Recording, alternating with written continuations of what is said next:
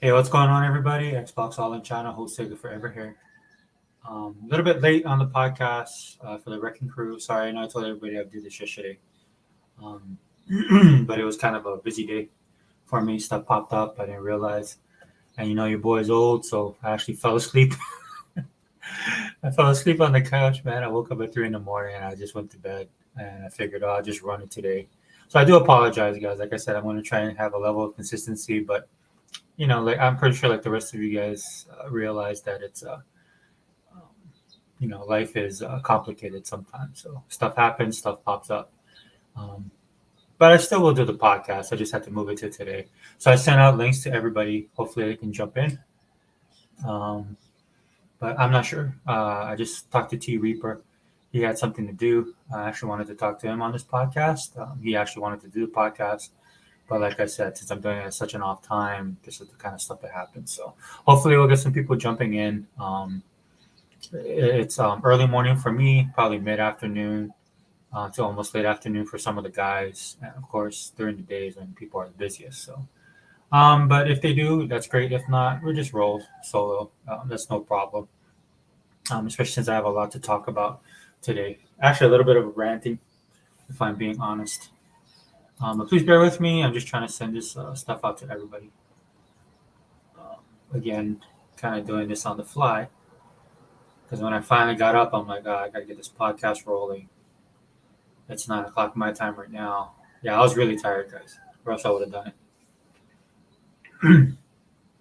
It was kind of a crazy week for me anyway. And dude, I noticed that like in Hawaii right now it's cold. So when the weather's a little bit colder here, dude, I get sleepy. I don't know if that happens to you guys, but or if it's just old man syndrome. But that's the way it is for me. So let me throw out. I just want to double check to make sure I sent everybody out a link. And if I miss anybody and you guys come in here, dude, I mean, just let me know and then I'll send it out. Because I try and send this to as much people as possible. The problem that I have though is that my message boxes are pretty full, so that's how I end up missing people. Yeah, I think I got it. Hold on.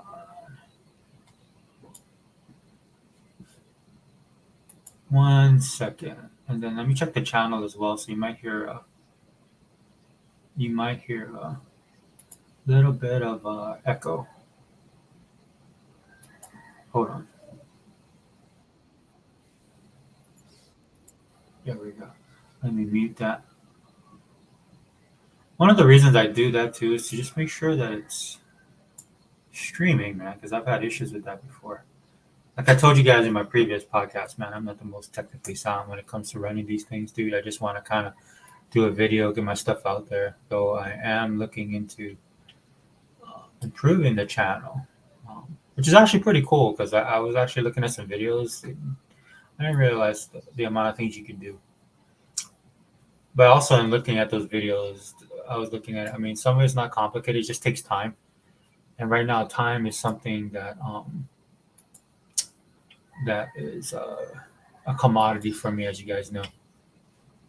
I told you guys one of my goals for this year in 2024 is to actually play and beat my games. And I love to play video games, man. And I love Game Pass.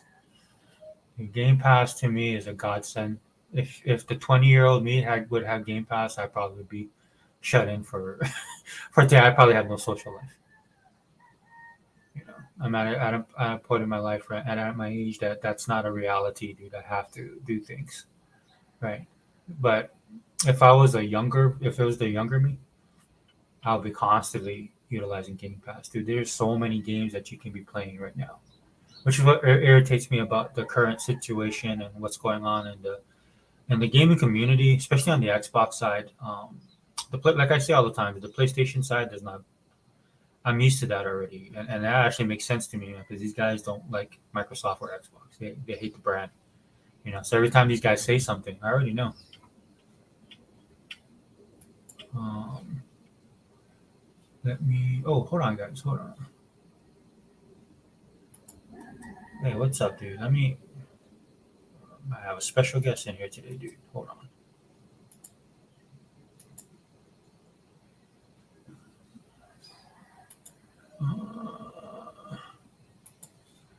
Um, Again, bear with me, guys. I'm doing a couple of things at the same time. Oh, dude, I forgot to send Fireboss one, dude. My bad. See how I am, dude. Did I miss it? That's hard, dude. Because I'm looking at my message list, dude. I get messages from a lot of different people for a lot of different things outside of gaming, man. If you guys follow me on social media, you know, I'm my social media accounts are supercharged. In fact, Facebook keeps on closing my Facebook account because probably because of my politics.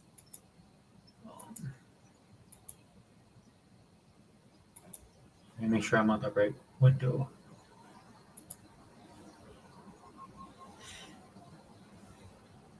Yeah, but it was just upsetting to me, man. Like, and again, I understand the PlayStation side of it, man. PlayStation, look, dude, I'm just gonna be honest with you guys. PlayStation and their ilk, that's the enemy. When I look at all this stuff, right? So I see where they're coming from. But it's within the Xbox community that we have a lot of our problems, right? Because these guys are really weak. And it's unfortunate some of the bigger influencers are the worst. And that's why this community, if you're in this community like I am, if you bleed green, dude, this is the problem with the community. It's not so much um, the PlayStation side because the PlayStation side acts like the PlayStation side acts. Like if you have a favorite team, like my favorite team's the Steelers, right? And then somebody's a Browns fan, right? Or somebody's a Ravens fan, or any of the other teams in our division. When I was growing up, the big rivalries, of course, was Houston had a team called the Oilers, and you had Warren Moon, Lorenzo White. You had like these really good players. Cleveland had like Bernie Kosar. Was it Bernie? Bernie Kosar. I'm getting old, guys. You got bear. But it was a battle, man. This was back in the '80s, right? And the Steelers was coming off that '70s steel curtain stuff. And anyway, if you're a Steeler fan, especially back then, dude, you just didn't like these other teams. That's just the way it was. Hey, what's up, Remake Station? What's up, brother? Sorry. Yeah, I'm sorry. I'm running at a day late. Yeah, you know, you know what? It's you know me already, dude. You got to kind of keep your head on a swivel. That's why I don't like some people like message me say, "Sorry, I missed the show." I'm like, "No, don't worry about it, dude. I'm not consistent enough, or I don't put enough into this show to warrant any apologies." Dude, that's just my life right now. And I'm not gonna lie, guys. Like I was talking about earlier, I love Game Pass, dude. I knew. I mean, I participated in it. I love it, but it hit me the other week how much I love Game Pass because I was just looking at the amount of games, and I'm trying to play a variety. Like I said, I have goals for 2024 as far as my gaming, um, what I'm going to do in gaming, what I want to do, like how many games I want to beat, my gamer score, all of that stuff. Right? Because when we got our report card last year, dude, I was really disappointed in my stats, dude. I thought I played more, and obviously I didn't. And I'm busy too, man. So it's something now that I'm like actually putting conscious effort into it. You know, and it's worth it, man. That's another thing I like about it because there's some things when they start feeling like a job with me, or I got to think about it too much. I mean, I'm talking about hobbies. You know, I don't want to deal with it. You know, I'll just drop it or just walk away. But I'm making a conscious effort this year to actually get my stats up, dude. And I don't know how else to put it. So I was looking at Game Pass. I'm looking at more through a different type of lens, right? And I was just blown away by the amount of games they have because I'm looking across the spectrum, and I like to play a lot of variety. But it didn't dawn on me the variety that Game Pass offers gamers, people who are true gamers. That's the problem with Game Pass. If I'm being honest, dude, Game Pass it's made for everybody, but the people that probably appreciate the Game Pass the most is the people that actually play a variety of games, that actually love gaming. That's the problem. Like you're saying right here, Remake Station. Yeah, annoying pony bots are annoying. They're the worst, dude. They're worse than ponies because they're always flip flopping. They're always complaining. You know, they don't know left from right, up from down. You know, and they're in our community, and you got to deal with these guys, dude. They're constantly losing their minds.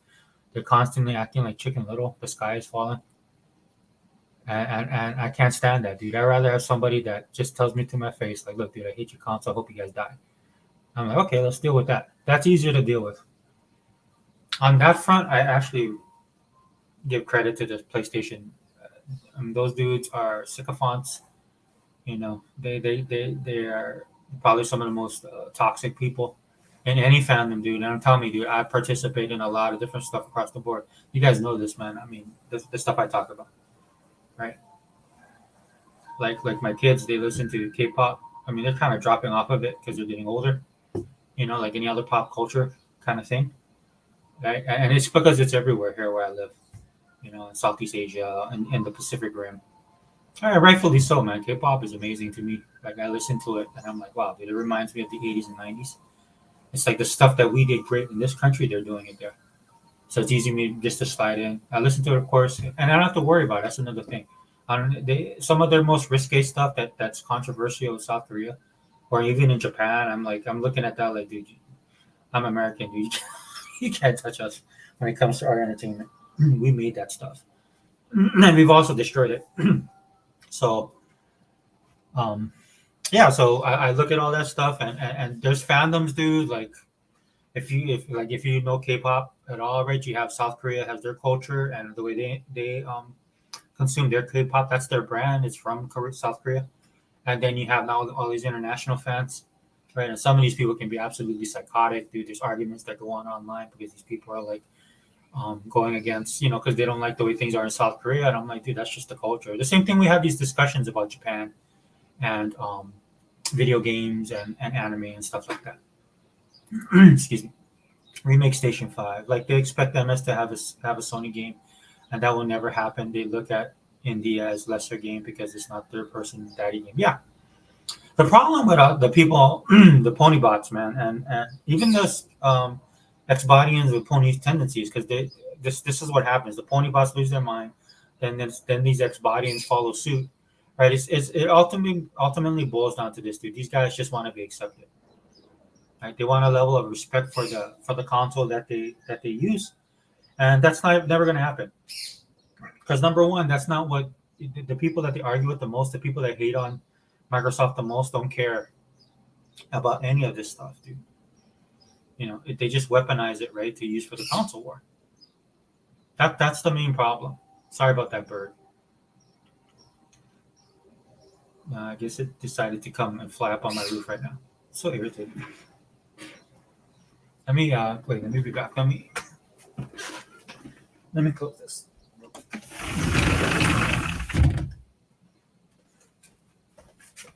Okay. Hopefully that'll help. Yeah. So yeah, like they expect MS to have a Sony game, and they will never happen. They look at India's lesser game because it's not their party person that game. Yeah, I mean, it's not even about that. I mean, about the games for the Sony guys, dude. It's just ammunition, man, for console war. Like even if Microsoft, this is why I like what Microsoft is doing. Microsoft, for good and bad, and we can talk about that, right? For all the stuff that Microsoft is doing, right, at least they're going to the beat of their own drum, right?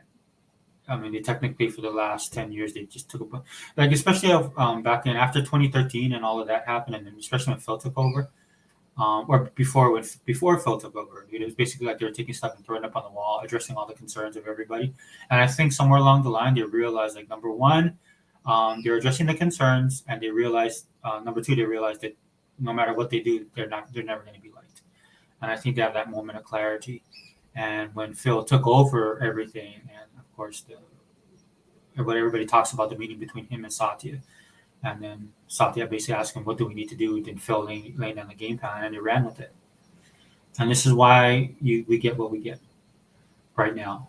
And like I say all the time on this channel, there was this interview, I got to go and find it, where Phil talked about all this stuff. But at the time, because of what the narrative was in the gaming media especially, and in the gaming streets, right, it was just like, it's just, corporate speak. Phil is just like trying to gloss over all the problems they have. He's just trying to put on a positive face, all of that stuff, right? And they just didn't believe him.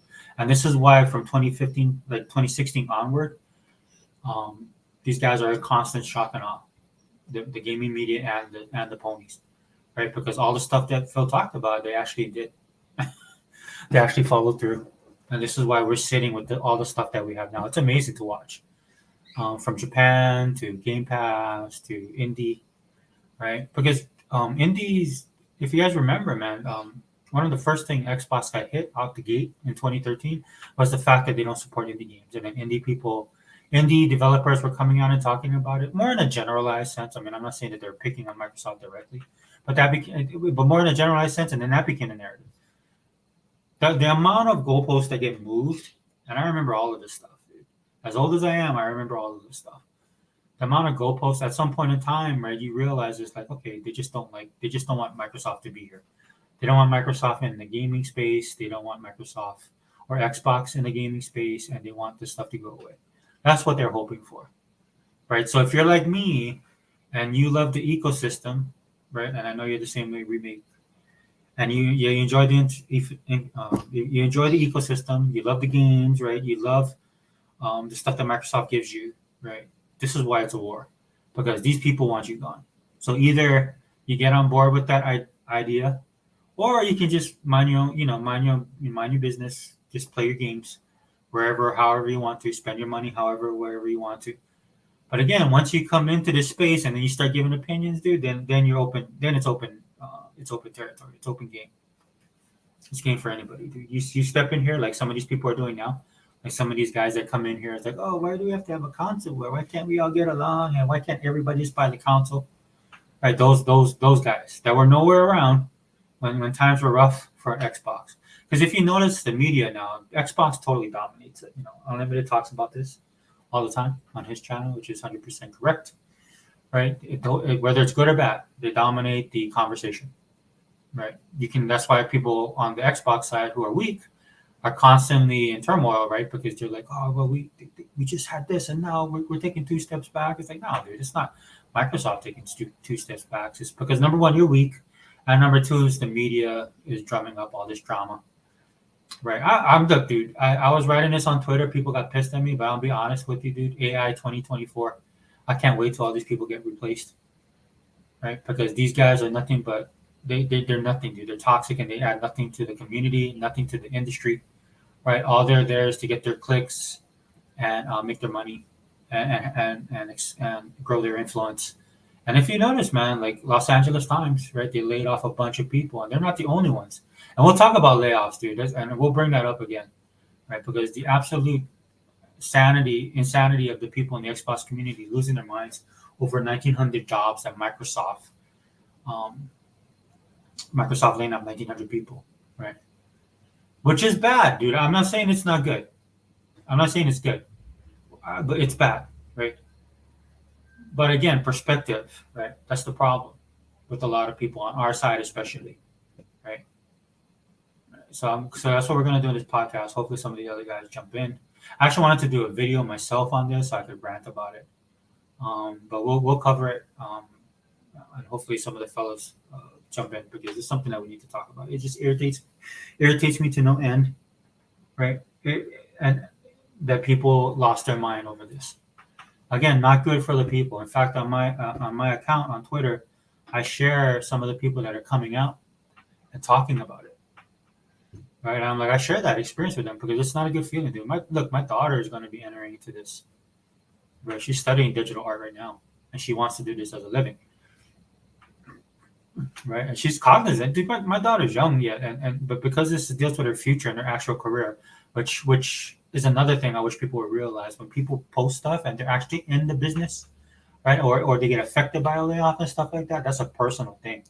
So when they're coming from it from their perspective that it affects them directly, and that gets lost in all this console war BS, right? Because I talked to my daughter about all this kind of stuff, but she's cognizant of it, dude, because she's going into an industry where a lot of this stuff might be automated, dude. Just go back, dude. I'm old, man. I remember the 80s. I remember all those news reports and coming out of Detroit. I remember, 70s actually, right? Like this, like I'm a Steeler fan, dude. I'm a huge Steeler fan. The Steelers are directly, if you guys didn't know that, dude, the emblem that the Steelers have is actually a trademark, right? The organization, the Steel organization, had to ask the steel industry if they could use that. And since Pittsburgh Steelers is so synonymous with the steel industry in Pittsburgh, right? Because that was that time, right? That when the industry was huge, right? That this is why I became a huge Steeler fan because I like that blue collar work ethic, right? Because that's the way I was raised. My grandmother was like that, right? So I have an affinity for that. Even for I've never been to Pittsburgh. I think when people ask me as a person that lives in Hawaii, oh, where would you vacation? I'm like Pennsylvania, Pittsburgh, and they look at me like I'm nuts. So why would you want to go there? I was like, why wouldn't I want to go there? Right? It's just, and I met people from when I was lived in the mainland. We met a lot of people from Pennsylvania, and they're made of a certain type of ilk. Well, at least the people that I met. I know things are demographics are changing in the U.S. all over the place, right? But there was just a certain, to me, an aura and a mystique about Pittsburgh, Pennsylvania, dude. When I think about that place, it reminded me of like my family's like that. My family's blue collar their whole life. My two kids are the first two kids to go to college. My sister was the only one to grad. My sister was the first one in my family to graduate from college, and then my my family up until then do all labor, right? Either you work for industry, all of that stuff, dude. And so that was kind of ingrained in me, man. When I seen the Steelers play, I'm like, wow. Then you learn the history about the Steelers, right? And the type of team they are, the type of organization they are, where they come from, that they're tied to the city. That's another thing about NFL. When these teams start moving around, they kind of lose their identity, right? Because a lot of those teams are born out of the cities that they come from. And that's why I was sad when Cleveland left, when they became the Ravens, man. I was actually mad. That's my arch nemesis, dude. It's like Superman losing Lex Luthor, or Lex Luthor loses Superman. Dude, I hated the Browns so much, dude. I hated them out of all of them. Houston, all those guys. The Browns were the ones I hated most. And I had never been to that area, dude. I'd never been in the tri-state area, dude. And that's how strong that was, dude. That's to me, that is a true fan, right? No matter what, dude. This is why I can't identify with a lot of Pittsburgh guys now, especially in Hawaii, dude. Steelers are kind of popular now. But for the reason Steelers are popular is because the local people played for them, right? I love the Steelers because they run the football and play defense. Smash Mouth, dude. The whole mystique of the Steel Curtain, Mean Joe Green, all of that stuff. Remix Station. Hey, what's up? Yeah, sorry, brother. Let me get back on this. Your Hawaiian Red Seal. Yeah, dude. By officially by the state of Hawaii. Take that for what it's worth. 86.5%. Up until my until my dad's generation, everybody in my family is pure Hawaiian. We can trace it back to because my family's close to the church, so I was actually raised in the church. So that's the documentation of it. Our branch didn't split like other people's in Hawaii. That's the thing with Hawaii. Then a lot of people come here, are like, dude, they're like, are those people Hawaiian? A lot of people here are mixed. All the everybody wants diversity and wants everybody to. It's just weird, dude. It's just when I was growing up here, that was kind of a good thing, and now it's kind of like a bad thing. People are like, "Oh, dude, we're losing our this, we're losing our that." I was like, "Dude, this is what happens when you have a multicultural society. When people talk about multicultural, they just look at the good parts. They don't think about the bad parts. In multiculturalism, you'll lose your culture. That's why you see people fighting so much now to technically segregate, right? Because before that, it was like, oh, we should be welcoming. Like it's good if we have mixed marriages, and the mixed marriages aren't bad, all this kind of stuff. And I mean, to some extent, yeah, they're not. But what ends up happening is, right, you lose the original. This is why people come here, and they're like, wow, it's not what they expected. In other words, anyway, not to get on the two tangents I just did, but. LOL. Ex-Bodians with pony tendencies. I actually said that in the chat using your words. Yeah, did you? Yeah, that's how it is, man. Because these guys are not strong. These guys are not strong in the ways of the Force, man. I hate to say that, dude. If this was Star Wars, these dudes would have turned. They would have went. They would have went Sith. Right? Because it's not about. It's funny to me because they spend too much time on social media, and that's coming. That's for somebody who I feel I spend too much time on social media. But I'm just being honest. Right. If you're gonna be in the console war and you're gonna choose a side and then you're gonna engage in console war stuff, dude, you gotta make sure your stuff is straight, man. Like you really gotta sit there and ask yourself, dude, am I really an Xbox guy? Because being an Xbox guy in the gaming industry, in the gaming industry as a whole, and I'm talking media, playing your games, dealing with fandoms and stuff like that, dude, you have to be strong, dude. There's just no way that you're gonna get around that. That's why a lot of people are getting exposed because they're not. Just like Kid Smooth is a perfect example, dude. He had a tweet this week that actually made sense that I liked, right? And I was like, okay, so I'll share your tweet, man. But then I'm 10 to 1, like in a couple of days, he'll say something to contradict himself. right? Or he'll say something that absolutely makes no sense, and then I'm like, okay, well, but I already know that about him. Oh, hold on, guys. Let me see. This was the same talk we had when they let go people at 343 last year. It's just the business. Yeah, and again, the perspective, right? Realizing because a lot of people, right, are throwing, oh, Microsoft just posted the highest, um, they're $3 trillion business now. They exceeded, they're the number one, they're all of this, and they're throwing that back up, right? And fair play, right? Because a lot of guys on the Xbox side is throwing it up. I do it for particular reasons when I talk about that kind of stuff, because again, we're in the ecosystem, so that bodes good for us. And then they lay off 1,900 people, and again, it's like the sky is falling. And I'm sitting there looking at that, dude. That's why on my Twitter, I shared on my Twitter, and I even pinned it to my account. Sorry, this. Currently, right now, dude, if you didn't know, places like Shanghai in China is absolutely falling apart. In fact, it reminds me of the steel mill situation when I was younger. And a lot of these manufacturing jobs we had in America that was moving overseas, right? Because there was the battles with the unions and there was all this stuff going on with the cost, right? And what it basically boiled down to, right, is people didn't want to pay these guys their money.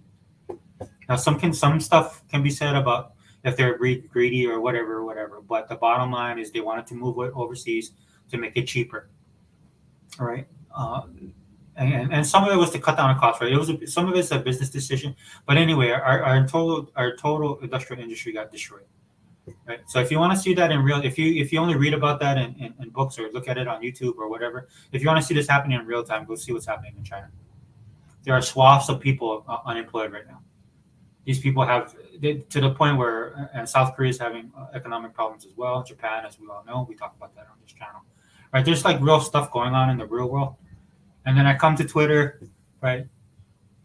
Game Pass is absolutely loaded, dude.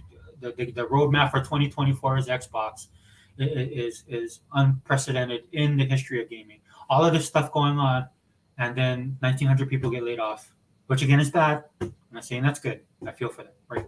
But 1,900 people get laid off, and people are making 500,000 videos about this.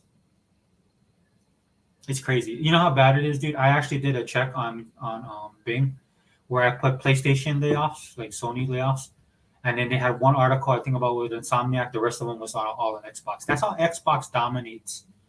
And I think that's why I use Bing, because Google will push you to things, right? Google does that, so I don't like Google. And plus, Google works with communist China, so they can kiss my ass, right? So I don't mess with Google at all, unless I have to, like I use YouTube. Like if they cancel this channel, I could care less. I can't stand them. Right. This is just my way to get out to everybody, right? So when I look at Bing, and then it's the same thing, which tells me, right? And there's there's layers to that as well, as I quote Darko, right? There's layers to all of this, dude. This isn't just cutting dry as well. Oh, dude, let me catch up with this chat. Shane, yeah, I'm so sick. Hey, what's up, Shane? What's up, dude? Welcome, brother. I'm so sick of all these people that hate gaming and destroy all games, not crying over your percent of job. Because yeah, dude, Shane, you know, bro. I know you know, right? Like I was saying, man, I could be wrong, bro. I think we're just kind of cut from the same cloth, dude. When you saw my grandmother, man, she worked her ass off her entire life. Even me, dude. I was I was giving my testimony online. I was like, look, dude, I started working at 15, right? I was happy to get that job. I was ecstatic actually to get that job. Right, and the reason why is because, dude, we didn't have money, dude. We didn't have money. Right? And then my grandmother was getting up in age, and she was struggling, dude. But she still busted her ass. So when I got my job, I was happy, and they took a chance on me, man. Because this was when I was growing up in Florida, dude. And what it is, they had strict labor laws because of a blowback of everything that was happening, right? Child labor and stuff like that. And they normally didn't hire people my age, man. But the manager was nice. She took a chance on me. Right, and boom, I was in there, and I made it. I made it count, dude. I busted my ass.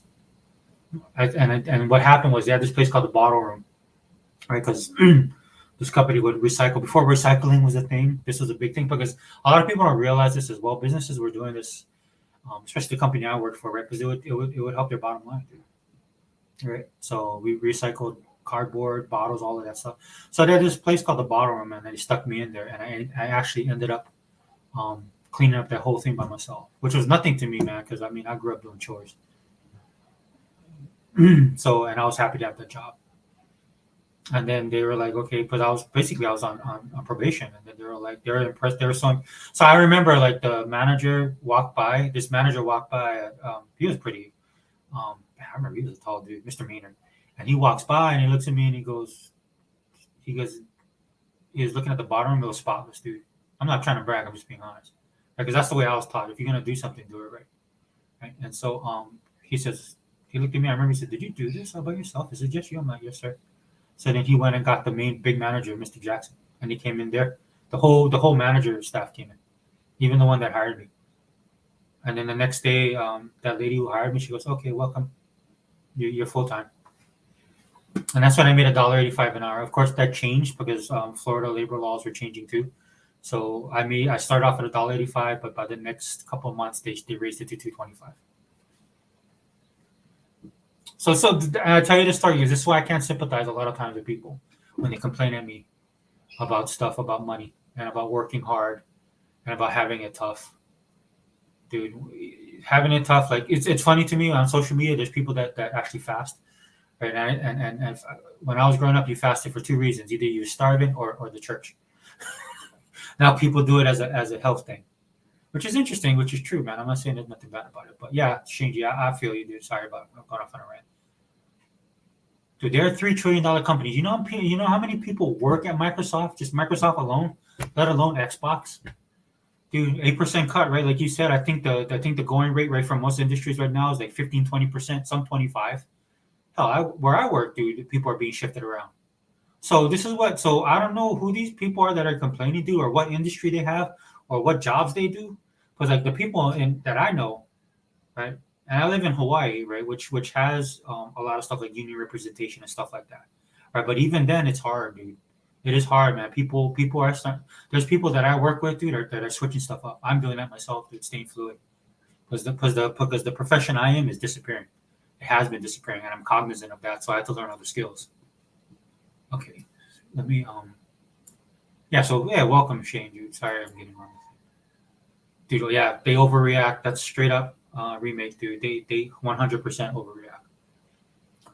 These people are a bunch of drama queens, man. I wish they would just go to the Sony side already, since they want to be accepted so much, dude. And here's the kicker, dude. They never will. That's what a lot of these guys that quit Xbox found out when they went over to the Sony side. Right? They thought they would be welcome or it would be easier, and they realized nope. And especially if your heart doesn't lie there, right? So you're going to be hypocritical anyway. You'll be two faced. So might as well just sit here and take the arrows. That's in my opinion. Hey, Shane Remake says, "What's up? I've been laid off once and fired once. I literally became a career firefighter at 40 years. These people will be fine." Yeah, Shane, dude, it is, and it's about choices, dude. I mean, I know people don't like to hear that, and I'm not saying that's good, right? But then, I think it's a generational thing as well, dude. It's just like when my dude, like I said, my grandmother's the strongest person I know that I've ever in the life that I've lived, that people I've met, dude, my grandmother's still top one, top dog. You couldn't complain to her, man. She didn't want to hear it. Like I said, my grandmother was a devout Christian, dude, like old school devout Christian, right? She would be like, dude, what would Jesus do? You know, like that type of stuff. I joke around with people in a sense, right? They tell me about Christmas and stuff like that. Your kids and stuff like that. Dude, my kids should be thankful that they have stuff, dude. That's not the purpose of receiving things, man. You should, and the reason I do that too, so that I can be grateful. Because I think that's the problem with society, right? They're giving so much, dude.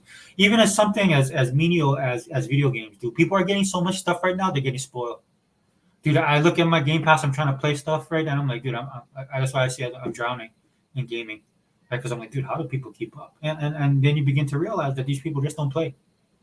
They spend most of their time playing Twitter or playing YouTube or social media, right? And that's fine. You can do that kind of stuff, but have some perspective at least. And then sometimes I think a lot of these people just need to click off, man, to turn it off and then and go back to what they got involved with gaming in the first place. Right? Because at the end of the day, man, this is what it's all about. Yeah, so I feel you, dude. Been there. Dude, I remember when I was unemployed after I got out of the Navy, dude. I didn't think it was gonna be that bad. But I did appreciate my upbringing, dude. I can eat spam, bro. I can get down with some canned sardines. I eat Vienna sausage, dude. I know what potted meat is. A loaf of bread and potty meat, bro. You can go a long way. That's months right there. Survival. You can make it. Yeah, respect, bro. Respect, dude. Respect to the firefighters, man. That's a big profession here in Hawaii as well. What's up? Hey, what's up, 100, dude? Hey, I loved your podcast the other day, bro. You were flying solo. You kind of went down a different avenue I thought you were going to go in your podcast, but man, that's what I love about your stuff, dude. Welcome, bro. Oh, nice. Firefighter at 4. That show's awesome. Go in the house. I'm 70 minutes from Pittsburgh, but go Niners, bro. I'm an 80s kid. Yeah. Yeah, dude. I like Joe Montana, dude. That's why I couldn't stand Steve Young. I couldn't stand Steve Young, dude. Yeah, the 80s and 90s, dude. That was that the 80s. That was the era of the Niners and the Cowboys. I mean, the 90s, the Steelers finally, like, I mean, then we made that run. In fact, we played the Cowboys, right? Super Bowl 30. Dude, I tell people all the time, dude, I break my personal, my PR, dude, in benching. The most I've ever benched, dude, was 505. And that was that weekend. Because I was so mad, dude. I was like, how Neil O'Donnell, man, be the best, like, what is it? His percentage for turnover percentage was so high, dude, and he threw, what, three interceptions in that stupid Super Bowl, man. I was pissed. Dude, Bill Cowher made that call at halftime, the onside kick. They got the ball back, dude. The defense was finally settling down, dude. Rod Woodson came back. I have a season-ending knee injury. All of that stuff, dude. It was poised for the Cinderella story, man. I should have documentaries on that. And then old boy throws that interception to Larry Brown. Hey, no hate, 100, but you guys paid Larry Brown and then he was a bust, right? He had that good Super Bowl game, and the Raiders paid him all that money. That dude was even trash on Tecmo Bowl. Yeah, but yeah, respect, Shane G, man. One day I'm gonna make it out to Pittsburgh, dude. I'm gonna go to Hershey. I'm gonna hit Lancaster, dude. I see the videos on that buffet up in Amish country. I'm gonna roll over there, dude. Try all the Dutch food. I love that stuff. When I lived in Florida, man, my neighbors were from Indiana, Pennsylvania. They used to run a Dairy Queen out there, dude. They used to go up to Lancaster every year, go up to Latrobe, and then bring back like all the food, man. So yeah, dude, I have a that's my dream is to go to Pittsburgh, to go to Pennsylvania in general, but Pittsburgh because that's my teams, dude. Pirates, Steelers, and the Penguins. People in Hawaii, they'd be like, "You watch hockey, dude?" I was like, "Oh, I grew up in the mainland, dude, so and on the East Coast, so." And then I came in at that. I was living there at that time, dude. That went, because I lived in Florida, dude. So people were like getting into hockey even then, man. So, God, dude, maybe one day, bro, we'll meet. That's my goal. That's my dream. My kids be like, "Oh, Dad, are you gonna go to?" Because my kids, they've been to a lot of different places. I make sure they go. Whether it's with the school or the mom takes them. I might actually go to South Korea first because I always want to go to South Korea. But definitely, dude, I'm going stateside. There's two places in the mainland I'm gonna go, dude. One is Pennsylvania, Pittsburgh, and like all of the Lancaster, all of that. The other one is Branson, Missouri. That's the two places I want to go. Raiders. There's 100, dude. Raiders, man. Silver and black. Yeah, that's my family too, dude. That's what they all about. I'm like the only Steeler fan in my family. Oh, I think my sister's a Steeler fan now. One of my sisters because of what's his name, Polomalu. I'm just glad Packers lost. Cool. Oh, we're gonna start another fan thing in this chat.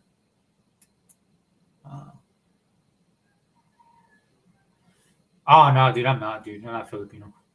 Yeah, I know the stuff I post on my social media, but I mean, yeah, Filipinos are Asian community, Asian culture is big here in Hawaii, dude. There's a lot of people came over from Asia, Southeast Asia, worked the plantations, man. When sugarcane and pineapple were king here, especially when sugarcane was king here, right, and pineapple as well. And so that's when a lot of people work the plantations. That's why you have this broken English that's spoken here. It's because it comes from that plantation days, man. Because people couldn't speak English really well, right? So they just kind of formed their own. So it's like Japanese, Filipino, Chinese, especially. Like Chinese Hawaiian mix is huge here.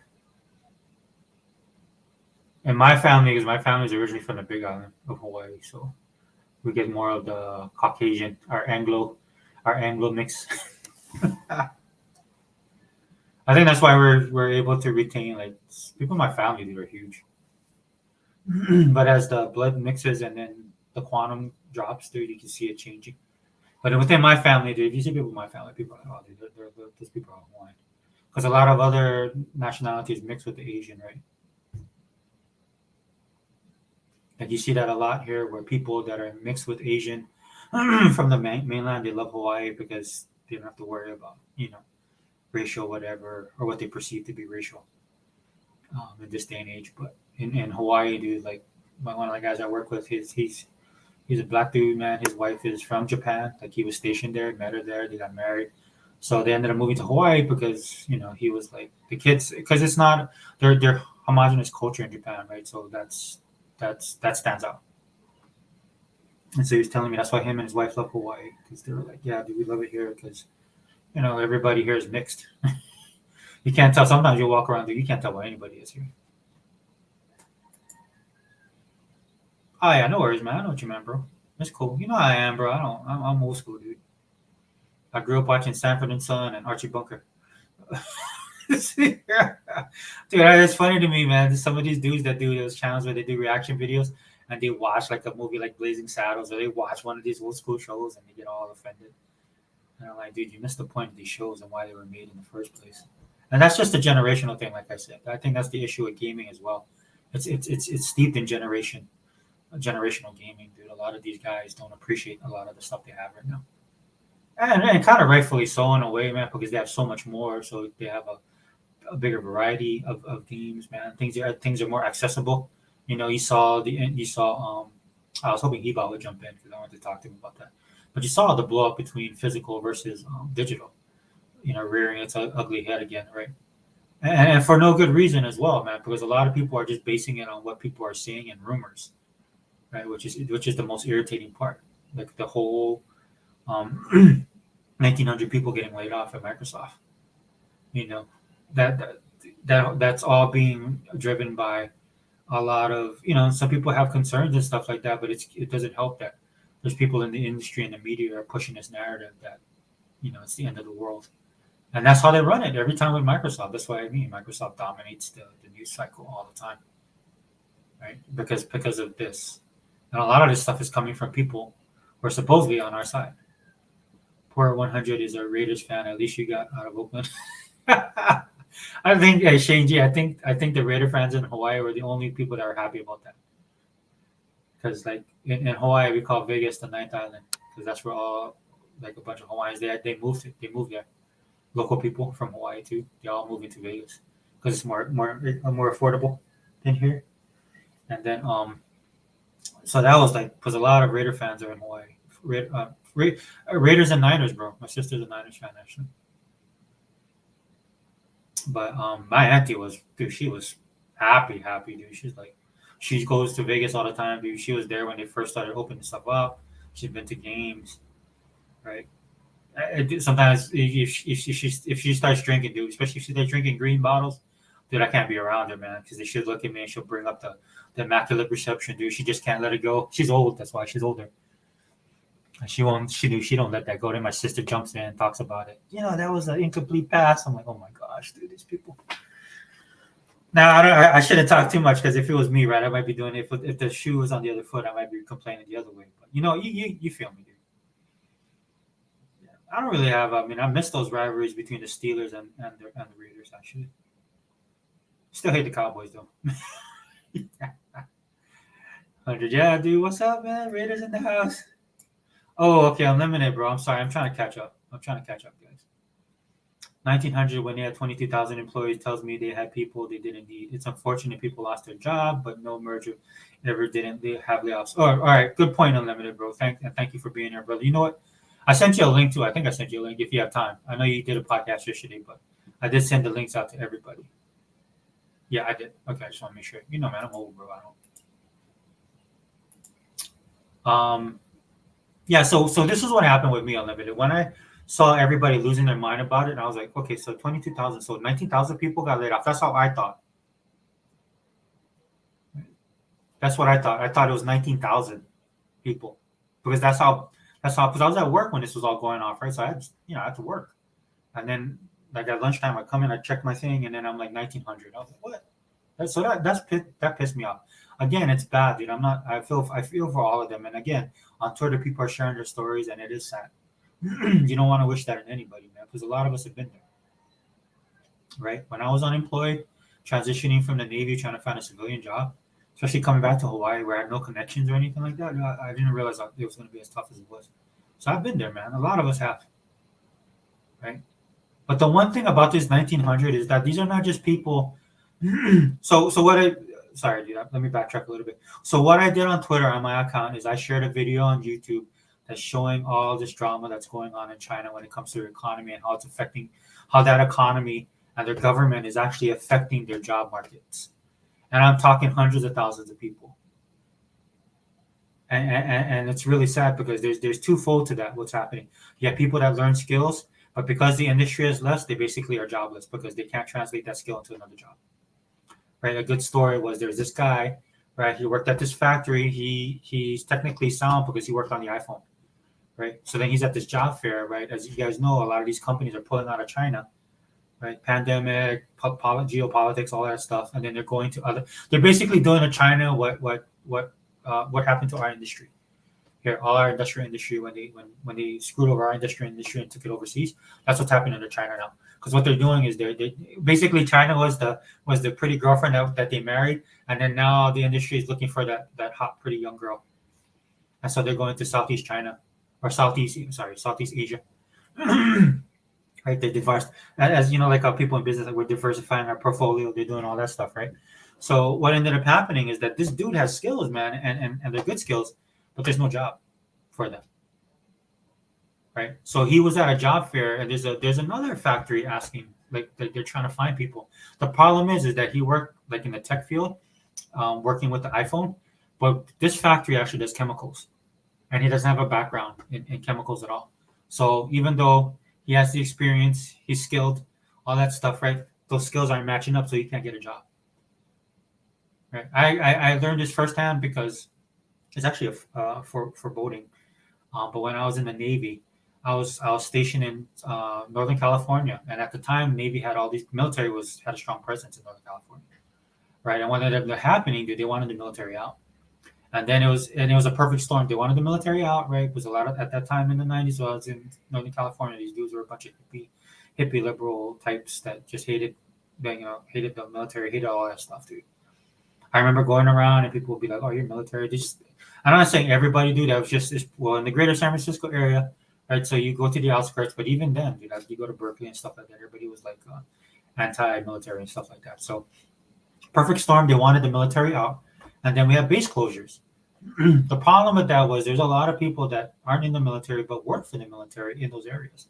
I'm talking about government jobs or government contracted jobs, right? So what they did was the military was like, okay, we're going to shut down, so they're going to pull out, which they did, right? So they pull out, right? And it was like a one-shot deal, dude. They shut down everything one time. And I was actually because I had disability, because anyway, I got medically discharged, right? So I was leaving, I was getting out as well. So I was one of the people that was stay there because our entire base, all our personnel, they just moved one time, boom. That's one thing about that that's impressive about the military, right? When they have to do something like that, they can move it at one time. So they moved everybody up to Burlington, Washington. That's where all my friends went there, dude. I was out processing, right? So it was me and a skeleton crew stayed back, and I seen the devastation firsthand, dude. I remember watching the news. There's this dude, his specialty, he was not WG. He was kind of like a wage grade. I forgot their status, what their symbol was, or their job symbol, right? But what these guys was, they would work on nuclear subs. That's what his specialty was. So of course the military was there, so he had a high paying job. Once that stuff moved, right, and some of that stuff moved overseas, right, he lost his job, dude. He was unemployed. And I remember him talking to people in the news and like, he had made a certain income, and this is what happening in a lot of other countries as well. You make a certain income, so you tend to have problems like money, financial problems of that income, right? So if you're making over 100,000 a year, and you had a house, right, kids in school, all that stuff, you didn't foresee this kind of stuff happening because the base closures was something that's political that comes around every once in a while, and it was a perfect storm because like Northern California didn't want the military there, then the base closures came, and then the federal granted their wish. And all of a sudden, this dude who was making, I think he was making like 200. He had to he was working on the React. So I think he made like 180, probably 220 around that range to nothing, to zero. Right. And there's no other jobs like that, dude. And then he's situated, he's been in that area for 10, 15 years, I think it was. That was his livelihood. Right. And then when he got interviewed, he was, what do you guys want me to do? Work at McDonald's? There's jobs out there, but nothing equivalent to what he was doing. Right. So that all disappeared. Everything. And one shot, dude. I mean, instantly. People were like showing up and it was done. Like contractors, if you contracted, man, you got to stay fluid. I work with contractors now, and they're good. They're good because they realize that, dude, and they're fluid, man. They're ready to go out in a moment's notice. But that's not for everybody. I know, right? That's not how everybody wants to live, but that's the reality of it, right? And I remember that, dude. Very vividly. I was coming back to Hawaii, so when I left, I was like one of the last people before they closed that. They locked the gates on that place because I had to sit there and make sure that everything was processed. Right? I was a yeoman in the Navy. And my job, right, when instead of doing officer service records, which I did, but not, we had a PSD too that supported us, but I'll do other admin skills. So I was there. And I remember this I was stationed with this commander, dude. This dude was hardcore. The Navy basically screwed him over because of time and rate, his age, right? And then he got passed over, promoted. So he was like he had to get out, and he didn't care about anything, dude. I told him, I was like, hey, commander, I need to use a vehicle, dude. I didn't have a vehicle. We didn't have no transportation. He's like, I don't care, just take the van. Dude, so I've been there, man. I've seen it, man. It's not something that you want to deal with, dude. I mean, being honest. Yeah, but thanks, Unlimited, dude. That's 100% right there, dude. 1900 when they had 20. That's why I thought it was 19,000 at first. The way people were complaining, because that's pretty high, right? But 8%, like Shane, I think was the one that was saying that 8% job. That's, dude. This is why, dude. I'm like sitting. I'm like, dude, what do you people do? Like, how do you guys make your money, man? Are you making your money in off of online? Do you have like millions of dollars in the account where you can just wake up and just live your life the way you are, constantly on social media talking about this stuff like a professional, even though you have no experience in it because you've never been affected by it? Like I'm like there's a lot of people that, well, are you some kind of financial analyst? No, dude, I live life. Dude, I can sympathize because I've been there. Dude, I've lived long enough to see this. This is in cycles. This stuff happens in cycles, dude. This doesn't pop out of the blue.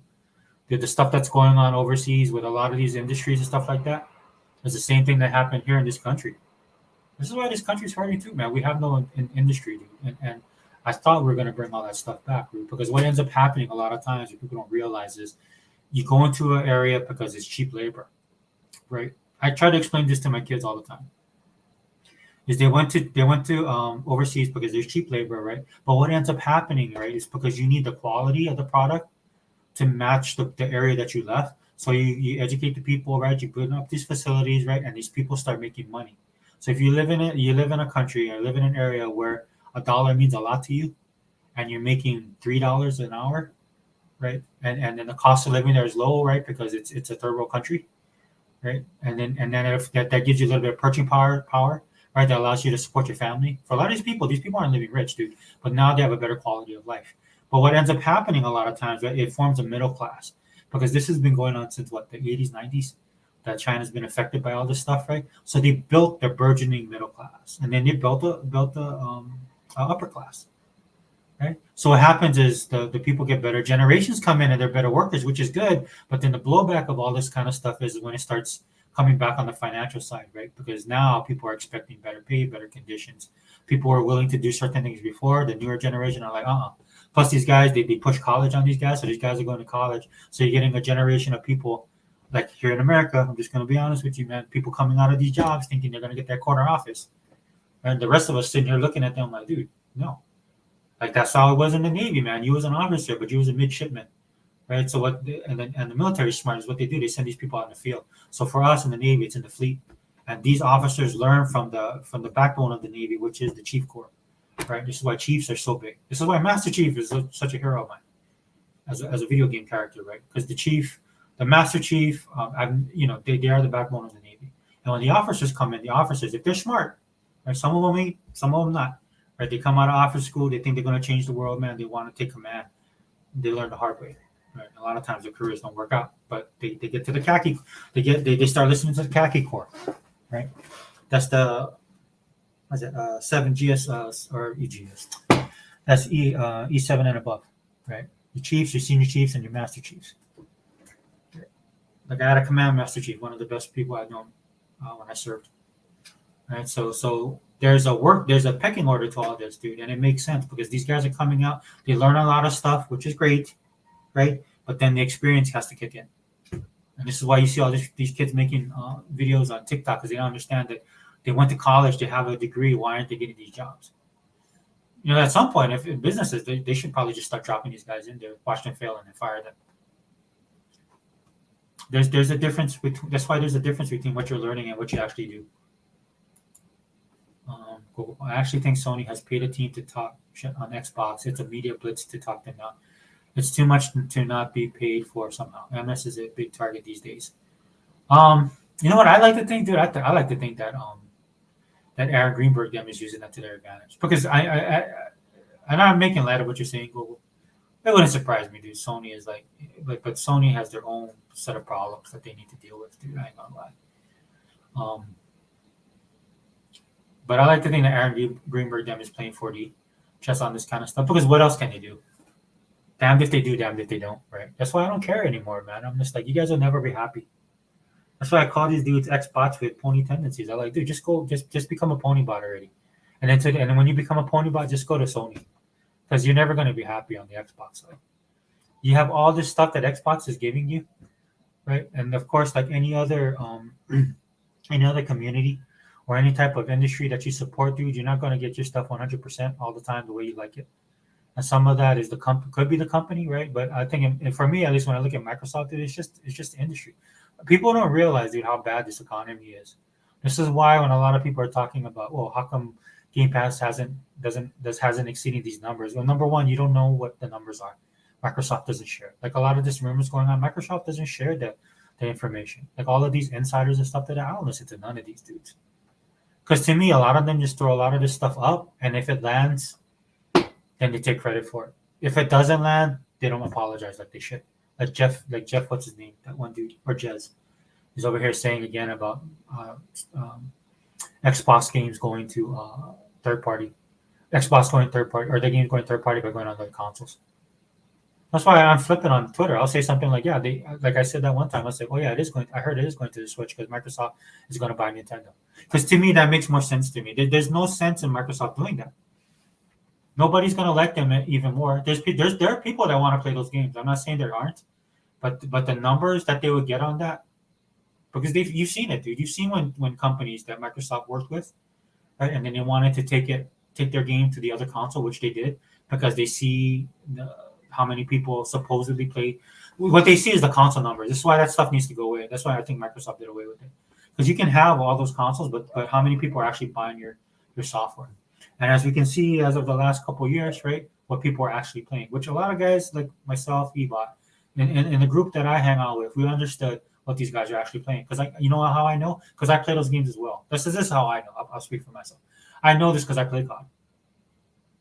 Right? I dropped off for a couple of years, right, just because it was just a bad.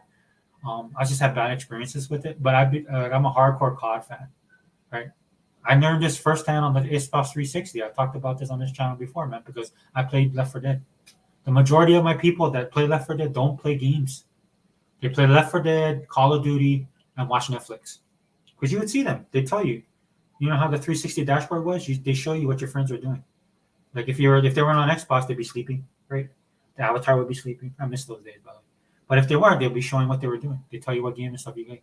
All for the connectivity and stuff like that. So the friends list that I had, and majority were half my friends list was girls. This is how I knew girls started playing games. Because when I was growing up, girls didn't play games. But because they made games that girls like Left 4 Dead there's a lot of girls that played Left 4 Dead. And of course, I became their friends because I actually helped people in the game, right? Instead of taking the med pack and using it for myself or trying to run ahead and getting myself killed and then making it harder for my team, I would actually play as a team member, right? Almost like a battle medic, right? And so, of course, the people who are girls, I'll probably get canceled for this, but I'm just being honest. They will gravitate to your stuff. Plus, I wasn't trying to map them on online, right? Because I'm when I go online to play games, I'm not there to meet people to start relations. I mean, I'm not there to like date, dude. I'm there to play games, dude. I'll hang out with you if you're a gamer. And that's how it was in the 360 era. This is what separates that type of gamer from the gamers we have now. So that's how I know all this kind of stuff, dude. That's why the numbers never matched up for the longest time. Plus, a lot of you guys don't remember this, man, but or maybe you're too young to remember this. But what happened with PlayStation, above all of this stuff, was that when the PlayStation era happened, right, the gaming industry, it was funny because it was kind of like a just proposed position. The gaming industry was expanding, business wise, but then a lot of the developers were shrinking. We lost a lot of developers. Now, some of that is just through competition, right? Free market, all that stuff, I believe, free consumer choice, all that stuff, I believe. But because it was just getting too hard to make money because it was saturated. Right? That's where we talk about the bargain bin games and stuff like that, which I enjoyed because not that the people are closed down, but that I enjoyed that kind of stuff. This is why I don't have a problem like playing a multitude of different games because you might find that one game that you like. Right. But dumpster diving, bargain bin gaming, that was a big thing. You go into your local Babbage's or EB Games, they'd have that one bin full of games, and out of the 100 games you might buy for like $1 or $3, right? You might out of the 100 games you might find 20 that are like gems. Like that was my experience.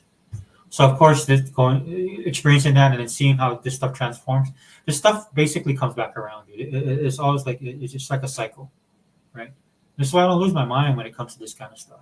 Sorry, guys, I know I'm falling back. I shouldn't say, yeah, but good point, Gogo, man. I would not be surprised. But Sony, I mean, they played that card one too many times. Like they're in big trouble. I can't wait till they shut down, dude. I'll be so happy because then we can get rid of these toxic gamers. Then they'll be forced to buy an Xbox. It's another reason why I don't feel Microsoft is going to go third party because I think they see that because they'll be the only option. And that might sound brutal to some people. I don't care because I have to deal with you morons all the time. Not the chat. But I'm talking about online. I know you guys see the same people. So if they went away, the gaming community would be better. And then people are like, well, what about the competition? So I'm like, yeah, dude, the other companies will rise and try and fill that spot. Who knows? Atari might come back. Maybe Sega will make a console like Firebox always talks about. When there's a void, man, there's somebody will try and fill that vacuum. Whether they're successful or not, dude, that's just par for the course, right? And like I say all the time on this channel, dude, Microsoft has competition. This is what you guys are seeing. Like when you talked about that game disappearing, right, from Blizzard. That's the competition. That's the reality of the gaming business, man. And it's actually needed.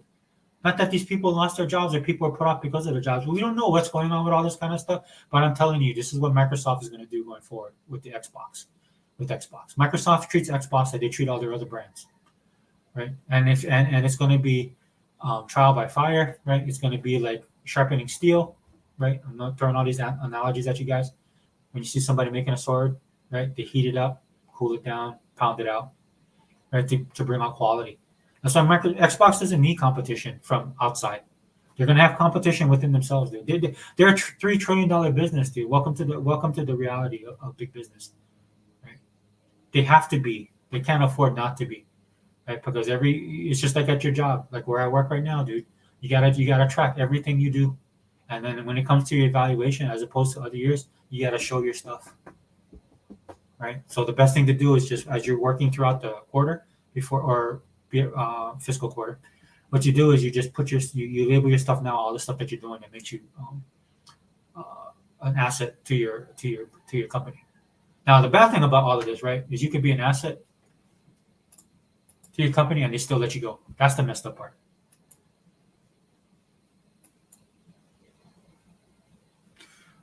Sorry, trying to keep up with the chat here, guys. Unlimited, if you want to jump in, I sent you a link, dude. If you have commentary, more than happy to discuss with you. I hope those laid off get new opportunities, but everyone in high position makes tough decisions. yeah, 100%. Yeah. Of course, I mean, when people are talking about redundancy, I'm 100% believe that, right? Because you absorb 22,000 people, right? There's companies doing this all the time, right? Now, I will say this, right? There's two ways to look at it, right? If I'm an Xbox guy, here's my advice to you guys, dude. If you guys want to get the skinny on all this kind of stuff, go follow the business media, right? And I'm talking about like the real business media, not the places that have like these so-called gaming experts that chime in. That's just that Jason Schreiber guy. I don't listen to that prick. I'm talking about like go watch your financial news. People don't know, like Michael Factor, right? He'll talk about this kind of stuff. Guys like that. Because all you have to do, this is what I did. I did a big search, like I said, and to look up Microsoft, and then I looked up Sony. Sony had like one or two pops, but everything was Microsoft. But it's across the board at least, right? So you guys gotta be able to discern, right, what is true and what is not true. And this is why the only reason I did this channel, man, because I'll let you guys know, right? When it's somebody that's really focused on the financials, then that's a good article to read, right? You might get some subterfuge because that's the running narrative in the gaming media that they pick up on. But at the end of the day, people who look at numbers because that's their industry, that's their business, right? Just like if you're a good analyst, dude, you try and be as not you try and be as biasless as possible. You try not to have your bias affect your analytical findings, right? Because then, especially in some of these jobs that analysts do, man, this one wrong decimal point, dude, and that's billions of dollars down the drain. That's another thing that you got to keep in mind. So just look at your sources, who your sources are, and where they're sourcing it from, where you're sourcing it from, and where your sources are sourcing it from. And then you just cut through all the subterfuge of what's being shared, all the because and you know it's subterfuge, right? Because it's stuff that you hear over and over and over and over and over again. You know, like the mainstream media, how people take clips and put it together and they're all repeating themselves. Right. That's how you know, right? You can just look at that and say, okay, cut through that. Look at this. This is what we're looking at. And if you do it that way, you get a more clearer picture. I'm not saying it's the 100% truth and anything like that, but I'm saying you get a better understanding, right? Because that's what you got to do now. If you're serious about this ecosystem and stuff like that, either you do what Unlimited did and Unlimited deleted his Twitter. You can go that route, or if you're gonna stay involved in this, dude, educate yourself, dude. Right? Look at yourself and say to yourself, okay, how does this affect me? Like, why do I care about this? Why should I care about this? Is this for me? Ultimately, it's like, okay, what does this do with the Microsoft ecosystem? That's how I look at it. This is why I didn't lose my mind like other people did a couple weeks ago, right? Because I'm like, it doesn't make any sense to me. Microsoft wants to build an ecosystem. None of this makes sense that people are saying. Again, nobody knows though, guys. Nobody knows. That's the first and foremost thing. All this stuff coming out was based on a rumor. Nobody actually knows what's going on. They're hearing it from their sources, right? But like Unlimited, right here, Unlimited will always say on his podcast, right, is that they have these sources that have these inside scoops. We missed all the biggest and news that was coming up, like the purchases of ATB, for example, right? Those guys were nowhere near that, and you could tell because when that dropped, everybody did videos, and a lot of them were saying, I did not see this coming.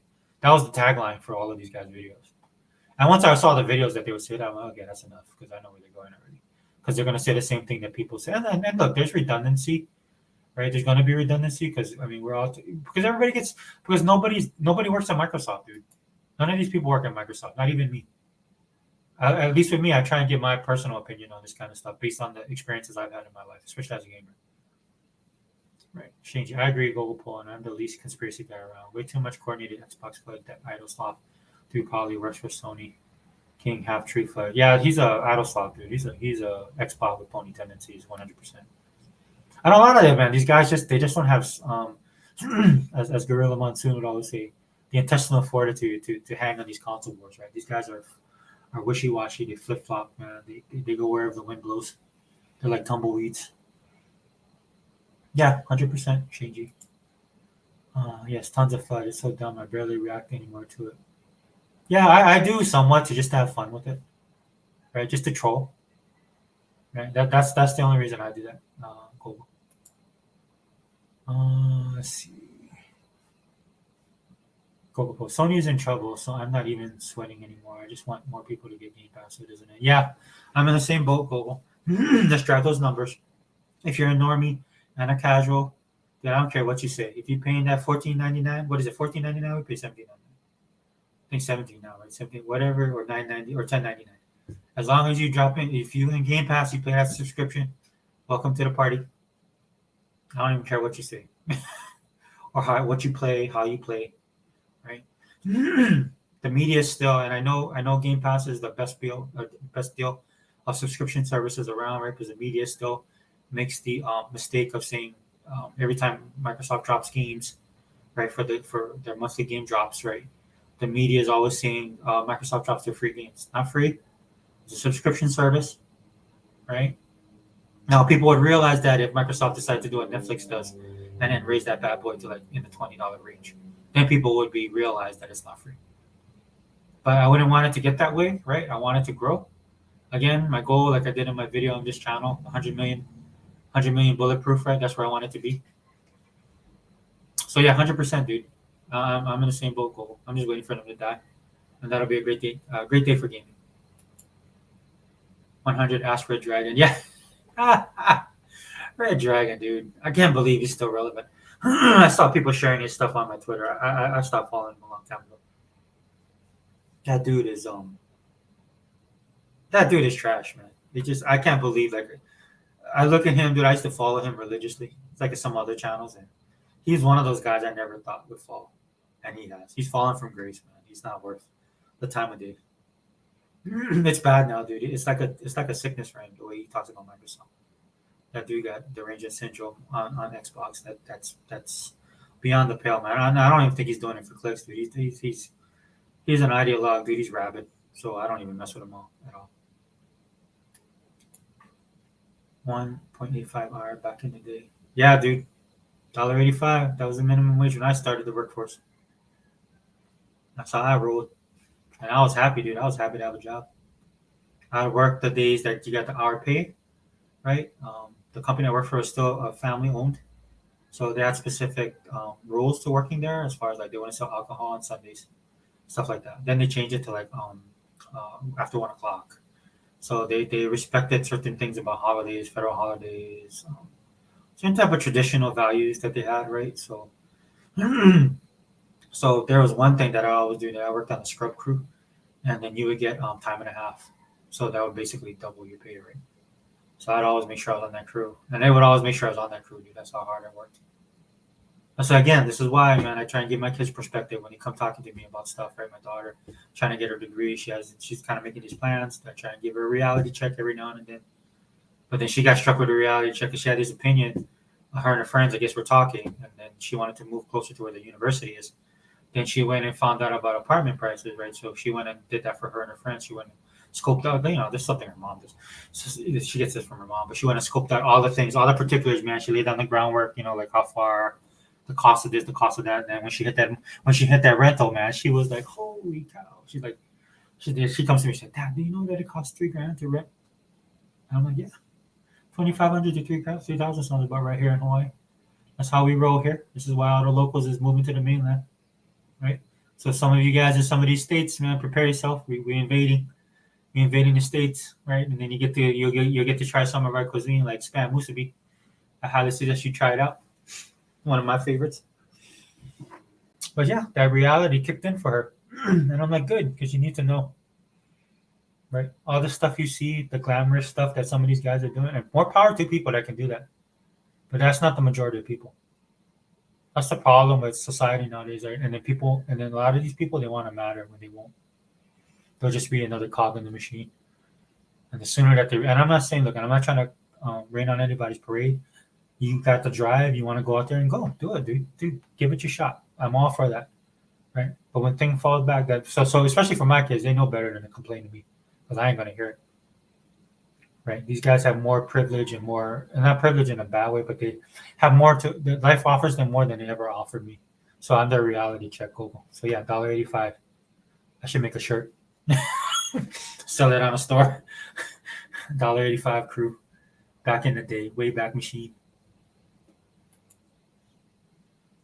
That's my mom. Oh, brother, that's how your mom was? Like when I was talking about my grandma? Sorry, I'm trying to catch up with it. Yeah, that was real, dude, man. It's just like you didn't get to eat what you wanted. You didn't eat out, dude. I never ate out. Made home lunch, all that stuff. I was happy, dude, because I was just worried about having food, man. Some days you didn't have food. Like I knew at a young age, I knew when my grandmother's payday was. How's that? I knew not to answer a phone. Right. Just by the time that phone would ring, well, just not answer it at all. But you can tell when the phone would ring a certain time. Yeah, you know not to pick that bad boy up. You could tell the landlord's knock. She had a particular knock. You could tell that stuff. And I was a little kid and I knew that stuff.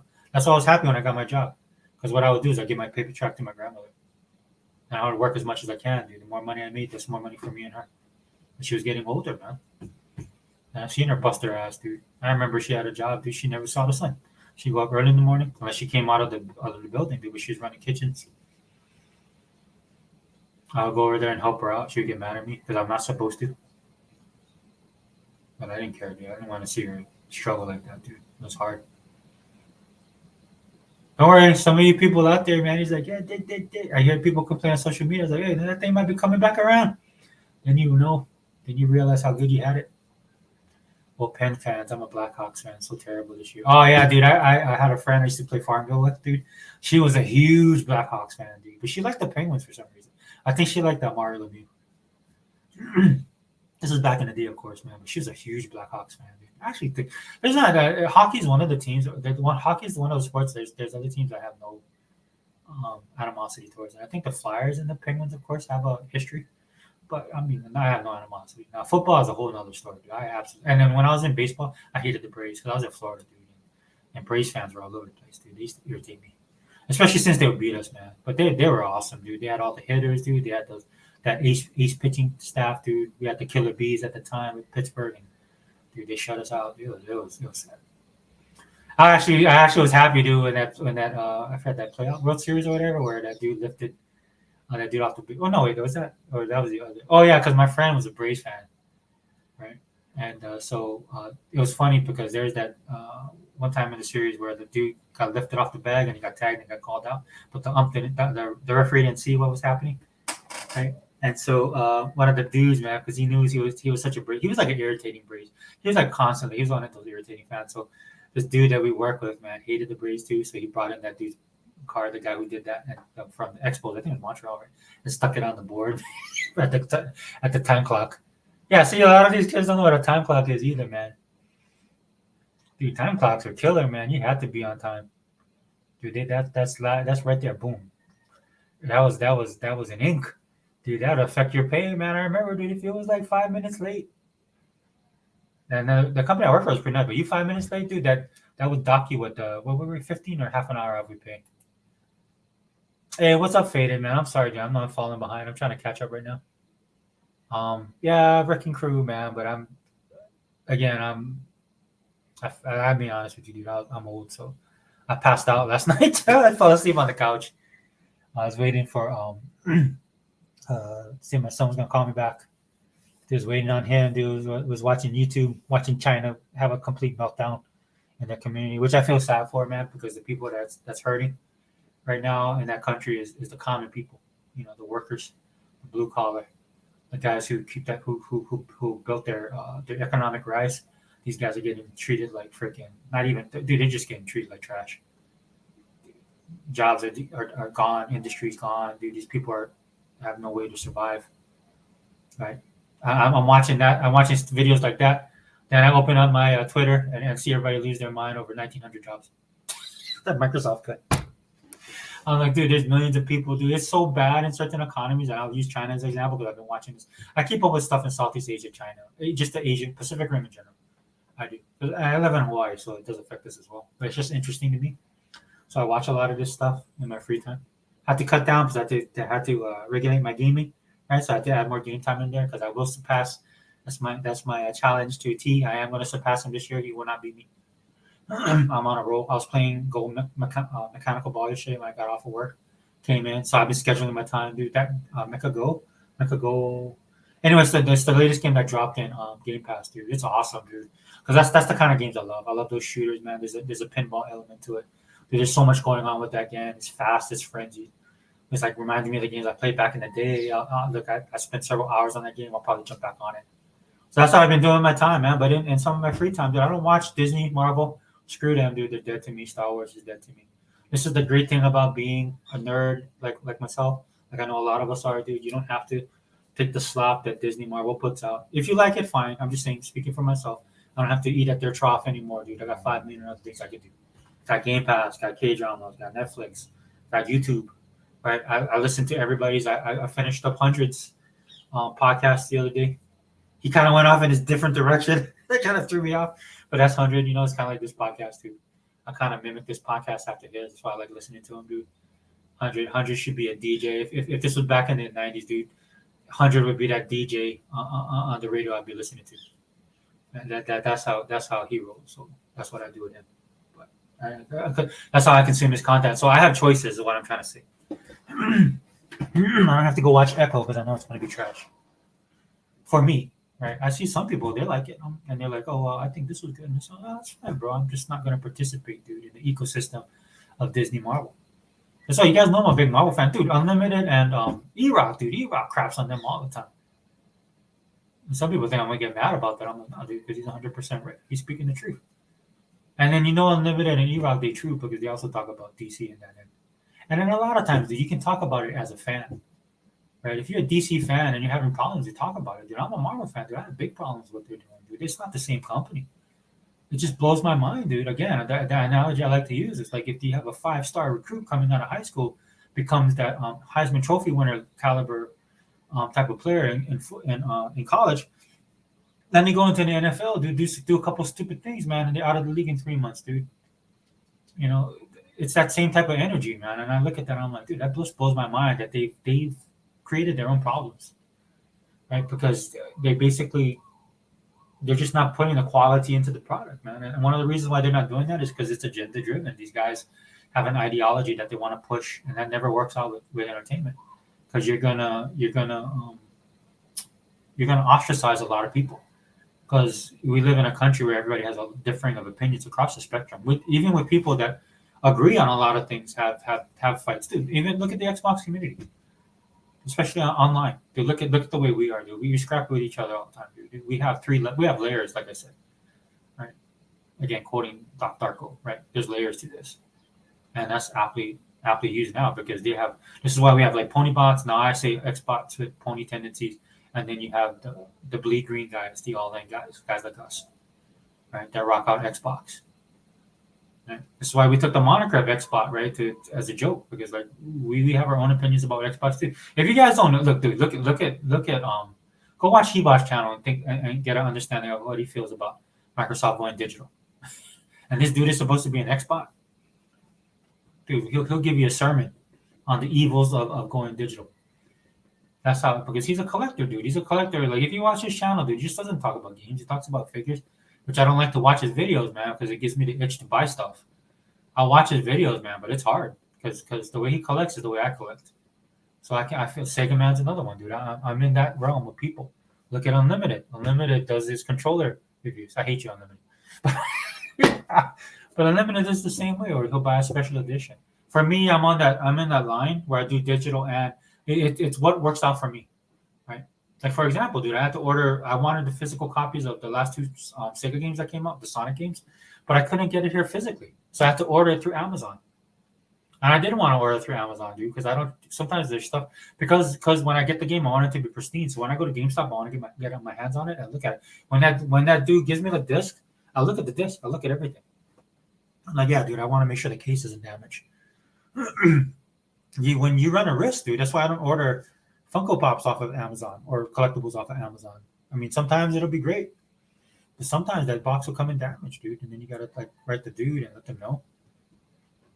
And that's why I still like the physical, and I like stores, man. I like going there and seeing that. That's the way I consume my products and consume my hobbies.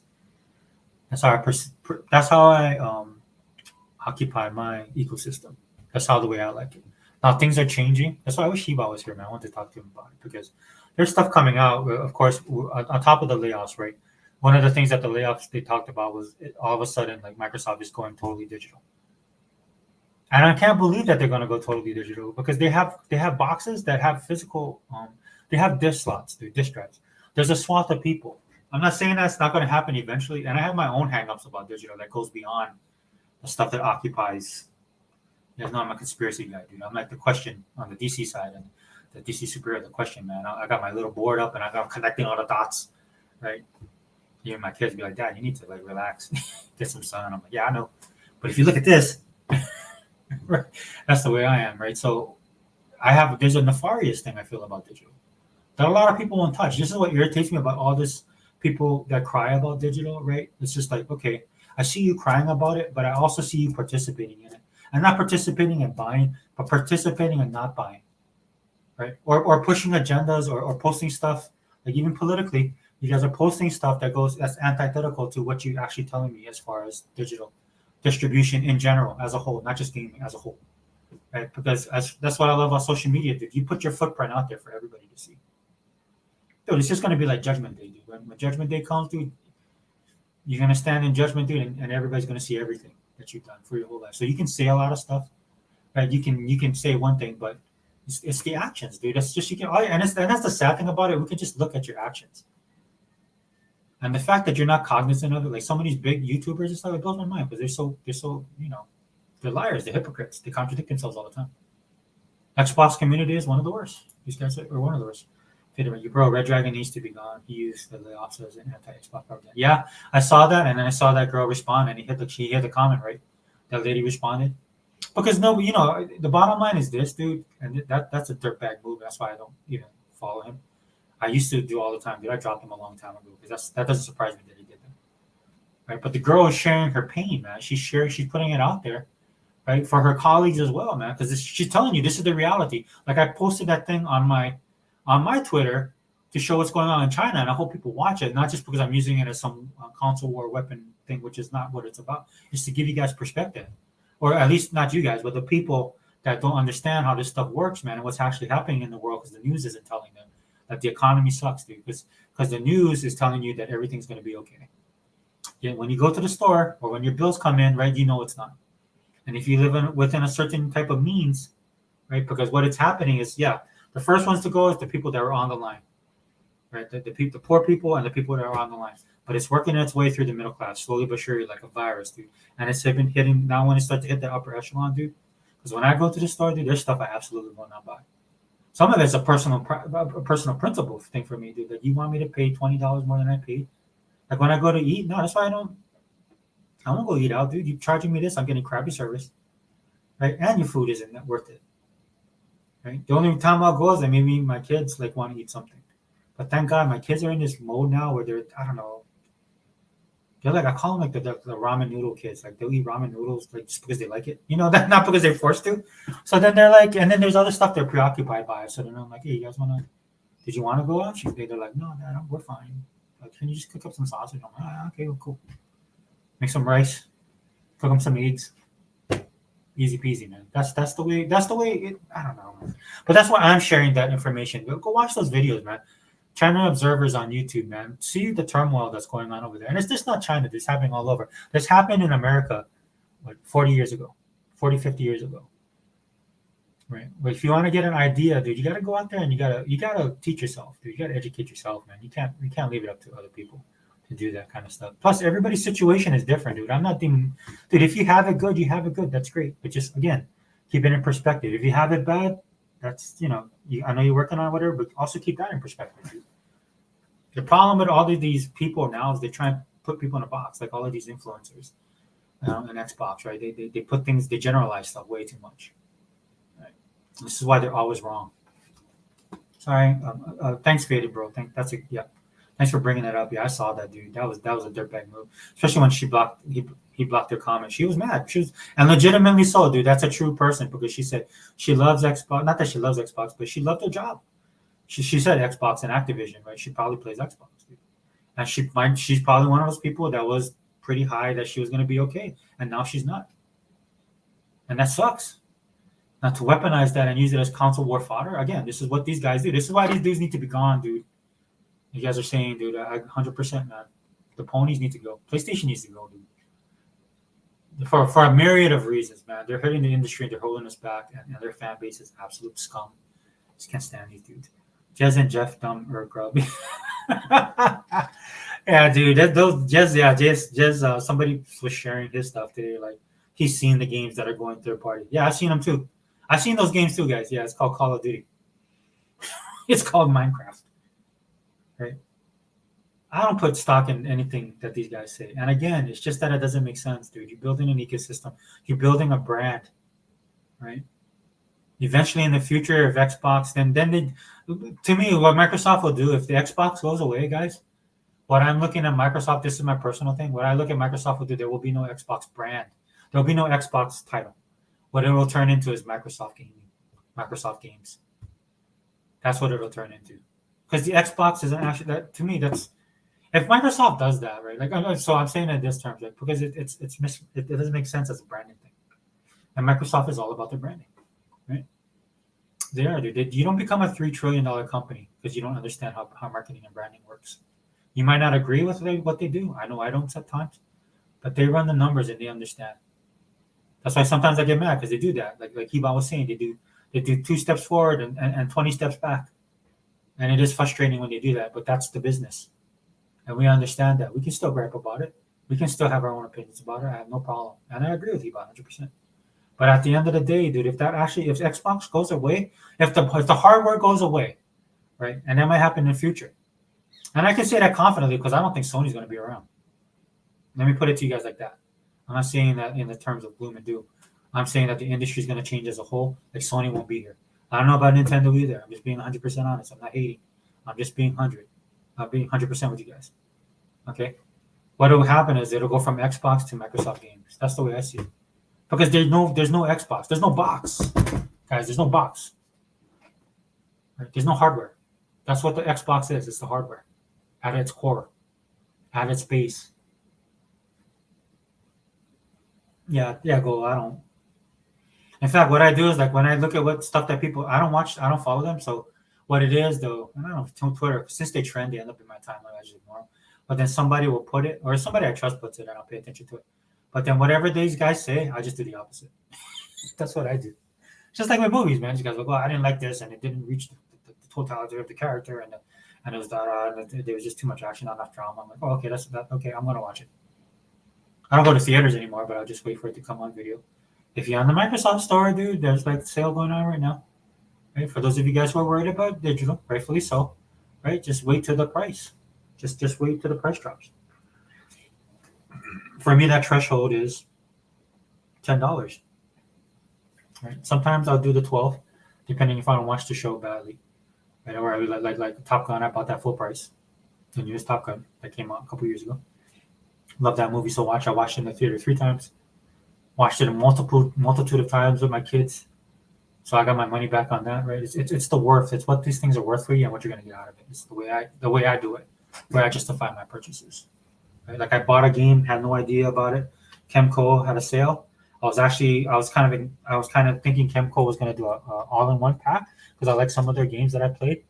So I was waiting for this all-in-one pack. I thought they were gonna do that, but I guess they're not. I don't know what they're doing over Chemco, but anyway, I couldn't hold off anymore. I saw this one game. It looked cool. The premise looked cool. It was like I think $7.99, no $10.99.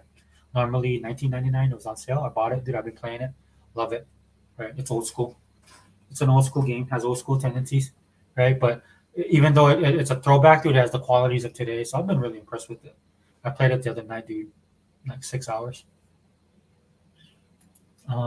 It's their job to be attention horse, though. So I get it. Yeah. I mean, if you got to keep it in perspective, right?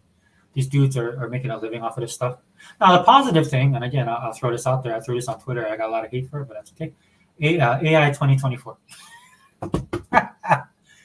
My daughter, she was kind of mad at me. I was saying stuff like that, and I looked at her honestly because she's my daughter and I love her, but she's also like, I'm gonna drop knowledge on her. I was like, look, dude, you have to look at AI like a tool, right? So if you're seeing this stuff happening, right, and some of the stuff that they're concerned about as an artist, I was telling her, you have to put yourself in a position where you can utilize this thing as a tool and help and make it work for you, because that's how technology works a lot of times. Like when I first entered the IT division where I'm at, dude, if the guys who actually worked on the computers were like the overlords, man. Like they had pull, they had power. All these nerds, dude, they used to get picked on, right? So they let that stuff go to. Because I had a conversation with a couple of these dudes, right? Sometimes, man, because they let that stuff go to their heads, right? And then lo and behold, what happens? The software gets better, right? Technology improves, and these guys became contractors. They used to have like actual permanent jobs because everything advanced, right? They weren't as needed as much. And then what happened on top of that for a lot of these tech guys was technology, or at least where I worked, it was being utilized in medical. So then what the government realizes, we should train the medical staff to be IT, right? Because that's how good the software's become. And it's more beholden to them because it's easier to teach a medical person IT because IT is better now, right? And than it is to teach an IT person medical documentation, medical verbiage, all of that stuff. Because you already have that. There's people in the medical field that go through all those years. So they have that knowledge base. So they already know the medical. Now they just need to know the IT, and then you move everybody. Everybody becomes contracted because you just need to plug in the hose. Right? And a lot of my friends, they were happy about that, right? Because they gave them flexibility, so they're able to do multiple stuff and earn more money that way. Because naturally, your contractor, you're not going to make as much, right? But that gave them, some of them, dude, they were able to move into permanent positions. Some of them were able to take that because it expanded the contract market, right? Because now you're working for an outside company. And so they're able to take that and they move around. Like 5 of the guys I knew that was working on our medical records, dude, they ended up going to the mainland. And then from the mainland, they jumped overseas. So they're doing like travel and working at the same time. Absolutely love it. So it's good, man. It's all good. Google Post says, Shane G, Google Post says, yeah, Idle Sloth and some others on Twitter I can't stand. They whine and complain constantly about Xbox. I wonder if they even have any thoughts on Xbox. Yeah, these guys will be the first ones to point out the negative stuff. In a way, that's why I follow them, because that's how I can gauge stuff. Because I don't pay them any. I mean, these are the guys that, like, when times are good, they'll be celebrating, but when things are bad, these will be the naysayers. Like if this was if this was like Dark Ages, dude, these will be like the town criers in a negative light, not the good light. Right? These would be the dudes when you're around the fountain, man, trying to survive. These are the guys telling you how everything's so bad. That, they're the doom and gloomers. These dudes. I only keep them on my thing and I follow them just to gauge. Because at the end of the day, guys, I mean, you got to keep yourself strong. Like I'm not against people having opinions, just for the simple fact because I know what I know and I believe what I believe. Right? And I can also think outside myself. I try and do that. I challenge myself constantly. Right? I'm still like trying to get back into like the analyst field, right? And so one of the things I learned as an analyst is you got to check your bias, dude.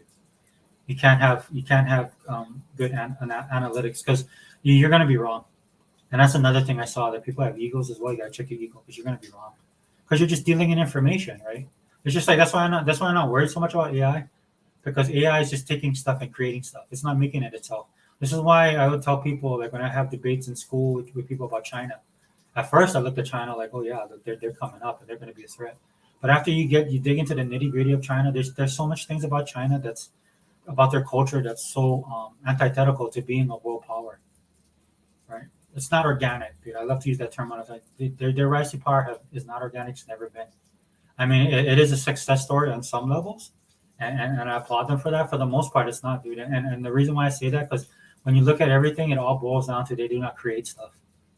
And then people throw back, like I remember getting into debates with people online. Especially when I was in class, dude, people would be like, "What do you mean you don't create stuff, dude? They right now got in a 5th generation fighter they're working on." I was like, dude, you look at that 5th generation fighter. What does it look like? It looks like a U.S. built aircraft. Dude, the West is everything that pushes everything, because it's the mentality of the West. That's why. And I can speak about this too, because I don't have that type of mentality, right? Even though I live, as we're Americans, right? And we're part of the Western culture and stuff like that. But I'm also Hawaiian. Right. So my culture doesn't think in those terms. This is why the diversity in America is the way it is, right? Because if you're a certain type of culture, you have a certain type of belief system, a certain type of way you do things. Like for Hawaiians, it's all about family. It's all about Hawaii, the land, right? So when stuff moves as an influx, dude, that's antithetical to what Polynesians in general are not like that. They say a lot about us being warfares and stuff like that. Yeah, we are, but we hold that stuff valuable. A lot of cultures are like that, especially a lot of indigenous cultures are like that. That's why there's a conflict, right? Not saying that if it can stop you. Like, I mean, I'm a person of a Western bent, so but that affords me the luxury of being like kind of from the outside looking in, right? Like some of the stuff that the West has invented, dude, I would never do that, or Hawaiians would never, as a culture, that's not our thing. Right. If that was, then Hawaii would be still ruled by Hawaiians, right? But it's not. We're part of the 50 states, right? We're a part of the American project, as we like to say, right? And we're part of the West, and the West moves at a certain clip. So either you can jump on board or you're left behind, in a sense. I hate to say it that way. That's the reality. But because of the opportunities and the way the West is, dude. I mean, I'm telling you, go look at other countries and what they're going through, dude. They're not doing well, because they're trying to become something they're not. And when I saw that with China, I didn't worry about it at all. Because some of their practices, they're communists, so that's the biggest strike right there. Right. So one of the things that's happening, if you don't watch the videos, is the government of China. They're communist, the Communist Party of China. What they're doing is they're doing to their own companies what they were doing to foreign companies. Because one of the reasons why they're losing a lot of money is a lot of foreign investors and a lot of foreign companies like Microsoft pulled out, Apple pulled out, like they're going to these other countries. Some of it is on business side, some of it because of all the trouble, man, because these guys are getting investigated by the Communist Party. Communists, man, they're totally paranoid. The stuff they accuse other people of, they're actually doing. That's why I don't listen to the Sony guys. Because the Sony people, the stuff they accuse Microsoft, we saw that in AKB deal. The stuff that the Sony Corporation was accusing Microsoft of doing or that they were going to do, right? All those documents leaked that Sony was doing or that they do. And I already knew that because I was a Sony fan way back in the 90s. I know their business practices. Some might call it evil. They call it business. I'm just being 100 with you guys. Being real. Okay, so you see a lot of this stuff happening in China, man, and this is where I kind of pulled off of that, and then I got attacked for it, but I sat there, I defended my ideas and why I thought about it. Now, fast forward a couple years later, I would like to say I'm right, and I'm not standing on a planting my flag. I'm just saying, dude, my point is this, dude. When you got to look at something, dude, you got to check your bias, dude, as much as possible. I even do that with Xbox, dude. This is why I can talk about stuff like the storage issues they have, or with the stuff of them going all digital. Like to me, it's like, okay, what's your game plan? Because you're going to go all digital. You want us to buy all digital. Okay, how are you going to protect us? You know, how is it your ecosystem? Man? Is your ecosystem going to be that bulletproof? There's a 500 million ways you can cut this. Right? But again, if you guys don't watch those videos in China, that's what's happening. The foreign investments pulled out, right? So they lost a lot of that money, a lot of that income. And so what China was doing is they would regulate these companies and they would raid them. For me, my personal opinion, dude, with my tinfoil hat on, they were doing that to get the technology, right? Because they wanted to build their own.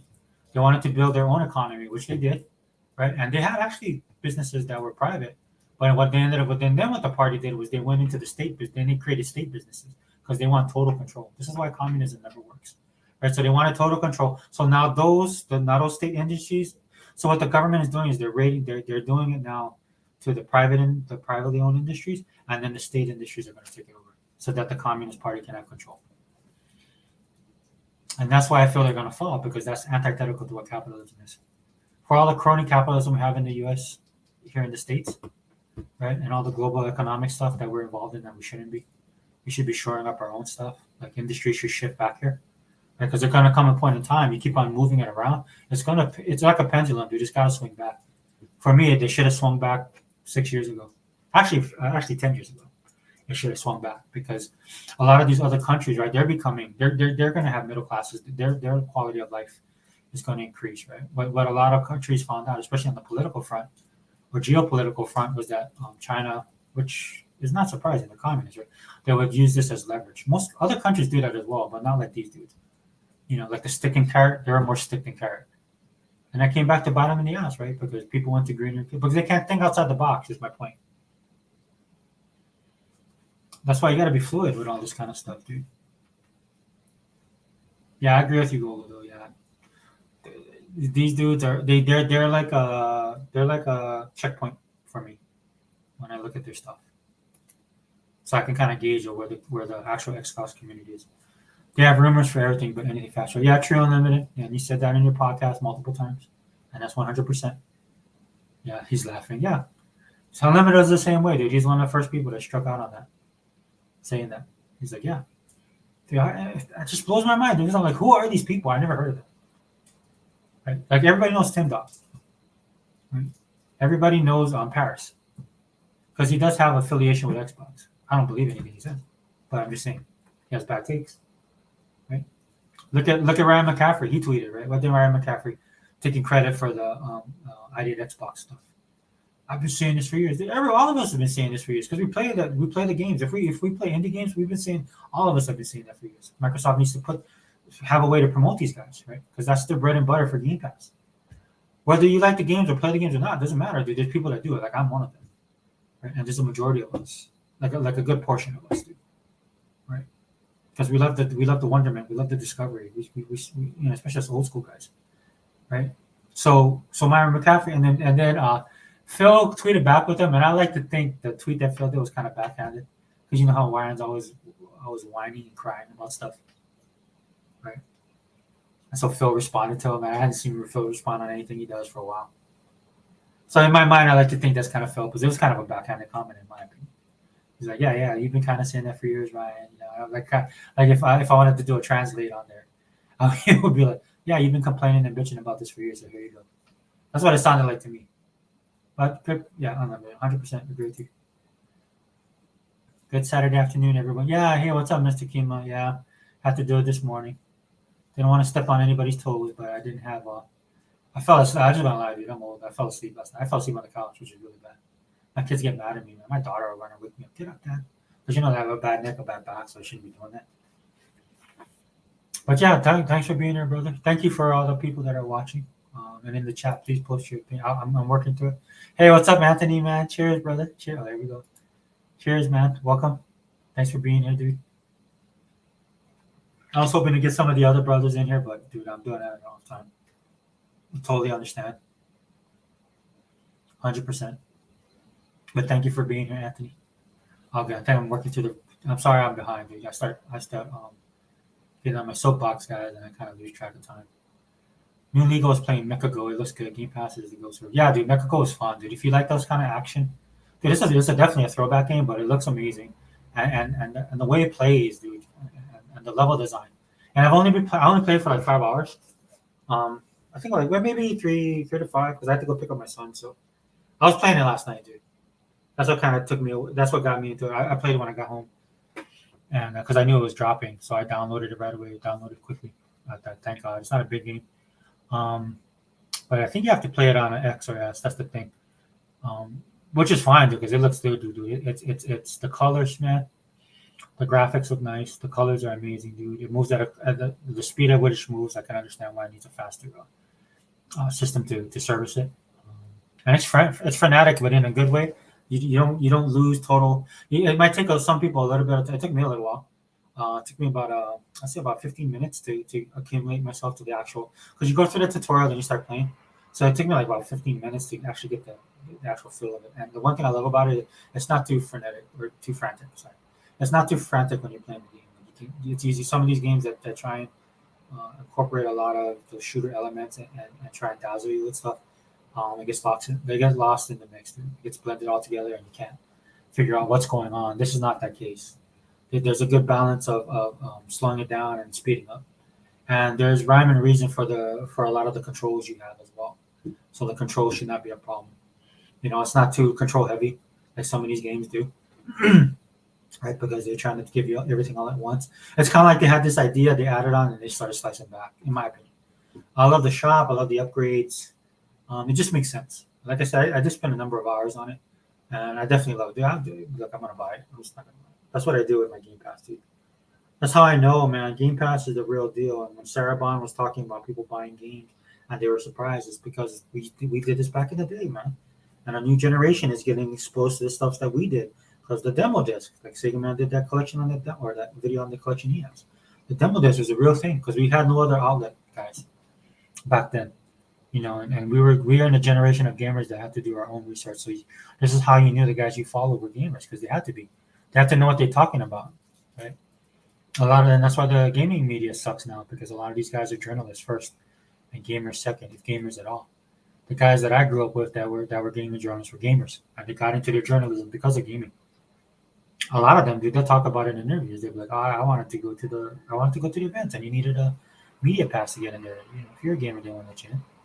You have to be in the industry, and that's why they got involved. So you got people that went in for the right reasons, and people that you could identify with because they were like you in gamers. The same thing happened with a lot of the fandom stuff going on. For example, Marvel, Disney. A lot of the people that are working at Marvel, Disney, Marvel, Star Wars are not nerds, right? A lot of these guys grew up in this stuff just because it's popular, right? But they're not people who participate in it on that level. Right? They don't know origin story. They never collected comic books. Some of them never read comic books. Some of the stuff they're basing it on is stuff that they have an idea of because they want to see themselves reflected. That's the big thing now. Right? People want to see themselves reflected in these games. When at its core, a lot of this nerd stuff and geek stuff is escapism. And this is why it's clashing, right? This is why it doesn't mesh. Like I was just saying a little bit earlier about China, they're communists. Communism and capitalism don't mesh. It's like sticking a like the saying goes, a square peg into a round hole. Right? It doesn't. There's gonna be conflict, man. You could force it in, but that's just gonna that's that's not the right way. That's not how it's supposed to be. Even if you get it done, and that's what's happening with a lot of these things that we enjoy as nerds and geeks. Is this stuff is being bastardized for lack of a better word. Right?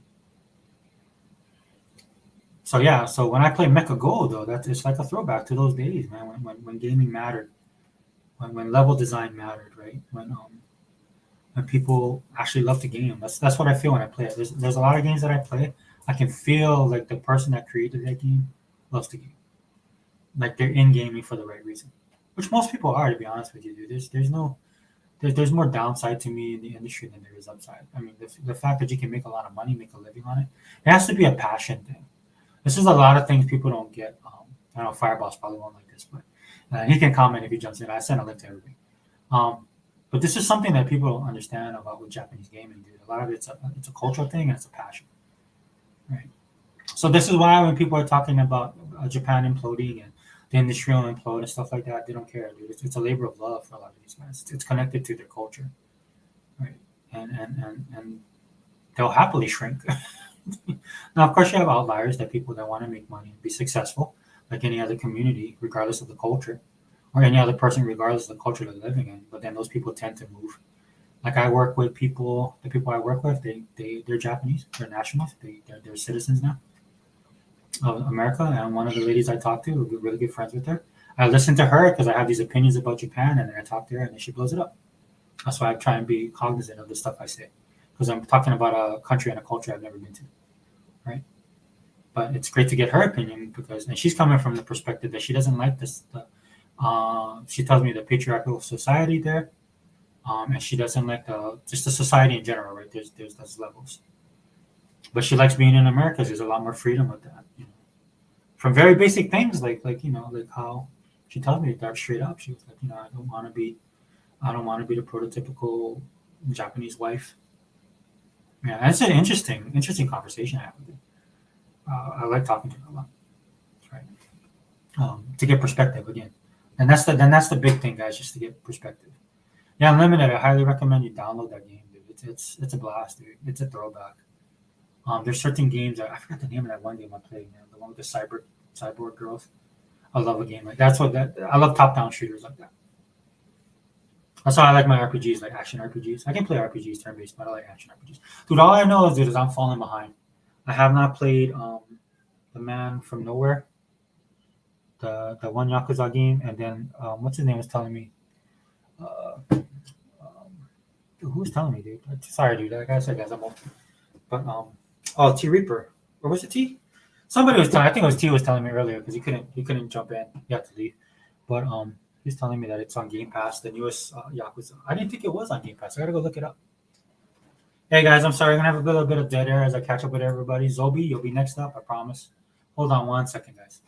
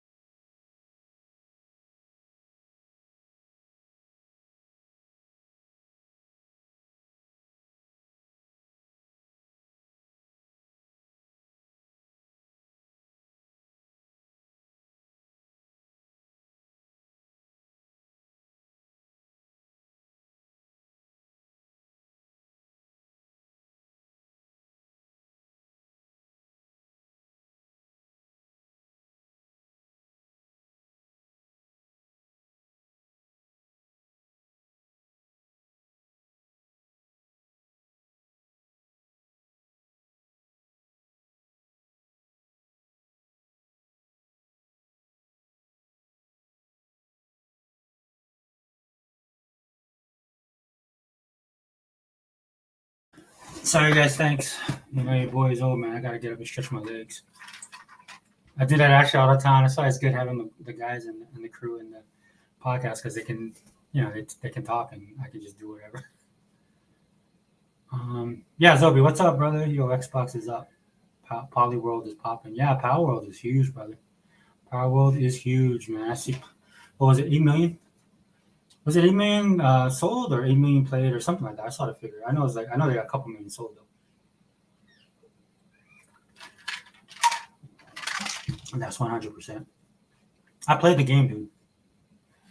And off the jump, man. When people like the whole Nintendo thing and Pokemon thing. Yeah, it's more of a survival sim type game, and that's why some people like my daughter tried it, and she's like, oh okay, but she'll probably jump back on it, but that's kind of not her thing because she plays Pokemon, dude.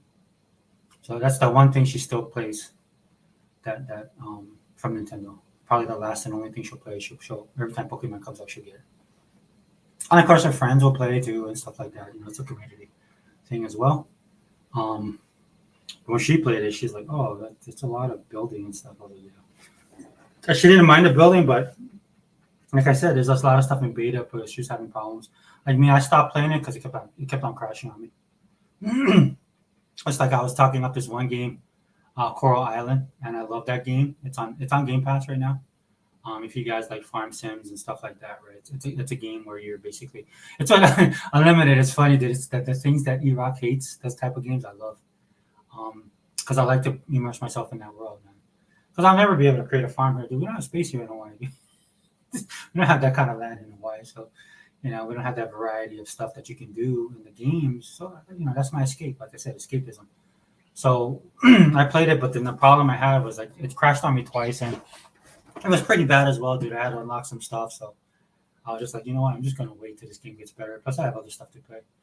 And that's another thing I wanted to bring up to you guys, dude. Why Game Pass is so amazing, and why these developers it'll help get these developers in line, just for the simple fact that for all the people that complain about competition, Game Pass and it's in and of itself, it's its own ecosystem and creates its own game pass. I mean, its own competition.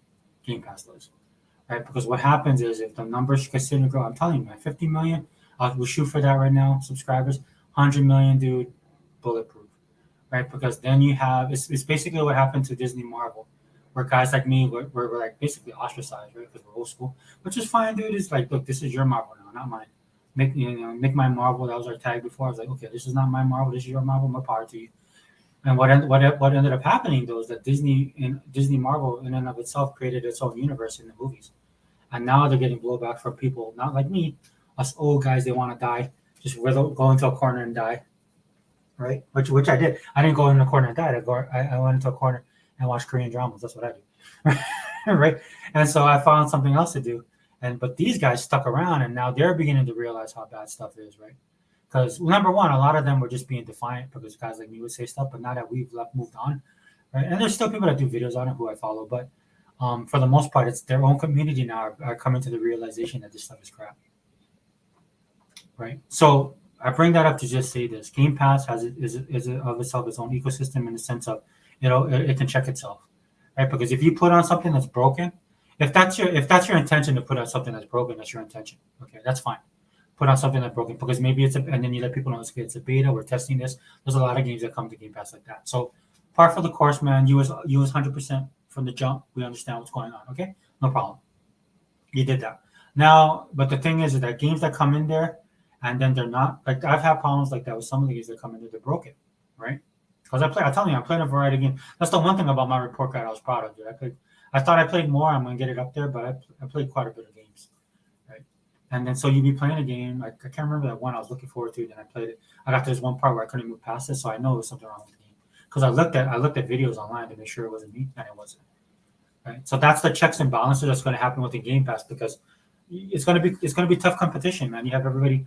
Game Pass grows so big, everybody can't ignore it, and that's the base. This is what happened with PlayStation.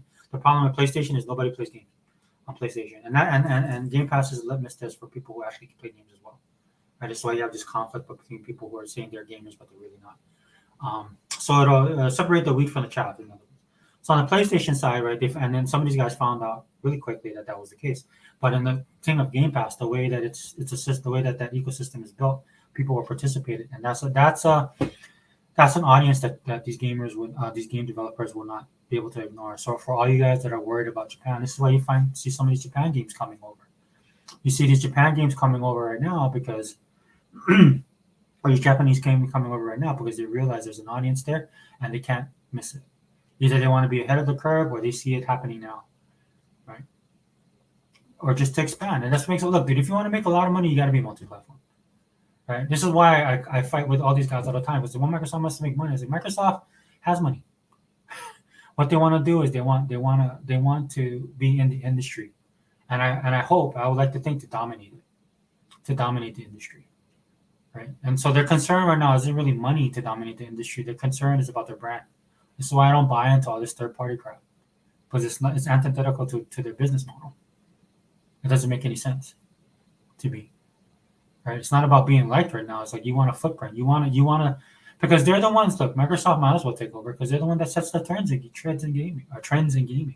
This is what I talked about earlier, dude. Just go Google search, Xbox or Microsoft layoffs, any kind of stuff. You have, dude, 50 articles will pop, right? Try to do that with Sony. Like one or two articles will pop on Sony. The rest will be all Xbox because that's what's dominating the news cycle, right? That's not their problem. None of that stuff is their problem. Their thing is to push their brand and to dominate the industry. And look, I'll be honest with you, dude. I know I had problems with Phil being a nice guy, but some of the stuff they be doing, dude, it's been gangster. And I love seeing Matt Booty. Look, dude, I don't know if you guys saw this, man, and this dude's my boy, man. Mikey Barra he left. And I was sad about that because I like Mike, dude. But I know there was some stuff going on, and nothing against Mike, dude. It's just some stuff I heard about the whole, the leadership at Activision, dude. Why they're having so much problems prior to Microsoft coming in, right? And that's why Microsoft came in. And that's what Phil was talking about. So I don't know the particulars. I don't even really like to think about it because I love Mikey Barra, dude. I love him when he was at Microsoft. And I don't know what happened, or if that's a personal choice. We don't know, right? It's all rumor that maybe he was tired and he wanted to move on. Because some of these dudes, right, like that girl, that lady Lulu, I was hoping Lulu Massove, I was hoping she would stay on. But then after a while, you look at her stuff, it seems like she just wanted to make sure that the transition was there for her team. And that's what it looks like with Mike. Mike was going to stick around to the team transition. Right? Because he left Microsoft. Now, again, we don't know the reasoning. It could be bad. I'm not sure. I'm just looking at it from what I know and how I see it. And I'm not going to sit there and speculate it out like where these guys are because we just don't know. At the end of the day, we don't know. I just saw these guys end up with egg in their face. Right? Because they speculate and they had all these rumors and they start doing stuff. And look, I'm not saying you can't speculate from a fandom perspective, but then again, a lot of these guys are looking for this company to fail, whether they hate the company or they just want to make profit off of it, right? By clicks and views and stuff like that. The one thing I want you guys to be happy about is that the gaming media is in deep kimchi right now, right? Because they're running on fumes, and rightfully so because they're absolute trash. Hey, what's up, T Reaper? Hold on, sorry, dude, I'm bouncing around. Hey, what's up? Hey, what up? I'm back. Yeah, I figured you would be. Yeah. I thought the other guys would jump in, but I mean, I'm doing it in an off hour and stuff like that. Would have loved to get their perspectives, but I didn't think, dude. I thought I was going to end it. So, actually, you're early. You said 3 hours. It's only been 2. Okay. Well. No. I'm glad you made it, dude. I'm glad because I was thinking, oh man, I'm probably going to end this soon. Yeah, but so what's up, dude? I saw your video. Yeah. No, I'm quite happy. I'm on Forbidden West now, which is a humongous turnaround. So I like arrows and robots more than I like swinging and killing people. So it's been fun. But I liked all 3. I finished all 3 within 2 weeks. Dude, I threw down the gauntlet in the podcast, so you have a record of it. But I basically said I'm going to beat you this year. But then after I saw your tweet, I was like, "Oh snap, dude!" Yeah, I already got Dark Souls with the God of War Ragnarok and Spider-Man 2. So I was like, I already got it. I might as well add to it. So I added Miles Morales to it, and I was like, "Yep, I'm definitely done now." But now I'm on Forbidden West, which is even more of a puzzle breaker. So I like puzzles and stuff like that. So having arrows and robots and puzzles everywhere is quite a brain twister. Well, that's what I told you for me, man. This is the year of gaming for me, dude. I'm actually working this stuff into my schedule. I got to pick up my kids here. They got an event we got to go to. Son's doing scholarship stuff right now. All of that stuff, dude. I'm doing all of that stuff, but then I'm actually making time. Because the way I gamed before was kind of how I felt. But now I'm like, no, you know what? I got to put some time into this stuff. And I like that, like a dragon. Infinite Wealth was actually on Game Pass, so I got Game Pass, so I got that game for free, and I Yeah. was like, Okay. oh, Okay. So we were talking about that earlier, right? Okay. So the newest Like a Dragon is on Game Pass. The one where he's in Hawaii. yep. Okay. So, but then you said something. How did you get it? Like, what did you do? I legitly looked it up directly, and I just went to Game Pass. Because I didn't see that on my dashboard at all. Normally they put that like Go Make a Ball. I knew about it because it was on my dashboard already, and then I'm like, okay, I gotta download it. That's weird, dude. I gotta go look at that. Yeah, but Because I'm I'm like I'm in the beginning of it, but I haven't continued it since then. So Dude, I didn't realize the type of games it were because I'm still playing Ishin. And I haven't touched it in a while, especially after Starfield came out. Because Ishin, the way I'm playing these games, dude, there's a lot. People don't realize this about these games, dude. It's like an open world game in a sense, right? Like in Ishin, dude, I like grow vegetables and stuff, right? And then I sell them at the market. I gotta make sure all the characters okay. I gotta do karaoke. Well, I don't have to. I just like to, right? But you gotta build relationships with these people, and then you're also going through the story, so that sucks up a lot of time. Um, but I believe the one you're playing, like the one prior to it, is more turn based, right? Like yeah, battles and stuff like that. I don't know how much you played of it, but it's I've more only like played like 30 minutes of it. okay. So I think it's like a turn-based JRPG.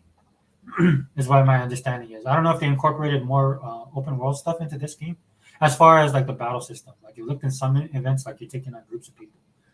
Um, but I don't know if that's turn-based. It looked like it was live action, like open world action type, um, or third-person action type of gaming.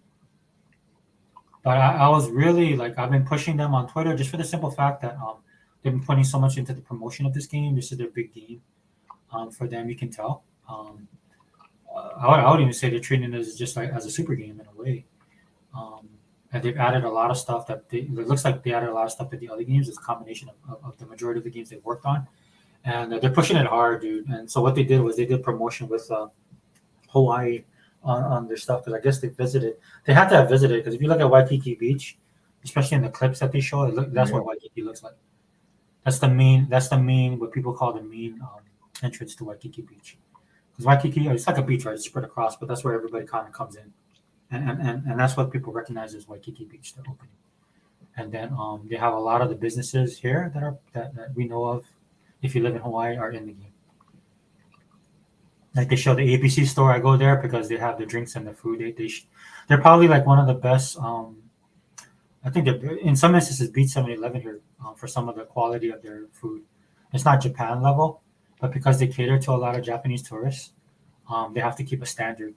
Because if you see, like, if you just go on YouTube and watch, like, go watch people that go to Japan and go to 7-Eleven, dude, it'll blow your mind. The quality and the type of food they have there. Right? They don't mess around. So wait, didn't I send you a link? I think I sent you a link, dude. Hold on. Did I? Maybe I did. I'm sorry, brother. I hate my messages in here, dude, because it's hard to keep up with everybody.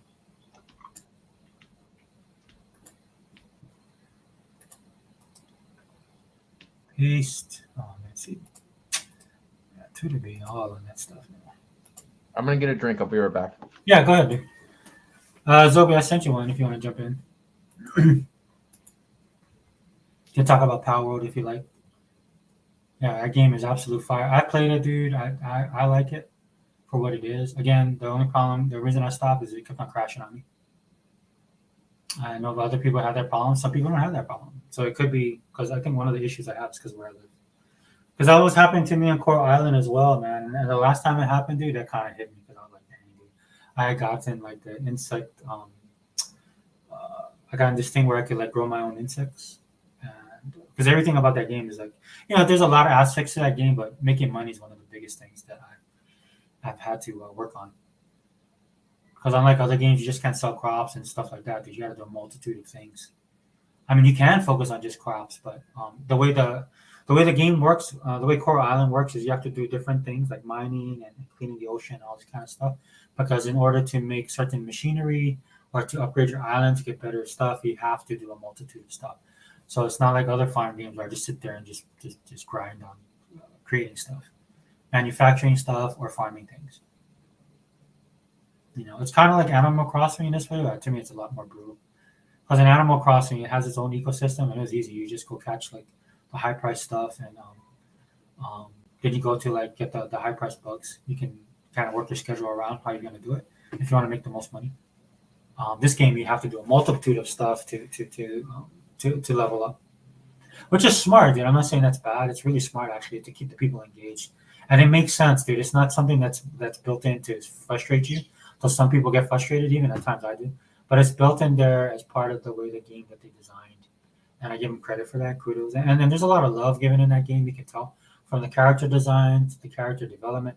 They get a little bit too modern for me though, because my daughter was playing it, and I was like, she saw this character, and I was like, oh yeah, I just found out about this character. She was married and got divorced. She has a kid, and then the husband lives on the island too, and there's all this drama.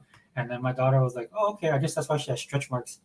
I'm like, what do you mean stretch marks? And then she showed me the picture. I was like, I just thought that was like a weird tattoo, because people get weird tattoos now. Dude, this chick actually has stretch marks, man. I was like, oh my god, it's that whole representation thing, right? I mean, it's not heavy handed, so it doesn't bother me. Right, like I follow Zobi. You probably follow the same dudes too that I follow to follow pop culture. I don't know if you like them or not, but like a lot of them jumped on hating Starfield. And so I respect their opinion when it comes to that kind of stuff. But I mean, comes to the entertainment stuff and the pop culture stuff. But just because I agree with them on most stuff doesn't mean I'm not going to play Starfield. Right? Because the one thing they complained about, I thought it was bad, but that was just one thing. But you play the game, and then I'm a gamer first. So All right, I'm back. yeah, welcome back, brother. So so I laid down the gauntlet. I might regret that, dude. 'Cause I was looking at Twitter and I was like, oh, dude, yeah, this dude's like ripping through games.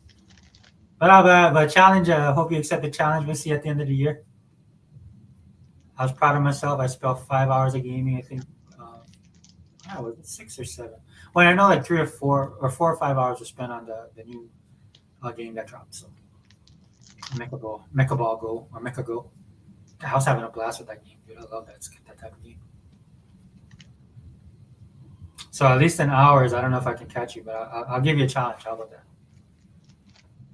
So on the bright side, I should be able to surpass Phil as well. Okay, let me see. Sorry, I'm checking the messages. Go ahead, dude. If you want to say whatever you want. I'm just Uh, talking. I'm just. Nothing. It's as far as the layoffs go. It's just called cleaning house. That's what I've been wanting to say all week.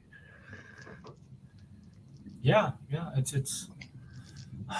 Dude, it's business. The Mikey Barr thing, I was talking about that earlier. I don't know. Yeah, Mikey Barra leaving is kind of sad, but he went to Blizzard to make sure they were like doing their jobs correctly, and the fact that he leaves when everybody else leaves doesn't really surprise me.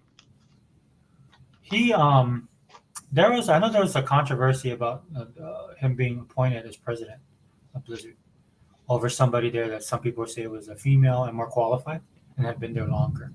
That's the only drama I had here. And then because of that sparked a little bit of resentment for some of the staff. I was reading about that. Now I'm not just saying that's the reason, guys. I'm just saying that's what I saw. So I know there's, and then he made some tough decisions, man. While he was there, my daughter is a huge Blizzard fan. She loves Overwatch too, and that Overwatch community, man, they're not happy about a lot of stuff. There's some stuff promised that didn't happen. My daughter does. I talked to my daughter about it. She's mad about that. She's actually playing Honkai Rail and Genshin Impact. Right? She used to play Overwatch way more. So she'll play like Fallout still, Fallout 76, and then she'll jump on those other games. And then she just started playing. She tried out Power World, and then now she's playing Coral Island because she saw me playing it. But I know there's some tough decisions made. From a gamer perspective, I don't play Overwatch as much as I did because I used to play Overwatch more than my daughter. But she took over. She surpassed me on that, man. She loves it so much. But I agree with you, T, man. That it's business, dude. And people are like, you're cold-hearted for saying that. Dude, what do you want me to do? You want me to lie? What do you want me to tell you guys? This is why, dude. I sit here and I wonder what these people do. Dude, like, how are they not affected by the economy? Like, even in my job, dude, you have to stay fluid, dude. I have to learn a bunch of other stuff, right? Because things have changed that much. I'm not a tech person, but what I am, I work in the industry that supports it. So I have to stay fluid as well because, dude, if you guys are like anything with IT, man, that stuff's constantly changing. And the way industry is right now, you have a corporation like Microsoft that's kind of sitting on the cutting edge. It's one of the reasons why they did surpass that $3 trillion mark, right? Because they're constantly pushing and exploring stuff. And look, honestly, it's a lot of that's I'd say about what would you say, T? About 30%, 40%, maybe 50% of the stuff they invest in don't hit. 30. 30? Okay. Yeah, just being honest, right? Their stuff don't hit. And this is what causes turmoil, man. That's why I shared those YouTube videos of other industries where are falling apart, man. Because I'm like, dude, there's swaths of people. There's whole countries, man, getting laid off right now. And I saw this one video. This lady was crying, man, because she can't buy baby formula for her kid. And her parents grew up in a generation where they were supporting their parents. So take it for what it's worth, dude. I don't think it's necessarily in a bad way. Again, we don't know because Microsoft doesn't talk about it directly.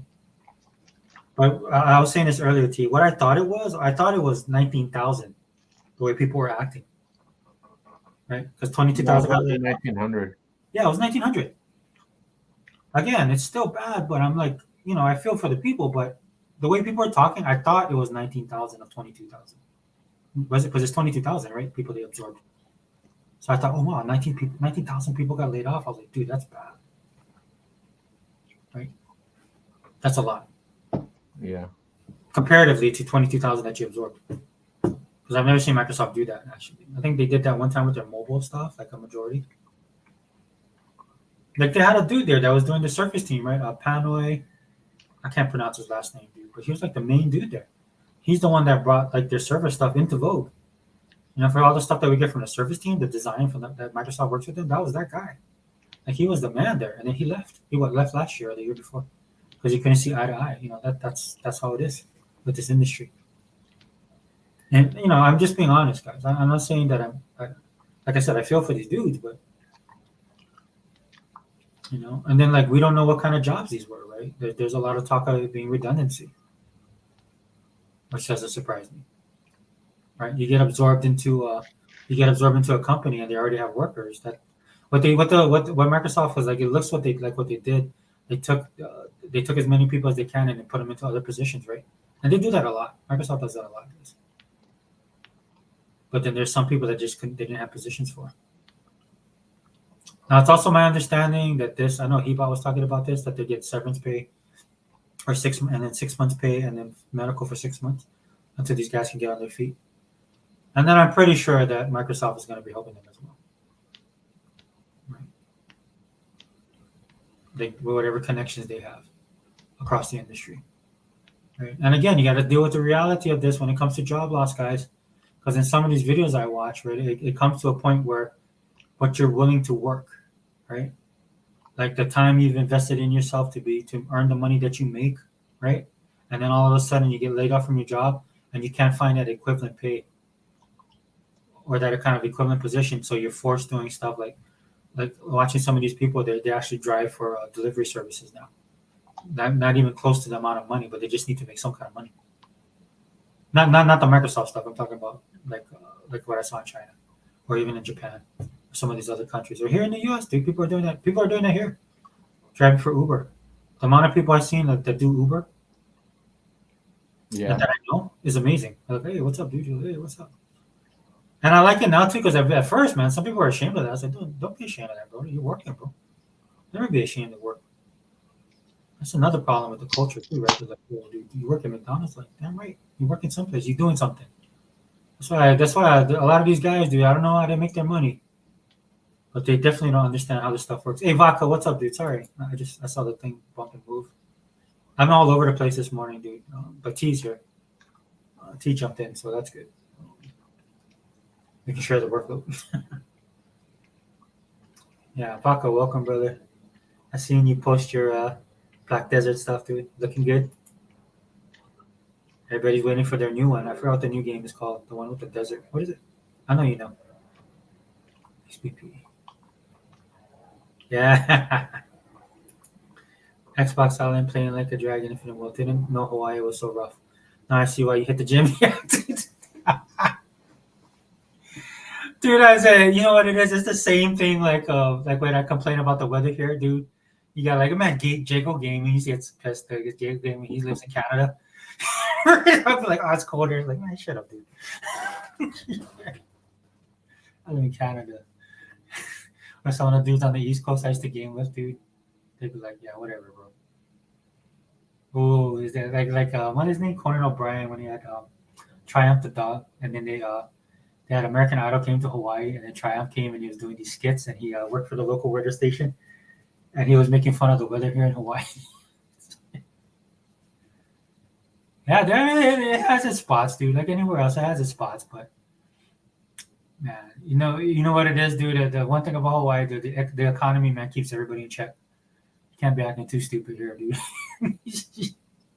You have to work, man. You have to make money. You have to buy groceries, dude. Groceries ain't cheap. That's the one thing at the cost of living here, man. It keeps you correct. I ain't saying that people don't do stupid stuff. Like we had something happen here where this dude threw acid on a girl.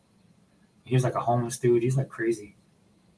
And it looks like he got like what the news is saying, man. It looks like that dude was like somebody like so the girl was at the gym working out. She's like a 25, 30 years old. Um, and it looks like the dude knew her. So this looks like somebody knew her and wanted something bad to happen to her. And then he got this guy to do it. That's what the news is saying. Like that's what it seems to be happening because it seems so random. Like the dude's like homeless and crazy. Yeah, I want to play the game, dude. Because like we have yakuza. They said we have yakuza here. I think, oh, that'd actually be pretty cool. I don't know if they have any Hawaiians in there. I saw this one character. You look kind of Hawaiian. I was like, oh, dude, he has the belly and everything. I was like, that's cool. Represent. Yeah, I don't worry too much about here, bro. I'm related to this whole island. That's why I gotta marry somebody from. I'm gonna marry somebody from Sandusky, Ohio, man. I calculated it, man. That's a safe area. The family tree did not branch out that much. So. Yeah, thanks for stopping in, brother. I gotta check it out, dude. Yeah, because T was saying it was on Game Pass, and I had no idea. I was gonna go buy it anyway, dude, because I love it. Oh, did I get a notification? Hold on, guys. Oh, it's work. Let me shut that off. It's the weekend, guys. It's the weekend. Yeah, man. Anthony said, "What's up, Vodka?" Yeah, Crimson Desert. Yeah. Yeah, dude, I actually asked Korean Xbox if he knew anything. He said nobody knows. He just came for Dokebi. He just wrote me back like nobody knows. Like short and sweet, kind of cryptic. I'm like, oh, okay, I guess we're just wait because I'm pretty sure he's one of the first guys that's gonna post anything. Yeah, you're playing Power World. T, did you play Power World? Have you played Power World? No, I'm not gonna play Pokemon with guns. I thought you liked multiplayer though. I don't like survival games. Oh, okay.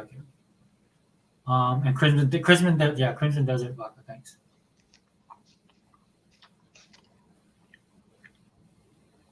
Where am I? What am I missing? Yeah, I'm waiting for Dokebi, man. That has everything up wrapped into one. I'm sorry, dude. I don't. I should get back on Black Desert. Dude. I know I should. You know what? I'll try and make it a point this week to do it. Because other games I'm playing too, man. It's like, well, no, how am I going to be able to play that if I play Infinite One? Because I still haven't played the other. I haven't finished Inshin, and I haven't played The Man Who Forgot Time. So technically, you can play both at the same time, right? Because they're different types of games. I think the man with no name, right? Is that just whatever? I think that one's more action. So maybe I'll try and play both. T, what are you gonna play then? I'm playing Forbidden West right now. So what are you gonna? But what else are you playing? Like a Dragon. And You still on COD? No, not anymore. I quit that. Yeah, I mean, I want to jump back on, dude. I just don't have the time. Dude, it's hard. It's hard to find time to play these games. You know, which is weird because like even Warhammer, dude, I dropped off of Warhammer. And again, when I say drop, guys, I mean I'm talking about just the time. It's a time thing. I can't but play with so many games. Like I said, if I was rich and I could retire, then I could play all these games. Because that would give me 8 hours back, and then I could just work my schedule around that. It's rough, dude. I mean, I don't know where like that's why that narrative is gone. Like anybody who throws up Xbox got no games narrative. It might not have the games you like, okay, but then be specific. Right? You can't just throw that out there as a blanket statement. So a lot of these people are looking dumb right now, right? Because they're throwing, they become financial analysts. Which hey, dude, everybody's entitled to their opinion. I have my own, right? But if you do just some basic research, man, about all of this kind of stuff, you realize that these people don't know what they're talking about. The amount of people that came off, they're exposing themselves, is what I'm saying. The amount of people that dropped videos about this and was making it all gloom and doom, that the average person who actually has to make a living and has to participate in the economy in a more traditional sense would realize it's all BS. Because it's not that they don't care. It's like everybody has their own problems, man. I do. I can't go out there, dude. I went to eat sushi the other day. I saw the prices. I was like, oh well, maybe I'll just go eat some eggs and rice with some Vienna sausage, dude. That's how it is. Because where you can afford to eat some of these things, you can't anymore, man. It's like the cost of eating out here has risen by over 50%. Here, I'll let you know. My daughter wanted to have Chick-fil-A. We went to go Chick-fil-A. She wanted to eat a chicken sandwich. Bought 2 meals, $34. 2 meals from Chick-fil-A. This is why I don't go out and eat all the time, because when my kids want to go out and eat, that's what we do. We go when we want. That's why we stop watching movies, because they don't want to go to movies. And I'm fine with that, dude, because I'm not paying $20, $25 to watch a movie on top of all the stuff that we got to buy. What I will do is wait for it to come to Xbox on digital, which seems to be happening quite quickly.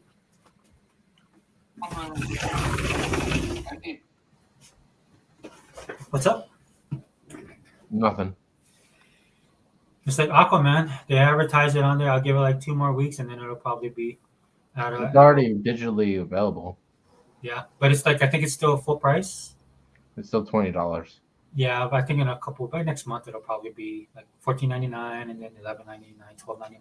Then it drops on underneath at $10. And even then, you can wait, dude. You see all the deals that they have on the movies for Game Pass subscribers. This is why I don't sweat the money thing on Xbox, because they're constantly have stuff on sale, and that's because of the ecosystem. That's all driven. This is why the Game Pass. I know we had a price increase, but it sits at a certain level because they want people in the ecosystem, and I respect that because that gives me choices, right? And that's the only thing I would complain about when it comes to choices, is when we lack choices. That's why I don't feel like again the rumor that came out that like these people got laid off. They might have been laid off. But then when people talk, like, and I'm talking about the physical game guys, like there's a whole group of people that got laid off. So who's to say that? And then now people are saying, oh well, it wasn't all of everybody, and they're not doing away with the stuff. But these are the same jerk offs that's saying that they say that to throw it out there, right? And that's what starts all the commotion. This is why Xbox guys, man, you guys got to be stronger. If stuff happens, deal with it when it happens, dude. That's the best thing you can do. Losing your mind over it, dude. Play your games. Again, I'll reiterate my 3 principles, right? Follow Phil, see what he says on social media, play your games, and enjoy your ecosystem. You do those 3 things, man, you'll miss 99.9% of the drama. Now, if stuff hits and it doesn't fit your narrative of how you want to participate in the Microsoft ecosystem, and you want to walk away, 100% respect, dude. No problem. I understand that. I have no problem with anybody doing that. I would do that. I mean, as far as making my own choices. Right. I mean, I already have my stuff laid out. Hey, Hey, man, I gotta go. My body's not really treating me right now. I feel really sick. Oh, no worries, bro. Dude, take care of yourself, man. Yeah, I'll be back next week though. Yeah. No worries. You know what? I'll run another podcast, dude. Hit me up on Twitter when you're ready. All Just right. me and you. We'll just run one together. All right, no problem. All right, Thank brother. you. Take Later. it easy. Sorry about that, T. Our brother T, man. He has his me T he bought. We have like medical stuff, guys. That's another reason why sometimes I don't do stuff. Just like last night, dude. I was having pain, so I wasn't sleeping well for the week, and then it caught up with me last night. That's why I ended up passing out. So I couldn't do the marathon. Couldn't do the marathon today, guys. Just being 100 with you guys.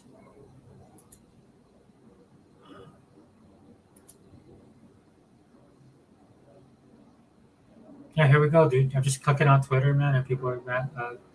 Jez Gordon is saying they're porting select games to PlayStation.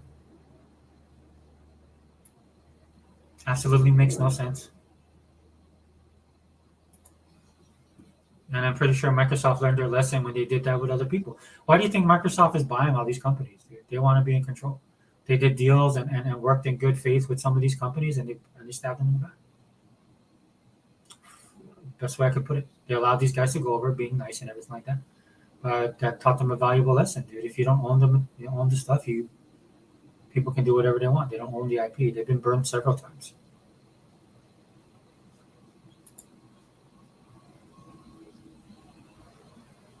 Yeah, dude, this is just a big. Again, if you guys can't roll with this stuff, just get off of social media because it's not gonna stop. This stuff is not gonna stop until Sony gets destroyed. I'm just gonna be 100 with you guys. Yeah, that's what everybody. Yeah, I'm addicted. Google says I'm addicted to Power 2. MS Lockdown Pocket Pair. Yeah, I think that would be a good pickup for them. They need to penetrate that South Korean market, dude. Get in round one. Don't miss the boat on this one, Microsoft. Get in there. Pocket Pair, Pearl Abyss, all these guys. It'll give you a launching pad into Southeast Asia and even Japan, because their popular culture is so huge right now. And sometimes you gotta strike when the iron's hot, man, because that stuff is fleeting as well. Things change, economies change, and South Korea and America right now have really firm partnerships right now, economy wise, man. Yeah, dude, and everybody's struggling, man. I tell you, man, if you guys need to get out of your comfort zone sometimes and go explore what's really going on with the economy, not just here locally, or not just where you are locally, like where I'm here locally, but and not just within this country, in this country as well, but then look at some of the international stuff because we live in a global economy.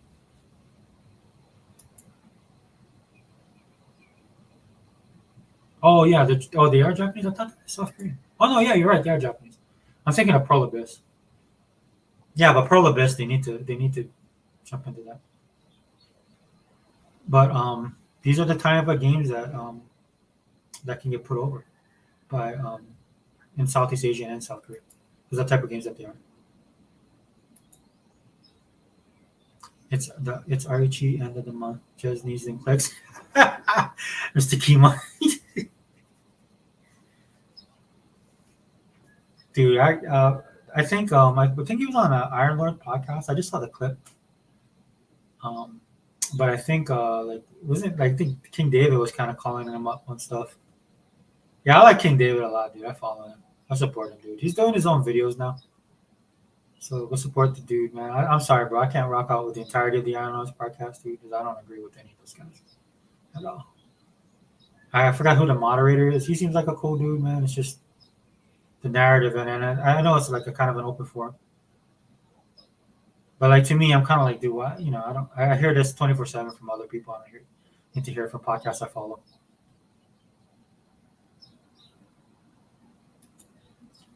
Yeah, great comment though, Mr. Kima. Overwatch YouTuber Styluso made a video. Xbox Fire Blizzard employees making it seem like it's a continuation of Bobby K. Dude, there's Ivanka. There's people saying that they wish she was back. I saw that online. That's why, dude. These people, and I'm glad they're saying that, dude, because it just shows how ridiculous all this is. These people are 100% emotional and reactionary, and I don't pay people like that no mind. Because ultimately, dude, I don't know what Bobby. I've heard what he did. Like I said this before in other videos I did, dude. When I heard that what was going on at Activision Blizzard, the way people talked about it is like this. Bobby. What's his? I forgot what his whole name is, dude. But yeah, we all know what we talking about, right? That dude, Activision dude. But they made it like I thought this dude raped people. And when I heard, I was like, the way people was framing it, I was like, dude, how is this dude in charge? Dude, if he raped somebody, like, how is this guy running a company? Dude, this dude should be in jail. And then as you read more into it and you hear people, then when you hear like the real, like you actually do some research, then you realize, oh, they're talking about that he knew about stuff that was happening, right? That he didn't do stuff on his own, all this kind of stuff. I'm like, okay, so now we're in the hearsay, he said, she said thing. And I'm not saying that the lady said wasn't bad or that it's not bad or wrong and stuff like that, but the way they pose the events and stuff like that's what I mean. This is the emotional part. And that's why I have to draw back. Every time these guys post stuff, I draw back. The first thing I have to do is become defensive, draw back, and put on my shield. Because I can't trust these dudes, man. These dudes just like Romulans, man. You can't trust these bastards. Because you don't know. Because you're looking at them, right? You're like, oh, really? And then you're like, oh, no, okay, I see what's going on. Right? And there's a reason why Microsoft, dude, I'm telling you right now, Microsoft stepped in. So here's my opinion. This is totally 100% my opinion. I'll throw it out there for you guys. And if you guys disagree, that's 100% fine. There's a reason why Microsoft got involved in this kind of stuff because they have a relationship, and I know they want there's the business proposal of that kind of stuff, but Microsoft don't like toxic stuff, dude. They do not like toxic stuff. Like I'm surprised. Look, dude, I know the stuff that I post on social media that these guys will not like because they probably think it's toxic. But again, I don't care. I say what I say, and I believe what I believe, and I put my stuff out there, 100%. Okay, so it is what it is. But like some of the stuff going on, they don't like that stuff, dude. So again, I heard stuff about what was going on with Mikey Barra, and nothing bad on Mikey Barra, but with his position, I heard some things that was going on over there with him that people weren't happy with. So I'm not saying that's what that happened, but there's a lot of stuff that's being said out there, right? So then again, dude, just check the sources, right? Do your own research. Don't lose your mind, right? And go play your games, or listen to these podcasts. Listen to us, the chat. Participate in this chat. Watch the circle of people I'm in, dude. Because at the end of the day, we're all gamers.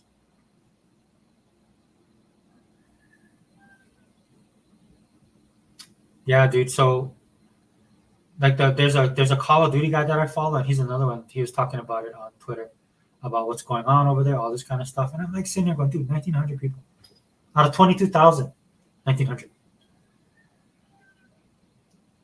Dude, imagine the amount of people. What would have happened if Activision continued? They're in hot water, man. There's a lot of stuff going on there, dude. Their brand was diminishing. It's one of the reasons why they jumped with Xbox. Right? For me, I would, me personally, it's my personal thing. I would lean on the opinion of Mikey Barra and like the other girl, like Lulu Masterve. They didn't stay on board, but they wanted the transition. They're part of a transition team. That's what I'm like. Lulu, I'm like more confident on the Lulu thing. For Mike, I hope that's the thing. He said like he did tweet that he wanted to do other stuff, But then you get the whole Halo situation when my girl left, dude. I loved her. I can't think of her name right now. Sorry guys, but she was running the whole shebang at 343, and then all of this stuff came up with 343. This again, this is the virus that's on the Microsoft side, on the Xbox side specifically. Right, this is what we got to deal with within our own community, man. I just wish most of these guys. I just wish these guys would go and just become neutral gamers, normies, or just go over to the Sony side because it's irritating. You can't feel this fandom that we have here on Xbox. These guys, all of us that bleed green here, it's a very small community and it needs to be a little bit more tight knit. There's people like I said, I just follow them as a litmus test, but I don't follow these dudes. I don't have to follow them directly because people will post stuff. So that's how I keep track of everything. So I do look at their stuff as a litmus to see how things are going so I can get perspective. Because I'm basically analyzing all this stuff in the way I do. So that's what I do. I need to see like I'll go and watch certain video channels for specific things. I said that in my other stuff. I don't watch or follow these guys. But when stuff bounces off, like an acquisition, it could be acquisition, I'll do the kind of funny thing and I'll see what they're saying just to get their reactions to it and then form a bigger. Because that's like I'm not just doing that in the gaming circles. I'll look at all the business chatter too, to see that, and that stuff will help keep you sane, guys, because you can't listen to a lot of the stuff that people are saying. Jazz and Rand, our wife, at Flip Money created the term. Yeah, a credit to Flip Money. Thank you for sharing that, Vodka. Because sometimes I can't remember. I thought it was Flip. Jazz and Rand, our wife, at Flip Money created the term pointing out. Yeah, respect to Flip Money, man. In fact, you should be on with 100 tonight on their podcast, which I should be able to listen to, man, because I should be off. I'll probably listen to them on playing games. Looks like I get some game time in as well. Yeah, good point. And thanks for sharing that, Baka, man. I always want to give people their credit. Yeah, it was Flip Money, dude. They say a lot of stuff on their podcast, dude. They should get way more credit. Some people are saying some weird things about Mikey Barra. Yeah, I mean, like I said, like what I talked about, like there were people that weren't happy about him being president. I remember when Mike left Microsoft, dude. He was very outspoken. He was very outspoken about the stuff going on, and then he left. Um, yeah, and I see people sharing the photo of him and Phil, dude. I was like, dude, that's whack to be doing that, dude, because they know each other, and I know they have a relationship. But the thing I heard again, like I said, is like there was somebody else that was up for the position, and he got it, and then he was, or they were. I think they were actually. I think it was like they were joint and something, but he was making more money because he was a dude. But again, you know how the whole Me Too, he said, she said, patriarchal thing is like is on blast right now, right? Especially in our culture, in America, right? I'm telling you, man, go watch some of these overseas stuff, dude. That thing is not even a thought in people's minds. Just because, when the rubber hits the road, man, you gotta survive. That's when it goes back to that saying, man. Good times make weak men make bad times. Um, yeah, I've been trying to stay away from it just because I like Mike, and I tend to look at his body of work and what he's done. I can see him. I can see people being mad at him though, man, because he lays on the hammer, dude. I think that's why he kind of one of the reasons why he might have left Microsoft. Not saying that's why he did it, guys. Just speculation on my part. 19. What's that, my brother? I'm losing track of the chat. People give Bonnie Ross a bad rap. Halo gets a steady flow of maps once forged from Moloch. So yeah, dude, I don't give. Yeah, I love Bonnie. I still love her to this day, dude. It's not her fault. A lot of people don't realize that Halo was going into a different direction because the everybody loved the single player or the open map stuff. That was amazing. I thought I was more concerned about that than what they were trying to do with the live service stuff because that's the bread and butter for me with Halo. Too. I love the multiplayer, but I love the story, and I think they did an excellent job. Still upset with my kids for not playing it with me like they said they would. I told them I'm leaving you guys behind. I just got bombarded with other games. But yeah, I got to jump back on that. But yeah, dude. I mean, I think she. I love Halo 4 and 5 and Halo Infinite. Love the direction of the story. Now we can talk about the show and the issues I have with the show. But then if I start talking about it, 100 for real, jump in here and we'll be going to war. But yeah, like what old boy said this week, I would have took the high road, bro. That's my boy though. I love that actor, dude. He's like one of my favorite movies of all time. Love that guy, right? And I can see why they want to show his face, right? There's a reason why he got chosen, and even more so than the Mandalorian, right? Because Pedro Pascal, not a lot of people. He's done some great roles and stuff like that, but he's not as popular now as when he got the job. And that's another show that helped put him on the map. So I can see why he did what he did. But more so for Halo, man. This is the reason why they got that dude, man. Because that dude is he has the looks. I'll just put it to you that way. And I love that. I love him as an actor, dude. But for me, I would have wished they kept the helmet on. Personally, that's my personal thing. Still watch the show though. Some stuff I had a problem with the show when it came out. I'm getting into it, man. Maybe hundreds of listening. Just some of the stuff that they did where they tried to humanize them a little bit more than I thought they should have. I like to see a lot of more grander scale as far as the universe itself and the world building. Some of the choices they made and I think that's because they wanted to do the diversity thing. And the problem again I have with a lot of diversity stuff that people try to implement, it takes me out of their story.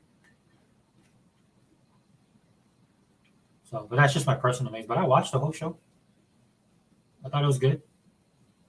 Right? Fast forward the whole sex thing. That's just like my kids couldn't watch it with me. They wanted. I was like, no, that's. And then they got distracted by other stuff, so that was good. That worked out for me in the long run. Yeah, so I miss Bonnie, man. I hope she comes back, dude. People don't realize like the legacy she has with Microsoft. That's why people need to watch that documentary, dude. She was ground floor, just like Phil and Shannon. Love Shannon too. Kiki, I think, still there. I think Kiki is still working with the is working more on the show side of things, right? Kiki Wolfkill, man, I love her just because of her name. And before I knew who she was, I was like, dude, who is that? Who has that name? And then my boy, right, Jason, what's his name, dude? In fact, he gave a shout out to Mike and the crew. I can't remember his name, dude, right now, dude. Staten, Joseph Staten. Yeah, that's why I follow him on Twitter too. So, Sledgehammer Games is getting a new office. Yeah, dude. Do you know what gets me, Vodka? Thank you for saying that. You know what gets me, Vodka, dude, is that we just had a developer direct. So you can see the mechanizations, right? This is the corporate thing that people are kind of complaining about. I can't push back on that, dude, because you have a developer direct where you see all this stuff, and then that cushions the okay, we're laying off 1,900 people, right? But Sledgehammer Games, not surprised. Also, not surprised. The rumblings is that Microsoft is going to get these people to start making content that they want to make, and Phil said that, dude. Dude, you guys, just listen to Phil. Listen to Phil. What's up, man? What's up, Zobi? Hey, greetings and solidarities, man. Can you hear me? Yeah, you're coming in loud and clear. You're perfect. Gotcha. Yeah, yo, man, I'm hyped, man. What's it called? I called it Polyworld. What is it called? Oh, Power World. You can call it Polyworld. Call it whatever you want. My bad. Power World is popping. Is that on Game Pass? Yeah, it's on Game Pass. Now, Game? now, just to let you know, Zobi, it's a beta. It's Vatorian? Okay. And then there's discrepancies between the PC version and the Game Pass version, Xbox version. What's going on? No, just little things. People are having problems with. It's like mods and stuff? No, well, did you see the mod? Did you see the Pokemon mod? And that dude got shut down. Yeah, I saw the Pokemon. Oh my gosh, dude. They were turning up. They were turning up already, man. Dude, I mean, I was like, damn, that's some pretty good work, man. You know, Nintendo, man. Nintendo don't play. The guy, he made it real cryptic. He was like, oh my God, Nintendo's after me, man. And Nintendo's just like, yo, just take it down, please. You know, you can't put Pokemon products on another person's product. You know what I mean? Well, Nintendo. This is what I like about Nintendo, because every once in a while they kind of like Godzilla, bro. They're like in their slumber, and then every once in a while they like poke their head out and they kind of lay some destruction down on some of the community. You know what I'm saying? The Pokemon versus Polyworld beef is cracking right now. If I was the old Zobi 70, I would have been on YouTube and I would have been trashing Polyworld. But I love it. I love the tension between the two corporations right now. It's people that Pokemon need to get together. The Pokemon fans are saying Polyworld is trash. Man, I think it's great. I think it's beautiful. Well, even wasn't it the Dragon Quest guys are getting involved now? It's crazy, dude. Dragon Quest is in it now? Well, because people are saying like copyright stuff, and then so the Dragon Quest guys are like, well, okay, here you go, Pokemon. They're like showing their stuff. I'm like, dude, this is crazy. They're just taking me back to the 90s. You know what I'm saying? I'm like, dang, yeah. People started bringing back Digimon and stuff like that. I was like, man, it's lit right now, bro. Dude, so I'm an Xbox shill, right? You are? So I'm in these chats, and I just throw my on Reddit. I throw my little thing like, all of these games are on Game Pass, just to let you know. And then I dug out, I throw my grenade, and then I bounce out. I know people get pissed. I'll do stuff like that. Yeah. Have you played games? No, I haven't played. I haven't even watched gameplay. I've been so busy. Oh, yeah, that's how big it is, dude. It's like that's like the talk of the. Yeah, it's popular. Microsoft took it back with the layoffs, but the talk of everything has been for dominating is Power World, and it's crazy. Yeah, like you said. It's popping. I played the game. I put like 5 hours into it. It's the only reason why. I mean, because of the characters, the way they look. But that's about all. Because my daughter loves Pokemon. And when she played Power, she was, oh, okay, I see. And then I'm playing it. I love it because I like simulator type stuff, right? I love survival stuff, right? You gotta like build stuff and stuff like that. And I love those kind of games. My daughter not so much because she's looking at it like because everybody's saying it's a Pokemon ripoff. So she went to play and she goes, oh no, it's not really like Pokemon. Dad, like, I know it's not like that, but there's stuff that people ask for. The haters of Nintendo and Pokemon, they're using Polyworld success. Nintendo needs to bring their games to Steam, and you know what I mean. I love it. I think it's great. This is beautiful. It's a beautiful thing. Oh yeah, dude. I think this is one of those situations where steel sharpens steel, because it's solidifying the Pokemon people, right? Because I see that in my daughter, man. Her and her friends are kind of like they're like they kind of forgot about Pokemon, but then they go back and start playing the games, and then they're like, oh, I can't wait for the next one to come out. Right, that's why I don't think Nintendo's like totally coming out against this kind of. I do believe the next Pokemon game is going to be lit because I just saw an article I think yesterday where they said Pokemon are hearing their fans and they're really taking things into consideration. So don't be surprised if the next Pokemon game is lit. I liked the last one, Scarlet and Violet. A lot of people said they had a lot of technical issues. I didn't have those issues, but that doesn't mean that I'm taking away from anybody else's pain. I don't want to be that type of person. Like, remember when Xbox was having that outage and a lot of people can get access to their games? Oh, Remember yeah. that? And a lot of Xbox guys came on and said, well, I'm not having that problem, so I don't care. I don't want to talk like that. I don't, if we want to come together as a community, if you have a problem, I have a problem, let's fix it. You know what I mean? Actually, So, Sophie, yeah. I'll be honest with you. I kind of like when that comes out because it kind of tells how many people actually play games. Right? For me, right? Because when drama like this drops and you look at people, and I'm like, okay, why are you playing your games? That's how I look at it, dude. Like I say, it's so like for my daughter, she plays it so much, and her friends play it so much. Like they'll meet up and play. That's how hardcore they are, right? And Hawaii is like huge on Pokemon. Like they have the mobile game. Yeah. I know when stuff are going on with the mobile game because if I go shopping, dude, people are there because they're all in the hotspots. So one of the biggest hotspots is the mall that's right down the road from me. So I go there shopping. Like I go pick up like they got a vitamin shop there. They got the health food store. I go pick up my stuff because I'm old now. I gotta eat fiber, and then I go there. There's like no parking. You see people like standing around with their phones out. I'm like, oh, that's a Pokemon thing. Yeah. That's pretty cool. Oh, there's a lot of Japanese down there too, right? Oh yeah, dude. The Asian, Asia's Asian.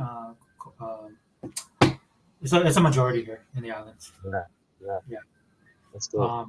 Yeah, it's and I say that as Asian as a whole, right? Like, especially since they put Filipinos into being Asian. Because when I was growing up, Filipinos were islanders. We consider them more islanders. And then they were now for some they stuck like in India. People from India are considered Asian now because it's the continent of Asia. And I was like, oh, okay, well that's weird. So that's why there's like a bigger pool of people in Hawaii. Plus, it influences the culture here, right? If you come here, dude, you like noodles, you like ramen, you like sushi, you like all that stuff, dude. Or Korean barbecue, dude. You won't be hurting. We got all that stuff here. That's good. I see that happening in the mainland, right? A lot of people are getting exposed to these foods because the cultures are diversifying across the U.S. So people are trying this stuff for the first time, where we have this in spades. Oh, I have a. Go ahead, Zobi. Speak your piece, man.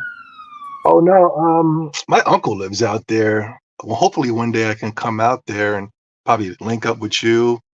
Probably go check out some Hawaii where the Hawaiian babes are at. Where are the Hawaiian babes located? Ah, dude, man, Respectfully.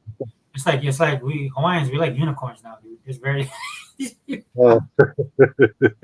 a lot of people that will look at like somebody I think they're Hawaiian and they're not, just because but they might be from Hawaii. Just like what's his name, the quarterback from the Dolphins. Yeah. Tagalore or whatever. Somebody's like, "Oh, you're Hawaiian," and he goes, "Oh no, I'm not Hawaiian. I'm from Hawaii," because he's Samoan, right? Yeah. So Samoan is another Polynesian. So there's an island of Samoa, right? But he grew up over there in Hawaii. So Samoan, go check out some Samoan babes because they're nice and thick, right? yeah, dude. But remember, dude, when you mess with the girl, you get accessories. Just gonna What's that? Yeah, they come with stuff like family. So. Oh yeah, I know. Because The Rock, he's Samoan, and I know he's talking about his family. This person's his family, and that person's his cousin. Rikishi and all these guys. Yeah, that whole because that's his grandfather's High Chief Peter Maivia, right? Oh wow, yeah. So he comes from wrestling royalty, and so it's funny because the story of how The Rock met the dad met the mom is a great story, dude. The dad took Rocky. I don't know if you remember Rocky. Rocky Johnson was the man. I grew up watching Tony Atlas and Rocky Johnson, and so Rocky Johnson was the man, right? But before that, Chief Peter Maivia took him under his wing because he saw a lot of potential in him, like the guy. But brought him home, right? And then that's when his daughter saw him and fell in love with him. But then the dad was like, "Hey, don't mess with my daughter." But I mean, when you look at dude, you can see where Rock got his looks from. Let's just be honest. Yeah. I mean, so his dad was a good-looking dude, built like a rock, dude. Yeah. Rocky Johnson probably had one of the best bodies next to Tony Atlas in professional wrestling. So the mom fell in love with him, dude, and that's how the Rock came to be, Dwayne Johnson. So that's why his name's Dwayne Johnson. He carries the dad's last name. Yeah, that's awesome. A throwback, man. That's old school wrestling, dude. That's how I grew up. I started with the Attitude Era, The Rock, Stone Cold, the Babes, the Sable, and all that. It was lit. Oh, Sable, man, dude. I loved her, dude. And a lot of people liked her. I mean, she's a beautiful woman, amazing body, all of that stuff like that. it just blew me away that she could wrestle like she did. When she power bombed, and it was her husband right at the time. I don't know if that was a, I think they were actually together at that time. But when she power bombed Mark Morrow, and that was like 100% her. I was like, dude, this chick is the bomb, dude. I was a fan. Her, Lita, all those type of wrestlers, Yeah. dude. Holly, And the Holly. China was great too. Oh, China, she was awesome. Yeah. And then I grew up into like Wendy Richter time and like Leilani, I forgot her last Leilani Kai, dude. She was a local wrestler that made it big. And I like watching her and this is when I was younger, dude. I came in when I still was in there, dude, when WCW was still NWA. Yeah. But I remember like some of the old school wrestlers because my dad then would watch it and I was little watching it with them. Back when Right. Wide World of Sports and all that stuff was popular, that's how I know who Howard Cosell is, or I know who Sugar Ray Leonard is. Most everything, him Yeah. and Duran would have like battles, right? My Larry Holmes, my dad then would watch all that old school sports, and then by the time I swung around, for me the wrestling was Hulk Hogan and um, that era of like Hillbilly Jim and Junkyard Dog and Oh, all one Cindy of my Lauper, Incredible, all that stuff. one of my favorites, Macho Man Randy Yeah, Savage. Macho Man was there. All those dudes, man. Yeah. Andre the Giant, of course. Andre actually wrestled here in Hawaii. Went with my uncle to watch him one time. Yeah. Yeah, so yeah. That's the era we come from, dude. Yeah. But here, let me read this comment real quick. Dr. Vaca was like, Mikey Barra had ponies wanting him fired for telling a pony what's up at a GameStop. Really? Yeah. Yeah, so that's the thing. That's the thing that got him. Like when he was at Microsoft, he was one of those guys. Him and the other dude that left were actually like commenting back. Not even like in a direct way, but a roundabout way. And we all know how Phil feels about that kind of stuff. Well, can I bring us a little controversy? You don't mind? Yeah, go ahead. Drop whatever you want.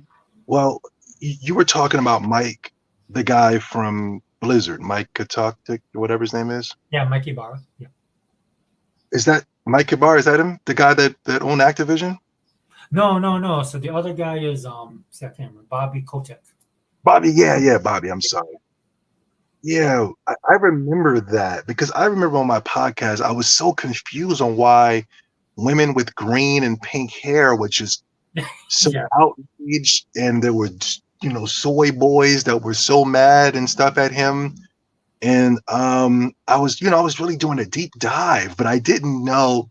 I believed that it was Microsoft that was doing this so that they can buy them, because all of a sudden, once Microsoft purchased Activision and Blizzard, all of a sudden all those things were not a problem anymore.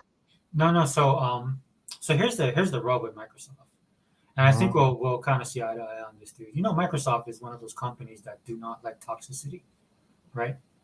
And they don't like when their people participate in it, right? If you notice, like, there's a certain time of the year, right, every month, where rainbows start coming out, and Microsoft is like, they don't even wait till like midnight on the day of that month, right?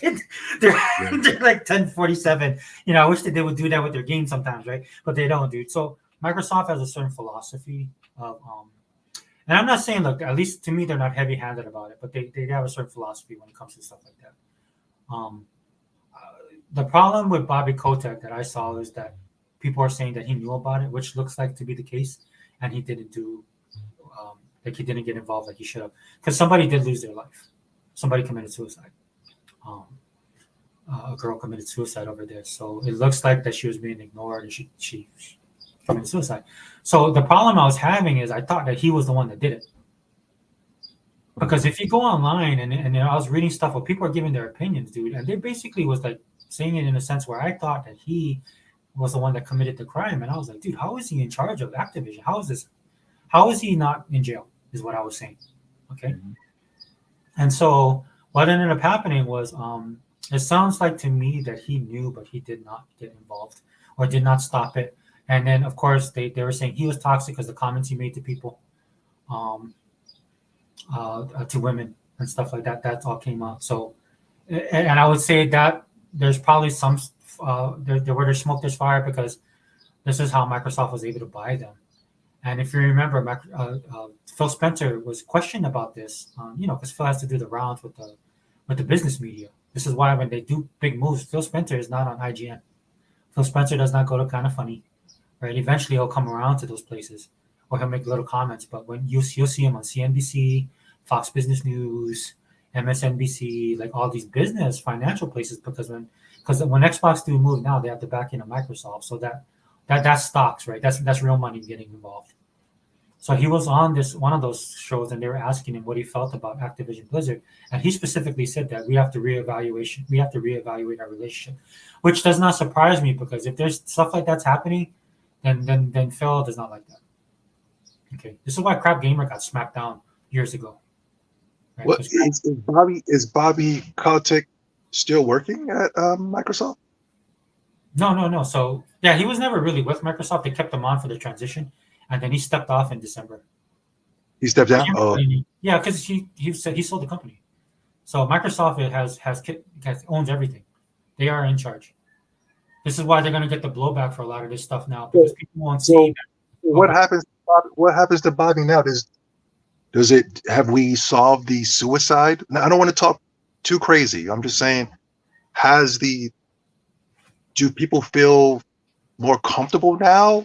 Have the suicide, is it not as bad anymore? I'm confused. Well, as far as I know, I guess there's a court case. I don't know if they settled. I really dropped it at that part, because once I realized where Microsoft was going with this, then I stopped. But as far as I know, like, I think there's still a case in California. And I don't know if people have brought like civil cases or any of that stuff. I kind of stopped following it after that. Because the thing that got me is like, how is this guy able to walk around freely if he committed these crimes? And what happens is, if you dig into it a lot, look, dude, Zobi, as much as I do, I watch your videos. I know that you understand that a lot of stuff today is like really emotionally charged. Right? So it behooves people to do research on a lot of the stuff that comes out, because then you find out a different story. And that's what I ended up finding out, dude, that he has his hand in it, but that's something that's going to have to be taken legal action is going to be taken, right? So this is probably why the deal is the way it is, because Microsoft was like one of the only companies that could afford to do it, and Microsoft is a company that will want to do it because they want to change that culture. When Phil Spencer said they have to reevaluate their relationship with Activision, they're going to change that culture there. Well, and here's my last thing. Yeah, go ahead. All those people who were outside protesting against Bobby Kotick, whatever, are now fired. Yeah. Yeah. Well, we don't know who, right? So the 1900, because Microsoft hasn't really said who was. There's just speculation. It was the whole staff that walked out. I remember this because I did a report. Mm-hmm. So a lot of those people have been terminated for standing up against a man who, in my opinion, I think he's innocent. Well, I think his hands are kind of dirty. Just to what extent is what they got to figure out. Now, again, like when people were talking about it in terms of he pretty much did it. So what people were doing was like, he's just as guilty. And I'm like, no, that's not how our legal system works, dude. He's got to I don't think that's fair. I don't believe in that either. So wait, so who got fired? Like, who fired them? Remember the girl? Who fired? Remember the girl? Well, you can't remember. I'm pretty sure you remember. What's her name? She works at Sony Santa Monica. She worked on the God of War game. She's from Australia. She's also. I know who you're talking about. Yeah, the blonde. Alana, is her name Alana? No. Alana. Yeah, I know who you're talking about. Alana Pierce. Alana Pierce. Yeah. I remember she did a video on Bobby Kotick, and she was talking about how that's common and everywhere that she worked, except for Sony Santa Monica. It didn't happen there. It never happened there. She said, first she came out and said, this is common. This is a common thing that happens within these companies. And then she said, oh, but not at Sony. Everything's great over there. So that made me, that's disqualified everything she said for me, because she's part of the problem. If she's going to say that the current place I'm working, no, she's going to say that it happens everywhere, all she worked, except for the current job.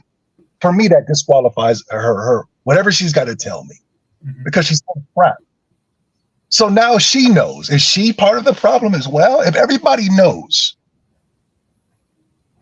No, well, so if you look at Sony Santa Monica and their leadership, so of course these industries have course corrected. I think they've overcorrected. right? Because when you see this stuff happening in the news, I always look for the buzzwords, Yeah. right? Like patriarchy, right? Old boys But network, old boys club. the thing is, they're all fired from Sony to Microsoft, except for Nintendo. They're out of here. All these people that want to complain and all of this, they're now walking on eggshells. You haven't heard nothing from them since before Biden got into office. Well, here's the thing, though, right? Because what happens is at the end of the day, it's about the money. So if the businesses are successful, Yeah, this has been one of the things about the industry that these reporters don't focus on, right? Some of these yeah. companies are using this to present themselves as an ally, right? Yeah. And then what happens at the end of the day, these people will get let go because then they can say, well, we have to cut back. But because they get the shield, now they have the shield, right? Like they said the right things, right? They did the kind of the right moves. They crucified the right people, right? So they're part of the community though. So but then they're still at the end of the day they're a business and it kind of like for some I'll say some of them. And look, dude, Nintendo's a misnomer. I'm gonna be honest with you, dude. They're Japanese, and the Japanese, dude, they are not phased. They are not Well, Nintendo did have a part where Nintendo had a part where they were losing money as well when Iwata was alive. And no, but I mean all the whole stuff that we're kind of talking about. Iwata said, I would rather take a pay cut than to lose such talented individuals. And those same individuals that he took the pay cut for, they didn't get fired, are now working at Nintendo today, and they're making buttloads of money, destroying everybody in the competition from Microsoft to Sony combined. For which one? For what? For their This is Nintendo. This is what Iwata's philosophy was. I'm not firing a soul. I'm taking a pay cut. I'd rather not take as much money home and to keep these people. But it seems like Sony and Microsoft do not share these same philosophies. And I thought this was about gaming. No. The reason why, here, I'll explain it because Microsoft and Sony are the big business types, right? This is why, for me, like Nintendo doesn't enter the picture, in my opinion, for a lot of this stuff because Nintendo, I'll just put it this way, dude. They're happy to occupy their space, right? So, like to me, it's just like if you're gonna rely on I don't see Nintendo doing anything to push the industry forward, and that's why the industry is evolving. And you have two players right now. You have Microsoft and Sony, and I don't even think Sony is Pushing the industry forward. because like all the stuff with digital, all this kind of stuff, right? That's antithetical to kind of what Nintendo does anyway. You think going digital is pushing the industry forward? When Microsoft just laid off over hundreds of employees? Yes, it's because it's going to happen, bro. It's going to happen. It's happening in every other industry. This is like the big business model, right? This is happening in movies. This is happening. We have services now as opposed to physical. I'm not saying I agree with it, right? Like me, man. I'm dude. But then when I talk about this stuff, I got to be careful, man, because I go down the dark route. Yeah. With my problems with digital in general, dude. Like I honestly believe these people want us all. Look, dude, I'm talking mark of the beast, dude. I don't want to go there on this podcast, right? so that's why that's where I check myself, right? Because that's a whole nother thing. But I just think it's the way the industry is moving, right? And then that's going to take this is what's happening with all these purchases that people are losing their mind over with Microsoft, because deep down inside, a lot of people know that only companies like Microsoft can do this, right? This is why people who finally realize who Embracer is or who Tencent is, right? Because it forced people to look at the industry, and this is how people discover these other companies. I knew about Tencent, and through Tencent, I knew about Embracer. I've known this for years. But when I look at those companies, I look at through more the political scope as opposed to the gaming scope, right? Because then that's why a lot of people now are like, oh, I thought Embracer was huge. Now look at them, they're falling apart. Yeah, they're falling apart because they're getting outside funding. They're getting funding from Saudi Arabia, and the dude pulled the money on it. They were supposed to get $2 billion from Saudi Arabia. The money got pulled from them, and that's why they're in dire straits, because they did like every other industry does, is they invested by buying these studios and then getting people on board, but then the money that they were counting on fell through. So that's what happened to them. And the same thing's happening with Tencent. Tencent's having, not saying that they're failing, but the problem is what's happening in China right now, since they're a communist party, right? It's a communist government. Is that China is actually getting a lot of their state-run stuff right? And a lot of investors, foreign investors, are pulling out of China. Hmm. China, their government, they would send in their government to just inspect people's companies out of the blue, right? They would come in and they want to. They did it to Apple. Go in there, look at their stuff. For me personally, as a person that looks at the defense side of things, right? What that does to me is that they're going in there to see what kind of stuff they have. They kind of let people come in. They take their stuff and then they make it their own. Then they throw you to the wolves. Is what they do. And so the sad thing about it is they did that to the foreign investors, and they have like private companies now that they're doing it to, and eventually those will turn into state companies, and so that the government can have control. So my point is that when I look at that kind of stuff, I look at it in that kind of sense, right? So I mean, if Nintendo wants to be like Iwata, I saw his comments, what he said. It doesn't surprise me at all. It's a very Japanese thing to say. I guess that's the best way I can put it. Yeah, I think it's very honorable.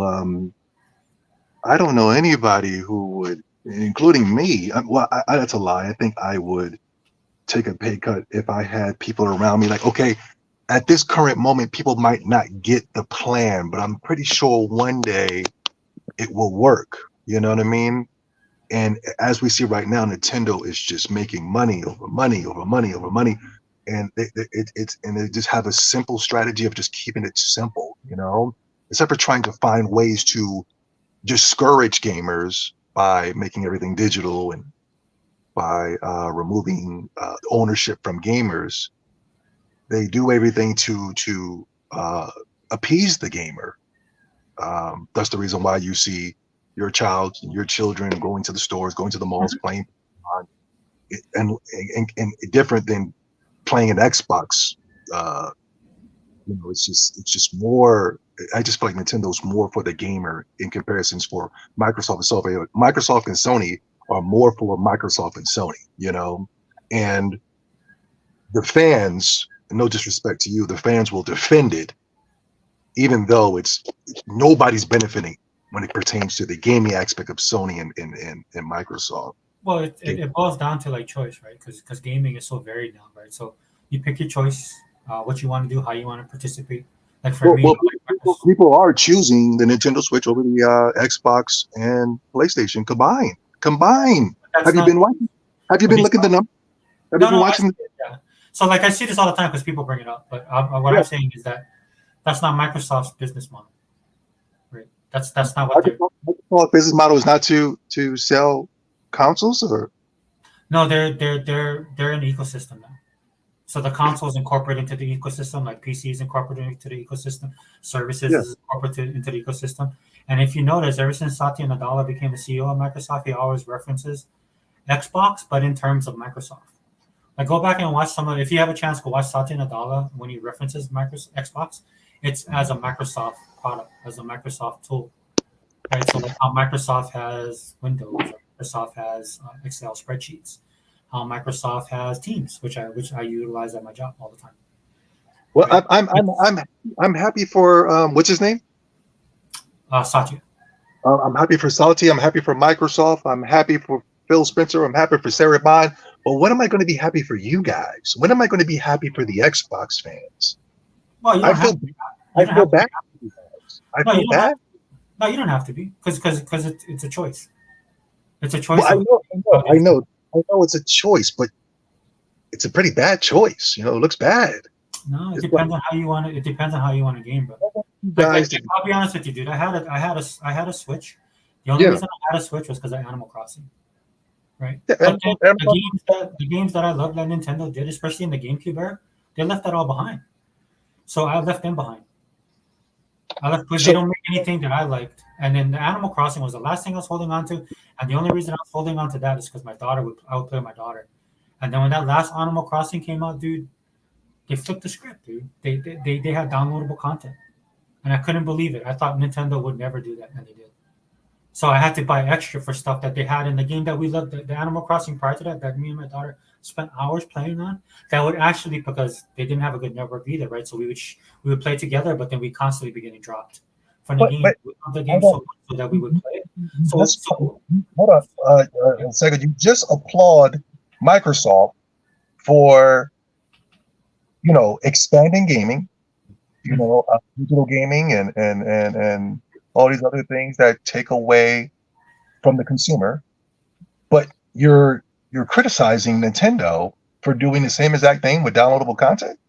No, I'm telling you, I'm telling you the choice that I made. Yeah. I'm the choice of why I do Xbox as opposed to Nintendo. Because then Okay. you're right, Nintendo offers you stuff in particular packages, but I grew beyond Nintendo. My daughter still occupies that space, but then she's going to move beyond Nintendo, right? Because now she plays more. How's the point? She's playing more games that are like for example, Bethesda games, and that comes with age as well, right? Because she's older, she's not a kid anymore. So the thing about like you're saying, I do agree this. Nintendo, because it's like Disney, right? Nintendo has a base. Right? Nintendo has a certain type of, they have a brand. So one of the reasons why they have a certain base is because parents will buy Nintendo because they know that Nintendo is safe, or they grew up playing Nintendo, right? And they pass that on to their kids, so they have that. What I'm saying is gaming is moving beyond this kind of things, right? And who knows how gaming is going to be 10 years from now. So as an Xbox guy, I'm explaining how Microsoft is approaching this. Uh-huh. Right. So that's fine. There's like people that don't want that and they don't participate in Microsoft ecosystem. That's 100% their choice. That's why I say it's more about a choice for me. The reason why I participate in Microsoft ecosystem is not for the brand, it's what they gave me as a gamer. Pretty much, right? So there's times now that I play Game Pass that reminds me of that time when I was in the 90s going to Babbage's and trying to find games that are outside the box. I can experience that now with Game Pass. That less the cost, and less the risk. I don't say less the cost because these were those dumpster dives we used to do back in the day. So I do that now with Game Pass, less the with easier access. Right. So some of these games like Power Word I played, which they said it was a beta. I was getting disconnected from the game. Now that could be due to where I'm located too, because I live in Hawaii, right? Because I have problems with the other games as well.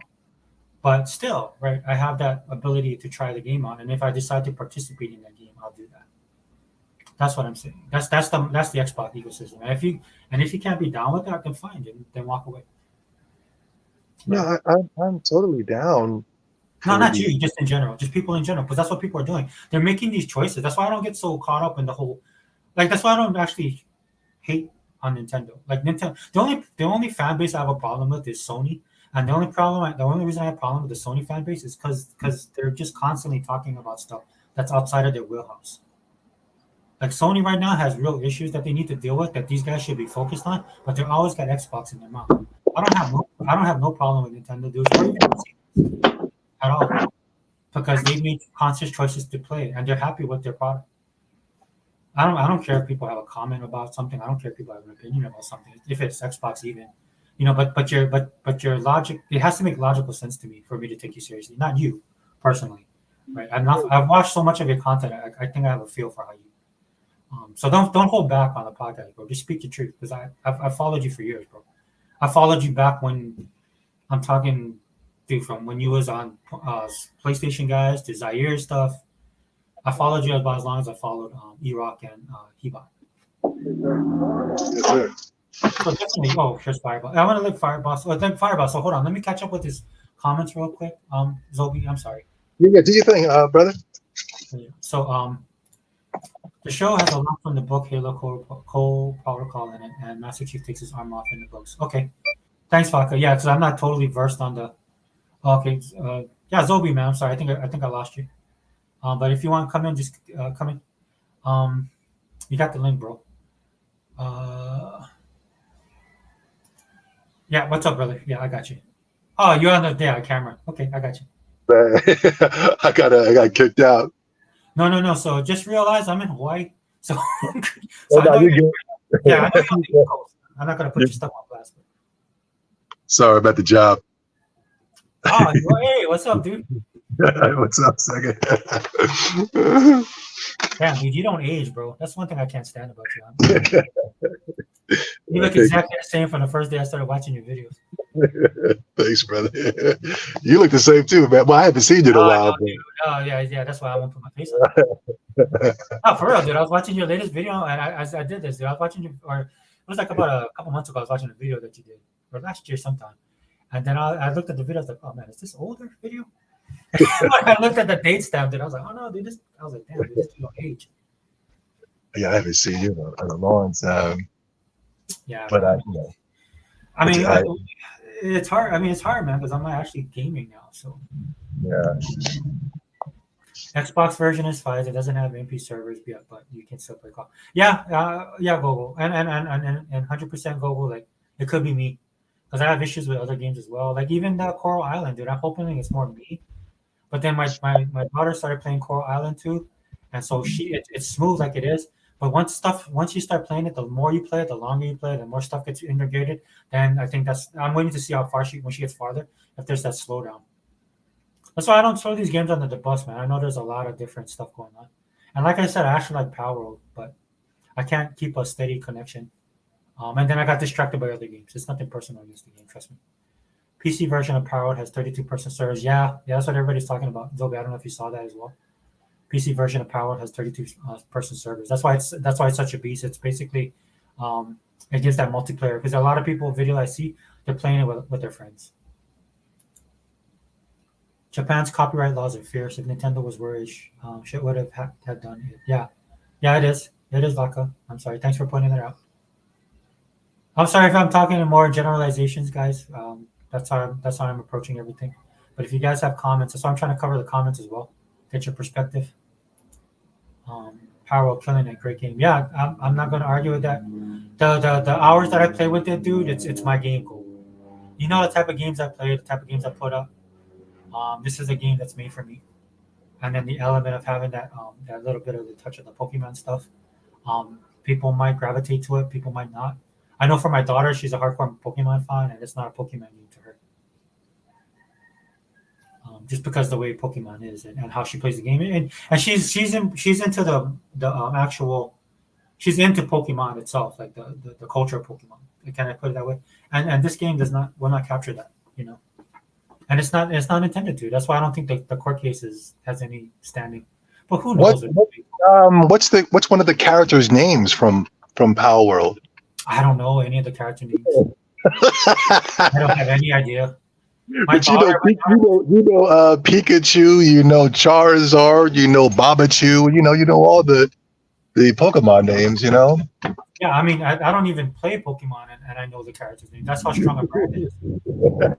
So my daughter was rattling off stuff to me. Like she said, like the main character, I saw, oh, that character looks cool. And she goes, oh, Dad, that's so-and-so. You would like that character. And I was like, oh, okay. Is it the same like that? She goes, well, I don't know because I haven't played Power World. So I'll get her opinion when she plays Power World. But she plays a lot of Overwatch. And she's actually on mobile, man. She's playing Honkai Rail and Genshin Impact. Because, you know, the gamers now are different from us, man. So she gravitates to where her friends are too. I mean, she likes those games. So if I could put copyright, yeah. Well, we'll see what happens, man. It'll be interesting. Maybe it'll, you know, I mean, I love the AKB deal thing. I found that stuff totally fascinating. At Google Poll, people try to make the PC version sound so much better. Yeah, and that's a PC thing. Sorry, Dea, if Dea jumps on. Yeah. No hate towards the PC community, like no hate towards the Nintendo guys, dude. I mean, my vitriol is totally for Sony guys. For the ponies, I'll put it that way. Rock and his dad were on that 70s show. Yeah, that was good, dude. Yeah, Zob, I don't know if you saw that, but The Rock actually went on the show. He passed away, unfortunately. Who, The Rock's father? Yeah, they were on the 70s. Yeah, I remember that. Did you heard about what's going on with Vince McMahon? Yeah, dude. I'm just gonna wait. That was crazy. He said he had a sex toy for every one of his wrestler names. I was like, whoa, this dude is some weird stuff, man. Yeah. Did you hear about that? I had heard it, and I follow like some hardcore wrestling guys.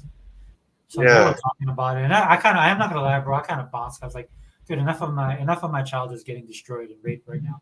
I don't want to, you know, I just want to step away for a little bit, you know. I don't put it past Vince because he's been hardcore and raw for a long, you know. He's been he made it to where China just never existed before. You know what I mean? Like he just completely erased her.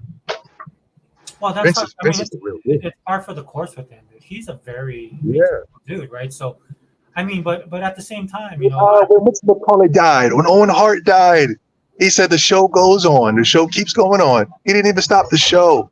when Owen Hart fell to his death. Remember that? Oh, and then the fallout with Brett as well, right? Yeah. Yeah. So I mean, it's dude. That dude has been like that for as long as I know. Now all of That's this what stuff I'm saying. coming up, Like, I yeah, don't know anything he about that. told me. Yeah. Just dude, I mean, and then look, dude. There's some of the people now that are saying stuff. I was like, dude, at least you can't take away the fact that this dude's an icon. We'll handle Yeah. the allegations as they come. But this dude Yeah. basically, I mean, there's stuff I had problems with Vince doing, like the whole thing with the WCW, NWA, all of that. Yeah. Stuff. And dude, I've been watching wrestling my entire, just as long as I've been gaming, just as long as I've been reading comics, as long as I've been watching, or following Disney as a Disney fan, right? Yeah. Yeah. So yeah. So hey, what's up? What's up? Oh, wait! I gotta read Google Poll. Stop the pony botting. It was people working on a game that got canceled. No, not truth, brother, truth. Bobby was a bully, and he took his bonus and dipped out. Yeah. Well, again, it's like the whole thing. It's funny that I'm reading this comment now, Vaca, and then we're talking about Vince McMahon, right? These guys were alphas, definitely of their stuff. And then when I use the word term alpha, people get confused with like the machismo aspect of it. But alpha is just like that type A personality, at least by Western standards, right? This is what puts them in the positions they are now. This is why the like you look at an Elon Musk, man. How people used to love that dude. Then he starts thinking for himself, and now everybody hates him. Like you can have differences with the guy, right? But that's it takes a certain type of person to be that person that they are, or be that successful. There's very few people that are not controversial that are successful, or have opinions that you won't agree with. I think it's more of to me, it's more of a projection on society as a whole, as opposed to the actual person. Like this whole thing with the layoff, I don't look at it as the end of the Microsoft and the industry, as I look as a reflection of how people don't understand the way business and economics work. Because if Microsoft bothered you, then you would be posting stuff out about every single thing that's happening in the world right now, because the world is falling apart economically. But I think the playoffs don't bother me. It's just I don't know if people are paying attention to the people at Activision and Blizzard that were protesting Bobby Kotick, whatever his name is, and now they're gone. Now what it is that it's all about the new thing. And what's going on, everybody? Hey, what's up, Yeah. Brad? Yeah, sorry about that. I stepped away for a bit, but no, it's like they know what the score is. It's just that it's all about what can I use? What can I slide into my ammo clip? Oh, I can't use this in my ammo clip, so I'm gonna snip that out and just use this instead. And that's what actually disgusts me. That's why I'm done. Because it's like okay, so basically what you're gonna do is what we used to say in the military, you're going to bake a bad ham. You're just going to cut out this part and that part and just and just serve us the damn bone. Okay. and it's like you look at all these jokers who are getting exposed left and right, but yet their follow counts don't drop for nothing. And I can remember when people used to originally get exposed on social media originally, them jokers lose followers, man. They lost people. They fell from glory. Now people are so hard up for just tell me any sweet lie you can to make me believe that there's going to be a tomorrow. They just clutch onto that damn thought that tree is about to get chopped down for nothing, and it's irritating to me, man. It's irritating. Well, you can say it's on both sides though, right? Not just Sony. No. Not really. For me, not really, and that's not me botting. No. No. It's like, so I'll say it this way, Zobi. I'm talking about in general. For me, right? Because if 1,900 people concern you, right? Then I should, when I look at your feed, and all I see is I hate Xbox, but you don't talk about anything, not both local economically or geopolitically economically. Yeah. Things, and then that's what I'm talking about. Like for me personally. but the thing about it is though, Sega Forever is this. Everybody's already spoken on it ad nauseum, so I hate to sound like a broken record, but I want you to understand and comprehend this. All right, Microsoft may be $3 trillion, They might not be 3 trillion tomorrow. Remember, this is not the first time they touched 3 trillion. People seem to forgot that. And how quickly did Apple turn around and leg sweep them? They passed Apple, and then what was it? The next 2 days, Apple was back on top. It's a constant close race. And the thing about it is that whatever money they have and stuff like that, it's not infinite. That's the key thing people don't seem to comprehend with big business is it's not infinite. And everybody thinks that, oh well, all Saudi got to do is take a cut in his pay or something like that. And it's like all right, it's like that's an option, but that's not always the case of of saving anything. All right. Yeah, when you have jobs that overlap. That worked for Nintendo. Well, it's not even. You broke up. Now I didn't hear it. It's not even in the same. He was saying that the pay cut doesn't benefit, but it benefited Nintendo. Nintendo's destroying both of the competition by tenfold. And I'm talking about Microsoft and Sony, and they didn't. Iwata did not believe in getting rid of any of his employees. It was all like you said, Zobi, that works for Nintendo. So Satya is not even the same wheel. Satya, one second. Satya runs Microsoft proper. Okay. So the people that's saying that's what I'm talking about. These guys don't understand how this is all working, right? And Microsoft now, when it comes to Xbox, it is the ecosystem. Does Satya really run Microsoft? He's the CEO. He's the head dude. Are you sure he really runs it though? Oh, I see where you're going. Well, I mean, there's rumors about that, but yes, for all intent and purposes, on the business side, he is because of what Microsoft does. Is just the chump in the front who's giving off this Gandhi-like image. No, because of what Microsoft does. When he took over, he did stuff that was against the grain. That's why. Well, he's giving off the Gandhi complex. Let's keep it real, and it's making it seem like he's a peaceful man, and he's a kind, compassionate man. And why we got to compare the man to Gandhi? Good Lord. He's giving up that type of image, like a Gandhi-like image. You know what I mean? Because it kind of rebrands Microsoft as a more caring and compassionate company. When Bill Gates is really the guy behind the scenes working everything. You know what I mean? I actually wish Bill was back at Microsoft. No, Bill has been cut loose from that place, man. Are you sure? Yes, I'm sure he is, dude. All right. He's been all right. The thing is, he's been cut loose. I believe he's still an investor, but he's still not a major investor anymore. They had to cut him loose because, dude, it's like all them allegations of sex allegations and all the stuff like that. He was making them look bad. You really believe that a powerful man like Bill Gates, who can get the world to believe in a serum that is going to save them lives against a supposed flu, you really think that he stepped down because of allegations with a woman? Yes. Woman, dude, I'm talking about we're talking about the thing is, I'm thinking. See, I'm like, so when in the world do we get into tinfoil hat territory? What's going on? We're gamers though. All gamers wear the tinfoil hat. We can't play Skyrim unless we have a sense of imagination. We can't play a Starfield unless. So I'm supposed to imagine that Bill Gates is the actual owner of the T virus. Man, get the hell out of here with that. Oh man.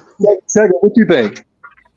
Yeah, I don't think because it's antithetical to what Microsoft is doing. The Satya Nadella is nowhere near the Palmer. You guys actually believe all that? You guys believe all that stuff? You really believe what you're told? No. Let me answer the question. I gotta finish, guys. Okay. So you're asking me if I believe no, because it's antithetical to the way Microsoft runs business now, as opposed to they did when he was there. And you really think that? You really believe that? It's not, I think it. All right. Here's the thing. Wow. There has to be a public record of everybody who is involved with a public traded company. If they were to say that he's not involved with Microsoft, and he still is on a large scale where he's pulling stuff behind the scenes, they just broke several laws, and now they're in more deeper doo-doo than they really need to be. They didn't break laws by getting people to, by paying corporations to run ads for Pfizer and locking people down and wearing the mask. That was him. That was all him. He's a powerful man. And you mean to tell me he stepped down because an involvement with another woman? This is a guy that is known for going to Epstein Island. No, he's on the flight logs. That's why he got divorced, right? No, I'm just saying. No. But I'm just saying, how come he didn't step down when they then knew he was going to islands to sleep with? You might want to put it in park there. You might want to put it in park because you about to roll off the cliff. This is not my. I'm putting it in the park because it's not my channel. But it doesn't make any sense to me. You're asking me the original question you're asking me, and it's not because Microsoft is not the same company anymore. Are you sure? This is a business. The Balmergate era is done. It's done. It's over. Hold on, Zobi, just do me a favor, right? Go and watch. Like I was telling you earlier, go watch. Satya has a different philosophy. He's he's not. He's the chump in the front. He's the chump in the front. You can. I think me and you can find agreement with stuff with Satya as well as Microsoft what they're doing now, as far as agenda-driven stuff. But it's not. This is why I joke all the time on Twitter personally that I wish he was with Microsoft because this dude has too much free time and money on his hands. I'm talking about Bill Gates. I'm trying to tell you, he's the chump in the front to give off the philosophy to believe that things have changed at Microsoft. But I'm telling you, he doesn't. And I done told you they will be in deep shit with the government if they lied, and he is still running stuff behind the scenes. The government is funded by Bill Gates. The government is not, man. What the? Hey, Sega forever. I'll catch you later, man. Even if y'all joking, man. What the hell kind of podcast we having tonight, man? Good Lord. That's all good, bro. So Zobi, this is what I'm saying. This is what I'm saying about the government. Sega, you know this. Sega, you know that the politicians are ran by the corporations. You do know that, right? Yes. That's what's wrong with our politics. So how can he not know that? No, because I agree with them, dude. Bill Gates does not. It's not a look. If you're asking me, Bill Gates talks to these guys or has meetings with them. Yeah, sure. But I'm telling you specifically, dude, because I do follow Microsoft very closely. I'm just telling you, Satya, the business model of Microsoft is so antithetical to what they did back when I was growing up with Microsoft. When I heard the same thing that Microsoft was doing the Xbox, I didn't take them seriously. They're not that same company, dude. They're not the bomber. They're not the. And this is why I'm telling you, Zobi, for real, dude. This is the same company that made a big deal about Bobby Kotick, but they use Chinese slave labor. So you mean to tell me they changed? How? When they use Chinese slave labor? Well, everybody uses Chinese slave labor. Well, okay, but then they didn't change then, Sega. Yeah, no, they're out of China. They didn't change. They didn't change. They're using Chinese slave labor. That means they don't give a damn about nobody. Yeah, but here's the problem, Zobi. Everybody was doing it. No. But they didn't change, Sega. Yeah, they wouldn't have changed. That was the business model. No, but they're still using Chinese slave labor. Somewhat, but most of their stuff's moving to Southeast Asia. They're moving to Southeast Asia. I researched too, Sega. They use Chinese slave labor. That means they did not change. Nothing's changed about them. So what do you mean by Chinese slave labor? Like Uyghurs? Are we talking about that kind of stuff? I did a podcast where I broke it down. I broke down how Microsoft, Sony, and Nintendo are all using Chinese slave labor. And yet they're making a big deal about women's rights here in America. And I go, how can you do that when you're paying people a penny and a nickel at the hour? Yeah. People literally want to commit suicide, but they have nets catching them. Yeah, they didn't change anything over there at Microsoft. They're still the same company. But you got to remember, right? They have a different economy than we do. They have a different social class thing. No, seriously, Zobi, right? They didn't change then. Sega, they didn't change then. They didn't change. That is not somebody who changes. Somebody that would change would use American labor. No, but But nobody. no. Okay, so I'll agree with you. Right, I said that. Oh, okay. Well, Zobi's working, guys, so he'll be back in. So my point is this, right? Is everybody's doing it. I'm not saying that it's right, but that's what the industry was doing. Every company was in China. But what I'm telling you right now, right, because that's what's happening in China right now, and you can go right currently go watch China Observer, CNA. A lot of these companies now they might have different types of bent because of their politics, or maybe their social spawn. There's government media sponsored. There's all of that, so you're gonna have to be able to discern again, like I was talking about, what the stuff is. But that's every industry did that, not just Microsoft. And I'll go as far as to say this, Zobi. Hopefully you come back in, so you can defend your opinions. Right? It's because of the way Microsoft's philosophy is now that they're against it. Just saying. Right? Did they partake in it? Yeah, but everybody else was doing. So here's my problem. My bottom line for you guys out there with the 1900 layoffs, because that's what basically we're talking about, right? And look, I don't mind us getting geopolitical stuff like that. If you guys don't like that stuff, dude, then you guys can check out.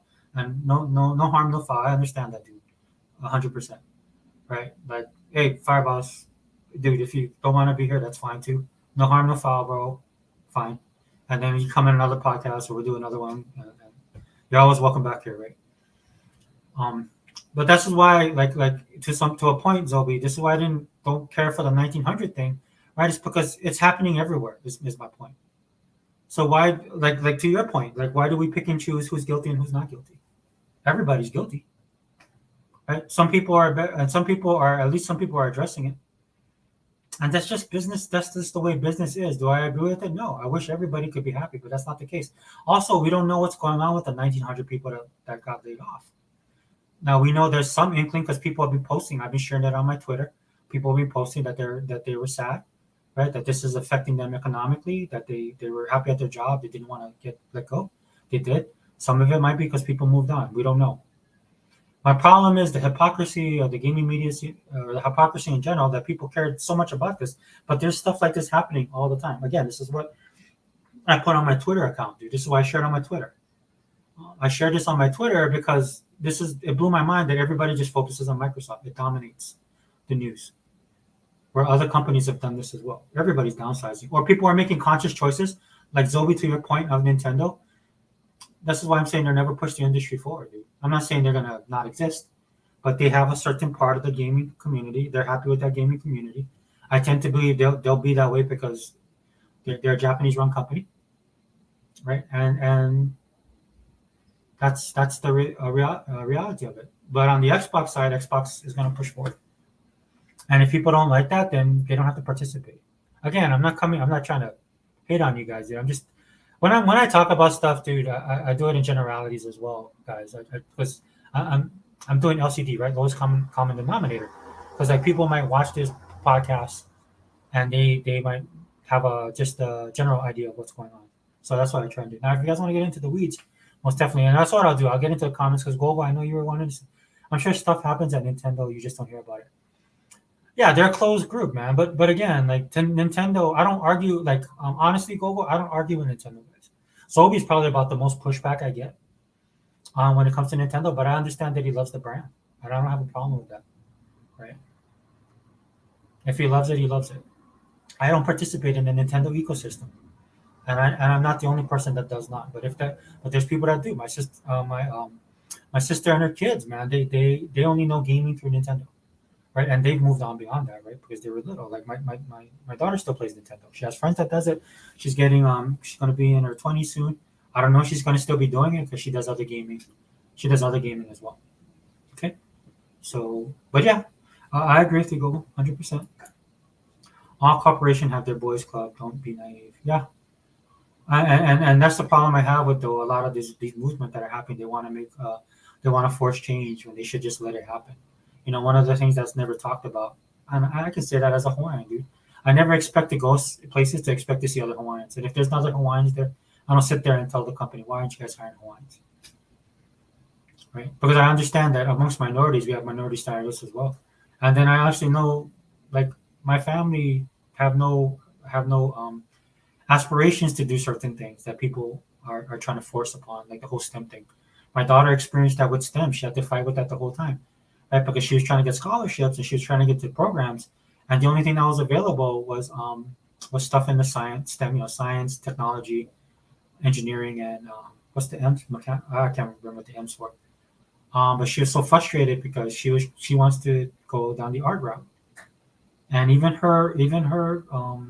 people, her counselors and stuff like that, were trying to push her into that because she's like, look, there's more money here, and it's just like, yeah, but I don't want to do that. Yeah. As her parent, I wanted my daughter to become a lawyer and eventually a judge because I think she has the moral fiber to be that type of person. Plus she knows how to grind. She likes to read. She does a lot of research on stuff that she is into. So I see it in her, right? But her biggest thing right now is doing art. So that's what I mean. It's like that one size fit all. Let people make their choices is what I feel. Xbox Online got it dip easy. Yeah, no worries, Vaca, man. Thanks for being here, dude. Sorry it took me a long time to get on this stuff. We kind of went off on a tangent. But if you want to ever jump in, man, let me know, dude. I'll shoot you a thing. Nintendo is not the top of the world as much as people think. They were in trouble during Wii U. It can happen again with Switch 2. Yeah, I think they are. They're one faction away from being gone. Right. And I'm not, look, dude, and that's Nintendo's choice, dude. And if you're a Nintendo fan, more power to you. This is why I think Nintendo's staying their own lane. Right. But for Xbox is not, if you can't, Xbox is not going to be that way. Or Microsoft is not going to be that way. Let me put it properly. Right now that Xbox is recognized. Right. Microsoft is not going to be that way, dude. They do that all the time, dude. That's the company that Microsoft is like right now. That's why, to the point of Satya, this is why, dude. And again, dude, Bill Gates, like, me and Zolby will agree on this. Yeah, Bill Gates needs to be stopped because this dude is out there this dude is doing stuff that I'm like, dude, people are not computers, and you can't fix a broken system by hitting reset when it comes to the real world. That's this dude's problem. So I wish he would come back to Microsoft, to be honest with you, right? Because he got too much time on his hand, he got too much money. That's the problem with a lot of rich people. I don't hate on 1%. I'm not that type of person. I'll hate on you if you're a rich person doing trash stuff, dude. It's none of your business what people want to put in their bodies. It's none of your business how people want to spend their money. It's none of your business how people want to live their life. That's the only problem I have with all of this stuff. I don't care that he's rich, dude. This dude, if I had this guy's money, dude, you'd never hear from me. Maybe I might do some podcasts. That's it. But I'd be living life to the fullest.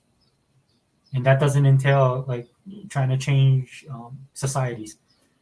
I look at Gates now, like he acts like the real world is like SimCity.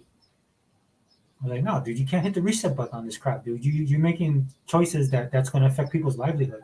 That's what you saw happen the last 3 or 4 years. And I know Zolby's passionate about that, dude. I'm passionate about that as well. Maybe next time me and Zolby will sit down and just have a tinfoil hat wearing conversation, because I think we'd have some good conversation. 90% of people buy digital games now. No, 100% Google, 100%. 90% of people do buy. I saw the stats right across the board. Still support physical. Still support it because I like choice. Still, I think that the whole flub about people getting let go and stuff like that, I can't see, again, my personal point of view, I can't see Microsoft getting rid of physical just for the simple fact that they have consoles with disk drives and that people still have games on disk drive. Like, if you want to reach everybody everywhere, that's not a thing. Now, as the future goes on, possibly. Right? Nintendo better hope the youth love Nintendo. They don't. I think it's Nintendo is in that same situation that Disney's in, right? They have a built-in audience. Like hopefully it doesn't turn in for them like it does into a 360 thing, because they do have fans. They do have hardcore fans. I will say that. I wish Xbox had this type of fans. But we saw what happened with the 360. How these guys just left them behind. Nintendo guys are stuck around.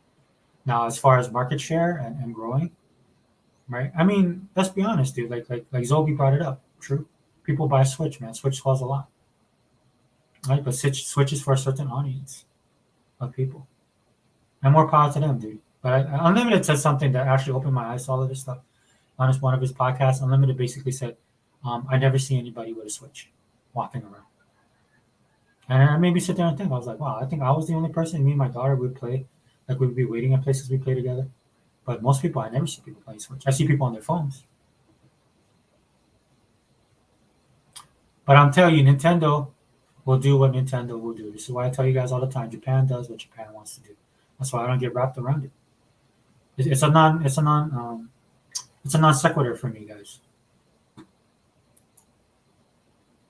Yep, they do love Minecraft. They love a lot of stuff, dude. And there's some hardcore Xbox Japanese fans, right? But I can tell you this: for as far as Japan is concerned, you got to meet them. You got to make them like you, dude. And I'm the type of person. I was like, well, you don't like me, I'll bounce. Credit to Phil, dude, and I love what Phil them doing because I'm getting games that I love. So I'm getting that variety. But we're probably gonna have one of the best years when it comes to JRPGs. If you love JRPGs that much, when it comes to the Xbox side. But if you expect Microsoft to turn into Nintendo or Sony, then like you hear some of these guys talk about all the time, which I think they only talk about that kind of stuff because of the console war. They don't really care specifically. Like I saw that Unicorn game, Unicorn Dead, whatever. That looked interesting to me. So I heard that we're getting it. So that makes me happy. Octopath Traveler 2, that makes me happy. All the Nino Kuni games came over. Or the two Nino Kuni games that we got. I think they're amazing. I love that we had that option. But that's how I look at everything. Sure, dude. Sure, do a YouTube video with Nintendo gameplay and music. Let's see what they do to your video. Oh yeah, I mean, Zobi would do that before, bro. If you're talking about Zobi. For me, I don't mess with Nintendo. Like I said, I gave it up when after that last Animal Crossing, dude. Which is ironic because that's what I was trying to explain to Zobi. That's what I expect from Nintendo. And then when I got DLC on that thing, I was like, wow, dude, that threw me for a loop, dude, because I didn't think Nintendo would ever do that. But then again, that's why I say never, right? And my daughter didn't like it either. Now I would have suffered through it if because me and my daughter play together, and my son used to, but my son moved on with his friends to PC games. They play PC stuff all the time. They hang out all the time. My son is a social game, right? He does it when his friends does it. And they play the music, which though one of his main game is Fortnite. I know he logs in hours for that, and then he likes Spider-Man.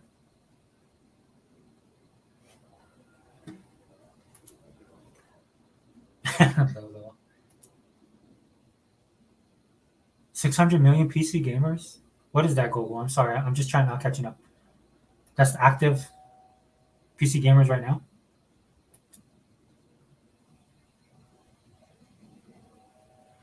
Yeah, Google. And that's how this podcast is going to be. If you guys want to come on here, dude, I don't care what you're a fan of. The reason why is like because I have my own beliefs as well. And it helps that I've known Zobi for a long time.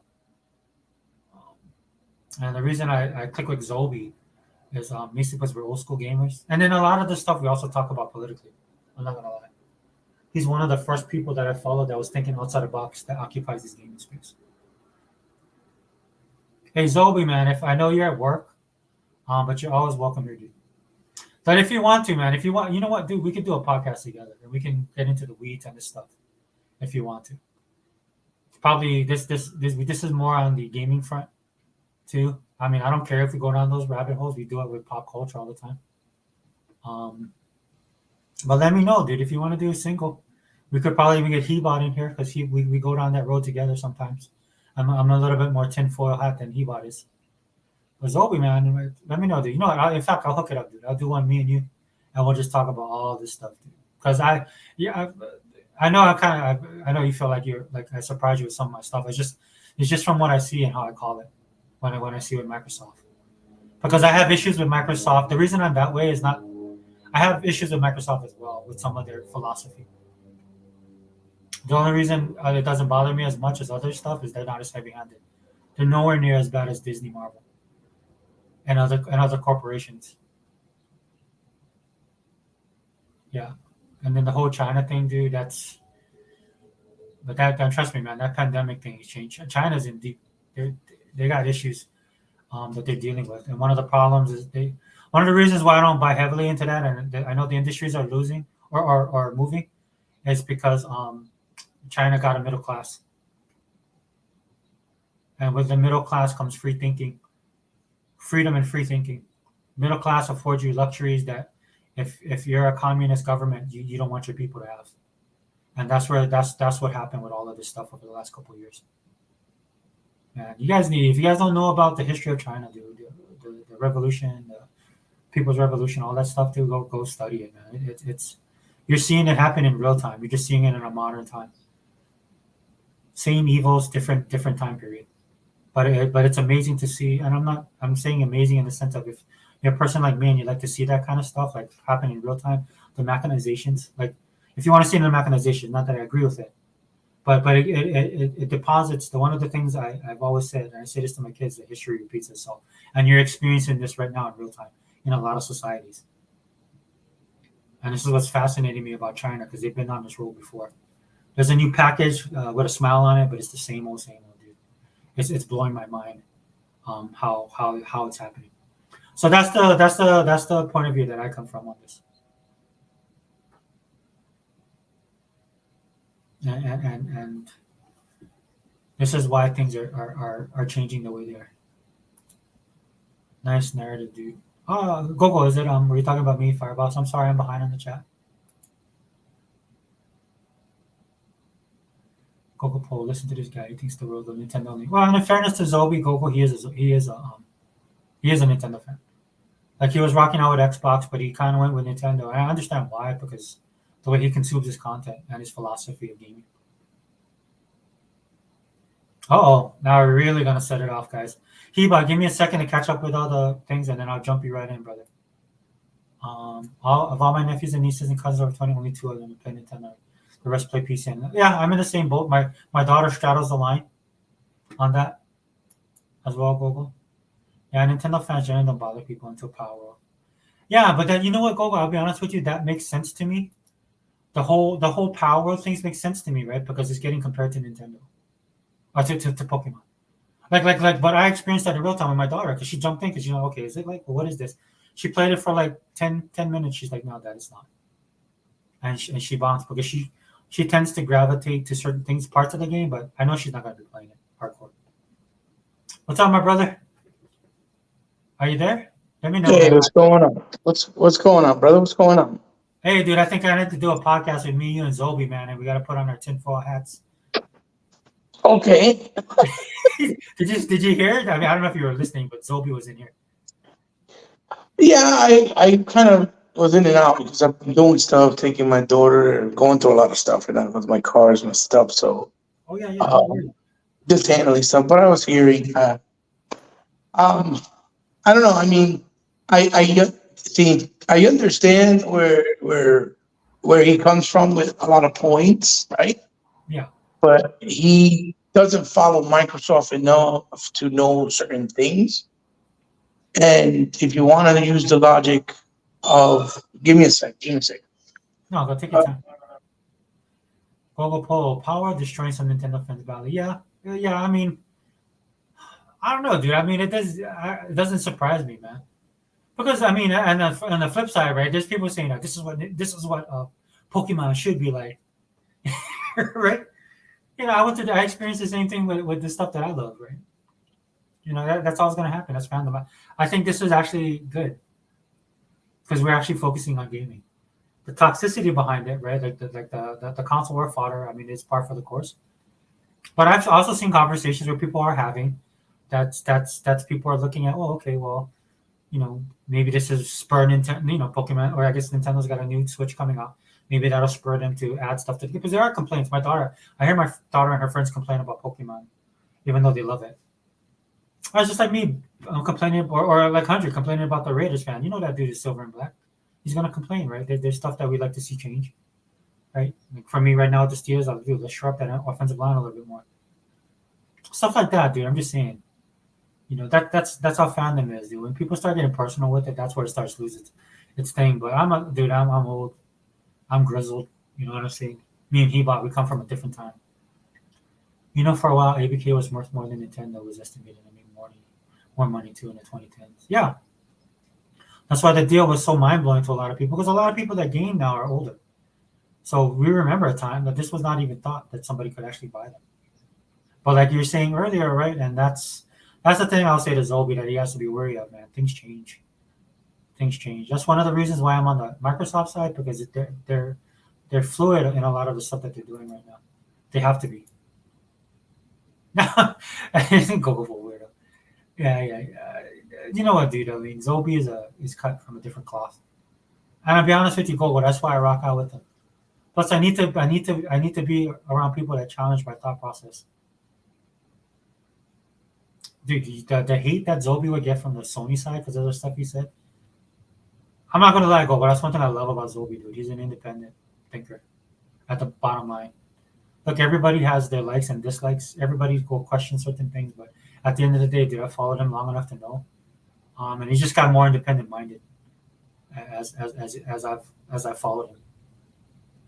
Like I'm not disagreeing in a sense. Like he can say whatever he wants to say, right? Because I have a choice to agree or disagree as well, which boils down to everything for me, man. It is about the choices and the choices. Like the whole thing with Xbox, man. If you don't want to be with Xbox, then that's fine. Find something else to do, something else to play. But I tell you what, dude, there are a bunch of false narratives that Xbox experiences that no other company does. Again, I don't lose my mind over a lot of this stuff on the Xbox side, just for the simple fact that Microsoft is involved. And the potential of them changing gaming and taking the lead is very much real. That's why a lot of people that can't stand this, and I'm not putting Zolby in this category, or Fireboss, for example. I'm not putting any of these guys in the category. What I'm saying is, since Fireboss was on at this time, I'm talking again in generalizations. Satya made MS a multi-trillion-dollar company. Yeah, he did. That's because he changed the fabric of what Microsoft did business. Right? You know, the big thing was, and there was a method to his madness. That's why I encourage Zolby to look at what Satya has done. Like look at his real record, because the whole thing with Microsoft and Windows, right? Like before, I remember you used to buy the software, right? Now it's a subscription, basically. Right. This is why when you look at the model. And I think this is why people are gravitating that Microsoft will go multi-console. I don't look at it in the same way, because Microsoft was actually looking at, like, instead of paying for the disk and the software, like how they would do it with the you get bundled in or whatever. The old way they used to sell Windows, right? Well, what do you pay now? You pay every year. Like I get the notification right now to upgrade my stuff, and they got it on a subscription package, and it's cheaper than how the hey, what's up, brother? It's cheaper than how Windows. It's cheaper on how Windows used to cost before. Hello. But it's cheaper than what Microsoft used to charge Windows before. But it's smarter too, right? Because you're paying every year and you're paying a service. This is why I quit to Game Pass, right? Game Pass you're paying monthly. So when you have a game come out like Halo, right, that has engagement, that doesn't really have we don't really pay for stuff, not like we used to. I mean, I think they have some stuff now, right? But if you look at the thing with Halo, you put it in Game Pass, but they're getting money from you every month off of Game Pass. So for a lot of games, that's why the drop off, right? It's just like movies. Did they have the drop off? This way, it's a constant stream of income for them every month, because you're paying a monthly subscription service. Can you hear me, bro? Yeah, you're loud and clear. I just was wrapping up my answering. No. I I didn't want to cut you off, but I also wanted to make sure you could hear me. Oh yeah, you're coming in. Yeah, I mean, there's a lot. See, like, how can I explain this? See, the good, our brother Zoe, we've been following for a long time. Yeah. And I love that he's honest, at least with his thoughts, his opinions about things, which is what makes him real, right? Mm-hmm. And for the most part, you can have a good conversation with him, even if we do disagree, and he's not going to be, disrespectful, as far as I've always seen, right? Yeah. But the thing is that if you're going to say, right, for example, if you're going to say that Microsoft is the big bad wolf, right? Mm-hmm. For example, and then bring up that has nothing to do with politics, but bring up the fact, oh, Bill Gates did this when Bill Gates is no longer part of Microsoft. All Bill Gates connects with Microsoft is he gets royalties. Yeah. He passed that whole entire company to someone else. You understand? He doesn't. He has nothing to do with the decision making. What they do, he doesn't have nothing to do with that no more. I don't know why people still associate him with that and think that he's the one still running things, because he's not. And why that message is still being conveyed in the streets within the industry, when that's not, it's furthest from the truth. He has nothing to do with Microsoft other than he founded the company and he gets royalties from them, right? Obviously, he's going to always get royalties from them because he founded the company, right? It's almost like a form of respect to him, right? Because it's business at the end of the day, right? So if you want to bring the idea that they're the big bad wolf and then talk about other things in politics, like they're using slave labor, when that's the whole reason why someone like Donald Trump, for example, just to give you context, was trying to change all that, because this country was built the wrong way with slave labor, because they just wanted to fill up your pockets, pay people in other countries lower wages to do the same amount of work that if they did it internally, they would have to pay them more money. But Donald Trump was trying to change all that because he knew, one, it was wrong, and two, so we can rely on ourselves and not to be put against the wall with ultimatums when people want to make higher demands or they want to cross the line. And we're talking about business people, like when we get oil from other countries like Saudi Arabia and Iraq and whatever the hell place may be. You get what I'm trying to say.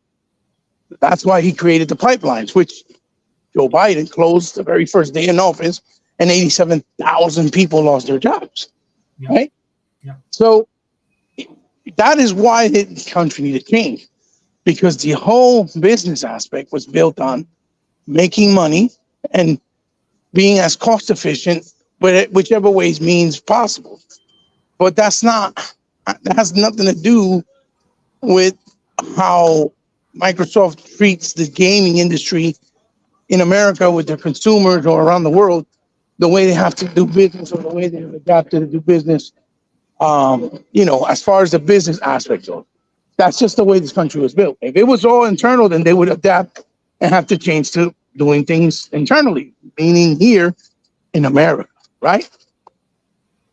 So to combine the two, it doesn't really make sense, because we're not talking about the politics of how businesses make their money or have to do their distribution, because that's really what it is. Their distribution, right? Mm-hmm. How they manufacture things, how they distribute things. We're talking about how Microsoft as a company is ahead of the game in the sense that they're trying to move with the times to try to adapt and make it as easy as possible for everyone, and also at the same time placating to everyone so that it could be fair to everyone else. That's why they push digital and the streaming service, because the reality is physical cost of physical games and labor is a big risk at this point in time. And no, I'm not saying that I agree with digital, because I'm a physical guy, 100% true and true, and so are you. And anybody that follows us, right? Yeah, which Zobi knows, for example, he follows us. He knows we are physical dudes. Yeah. We do not promote digital only world. Yes. What I've always promoted is like you have both live together and coincide and as one unified thing, because options is good. But the reality of the situation is, because these games are costing more and more to make and they're so expensive, that is why they're leaning towards more digital, because manufacturing and distributing those physical games that are so expensive cost so much money. And then if those physical games don't sell enough in the physical market, right, Because in order to break even, you saw that Sony said, for example, they have to at least sell 10 million copies that are physical to break even, right? This is just to break even. We all know, realistically speaking, not every game is going to ever hit that mark because most people, they don't even buy a game, especially if it's a new IP, because they're like, I don't know what the fuck that is. I'm not spending my money unless I know what it is, which is why Game Pass is so important at this point in time because it lets you play a lot of games that are new right off the hip and people can try it without feeling that they're wasting their money. And then if they like the game, they'll go and purchase it because they don't take away the rights from you buying the game. Whether it's available physically or digital, that's the person's choice as a consumer if they want to buy it whichever way. And most people playing games now are casuals. So that's why they buy digital because they don't understand the danger that the digital market is creating. And it will be the demise and bring the gaming industry, and mark my words, back into what we had back with the Atari era, with the shovelware not having. That's the reason why the market crashed in the first place with Atari, because they were charging $60, $70, $50 at that time back in the 80s for games that had no quality, and people got fed up and said, fuck this, and they stopped buying. And they was all sitting in toy shelves and distribution places where they sold games, and they weren't selling, and they lost millions and millions of dollars back then. That's the reason why the market crashed. It's the same reason why the market will crash if people realize that, hey, my digital games, I can't access them because my account got corrupted, because I had to change my fucking password at a certain point, within a time span, and I forgot. And because I didn't do it, guess what? Now I can't do it anymore, and I have no access to my games, and I got to rebuy everything again. Or if you get banned because you speak a certain way, and let's say someone like Microsoft, I don't know, want to tell you, oh, you can't do that. You can't speak like that. So we banned your account and you lose everything. Those are the things that are going to open the eyes of people, right? But it's going to take time. It's too early. It's still in its infancy, digital. So people don't realize, oh, this is dangerous. It's a fine line. How we lost titles that we can't get to anymore, right? So I'm not a proponent of digital. I am a proponent of digital when it's a small indie company that doesn't have the money, they self-publish, and nobody that's big wants to help them publish their game, and they have no choice. Then in that case, I'm 1,000% supportive of digital, and I'll go support the game to help that developer, right? So that they can have a future, especially if they show a lot of potential in their games, right? Because we all start from somewhere. And in order to grow, we have to get an opportunity and a chance. And the only people that can do that are us, the consumers, as the gamers, by giving them a chance and supporting their indie games, which we also all know, let's be real, in most cases, no one buys it, right? Only a small percent, maybe 5 or 10% will go buy a game like the one coming out, Powerborn, for example, and everybody else is just going to be like, I'll just play it on Game Pass, because they see it as a small game that's not worth their money. Well, that's see what I'm trying to say? Well, that's why Game Pass is so important, because technically you are buying it. Right. I know that. But in their mind, they won't actually purchase it to own it because they think that it's just, why am I wasting my time in buying it? It's no point. You get what I'm saying? This is a small game. I only buy, because a lot of cases, this is what people are thinking, AAA games, right?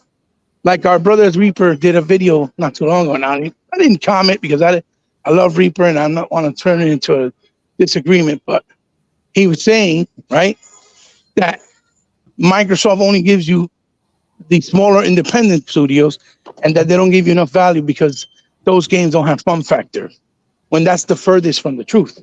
It's the smaller games in many cases that have more fun factor than the new games, because the new games are more concentrated in things like story, mocap animation from movie voice actors, and basically the presentation and budget of the graphics and the quality of the game as far as visuals, sound, and, voiceover, like I said.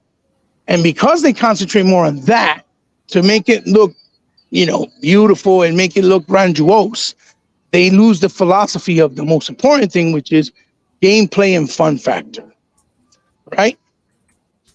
or even making games, huh? No, no, and then one thing I did notice in his video though, it is from his perspective too. So he's how he Absolutely, likes some games, yeah. absolutely. But again, you can't just say that games that are AAA are fun, have fun factor, because that's not true. If that's the case, Ori would suck, Cuphead would suck, Pac-Man would have sucked, Tetris would have sucked, Donkey Kong would have sucked, Galaxian would have sucked, Pong would have sucked. You get what I'm trying to say, my brother? Oh We're, yeah, we're speaking from the perspective of a gamer, yeah. right? We're not speaking from this perspective of what's popular or a narrative, or because it has to be a AAA game in order to be respected and in order for it to have the right to have success. Every game developer has the right to have success. But the only way they're going to reach that is by you giving them the opportunity by trying out their game, seeing if you like it, and then you purchase what you like and you purchase what you don't like. But you can't just put it in one, bracket and say, oh, because it's a double A or it's a single A or an independent game, it sucks. You get what I'm trying to say? Because Hellblade and Ninja Theory were independent developers. There was only 12 to 20 people working on Hellblade 1 at the time, where they already been in the industry for so long, and all of their games were fantastic and didn't sell, right? Everything from Enslave, right, to Ninja Theory's version of Devil May Cry, right? And things before that, like Heavenly Sword. They have made nothing but great games, and they did not sell. They were on the verge of closing down. It was Hellblade that saved them. And when they went to Microsoft and they put the game on Microsoft, Microsoft was acquiring studios and told them, hey, would you like to be acquired? And if you look at the feature, they tell you how Microsoft approached them, what they told them. You have all the freedom you want. We're going to give you a whole studio to yourself, and you do what you need to do and how you need to do it and take the time you need to take, right? And now there's this narrative, oh, the game is short. The game is the same length as the first, which is not really short, right? It's about 10 hours long, which is kind of, ideal for a single player game. You don't need it to be longer or shorter, because that's another problem that people have, that they have this misconception that because a game is 25 hours, for example, let's say like God of War on PlayStation, but that 25 of those hours is you trying to beat Valkyries, or you trying to do grind to find certain items so you can unlock either clothing or things like a special item for maybe, let's say, a magic power on your axe or something like that. They think that that's content, or that's actually more game value. You see what I'm trying to say? Yeah. Oh, Hibot, hold on one second. Go. I put up this comment. He's talking about, because I'm catching up with the chat. Right? So Mhm. this guy's talking BS to FUD. Right. So I think he's talking about, yeah. So I actually raised Gogo's blood pressure with Zobi being on the show. So you're talking and then I'm posting this stuff. So I just want to make it clear. I'm pretty sure Gogo was talking about what Zobi was saying, because it's been like that in the Right. chat. Yeah, he disagrees with Yeah. But see, Gogo doesn't know probably Zobi the way we do, so yeah, he's gonna see it from the point perspective of somebody new. So Zobi's really not a bad person, right? But But I think Gogo knows of Zobi. So I'll say this much, Gogo, man, that's fine, dude. For me in this podcast, dude, you cannot agree. You don't even have to agree with me, and you can have your point of view, and I'll respect it. right. That's the way. Yeah, we're not trying to be dictators, right? Yeah. But we're trying to talk with common knowledge or common logic in this case, right? Like I said, that he mentioned the fact of labor with Xbox, of third world labor from other countries, and Nintendo does it too. But yet he praises Nintendo for still doing the old philosophy of doing their games only physically, right? Mhm. And not really giving the option, like with something like a Game Pass, when people should not be forced to buy the games, if in the economy that we live in today, and in general, because a lot of games are not always worth the money that they ask for, right? It almost makes you look like you're coming off as hypocritical, even though I know that's not his standpoint or that's where he's coming from, but that's what it makes you look like, because you can't say the geese is bad over here, but the geese is good over there. You get what I'm trying to say? Well, the only point I was trying to make to him when he's talking about slave labor, there's a difference between slave labor and low income, right? Because what happened is a lot of these Mm-hmm. when these companies moved in. And I explained this to my kids because my son was taking an economics class, and I was trying to explain it to it this way, right? If you live in America and you make $7 an hour, it'll be hard for you to take anything less. Now, if you go to China, where $7 an hour translated to here would be like $30 an hour. That's the difference, right? So when you're taking your company over there, people are happy to work at a lower wage because they don't know anything above that, right? Because so what it was is what happened with China, dude. It was a system changer for them, right? And so what ended up happening, what I was trying to explain to Zobi was that's not slave labor.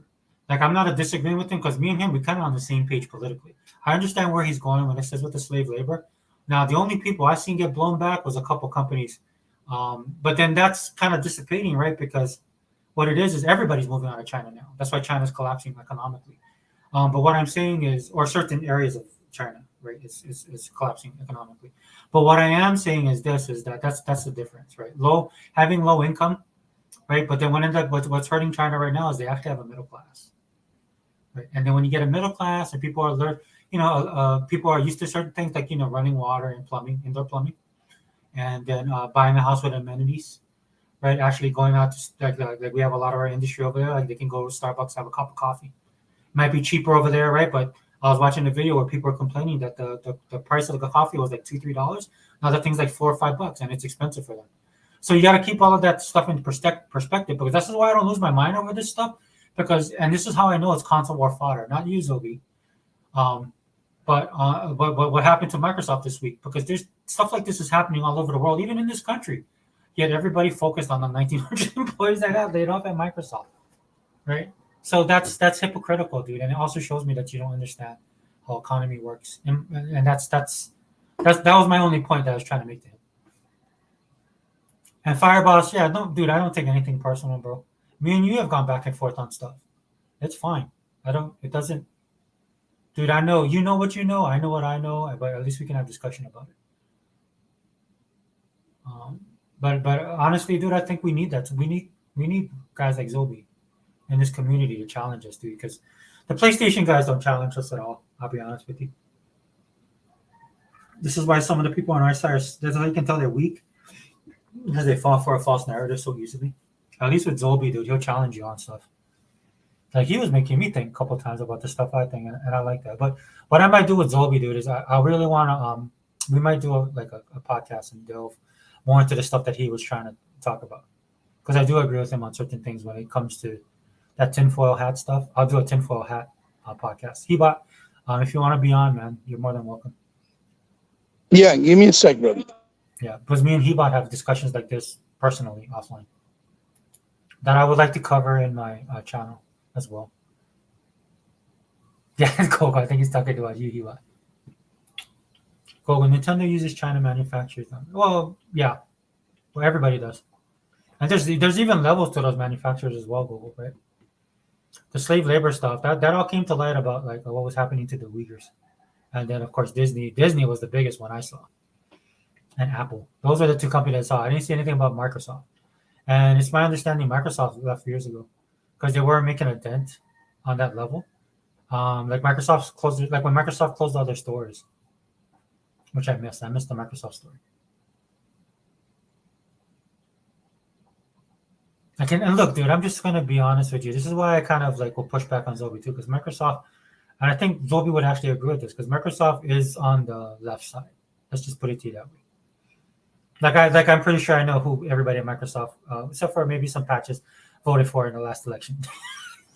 So to Zobi, that's why I don't.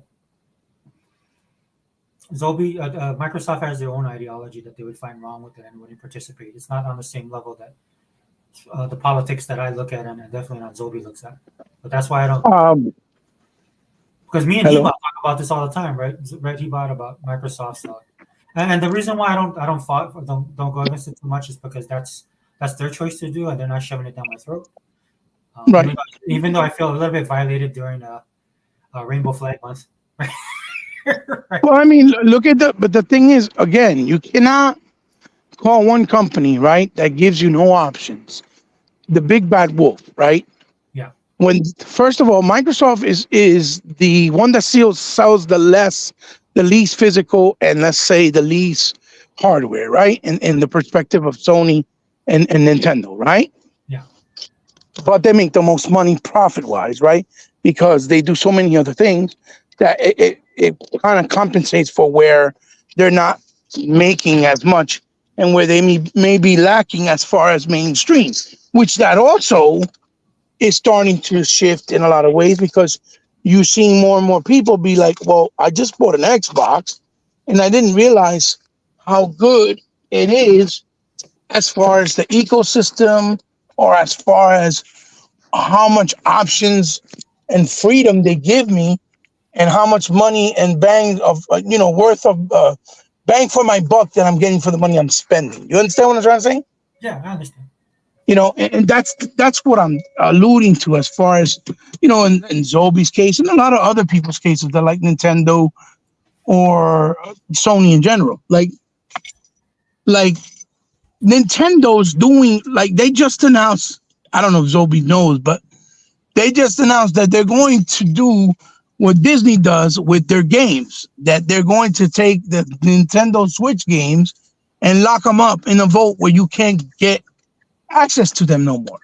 So basically, they're forcing the people to go out and buy whatever they want or whatever's left for Switch before the announcement of the new console so that you can forcefully go buy it, right? So that they can rack up numbers and be like, oh, yeah, I got to go buy this right now, which is basically being a dictator. That's dictatorship because they're forcing their fan base. You're going to buy this now, right? If you want to have it. If not, you're never going to have it for the Switch. If the Switch 2 is, especially if the Switch 2 is back compat because people are going to want to play their library that they purchased from the Switch, right? That's not like friendly or consumer friendly business model. When you're telling somebody, it's like putting somebody a gun to their hand. It's like, you love me, right? I was like, no, you better tell me you love me. I'm going to shoot you. Oh, I love you. I love you. You get what I'm trying to say? Are you speaking from And that's exactly what Nintendo's doing with the Switch games and what they're going to do because they're going to shut down the ability to buy their physical Switch games going forward because the new console comes out this year. So you are not telling me that that's consumer friendly. And then they're going to go and boast their sales and be like, yeah, look, we sold 40 million copies this year of this and this of Nintendo Switch game. Of course you did. Of course you sold 40 million copies. You made an announcement that you're going to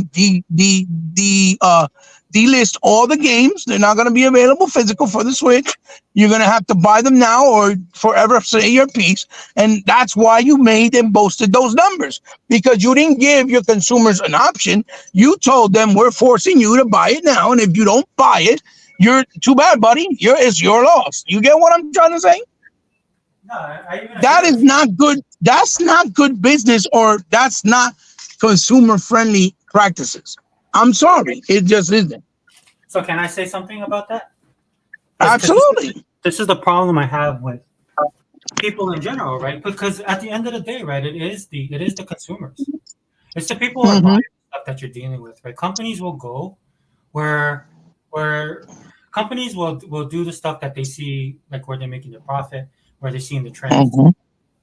Yeah, so that for me, this is why I don't. Again, this is another reason why, like for certain things on the Xbox side, I don't get caught up in, just for the simple fact that because I understand that a lot of this stuff is driven by factors outside of stuff that we the reasons why we participate in the ecosystem of Microsoft. I wanted to say. Hello? No, go ahead, brother. I'm listening to you. Oh, you're telling me? Oh, yeah. But again, that's where I have a problem because everybody loves pointing fingers at Microsoft for whatever reason. First and foremost, Microsoft has been here since the 80s. They've been part of the PC space and the video game space, being publishers since, like Sony was, since the 80s. This is not a new run for them. And they had their first actual hardware distribution back in the 80s with the MSX, where they even had different companies like Panasonic, Toshiba, NEC, even Sony did a version of that hardware and different versions of the same hardware that was created by Microsoft, which was like a mini computer playing their games, where that's where Metal Gear Solid debuted before it was on the Nintendo, right? So they essentially gave Kojima his first shot bringing out Metal Gear Solid, the first one he did that came out later in Nintendo, and people don't even realize that, right? Microsoft likes to help developers, help publishers, so that they don't have to close their windows and their doors. That's why they went out and helped out Respawn Studios with Titanfall, Moon Studios with Ori, Studio MDHR with Cuphead. You know, even Dead Rising, Capcom with Dead Rising, that was at a point when Capcom was saying that they were about to go bankrupt because they weren't making enough funds. And it wasn't until they started making the remasters that they were able to recoup and bring back a point where they can bring back more games and do more things. That's why they keep doing the remasters, because that's what makes them money, right? Yo, Hebot, what's up, brother? Hey, what's going on, Zope? How are you, brother? Oh wait, one Yeah. second, guys. Unlimited. I sent a link as well. So- I sent it on Twitter. Go ahead, guys. Sorry. Yeah. So, like I was saying, and that's what makes them money. So they've been here, right, trying to help the companies from the inside or right out by doing different things. And like when you said earlier, right, you said that they're moving the industry forward. And again, we're not saying because they're trying to push digital deliberately. The problem is because enough gamers, and we all know this, Zobi included, we all know this, that people do not buy the games anymore. They want shit free, right? Or they want shit a specific way to their liking, and that's it. Because that's why something like, Apex makes money, Fortnite makes money. Those are not the kind of games that we actually see as real games, right? We see that as online experiences that you play with other people, either competitively, right? Or online games that we see that you can play to, kind of show off like this. I'm the one with the big fat cock here. You get what I'm trying to say? That is not the definition and the essence of gaming. Gaming is what we grew up with, where you play games that had experiences that we played, where we're interacting, we control it with characters from fantastical worlds, fantastical looking characters that we can immerse ourselves and feel for that moment that we play these games, that we are those characters or that we are in that world. And that's what the real essence of gaming is. But unfortunately, this market is run by casuals. And if we don't adapt, right, with the dumbass casuals, unfortunately, then gaming will die, right? Because they're not going to make enough money. People like us, the hardcore, as much as we try to preach this for the well-being of gaming, right? Because we all do it. We all saying the digital market is dangerous. You got to do it with a fine line. It has to be a space that we can both coincide together with physical and digital. Because if you don't do that, you're going to lose. You're going to give the opportunity, like we talked about the other time in the podcast, also Sega Forever, about can be more diabolical, meaning where they want to control you. Like we were talking about before, if you're playing a game and you're streaming it and you want to say a certain specific word or you want to point something out, they'll tell you, oh, no, you can't do that or we're going to take your account away. And when they take your account away, everything's erased, no matter what you have. Yeah, and you have no access to it. If you spend $2,000, $3,000 in games, guess what? You're fucked. And that's what people do not understand.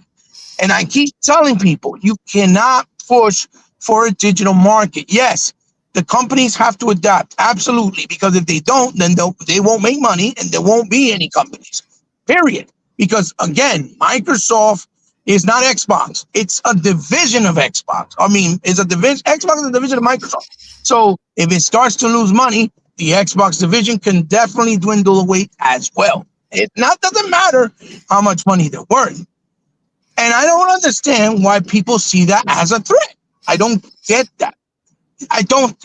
So that's why I don't agree with no company doing things like that. Like I said earlier, or just a few minutes ago, with Nintendo saying, "Oh, well, we're going to do the putting away of default like Disney does with their movies." You're not supposed to do that. You're supposed to tell the consumer, "Look, we want you to buy the games however you feel like it, but we want to respect everybody's way of buying games. Whether you want to it first to see if it's good and then buy it, whether you want to flat out buy it right away day one, physically or digitally." The digital market was for independent studios that didn't have publishers, like I said. So those publishers those developers that didn't have enough money to get a publisher had to self-publish. So they had no choice. So I understand that, because then when they make their next game, all right, they're able to do it with an actual real big publisher and bring it out physical, bring it out digital, put it on a streaming service, whatever the case may be. And that's why I said it's a good thing that Microsoft pays developers that put their games on Game Pass up front. They give them money up front. So that's what makes it a safe bet. Because if it doesn't sell, because let's say people may not like the game, for example, right? Then at least they made some money up front, right, for their work. They give them some type of sense of security. Now, does that suck? Absolutely. That's why so many companies close down. Look how the company from the Murder Soul Suspect closed down the very same day they released the game, because they had not enough sales or pre-orders for the game physically. Because at that point we had no Game Pass, for example, or we didn't have enough PSN subscribers, right? That the game couldn't be put on there, for example. And so they had to rely only physically. And the very first day, they had to close down because they made no money. All the money they spent they weren't able to recoup it making the game. And that's extremely sad. And why is that? Because again, most people, since they're casuals, we're not talking about the Zobies, the Hebots, the Sega Forever, and I see my brother Unlimited too, or the Unlimiteds of the world. We're talking about the casual market, which is the teenagers, the little kids, that they just want convenience. They don't care about ownership. They don't appreciate artwork. They don't appreciate the art and hard work that goes into these game creations. They see a game like Murder Soul Suspect, like, "Oh, this shit is trash." They don't even try it out, right? Or they'll see like a game like Astro Chain, and they say, "Oh, this shit is trash." They don't even try it out. But yet they'll see Power World, for example, or something like Apex or Fortnite. "Oh, this is amazing because all my friends are playing it." You see what I'm saying? And I said the video game industry is lost in translation. And unfortunately, too, the media is all part of the deterioration of the culture and the gaming industry. Because the only way motherfuckers can make money is by making all these narratives. "Oh my God, this is terrible. That's why they go after Microsoft as much and as hard as they do, because they always get the most clicks because most people either hate or don't like Microsoft, right? Or as far as the gaming, part of it goes. So it's easy to do that and create that because they know that's how they have to make money. If they don't do that, they're not going to make money, and they're going to be irrelevant, and they're going to have to close down, right? That's why you see the Kotakus, the Giant Bombs, all those other. There's no more integrity, because now it's about, we need to make money or we're not going to stay, afloat. You know what I'm saying? Which is why in media, the fucking people that you see, they always make this, "Oh, this person's bad, this person's evil," because it's what makes them get the views.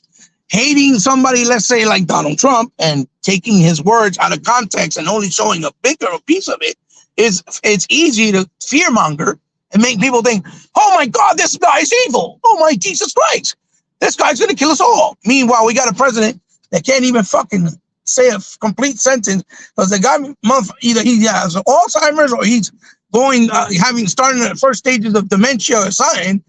And you're acting as this man is running our country, and you're not supposed to be afraid and worried. That's why he's making the stupid decisions, like sending $96 billion to another country, because his fucking son is a crackhead or a coke sniffer that has dealings with them and make money. So his son tells your pops, "Do this," and he does it. He makes dealings, and they make money out of their pocket, and they're not giving a fuck about the people in America. Meanwhile, we're fucking over here in the middle of a recession, or practically in the borderline of having a recession, right? Because all politicians have to do what they got to do, right? You can't really trust none of them because, they're like sharks. That one day they're your friends, the next day they stab you right in the back, even though they say you're friends, right? So again, that's it's like the whole thing, you know, with the whole fucked up situation with the fucking people getting fired or laid off, right? Yes, they're getting laid off, and it fucking sucks. It does. Unfortunately, that's the fucking what you call it, the fact that fucking Blizzard and Activision were fucking dealing with, and that's the reason why they went in the market to get bought. If they didn't do this and didn't get bought, for example, right? Because we all know they came to Xbox. It wasn't Microsoft that went to them.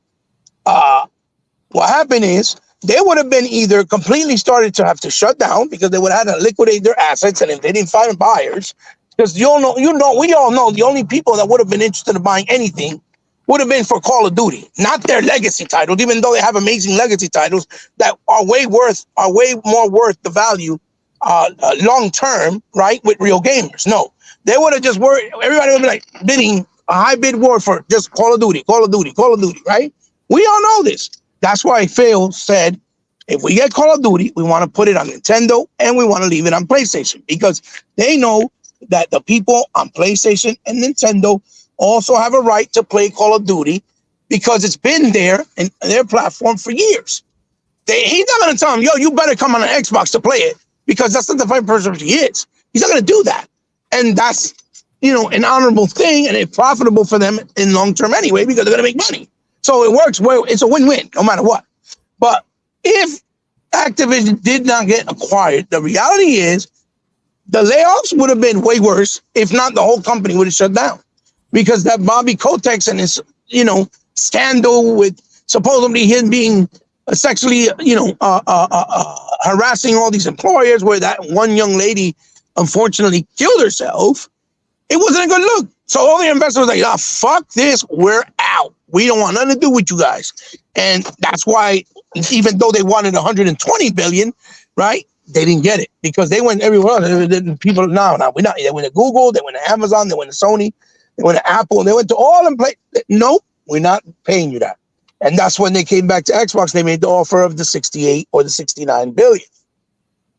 So now all that, you know, baby fat that they needed to do, because if you look at the papers, it's saying there's people from like marketing, the people that were working on a fucking game for 6 years. 6 years, and the game was not done because they forced them to start it over. And I'm talking about people at Blizzard. They forced them to start over to make it for mobile, and then they asked them, well, what would it take, or how long would it take for you to finish the game? And they told fucking Xbox, or the division, I guess Phil, whoever's in charge, Matt Booty of the gaming department, that it would take them another 10 years. Why would you invest another 10 years in a game that's already been in production for 6 years? They lost all that money. You got to cut out the fat, because the economy we live in, the way things are, where people barely buy shit because these motherfuckers think that, oh, I have access to it for free, so I don't need to buy shit, even though it's there to give you a convenience of knowing what you could buy and what you can't buy, because, you know, you don't have to pay for it day one. But these people are using it as, oh, because I don't like, for example, when I see Xbox guys, the first thing they say is, put everything on Game Pass. Oh, is it going to Game Pass? It's going to Game Pass. That's not the mentality of a real gamer. We don't think like that, because we know the only way this company is going to survive or have a future, or the only way this industry is going to survive or have a future, is we support it. And the way we support it is with our wallets. Now, am I saying you guys got to go buy all the games I have? Heba has over 4,000, almost 5,000 games, because Heba has been buying since he was in the 80s. I have a plethora of games since I've started buying in the 80s. You're not going to have that type of extensive library overnight. So that's not what I'm saying. But what I am saying, if you're really about it and you really love the industry and the hobby, right? Even though it is a luxury, then you need to support it. Even if you buy 1 or 2 games a year, at least you're doing something positive to make sure that it's preserved and that it doesn't die, right? The same way I don't agree with fucking Xbox shutting down their physical market department. Because if you're talking about we can play our fucking games for 4 generations, which most of them are in this, from when the 360 it comes to 360 or OG, how are we going to put it on an all digital console? It's not going to work. and I'm not going to rebuy them digitally to give you more money, and I have no access to it whenever I want. That's not how that works either. No, I have my games. Huh? he got so as somebody put a thing on Twitter saying that they were wrong that they didn't get rid of anybody. For me personally, since we don't know what's really going on, I just assumed they would outsource it. Right? Yeah, I'm thinking they're going to do more work with Limited Run because Limited Run has been very vocal talking about how they want to do more stuff for Xbox, but because Xbox was restricting them a lot, and I don't know what that restriction is, I'm thinking about the amounts of copies they wanted them to do. For example, with Limited Run, even though they call themselves Limited Run, you can't just order 100 copies, right? There has to be a certain amount that has to be distributed because then it has to be profitable and make it something that is worth their while for them to make money. If not, they're not going to stay open and they're going to have their doors open. That's why they have to get bought out anyway. They got bought out by another company. So if you don't order enough copies, right, then they can't really make that investment or take that risk. I believe that Microsoft wanted them to do a certain amount of certain games and it didn't meet the criterion that they needed, right? Well, so what I heard was they was going to resource it to China. Zobi, I'm just joking. Zobi, I'm just kidding. Oh boy. What happened? Oh no, I'm sorry, I missed it. What happened to China? What Microsoft is doing. Yeah. Listen, so if we have to rely on Tencent for the future of gaming, you might as well pack it up and stay retro and play what you already have because we're fucked. Because Tencent may have money. I know that, and we gotta blame Microsoft now. Well, I mean, Microsoft is not doing. I know what you're saying, Joe. I know what you're saying, but the problem is that Microsoft is not doing it because they want to force something. Microsoft is doing it because, unfortunately, they're the last one in as far as the sales with physical, right, and hardware, because the media perceive them as, oh, they have bad games. Their games all suck. They just do corny stuff, or they're not quality. Because the conversation is they got lost in translation with people thinking that only games that are AAA matter, right? Oh, that's not fair. I mean, I agree with you. They are more harder on Microsoft than they are Sony, Right. but they did give Hi-Fi Rush a very positive score. Absolutely. And it wasn't AAA. No, absolutely not. Yeah. Mm-hmm. But see, Zobi, where I would agree with you there is, and also Unlimited and Sega Forever, Hi-Fi Rush deserves a physical copy because if people can see it on the store shelves, they're going to be like, oh, this looks interesting. It's unique. And it's going to sell. When you go to the store, you ask people, oh, what games are on Xbox? Most of the time they say, well, what games do they have? Because they don't know. Because in order for you to see their catalog, right? In order for you to see their catalog, you have to go in the store and buy an Xbox, first of all, right? And then go in the store and search it because there's not enough copies on the wall for you, right, to know what they have. That's why I don't agree with Hi-Fi Rush not having a physical. I do not agree with Halo Infinite, Forza, and Starfield being on a disc only to be kind of like the V key to get it started because the game is not on the disc. I don't agree with that. That's why I didn't buy them. And I bought all the Forzas, I bought all the Halos, and I would have definitely bought Starfield because those are games that are trying to give you enough value for your buck. You get what I'm just saying, Joe? Right? Yeah. So that's the problem. Do I think Microsoft is doing it on purpose? No, I don't think no one is. I think everybody's just acknowledging the fact that, unfortunately, Zob, you, me, Sega Forever, and Unlimited, for example, we're the last of the Mohegans, for example.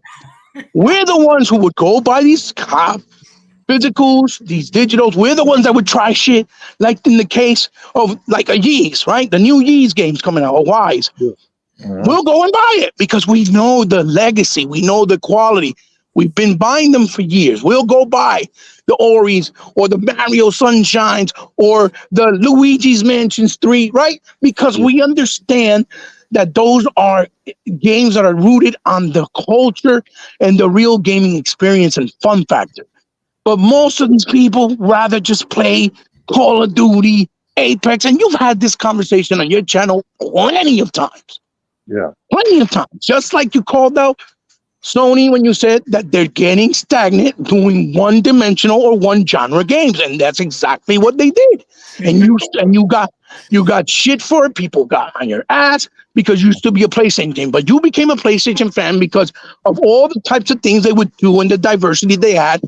Even though a lot of it was through third parties, but they made deals to bring games that were diverse and did different things during the PlayStation 1, PlayStation 2. That is what you were, that's what Zoe fell in love with, right? And yeah, for PlayStation, but now for Xbox as well. Xbox 360 had a plethora of games. And Even the OG, even the OG, OB, even the OG had a plethora of games. The original Xbox was incredible because of so many. Mhm. It introduced me to the Western RPG with Like Jade Empire, something like that. Jade Empire, yes, Mhm. yes. And Cold War, yeah. So I go, okay, so where's Phil doing that? Well, that's the problem. They never were able to establish that relationship with China because they saw them as a threat. Remember that even the color of the Xbox was dictated by not China, what Japan did when they went in a meeting. What's his name? Tom. Not Steve Ballmer. What the hell is his name? The guy who created the hardware, right? Yeah. It was him and three other dudes. Yeah, They asked them, "Can we put?" They what was it? Seamus Blackley. Yeah, Seamus Blackley. He asked them, "Can we please do the console here in this color? Would that be okay?" And they told him, no, you can't because that's disrespectful to our culture. So they had to choose the last color. He said jokingly that it was a real bright neon green, and that's when they decided to do a neon green with black. Right? It's the same way if you see some videos of people in China when they talk about video games, they say that a lot of their vendors in Japan deliberately put the Xbox all the way in the back with like something different, like food or whatever, so that people won't pay attention to it because they treat it like it's trying to cross over, like trying to intrude or cross the line over their culture. When the reality is that video game, the whole inception was in America, right? Where Japanese were doing stuff their way, but then they adapted it and then came here.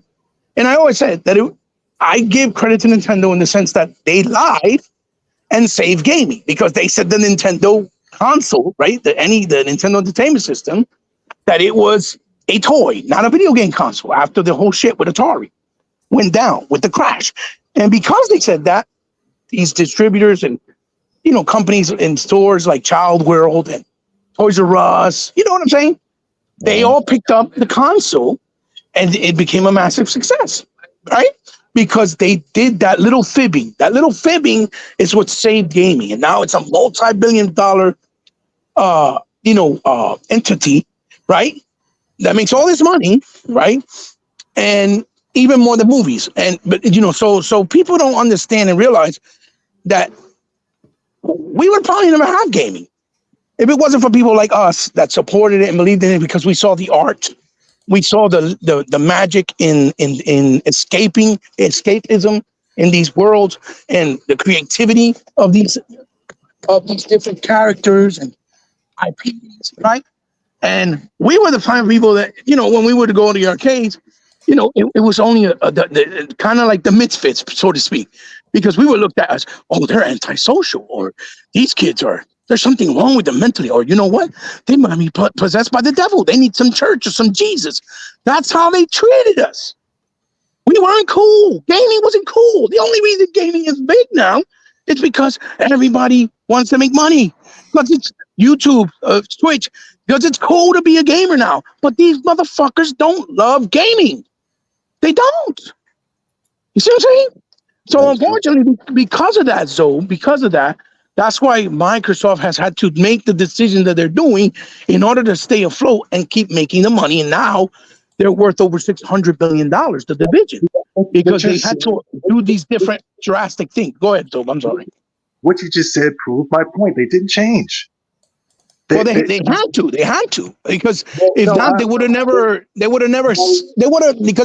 about to sell the division and close it down. Before Satya came in.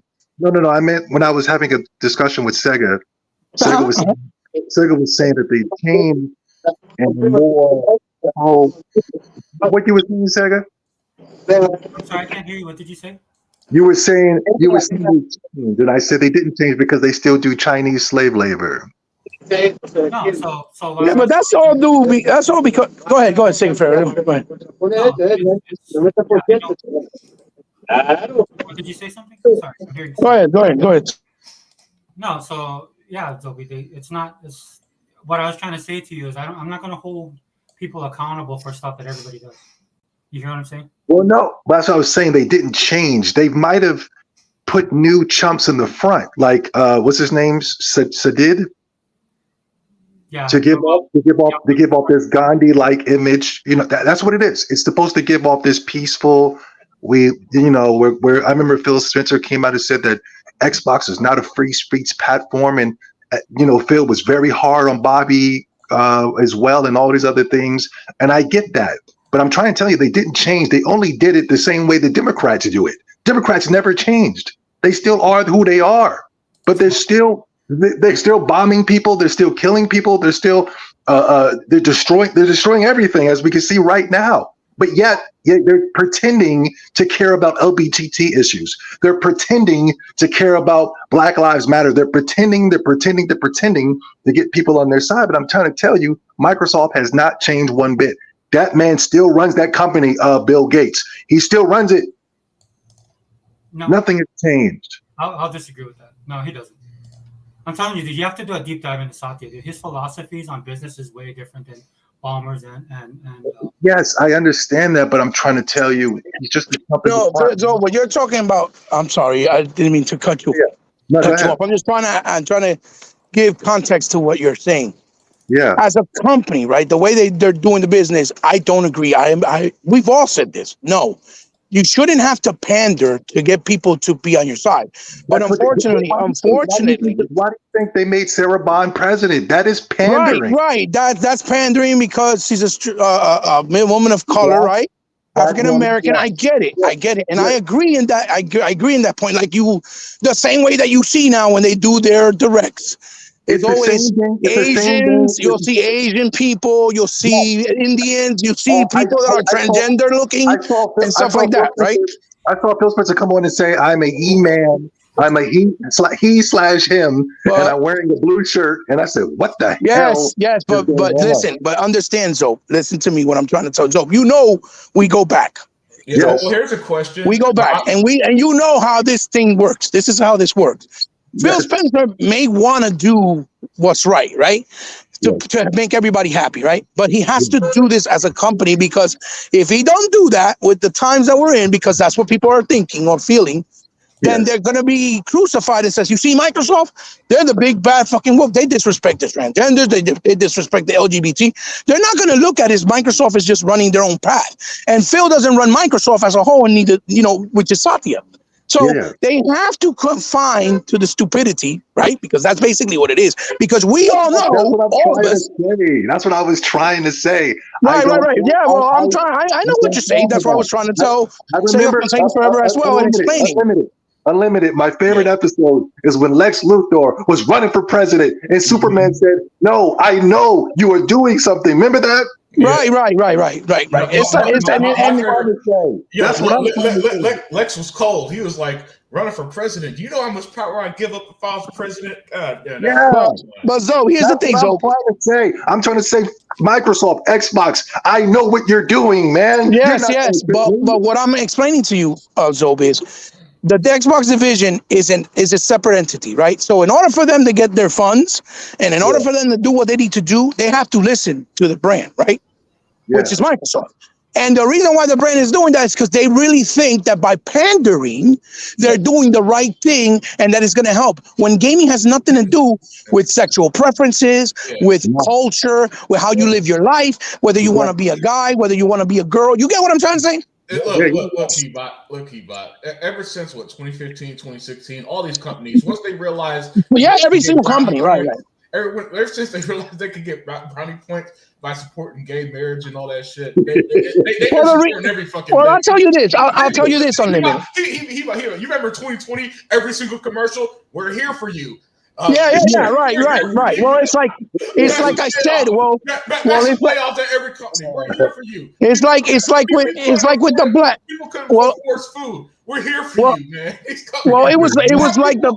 I believe this shit is beyond me, man. Well, look, check this out. Check this out, because this is going to correlate with what we're talking about. The Black Lives Matter movement was a fantastic movement based on what they said they were going to do, right? Yeah, but then we come and find out that it was run and it was founded by 3 lesbos. Yeah, and they took right? that money and bought and they took that money, the 130 million or whatever the fuck they made, right? Or the 300 million, whatever the fuck it was, and they were putting it towards things to create a hotel for lesbians or gay people and shit like that. And when the fucking cities, those inner cities, those urban cities where blacks and Hispanics live that really got fucked up during the riots, they put no money towards that shit. None. And that is the problem, okay? And the media feeds you bullshit. Oh no, this was for a good cause, but they don't tell you the truth. You have to do your own investigating, and that's the problem. So media is is there to create chaos and create division. That's why me and E-Rock always had those intense conversations about politics, because I told him, E-Rock, it's not what it looks like. These people are lying. And the only way you're going to know is by doing your own investigation, because they're lying. If you look deep in the rabbit hole, you'll realize, oh shit, this shit is fucking crazy, right? And unfortunately, because Microsoft is a Fortune 500 company, they have to oblige, because if not, they'll be targeted as the worst company in the world. Now, the reason why somebody, let's say like Nintendo, won't really push it is the Japanese. The Japanese don't fucking play that shit. They don't come over there telling them, oh, you better accept lesbians. They'll cut your fucking head off. They got fucking ways of doing things. They do not play that shit. Yeah, and in that sense, I could respect that. You see what I'm saying? Yeah.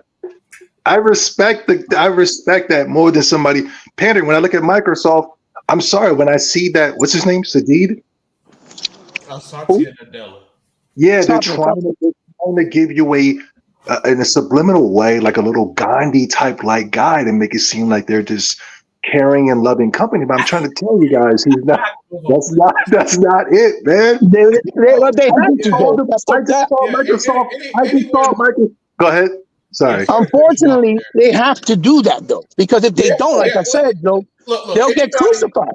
Anybody who takes morality for companies are idiots. Guys, please, guys, these are companies. What they're doing, the reason why they're pairing is because it's an opportunity. Because if they really cared, then back in the 90s, when nobody gave a fuck about the LGBT shit, they would have been the forefront of that movement back then. Not after it became convenient. Notice how they didn't give a shit about black folks until it became convenient in 2020. They didn't give a shit about gay people until it became convenient after gay marriage. But unlimited. Listen, it's guys, it's business. They see us as consumers, and that's why I say, look, man.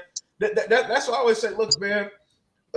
How I spend my dollar is more important than the companies overall, but I'm still going to be a fan of a brand. You know, I love gaming on Xbox. But look, unlimited. It's thinking my gaming on Xbox mean that I'm just this blind Microsoft. Right. But the thing is too, it's hypocritical, because gaming has never. They don't give a shit about gaming. Unlimited. If you go back, unlimited. If you go back to gaming, where it started, where it was rooted, right?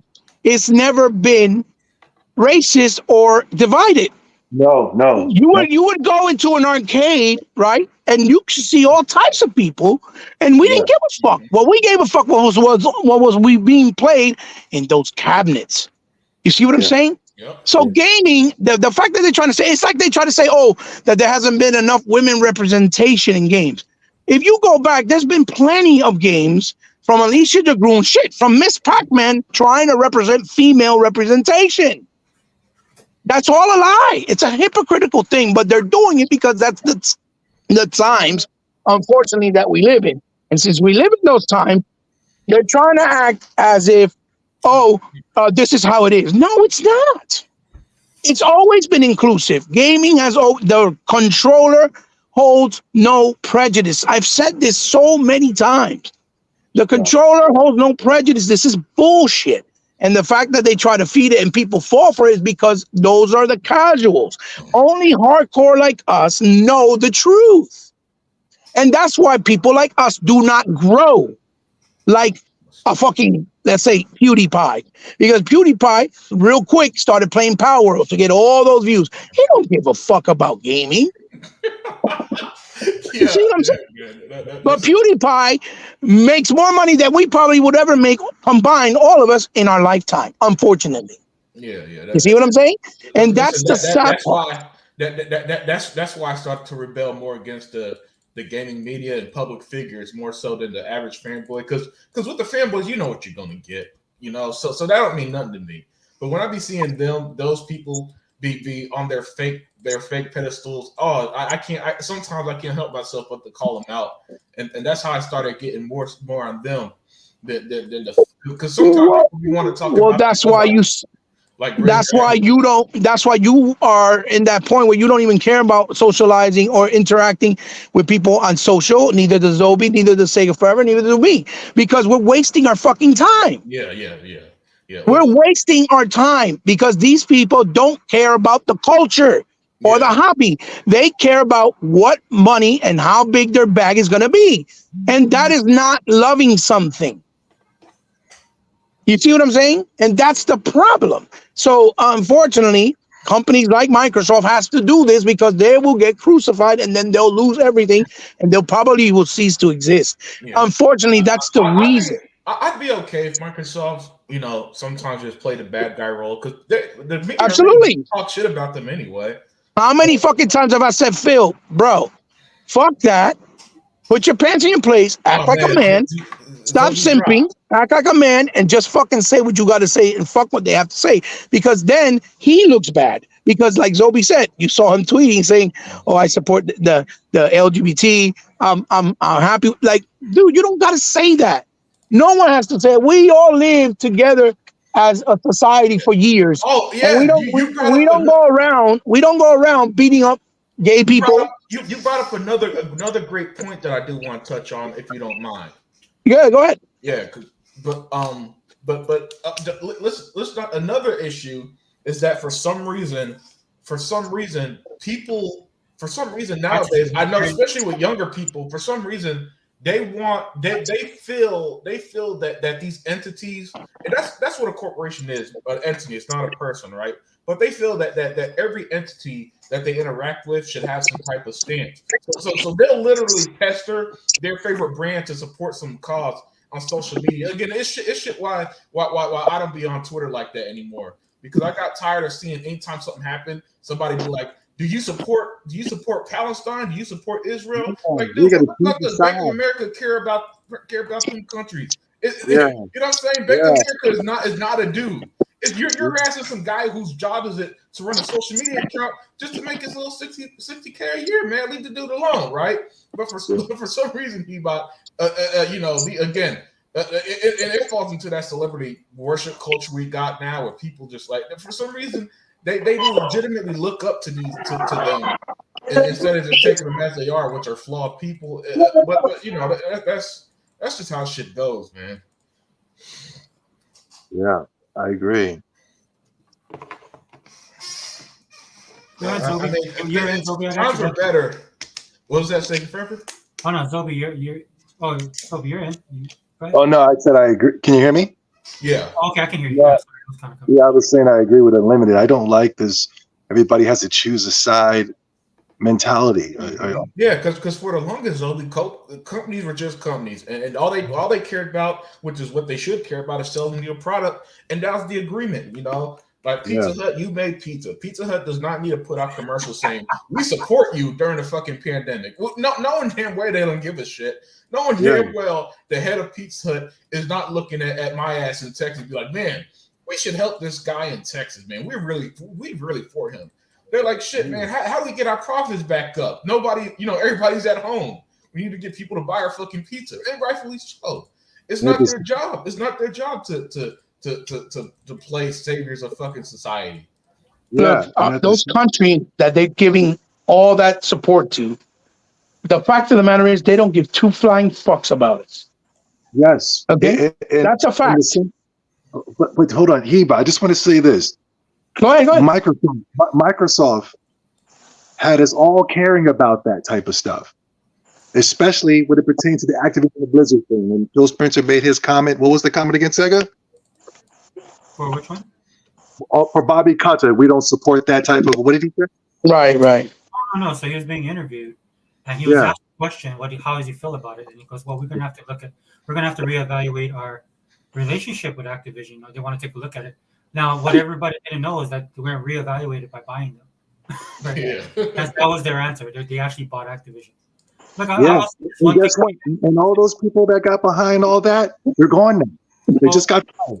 Well, I'll say this much. Let me say this. But again, okay, wait, let me say this real quick. No, but I'm not just saying that for Microsoft. I'm saying that for everything that everybody wants to get involved with when it pertains to doing the right thing, allegedly, like caring about the LGBT community, like caring about Black Lives Matter. Guess what? We're all starving. We all have to pay $300 for groceries.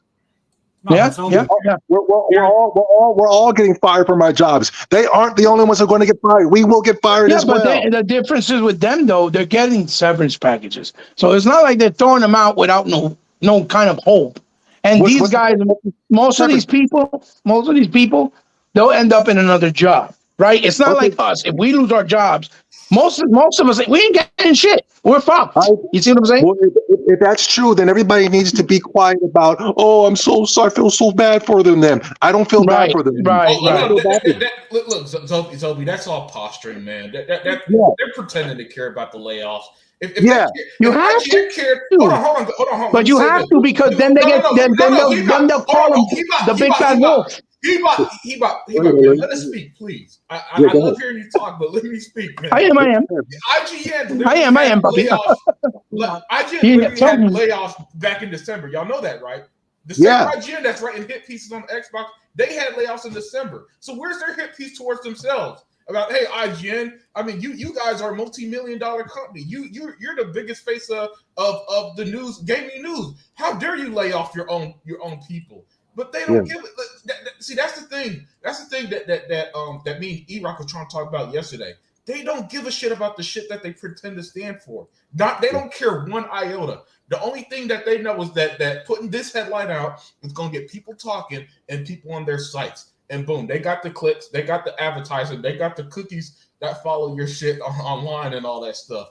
You know, that's it. And anything past that is just posturing, man. The way I see He-Bop, I just see it as a bunch of fake shit every single time. Every single time, I just see it as, all right, they just doing this because they need it. Because if they didn't target Microsoft in the layoffs, there's nothing to talk about this week. That's pretty much it. You know, they could only put out so many Power World fucking articles in 1 week. And once you realize that, you see the bullshit every single time. Because if IGN cared so much, why did they have their own layoffs last month? Right. Mm-hmm. It's hypocritical all around. Everybody does things. Look at fucking Sony with Spider-Man 2, bro. When you're making Spider-Man, such an iconic character that was created as Stan Lee, which is the most inclusive person creatively since the very beginning in the world, because Stan included all types of people, alien, women, men. It didn't matter what it was, children, gays, whatever. All types of things he created in his characters, in his world through Marvel and all that stuff since the very beginning, right? And what they did was they took Spider-Man and now, he's bad because he's a white man, right? For example, right? And in the game, the whole time, he always just puts himself as the victim, but doesn't care about Mary Jane's feelings. When Spider-Man's whole reasoning for doing what he did, inclusively, even including that he left Mary Jane, was because he wanted to protect her because that was the love of his life, right? He didn't want nothing to happen to her because he knew that villains were going to go after her to hurt him, right? And that was the easiest way to do that. And in the game, when you're playing, one of the missions, like we said, and I said before, is literally trying to help this Asian kid invite his black boyfriend to the prom. Yeah. Oh, man. What the fuck? What the fuck does that have to do with video games? Who you want to fuck and how you want to fuck them has nothing to do with video games. Sexual preference has nothing to do with video games. That's your personal life with your personal space and your privacy. Yeah, I don't want to see that. The same way when back in the day, if a man and a woman fucked in public, they both went to jail for indecent exposure. It's the same thing. But now you can have a parade with gays with their dicks hanging out in front of children, and that's okay. That's acceptable. Get the fuck out of here. That's more than ludicrous. That is fucking retarded. And I don't care if people don't like the word. It's retarded. It's retarded. You cannot say that's okay and then it's wrong for a man and woman to kiss in public or show affection. That is fucking crazy. You know, That's why Microsoft supports that, right? Well, yeah. Well, again, like I told you, Zobi, they have to, because if they don't, because they're the most hated video game company in the world, right? Yeah. They'll get crucified. That's the problem. So I know why they do it. I know why they do it. I know why they do it, but I don't agree with it. I'm 100%. I understand exactly what I don't agree with it. But me, Sega Forever, and for example, Unlimited, which you probably never spoke with before, we all been saying this. We hung out last week. Yeah. Oh, okay, but I'm saying we've been saying this. We've been saying this shit forever. That this is fucking dumb. We do not agree with this. And unfortunately, since Phil's the head of that division now, he has to do what's told. If not, he'll be out of a job. So let me throw in. Wait, hold on one second. See what I'm saying? Hold on. So to answer your question, yes, Microsoft 100% believes in this stuff. Yes, they do. Yeah. To answer your question, yes. Right. So the only reason I'm able to stick around with them is that they don't shove it down my throat, except for that special month every year. Right. That at least they don't shove it down your throat. They support it. One second. Let me get this off. Right. Let me get my bars. So yeah. Go ahead. They do support this stuff. What they don't do is like I'll push back on Sarah Bond. Sarah Bond is an excellent. I think she deserves the job, just because she's a person of color. Right. She's a female doesn't necessarily mean that she does not deserve the job. Do I agree with you? Too much of that stuff being pushed. Why does she support? Why does she deserve the job? Because she's the one that's been working. Hold on. She's the one that's been working the Japan angle for them. So, plus she shows she has shown, right? Real quick, I want to add to what you were saying, Saber. She has shown basically by her steps, some of her tweets, and some of the things that she's done as far as events, that she cares. So she actually is a girl gamer that likes gaming, right? That is the reason why Sega Forever is saying that she deserves the position. Because it shouldn't be about color, race, any of that. It should be about the best person for the job. A person that knows what they're doing, cares about what they're doing, and actually is going to do good things behind their job. I hope status or 100%. I always back. I agree with you. I agree with all of you guys on this stuff, right? But you have to look, dude. Her credentials, dude, are untouchable, right? And a lot of absolutely, I follow her on Twitter. So a lot of the reasons why Japan is opening up is because they actually like her, dude. She's actually doing the groundwork over there in Japan. Now, Sega Forever. Is Microsoft going to get everybody's going to turn to Microsoft and then start opening? Japan's going to open their arms. No, because that's not Sega Forever. Let me ask Nobi a quick question about what you just said. So put it like this. So put it like this. Check this out. I just want to reply real quick. But you do know that the support was better back then, right? Absolutely. I'm not saying it's not. That's why I'm trying to say it's hypocritical, because we all know that's not the case. But Zoe, check this out. Let me give you an example. Let me respond to this real quick, man. Because okay, go ahead. The reason why this happened is because people in Japan, they were coming over to the West. They wanted to do things differently. You know what happened? Right. To all those people? Right. Do you know what happened to all those people, Zoe? They have no jobs because they right. The No. Right. Who's that dude he bought that did Dead or Alive that got excised? Right. Yeah, a lot of those guys got bumped, man, because they wanted to do the Western thing. Right. Xbox had nice Japanese support. I don't know if you guys know that. I don't know if you know that, Sega. They did, but it was very little. It was very little. It wasn't as big. The only reason they got saying a game like, let's say, Blue Dragon, for example, right, or the other game that was made by the same creator, Final Fantasy, was because he went independent and they gave him a chance and he took it. Right. Yeah. Same thing like Tobunobu Rigaki. Tobunobu Rigaki is very vocal, saying he loved working with Microsoft because they gave him the freedom and gave him the respect that he was looking for at Tecmo. And they did not. And the reason why Tecmo let him go is because Tecmo wanted to put his games that he did exclusively and made and gave his word and did a deal with Microsoft on PlayStation. You see what I'm trying to say? And he didn't want that. He didn't want that. I mean, I'm trying to tell you, they had a bigger support from Japan back then. But because they had no choice. The 360 was the biggest thing in the market at the time. They had no choice. It wasn't PlayStation 3. They had no choice because it was the leading platform. You understand? I'm going to say this, though.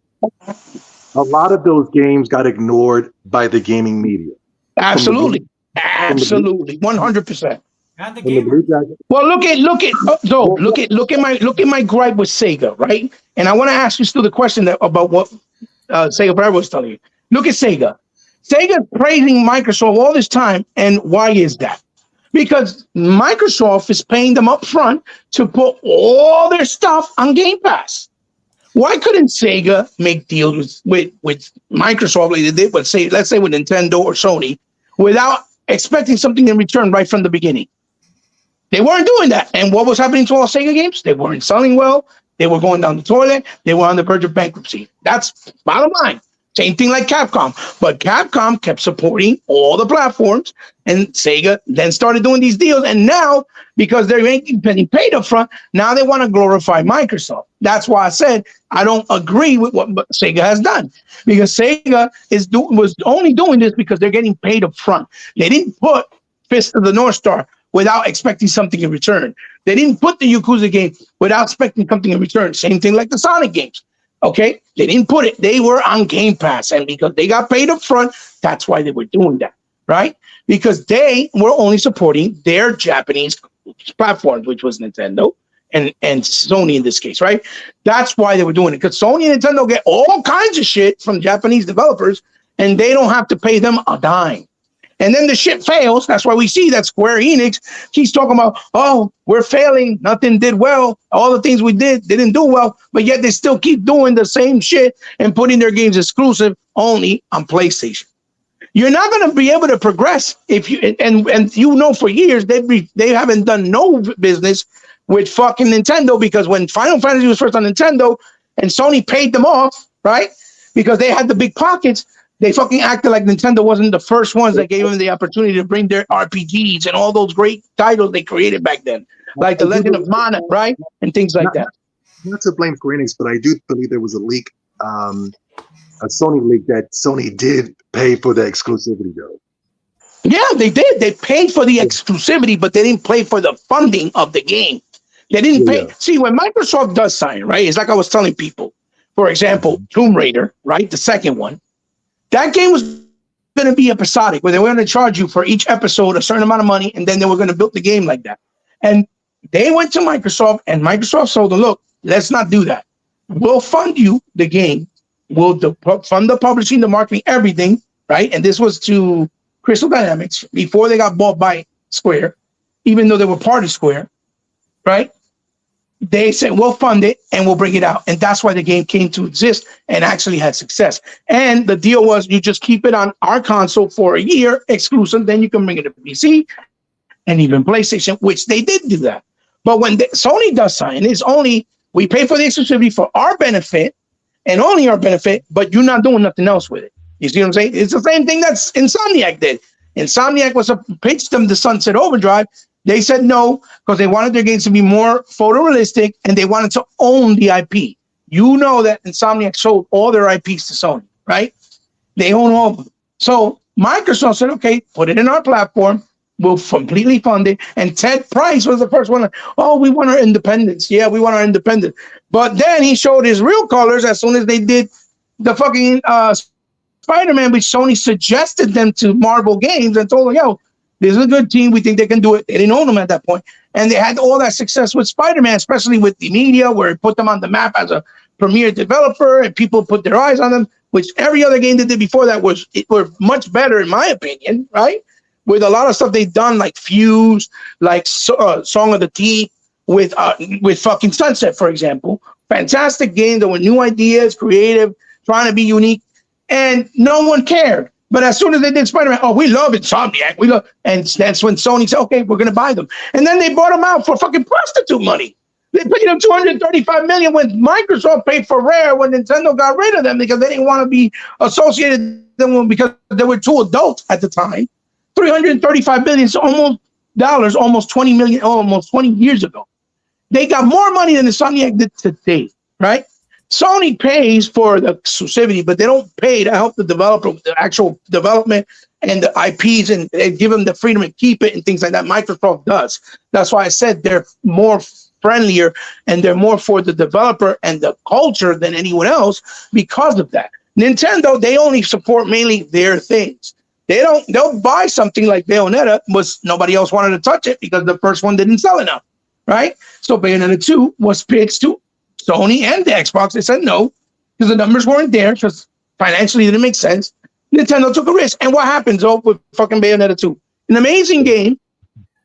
Yeah. No one bought it. It sold 28,000 copies. The same thing happened to Shadows of the Dam. Fantastic, different, unique game. Funny as fuck. Trying to do something different and creative.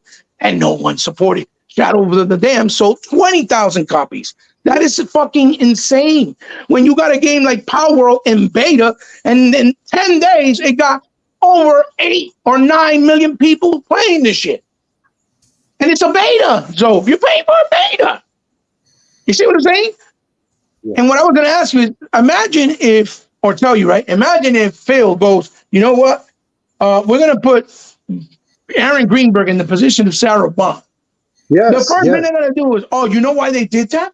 Because she's a woman. And more than that, because she's a woman of color. They only want white people in those positions. That's what they will do. That's it, Joey. Trust me. I'm telling you, that's what they will do. I know they and that's what the media will push. I know that, but still, even though Aaron Greenberg could be the better person for the position. You get what I'm trying to say? I'm telling you. Oh shit, he dropped. He'll be back. Oh, Aaron Greenberg needs to. That's what I'm trying to make. No disrespect to Sarah Bond. I think she's a beautiful black woman. Her Twitter account is popping, but I don't think she's the best person for the job. Yeah, she is, though. She is absolutely the best person. She's gonna stick unless I think Aaron Greenberg is. Yes, mm-hmm. I his work. I've seen Aaron is a good guy, dude, but he's no. I'm telling you, Sarah's going to take over if another company doesn't pick her up. Are you sure? Yes, dude. She's infectious, dude. You should look at her credentials, dude. Her credentials are top notch, dude. Because I'm like you, Zobi. I don't believe in hiring people just because of their race or their ethnicity. I'm not like that at all. But I'm also not the type of person that's gonna. Do you believe in the cult of personality? Are you more enamored by her stardom than you are her work? I'm enamored by the fact that she plays video games. She's a very charismatic. Yeah, that's what I'm saying. Are you more into the political thing? Like she could play games. She's on Twitter. I'll put it to you this way, Zobi. There's people in our group. There's people in our group that I hang out with. I can tell on Twitter. I've had people leave me on Twitter and on YouTube because of my politics. And there's people on our Twitter that I don't agree with it. We're night and day when it comes to politics and principles, spirituality, all of that. But they rock out with me, and I rock out with them. You know why? Because they bleed green when we play games. Unlimited smarter than me. What do you think about Sarah Bond, Unlimited? Yeah, man. I like her, man. I like her. I don't have no beef with her. And you know what? I'm gonna be real with you, man. Sometimes, man, when black people get these positions, I'll just be like, you know what? Let's take what we could get, man. I'm not. Look, man. I'm gonna be real with you, man. That's just how it is sometimes, man. When somebody like that get in the power, like, you know what? Good for you. Because all my life I've seen. Look. Come on. Let's be 100, man. Let's be 100. There's been a lot of white folks who got that position and failed badly at their positions. Yeah. And nobody ever has ever said, man, you know, who keep, you know, I think X is a better, should be in that position. So when we get at that opportunity, sometimes I just take it and I just like, you know what, do your. I hope you work out, Sarah. I hope you do, man. You know, Yeah, I think that's what it is. You know, screw it. Well, look. I hear. Listen, look, Joby. I ain't here to change the world. You know what I'm saying? Look, I ain't here to change the world. So we get the benefit of this shit once in a while. Good. But when look, I'll tell you this. When she was to be fair, I don't think she's incompetent. I don't think it's a case like a obese health inspector for a country, right? Where the health, you know, the person who runs the health of this country is clearly a burger away from a heart attack. That shit. No, you know what I'm saying. So if she was that, then I'd be the first. I'd be the first to say, you know, get this bitch out of here. You know. Yeah. But well, like, look. When they first announced her in the position, I was like, who the fuck is this, right? Mm-hmm. Because I didn't know who she was. But I think her character, right, how she carries herself, has put her in a position where she's one. Well, yeah. I think she's in. And to be fair, again, people like her and Matt Booty and why before that name started to pop up more, I used to try to give them credit and not just Phil, because I'll be reading these articles and Matt Booty is the one who's picking up the studios, Obsidian. Well, he's the sniper.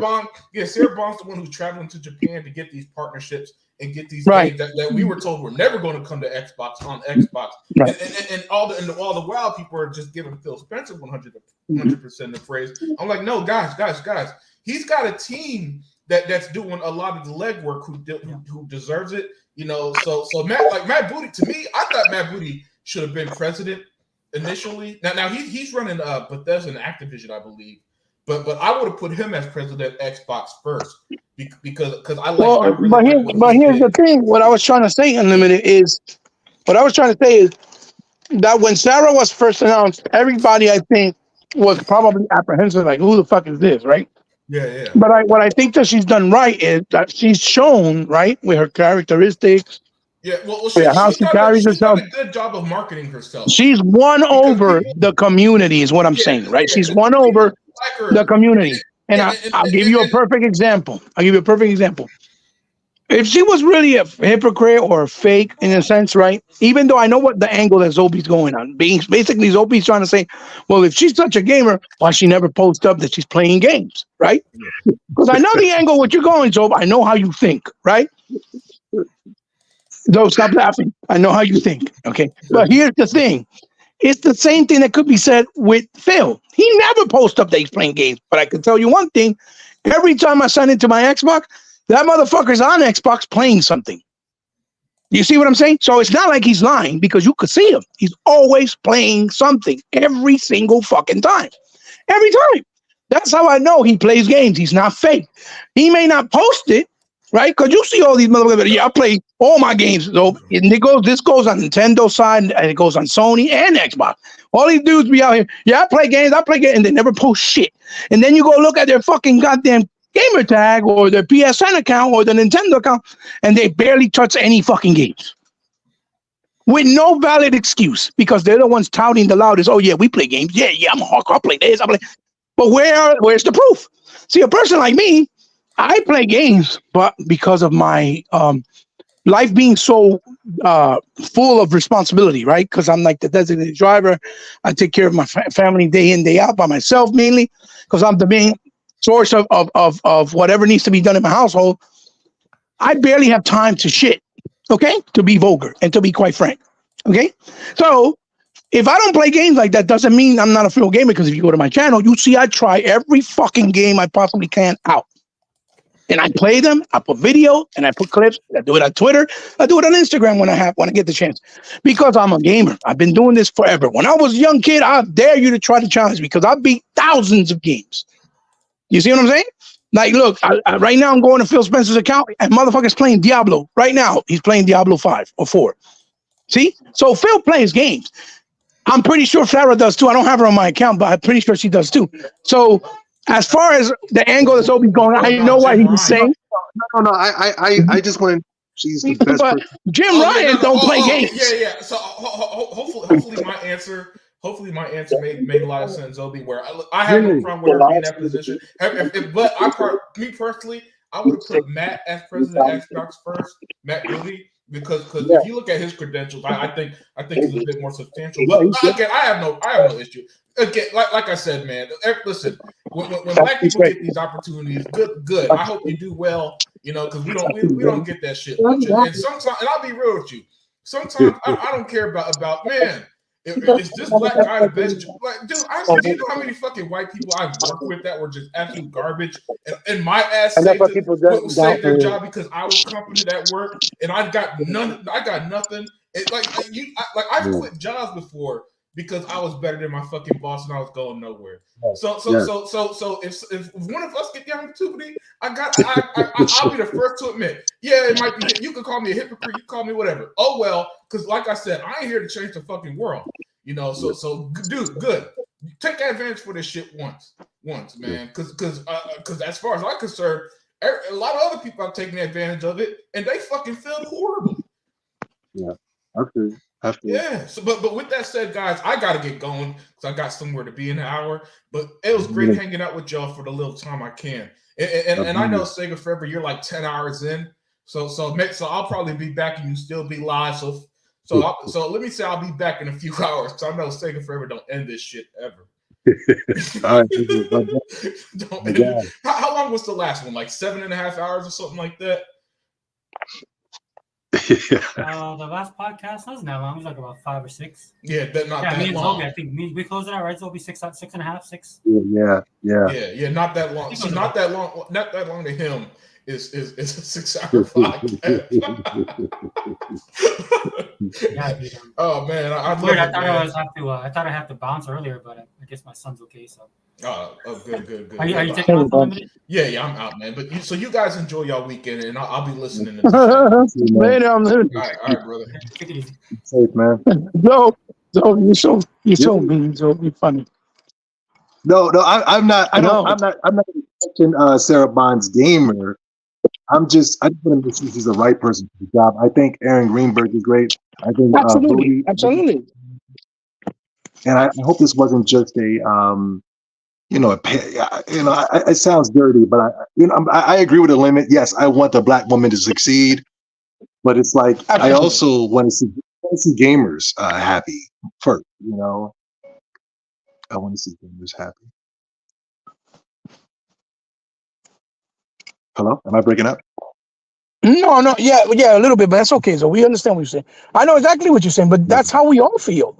Like I love the fact that she's a woman because we never really had women of representation of any kind, whether it's a woman because she's female, white, black, doesn't matter. And gaming actually representing gaming, you know that we didn't really see that, right? So it's awesome to see that.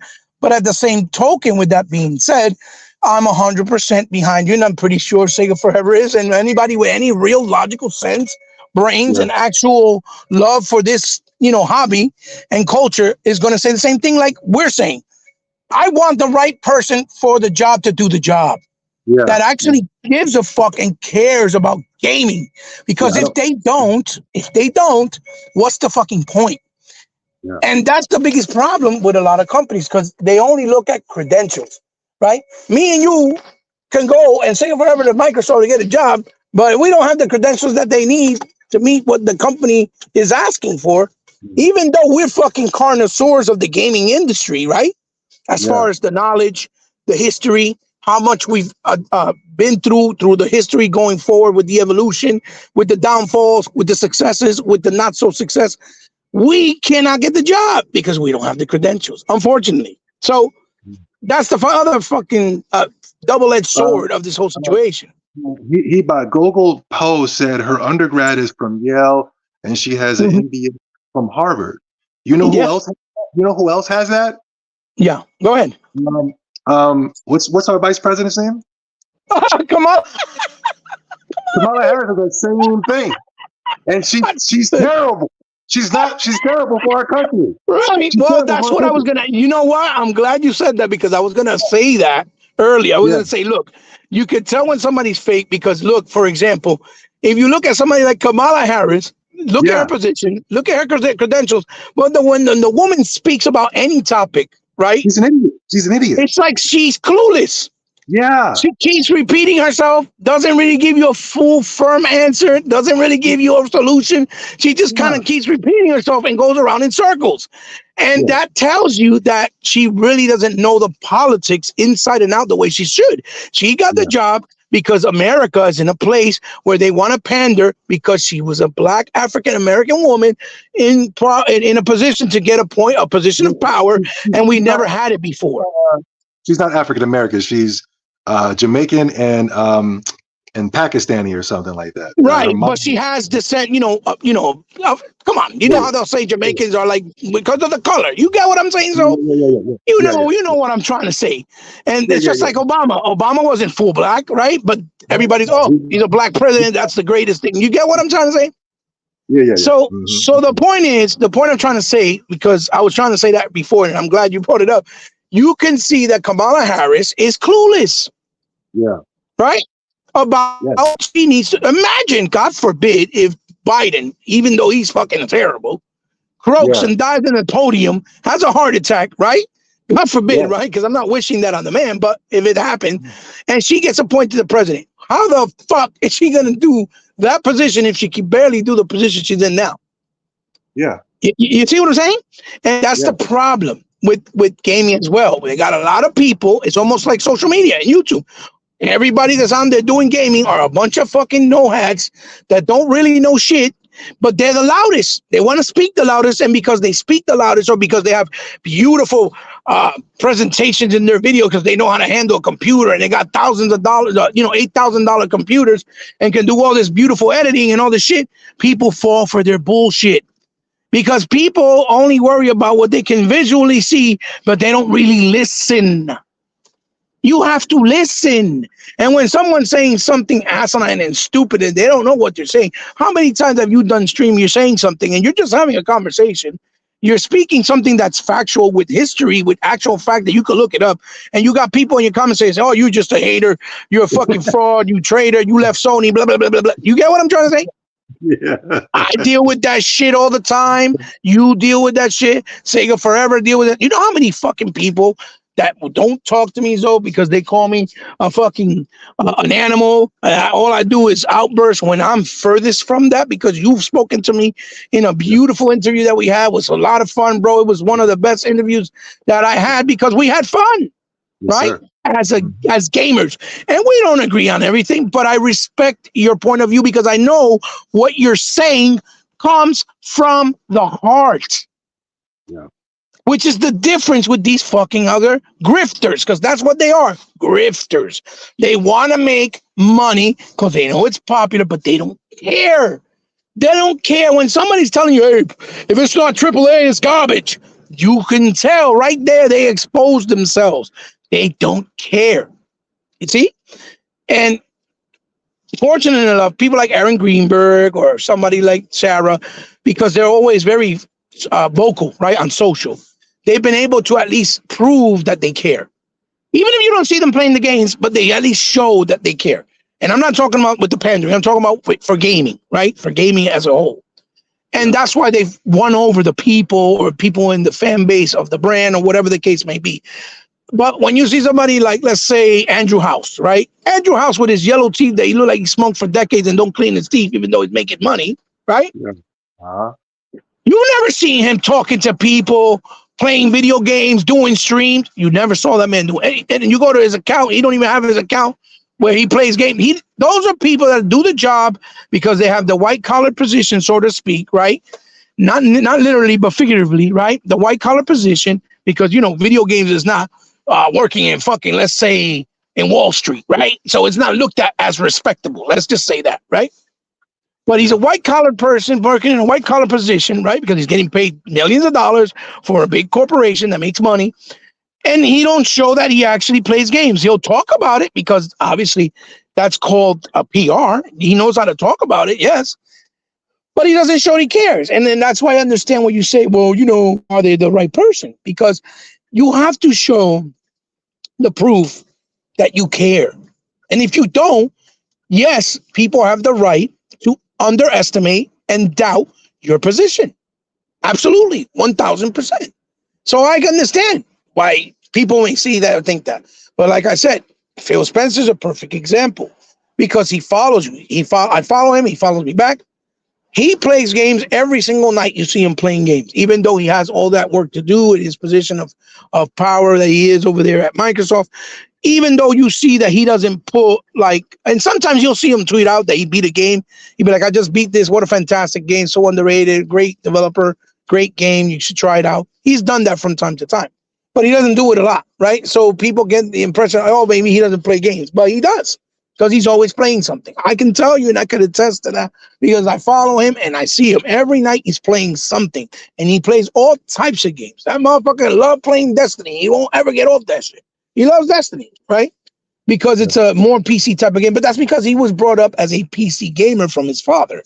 If you look at his history since he started at Microsoft at the age of 18, he always said it. His two biggest thing was PC because of his father, and he plays chess. Those are his two big loves, right? But you can tell that he loves gaming, cares about it, right? Whether he has to do the PR bullshit to pander and other shit, I agree. It's not a good look, but if he doesn't, the man will be out of a job. That's just the politics and the unfortunate situation of reality of our world that we live in. That most every business is just hypocrisy. It's not really for the people; it's for their pockets. That's just the way it is, right? And that goes with anyone. But I understand why somebody like you or someone else say, "Oh, well, are they the right person?" At least in their case, they've shown that they care. Does it still mean that they're the right person for the job? That's still a long-term observation that comes with time. And if you see that he's going down the toilet and doesn't get better, then you're like, oh, well, I don't know. Maybe they're not the right person. I've always said it that Aaron Greenberg, even though he does the marketing, I didn't feel like he was doing a strong enough marketing before. Now he does better marketing, and that's why they did stupid shit just to be trolls, like the Xbox refrigerator, because they made fun of it, calling it a refrigerator. You see what I'm saying? And that's part of marketing. All that is part of marketing. So, I think that's good that he's playing off the negativity and trying to make it a positivity for the gaming universe or space and culture and society, right? Because as a society, we're gamers in a society of gamers, right? Not to say that we're separate from the world. I'm just saying realistically speaking, there's maybe 500 million people that play video games the way that we do, as opposed to 3 billion on a mobile that only play mobile games because they're on the train getting the ride commuting from home to work, and they're playing a fucking game like Flappy Birds, right? Can I ask you a question? Yeah, absolutely. To answer this question. Now, do you think that Phil Spencer and Sarah Bond, two extremely charismatic people, really charismatic, they're so charismatic that they have a nation within a nation that really follows these guys. They love Sarah Bond. They love Phil Spencer. They love that they're gamers. They love that they have passion for gaming. But do you think that they are nothing more than just chumps in the front to get gamers to fall in love with the original script of DRM and not owning your games? Well, that DRM, okay. I think that the reason that they come off as being chumps is because they are very vocal and put themselves out there for people to talk to them. If they didn't do that as much, then they wouldn't come off as maybe being a chump. I get what you're saying. Because Phil, it's more of a, they're just puppets in the front, but really in the background, they're just trying to run that original script where they got a lot of heat for because it came off negative. Remember? Well, when they remember is that they never at any point did the DRM. It never happened. It was an idea that happened because they were trying to do where if you bought a game, right? For example, you know how we go and buy a game at GameStop, right? And then Yeah. GameStop goes, "Oh, no problem. It's $60, right?" Then let's say for some reason we don't like the fucking game, which we all been there, right? And then you take the game back, and then it says, "Yeah, we're gonna give you $25, even though you just paid 3 days ago 64 or 65 with tax." And then they go, "We're gonna give you $25 for the game," right? And then they go and sell it for 55 at a markup, right? And that's what's been killing developers to having to close down, right? So the idea of the DRM was that you were able to buy the game, right, from a GameStop. They no longer could charge you $55 because it's a disc that needs to be activated. And only the developers can make the decision of, "Oh, we're going to charge you this much to activate the game." But after you own the game for a certain amount of time, you were going to be able to either return it back digitally or physically at a cost without getting ripped off, right, as a consumer. And you were able to share it with your libraries of friends, right? But you had to wait at least a 30-day period because they designed it that way on purpose so that they can help developers so they wouldn't have to close down. But then the media pushed it as, "Oh, they're trying to take your rights away." But DRM started on PC and everybody glorifies PC. You don't own shit on PC like that until Steam came along. And even with Steam, again, it's a digital store. So if that digital store closes down, or you don't have the license, or you don't have your information for your car, for your, let's say, for your games, or you lose your gamer tag or your email or your password, you're fucked. You don't have access to it. You got to keep buying it again. And no one ever complained about PC. And on the contrary, they glorify it.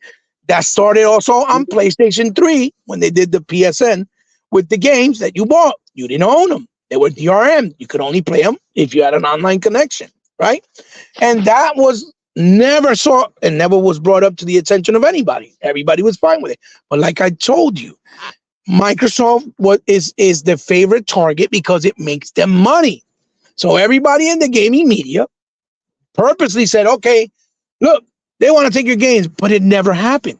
They retracted that, and then you were able to play the games. But the problem is, since Microsoft was trying to continue for people to play their library, right, on Xbox, what you call it, like the backlog catalog for the 4 generations, in order for them to do that, right, and they also unified Connect so that it could work as a cohesive thing where it felt like a peripheral and not as an added extension of a peripheral that you bought separately.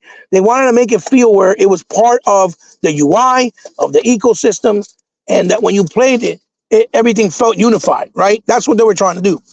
And so that's why they took a whole year.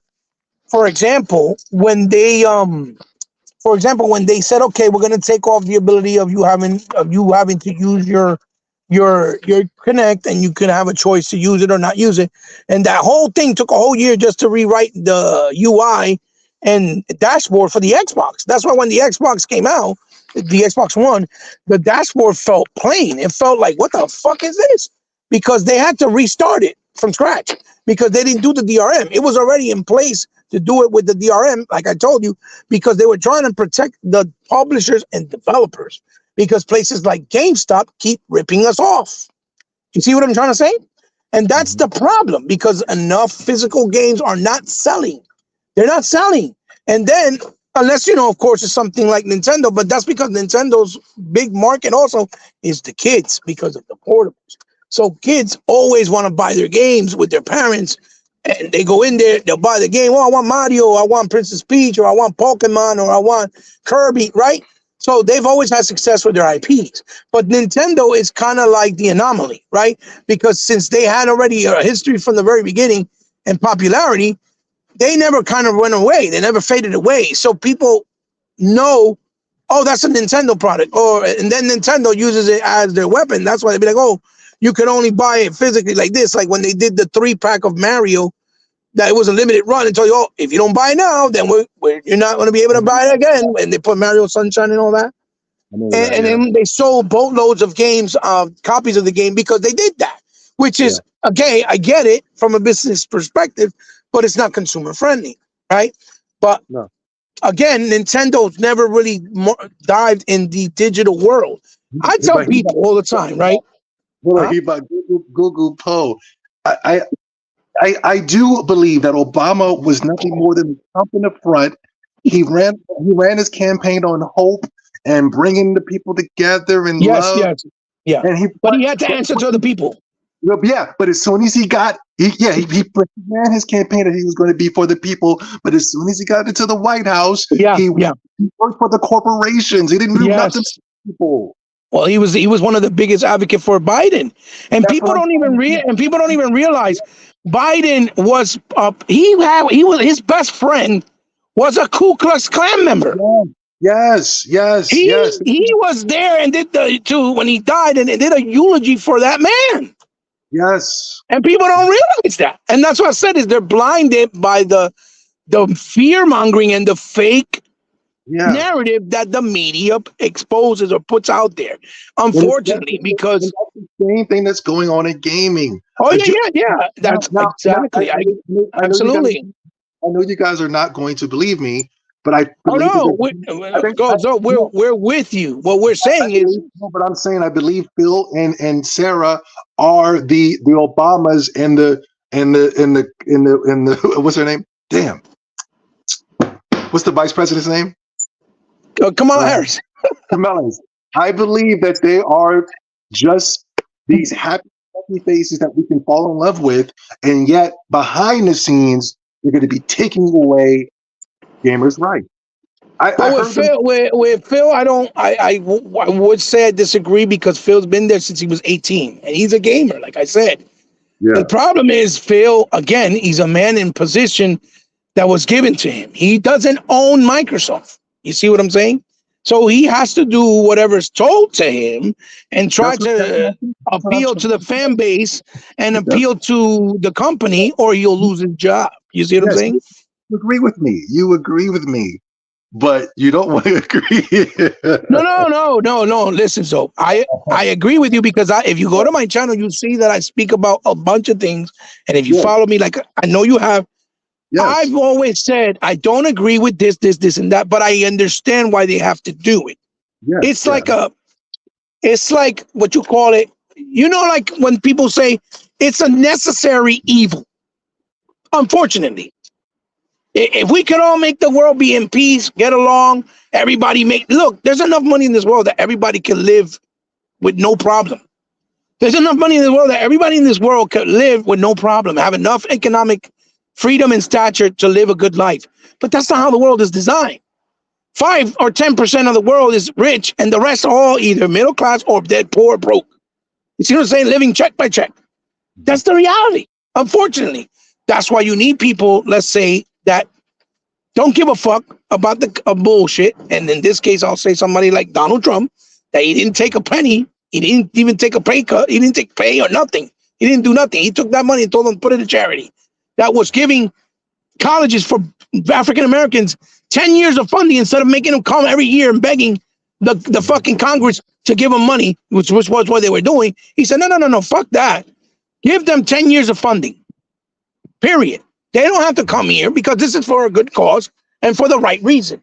We can't play these games with these people. And that's what he did. That's why a lot of black folks are now trying to say, we want Trump, because they see the differences, right? It has nothing to do with stupidity. And all that people try to, he's racist. Go back and show us where he did anything racist. He's never done anything racist. Not once. Not once. Okay? Because he's not a racist person, right?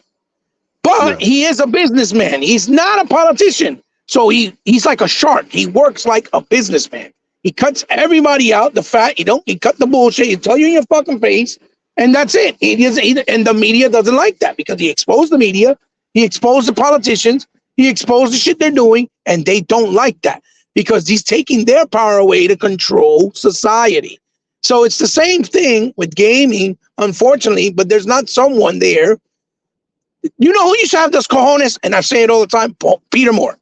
Peter Moore didn't give two flying fucks. Peter Moore will tell you, oh, this is how it was. He's the one who said. Is that the guy that ran Xbox? Back in the original. He's the one that ran Nike. I mean Reeboks. He's the one who ran Xbox. He went to EA, and every time he went somewhere, they had success. The minute that he left, shit, he went to fucking coach a soccer team and took him to the World Cup. Yeah, that guy's phenomenal. I love him. Yeah, he's the one that said all the dirt that was going on with Sony back then. And when they did the interview with Ryan McCaffrey, it was Phil Spencer, him, and Steve Ballmer. I think it was, right? Not Steve Ballmer. Seamus Blackley.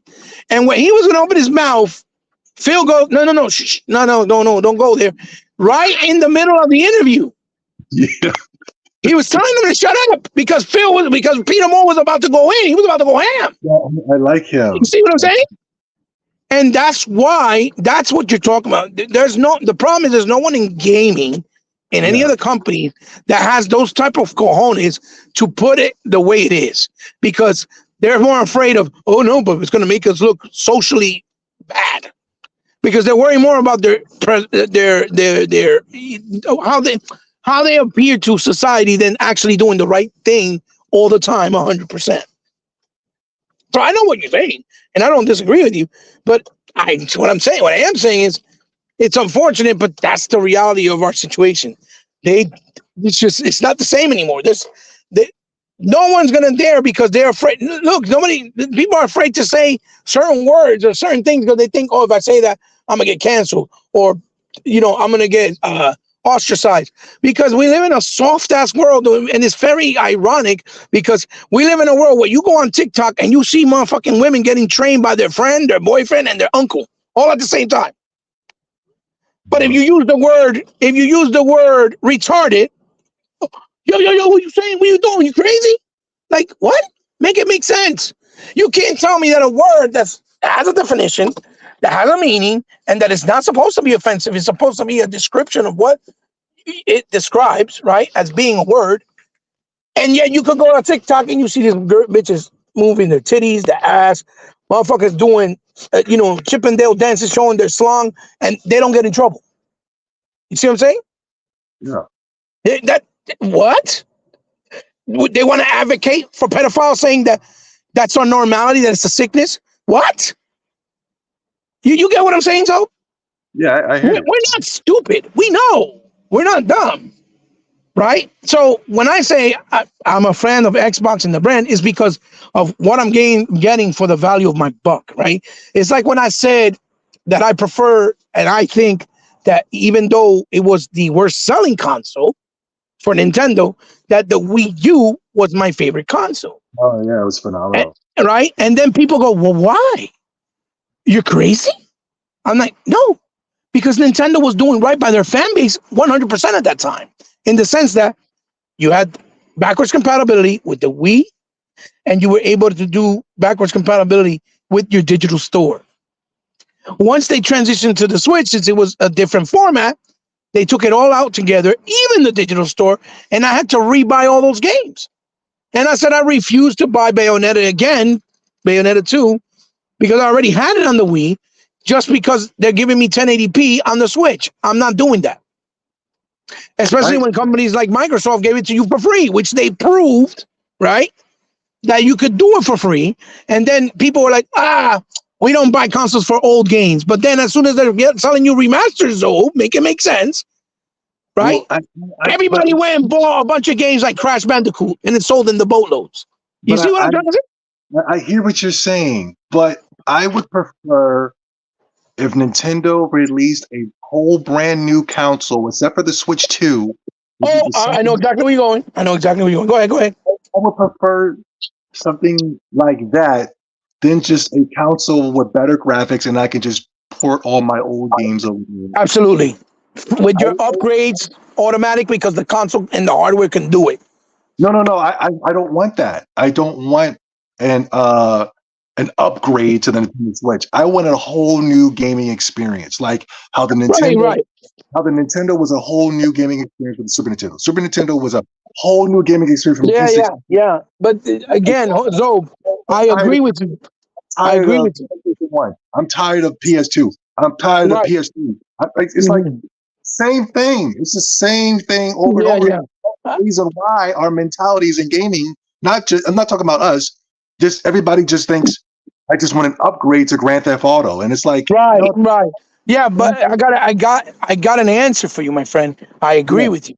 When yeah, we were growing up, we were fortunate. It's like I told people when we were growing up, right? yeah, If yeah, you bought Aladdin, and I'm just throwing a game out there, right? yeah, yeah, For Genesis, it was a completely different game than it was on yes, Super Nintendo. yes, yes, So yes, it gave you a reason to buy both versions. yes, And you yes, didn't feel like you were throwing away your money or getting just a simple upgrade, right? yes, yes, I yes. agree with you 1,000%. But here's the problem. I got to be honest. I'm done with backwards compatibility. I'm done with the bringing up of the catalogs. I want a whole new Yeah, new game. experiences. Yeah, like right, new game. Absolutely. But the problem That's with what that, we have. Zob, here's the problem. Here's the problem with that. Yeah, Unfortunately, right? Unfortunately, right? And I hate to keep using the same word, sounding like a broken record. Unfortunately, yeah, because the cost of gaming has become so high because people are just worrying about the superficial things like graphics, mocapping, what actor is going to play this character in this game, yeah, story, right? And not gameplay and fun factor like the old stuff way that we grew up with. yes, They are not cost efficient. So if they do new experiences, like I just told you, Nintendo brought out something like, let's say, Astro Chain, right? Or Pikmin. If they would have brought that out now, it wouldn't be successful. The only reason Power World is being successful, for example, is because one, it's like Pokemon or very reminiscent, right? And because it's cheap, right? But if you had to pay $60, nobody would be buying it. That's number one. thing is, Number but the thing is, these are minor successes that will not last the test of time. absolutely. I'm not saying it is. Absolutely. I agree 100%. That's why the whole Pokemon is going to see success 30, 40, 50 years from now in comparison to Power World's 8 to 6 months. right. Or maybe in 2 years if they're lucky. I get it. Yeah, But yeah, again, like I said, it's a small risk because it's a beta and they're selling it cheap and it's doing well. So they rather go with what's there now because no one really buys the games. So nobody's buying games. You're talking about gems and games like hidden gems and things that are different that should be embraced, which I've said this thousands of times on my channel as well. You said this a bunch of times. We've all said this. Sega Forever has said it. We want to get new experiences over a remaster. If you want to give me backwards compatible for free, okay, I could accept that, but I will much rather have new stuff and experiences as well, right? Mhm. More so than those stuff because I already experienced it. But they do that because what they do with those remasters is they take the money for that to put it towards other new things because Yes. they know that the audiences for that will still shill for it and embrace it, right? And they also know that the new generation wasn't familiar with it and they've seen, let's say, something like Resident Evil 7 or 8 that is completely different. It's first person survival horror as opposed to third. And they'll go revisit this and look at it and they'll have new audiences that follow those old games. That's not for me. That's not for you. That's not for Sega Forever. You get what I'm trying to say? Yeah. That's the difference. And I get you 100%. But this has been an argument that it's a fighting battle that we're not going to win, not because we don't have a voice and we can't do something about it, because we clearly are. Because if we weren't, we wouldn't say it in our channels or when we do shit. You wouldn't say it. I wouldn't say it. Sega Forever wouldn't say it. Limited wouldn't say it. If we didn't try to do something about it, it'd be different. But we are. But it's just we're 5% while the other 95% is trying to kick us down the throat. You see Well, what I'm trying to say? I feel like I might be 5% now, but I'm 100% 20 years ago, 20 years from now. What I've been saying, Oh yeah, what I I've get been what you're saying. what I've been saying were good games like Yakuza, like Mhm. Pokemon, all the games that are good now. I said they were good games 20 years ago on We my are right. Like and the Panzer everybody- Dragons, and we said everybody- great games, and yeah, Mhm. Final. Nobody cared about. I remember nobody cared about Monster Hunter. Now yes, these are the biggest titles. These are the biggest. yeah, we were ahead of the game, right? Absolutely, yeah. Mhm. So yeah, Well, but it's like there's a little game that came out from from a developer called Twisted Pixels called Loco Cycle. The most unique game that you could ever play. And it was only $20 on the Xbox Live Store, right? Ooh, yeah. Mm-hmm. Nobody played it. Comic Jumper, fucking amazing. Nobody played it. You know right? what game? You know what game would be successful now if Microsoft didn't focus on trying to get money for quick fast? Do you know what game would be huge right now because of the popularity of Animal Crossing? Mm-hmm. Viva Pinata. Right. Viva Pinata. Oh yeah. And Viva Pinata was successful during 360. It definitely was. Absolutely. Viva Pinata But you know that's not a Microsoft decision, right? Yeah, I know. I'm just saying. The reason why they haven't done a new one, I'm gonna tell you why. Because remember, they did a version of that for even the DS. Remember? Yeah. I got that. Viva Pinata. And a lot of people love that game, right? Yeah. The reason why they're not doing a new one is because Rare doesn't want to do one. Rare wants to do Sea of Thieves, and they're doing the Everwild. Rare was the one that said they wanted to do the avatars. It was Rare. It's not Microsoft. They told them you could do this like a Cameo. Cameo 2 was awesome, the Cameo one. And they told him, oh, and then when what's his name, Don Matrick said, no, let's not do the second one because it didn't do well. Rare said, forget it, and they didn't go back to it. They wanted to do Sea of Thieves, but Sea of Thieves started as a project that they were trying to do years ago on Nintendo, and it was called something else. Jay Long was the one who brought that to my attention and showed me the game when we were in the podcast. That was the actual inception of the idea of Sea of Thieves. And Sea of Thieves is a massively fun game when you play it with friends. It's massive fun. And it's unique because it's pirates. You're acting out as a pirate. You do a bunch of cool things. They add a lot of nice expansions like Monkey Island and things of Pirates in the Caribbean. That makes sense, right? Yeah. But since Rare's making so much money there, now they don't want to do nothing else. And that's kind of like where they're stuck due to the circumstances that if they did a Viva Pinata 2 or 3 now, even though it would probably do well, they're scared to take that risk. You see what I'm trying to say? Yeah, Viva Pinata. Xbox fans are finally jumping into Blue Dragon and Lost Odyssey. Yeah. And it's like, oh my God, we had what we want now from Square Enix. We have what we want now from this developer. We had it. We had that. But right. You know, I'm following exactly what you're saying. What I'm trying to say is that, yeah, we're the 5% right now, but we're going to be the 100% long term. Yeah. And what did I say the first minute I came in here, Zope? I said the digital market game is going to be the demise of the future of gaming. Maybe not now, but long term, you're going to mark my words. You're going to see, because it's a dangerous slope. It's happening with DVDs right now, or movies, and it's happening. It happened with music already.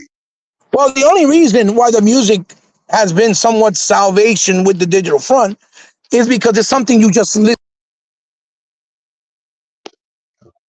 Damn it.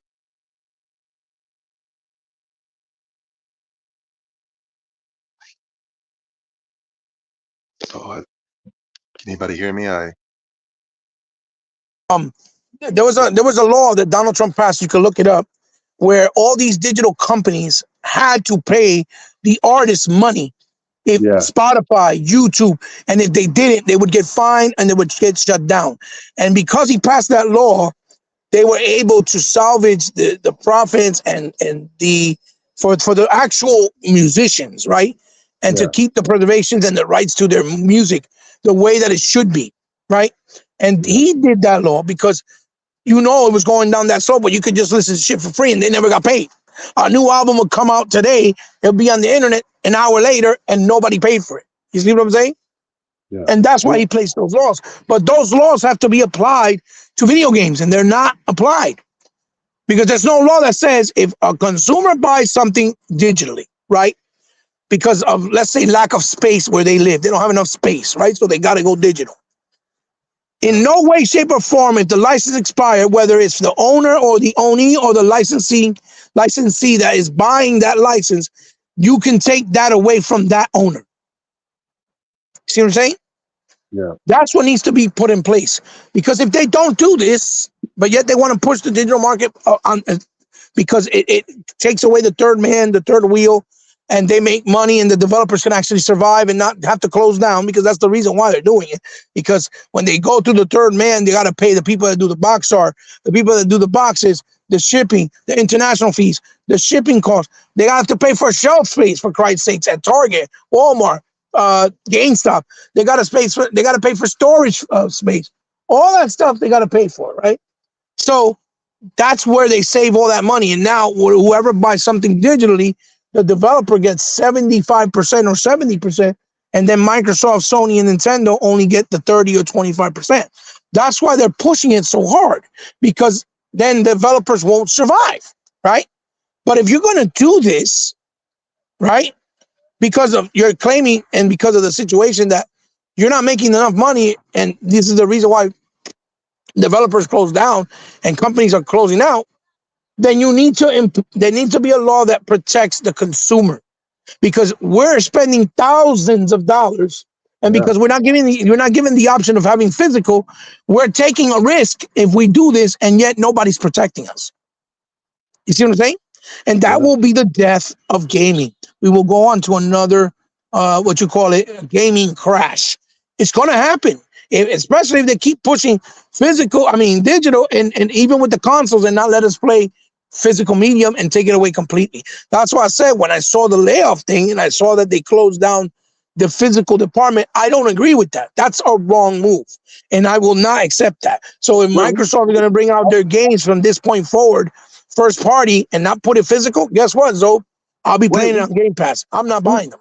Who shut down the physical department? Microsoft? Xbox? Yeah, Microsoft. That was part of the cutting of the fat that they did. And that's no good. That's no good. No good.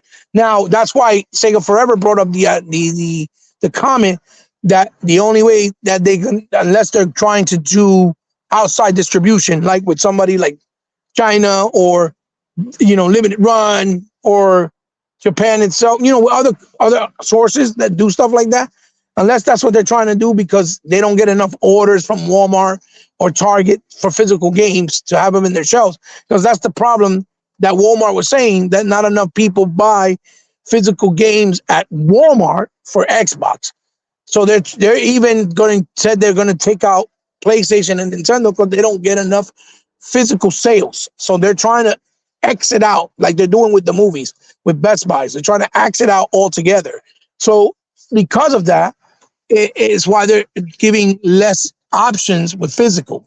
So unless they're going to rely on a third-party distributor, I don't agree with that at all, because I will speak with my wallet. I will not buy no more first-party games if they're only digital. I will not. I'll play it through Game Pass, and that's it. Because I want to own my shit. My collection. You see me post it. You've seen it when we had the interview. I told you a lot of shit. I got thousands of games, and I don't give a fuck about the space. That's my problem. I'll deal with it how I will. Nobody has to worry about that, because people love saying, "Well, it's the space." I deal with that. It's my problem, right? Because I'd rather have my ownership and value where I could either, and so as long as I live, I have access to it. And then if I die someday, God forbid, not anytime soon, but God forbid when the time comes, right? Yeah. If my wife wants to sell it to make money and get some revenue out of it, then she can do that. You see what I'm trying to say? Yeah. She has all the right in the world to do that, right? Or my kids, whatever. But until I die, you're not going to force me to buy something in a format that I don't want, or that I know that is dangerous and a slippery slope. It's not going to happen. Now, if it's an independent company with a smaller game, and I understand, that's different. Because I went out and bought Smurfs too. I bought Mazinger, Grandizer, right? Physical, because they gave me the option through Microids, right? Microids gave me that option. So I bought it. They were priced accordingly, and they were released after the fact that they released it digital. I didn't buy it digital. I waited till the physical came out, and that's when I bought it. And the game's been out since, some of them 5 months, some of them 4 months, because I'm going to buy it the way that I want to buy it, right? But I understand that the reason why they're pushing it, like I said, is because no one's supporting physical enough. And so digitally is how they're making the money. And digitally is how they protect the developer from not having to close their doors. because they cut off the middleman. But you have to give an option because you can't close out and alienate the people that buy physical. You can't tell somebody and putting a gun to your head, you're going to buy this way if you want to play games. Now you fuck no, because then I'll just stop. I'll just play my retro shit, what I've had, all my legacy shit, and I won't play anything else. I'll just play it through Game Pass. I've already said this. I've said that multiple times. And there's a lot of people in the community of Xbox that know me that don't agree with me. But, oh, no, you're crazy. No, that you got to move with the time. No, I don't got to move with the times. I don't have to. Because long term, like you said, you're going to see the outcome and the danger of what's going on now. It's a dangerous slope. And you cannot let it happen. You can't advocate for just digital. If you keep doing this, it's going to be too dangerous to fucking even invest in gaming anymore. Too dangerous. You know what I'm saying? So, that's how I feel. That's my take on it. A lot of people are not going to agree with me. So, they're not. No, But I'm trying to look at it from a logical standpoint because I know the business point of it and I know the consumer's point of it. Obviously, I got to worry about the consumer's point of it. But then if gaming dies, then nobody can cry because you didn't support it. See what I'm saying? So it's a double-edged sword. It is what it is, unfortunately. Like I said. If I say the same thing, though, I'll be an Xbox hater and this and that. But No, not from us. You're not going to get that from us. You're not going to get that from us because we understand your point of view. Yeah. But I respect your point of view, and I respect you and all your thoughts and opinions because I told you, you're speaking from the heart. You're speaking because you give a fuck about gaming. Yes. You're not speaking like most of these dudes do because they just want a console war or because they prefer PlayStation or Nintendo over Xbox or Xbox over PlayStation or vice versa. You get what I'm saying? You're speaking from the perspective of someone that's been there for many, many years playing video games, that fell in love with video games, that video game become a central part of your life and a central part of your everyday living because you love the hobby.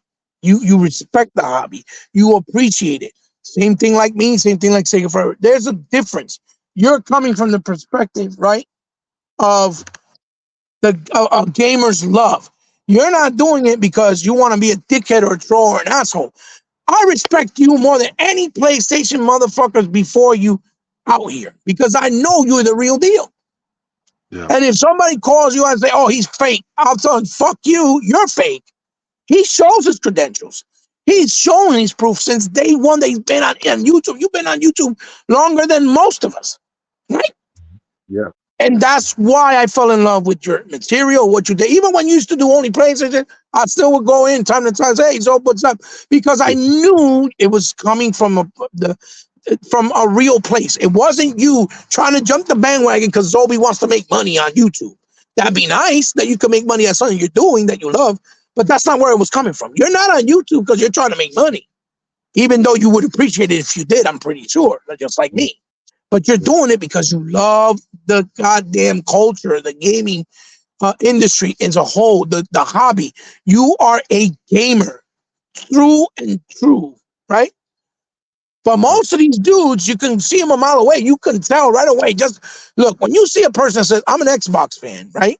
And then he says the term X-Bone or X-Bot, you know he's not really an Xbox fan. Mm-hmm. It's like, you're not an Xbox fan. Stop it. You're being stupid because you're exposing yourself. You know what I'm saying? You sound dumb, so you need to stop right there. And then when somebody like me comes at him, you see me, you saw me on Twitter. I would have like 30 motherfuckers attacking me. I'll be all by myself talking to these motherfuckers. And at the end of the day, who was the last one standing? I'll be the last one standing. And all they're doing is trolling, calling me grandpa, homo, tranny. And what I said, this grandpa will bust your ass in any game. Mm-hmm. Bottom line. Because I'm a real gamer. And then I'll be like, all right, show me your fucking collection. And then I go, wow, and show all my games, digital, physical, and the motherfucker, what you hear, Zobi? You hear crickets. They go away. Because everybody loves to talk, but they don't show. So again, if you're going to question my integrity and me as a gamer, just because I like the Xbox brand, like I said, I like the Xbox brand because I can go buy a fucking game when I feel like it, playing it through Game Pass, see if it's good or not, not have to take the risk of having a game that's not really quality and not good enough for my money, and then I feel regret because it wasn't good enough, right? Because there's so many games coming out consistently. So that's what I like. I'm getting value for my buck, and I buy things at my leisure. The same way when I got Xbox All Access. Xbox All Access was like a layaway plan, and I paid for my Xbox slowly, my third or my fourth one actually, right? I didn't have to forcefully buy it day and day. Or when I traded in my Xbox, I got over $200. I only paid $300 for my console as opposed to $500. Those are the type of options that I appreciate that Xbox gives me, or bringing over my peripherals from Xbox One to Xbox, Series X and S, or being able to play my backlog catalog from 4 generations. But if Microsoft is changing their tone now, where they're only going to try to placate to one side and only cater to one side, right? Then I have to speak with my wallet. I got to do what's right for Ebon and his household and his family, because I'm not rich, right? None of us are. So we got to speak with our wallets and make the decisions based on our wallets. So if I feel more comfortable, let's say, playing on Nintendo, because they're still giving me the option to do what I feel more is best for me, I'll do that. You see what I'm trying to say? Yeah, I'm with you. It is what it is. But these dudes are fake. That's why when you go in and troll and act funny with these guys, and they don't even realize you're trolling them, right? It's fucking epic, because they're so stupid. They don't even get it. They don't even realize that you're making fun of them. That's how stupid they are. You see what I'm trying to say? So for me, that shit is funny as fuck. That's just worth the price of admission to going to your channel. You see what I'm saying? And that's why I'm like, yo, he's the real deal. But people look at us like, yeah, I ain't gamer. They'll try to bring the age break.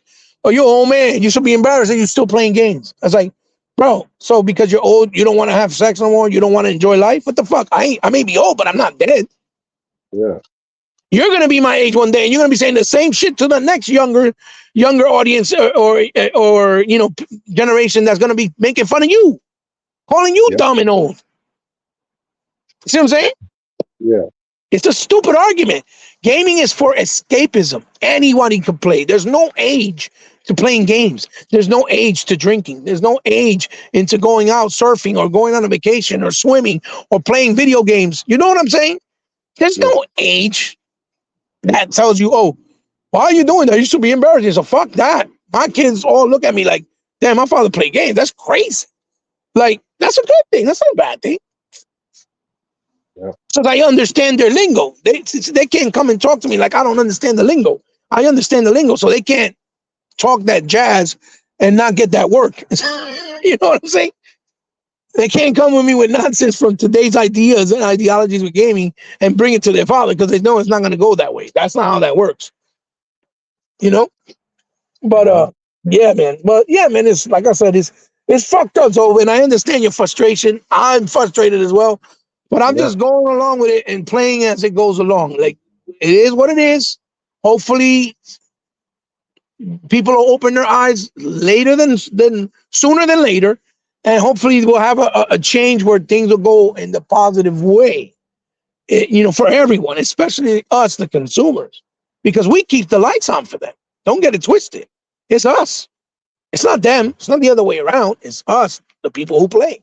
So once you take that right away and you're playing a dictatorship, people are going to realize, yo, what the fuck? Nah, hell no. And it's going to backfire. It will backfire.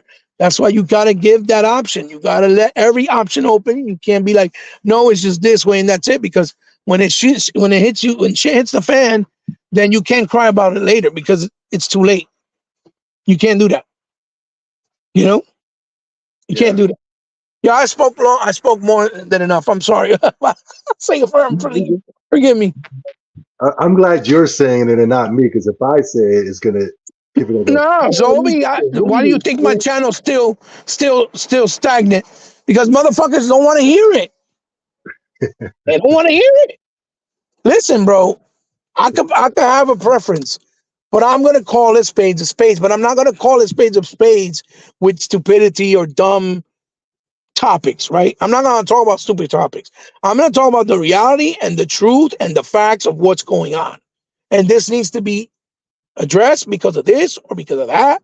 The same way I called out Sega, they're only sucking Microsoft's nutsack right now because they're getting paid up front. If it wasn't for them getting paid up front, they wouldn't be sucking their nutsacks. It's just, it is what it is. Wait, who's It getting is what paid? it is. Who's getting paid? Sega. Oh, Because Sega. they, Sega. yeah, because they keep putting all their games like Yeah, Yakuza on Game Pass. But look what they just did. What they just did, Zo. yeah, They put a paywall on the Yakuza expansion. yeah. I saw that. Yeah, So I'm like, bro, you get people on your side. People are excited for you. You're starting to finally do things that people wanted you to do, like bringing back old IPs that needed to be returned, right? I Or think that's gonna reintroduced with new stuff. be, I think that's going to be a scam, though. Something's Oh, I coming. hope not. It's like I said, Yeah, it will make no sense for them to go out their way to bring back IPs that people have been yearning to see again, right? Because yeah. they weren't milked in this in the sense of the word, right? For you to just turn around and make shit that's not quality or ass or half baked, I don't because know. then it will be all for nothing. You Yeah, see, I think it's going to be an all for nothing thing. Something's I not hope right. not. Please hope not. I hope not. Yeah. I love Sega, right? But not the new Sega, the old Sega, right? Oh, So I would love for them to see them come back to their former self. And I know with Microsoft money and support, because they have so much money, right? They can have that freedom to bring the quality that they need without having to worry about, damn, we got to do budget cuts and only give certain budgets to certain games. You see what I'm trying to say? Yeah. If that makes any sense. That's why I've always been saying that. And so has Sega forever. Not because I want Microsoft to own everything. No, because I know with Microsoft's financial freedom, they can spend where it needs to be spent and not have to sacrifice, for example, game quality over and substance over a budget reason or because of a budget limitation of budget. You see, Yeah. that's why I've always said that. So I really hope that it works in the right way and that the gamers are going to be satisfied and that the quality is going to be there, because I said it in my Sega video. If you saw it, or if you take the time and get to watch it for a little bit, you'll see I said, because if they don't do that, like you just pointed out, it'll be all for nothing. It's going to be a waste of time, and it's going to be fooling the audience and the gamers, hyping them up to then give them something that's basically not good enough or borderline shit. You see what I'm saying? Yeah. So, that's how I feel about that. But I've been very vocal and about it. And, like I said, most people don't come to my channel. That's why I've been on here since 2013 and I only got like 1,000 subscribers, barely, right? And that's because I do figures. Most of my influx of unfortunately, most of my influx of subscribers is because of my figure content. Because I do video game stuff and I do other stuff, as you know, right? When it comes to figures and collecting, it's not because of the games. Because if you go look at, I just put gameplay of 3 games back to back, right? Even Yu Suzuki's latest game, that's an homage and throwback to Space Harrier, which is Air Twister, and it only has 23 views. You see, Zo? I don't think it's you though. I think something happened where a lot of our channels got shadow banned. And I think it's because we were messing with the money. I did a video telling people, warning, do not buy Final Fantasy VII Remake. And they got a lot of views. They got a lot of views. And then now all of my warning don't buy videos, they barely 1,000 videos viewed. And it's like, but the thing was, what got me in trouble, because everybody at first said, "Oh my God, you're trolling, you're stupid, you don't know what you're talking about." Yeah. But then They weren't taking you at face value. when the game came out, I was right about everything, and everybody came and said, "Yo, you were right." Those you said it. Yes, you did. Yeah. You said this Final Fantasy doesn't do well, and it's because of this and this and that. Yeah.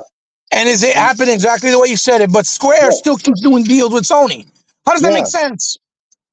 And it's like, I think something, because we used to get good views, all of us, but then something happened, and I believe we got. I think they came for us. And I think Phil Spencer has a part of doing that as well, because him going after Crap Gamer was basically coming after all of us. I believe. Look, all crap gamers did was fucking rebuttal articles, and you know that. I know that, but it got us all in trouble. And yeah, it got us I all. know. When Phil Spencer said he's not down with all that, something happened where the algorithms destroyed us, and nobody's getting views. Trust me, nobody's getting views in the way that we should be getting views. Mm-hmm. Because But again, somebody like Ninja goes and plays. Yeah. Yes. Now there's certain channels that got an okay pass, like Ninja or but the big white channels, you know what I mean? They got a pass. But our channels got knocked, man. Happy Council Gamer, those channels are good. Metal Jesus, but a lot of our channels got knocked hard, man. We were going hard though. We were going rough. We were rugged. Can anybody hear me? Did I get? Damn it! Am I breaking up? Sega. Oh, it might be me. No, you guys are kind of breaking, but I think Hebot might have. His phone might have. Is it Hebot? Yeah, I don't know what's going on. Yeah, it's Hebot. Hebot dropped. So he probably like sometimes when Hebot's in, and then you can tell when he's gonna drop because then the audio kind of goes. Yeah, all of our channels got tampered with, man. So it's really hard to be a gaming content creator. That's why he said his toy stuff is doing great, because they won't allow us to tell the truth. Well, I mean, the algorithm changed too, right? And then YouTube got a lot of money from the regular. Because you gotta remember, YouTube took away a lot from the cable companies, especially the news. Yeah. So a lot of these guys invested money in YouTube, and that's how YouTube puts them on blast. Because I look at my own algorithm, there's people that pop up in my feed that should not be there, because I don't follow them at all. So they're pushed to us. Yeah, they're definitely doing that. This is why YouTube's warring with their content creators, because it's not YouTube anymore. It's their tube. It's what they want you to see too. Yeah. Our channels got really banged, and I do think Phil Spencer does have a co-signing to that, because when he came out and said he does not support the council war, he doesn't like council warring, he doesn't like us, he doesn't like Xbox is not a free speech platform. I do believe he has a big part of destroying the gaming algorithm, big time. I don't look at. I do, because he said it. He said it himself. Well, I know. I agree with you that he said it. I agree with you that he believes that. And Yes. I will disagree with you a bit. The reason why he went after You're only disagreeing because you love Microsoft, but go ahead. Yeah. Okay. No, but the thing he can't stand is toxicity. There's nothing toxic about free speech. No, it doesn't matter what we. Yeah, I agree with you. This is where I have. This is America. This is not China. This is America. There's nothing toxic about it. But that's what they believe. This You're is why not God. You're not God. Phil Spencer is not God. No. So this is why I differ from you when it comes to Microsoft, because Microsoft, this stuff, like even with Unlimited and Hebot was talking about earlier. No, I disagree. They're believers, dude. They're true believers. They're dictators. Well, okay. Let me ask you this: who do you think they voted for in 2020? Right. We know who they voted for. We know who Microsoft supported. I don't know. I don't. Yeah, I'll tell you, they didn't vote for Trump. I bet you the majority of the people in tech never voted for Trump. That is a liberally dominated. Well, I will say not voting for Trump is the reason why we have these major layoffs. Yes, it is, exactly. This is why, in a sense, when people are talking, I always say this on Twitter, dude, is elections has consequences.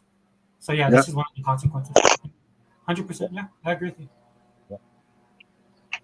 I don't think the reason why I don't agree with you that Phil Spencer has to pull anything is because they're all of the same ilk. They all agree. This is their ideology. He doesn't have to pull anything. They all believe this. You see what I'm saying? Right? Like if you say anything about, if you use, like, there's this girl I follow, Melanie Mapp. I've been following this girl since she was with Gamer Girls back in the day, and she's gotten political. She's devoted herself back to Christ. I follow her on YouTube, and she gets attacked all the time. right? And it's not, and that's because she refuses to be told what to do. So of Yeah. course, if you buck the trend, you're gonna get singled out, dude. That's just the way it is. So to me, this is what I'm telling you. Phil Spencer doesn't have to do anything because all of these guys have the same ideology. That's what I was trying to say earlier in the podcast. It's not I'm disagreeing with you, especially when it comes to politics. Actually, me and you see eye to eye on a lot of stuff. This is why I noticed that when I watch your videos. But what I'm saying is you don't have to do anything because it's already in place. But this is why we're suffering. This is why we're suffering, 100%. Right? It's unfortunate that guys like us have to suffer because I don't believe in this stuff. I believe in meritocracy. I believe it's the best person for the job. Right? I don't care if, like Jason Momoa. I don't care if he's Hawaiian. I don't go watch his. I'm not gonna go watch Aquaman because he's Hawaiian. I go watch Jason Momoa, man, because he played one of my favorite characters of all time in science fiction fantasy, which was Ronan Dex. He played Ronan Dex on Stargate Atlantis, and that's the fact that he's Hawaiian. Okay, that's cool. I'm Hawaiian too, but dude, I didn't know. I didn't know he was one. yeah, he's part Hawaiian. Yeah. Okay. Yeah, this is why, like you see, he has the tattoo, right? He represents Hawaii, but the odd thing about that, like going to your point, what you guys were talking about earlier, it's not about that, dude. It's about what you bring to the table. It honestly is. So in that sense, like how Unlimited was saying earlier, and so was he about it, and I know you were saying this as well. But for me, I don't believe any of that stuff either, because at the end of the day, dude, if you don't perform at Microsoft, you won't have a job. Right? It's something that they believe, but I disagree with you guys on this. They believe that stuff. They honestly do. But when rubber meets the road, dude, they're a big organization. They gotta show the receipts at the end of the day. This is the way it should be. Like you see this with Hollywood. This is why Hollywood is so bad now because the consumer is telling Hollywood we don't want this crap. But what does Hollywood do? They double down. Then if you still don't want it, they triple down. They'll burn the system to the ground. Promoted Sarah Bond to take up to take the fall, like for her to go down? Sarah Bond? No. And I don't think no. If she doesn't bring it, she's out of here, bro. Like you just said. And that's how it should be. That's how I believe. But look, I'll put it to you this way, Zolby. When I go to jury duty, I know I'm going to get selected. You know why? Because when I go to jury duty, they want a selection of your peers, right? Yeah. You think there's other Hawaiians that show up to jury selection? No. That actually look Hawaiian? No. No, I show up in there, they see me, they're like, oh, that dude's Hawaiian, we're going to have him on. Right? Because why did they do that, right? Because it assuages that thing of that there needs to be diversity. Because what would happen if everybody was white on that jury duty? Mistrial. Right? Well, I know they wouldn't accept me. I know that. Where in Hawaii? Oh, Hawaii. Oh no. Yeah. You would be on the board. You would be on there because you, me, guys like Heba, we fit a. That's why I don't like this kind of stuff, dude. You should put people on that can make sound judgment.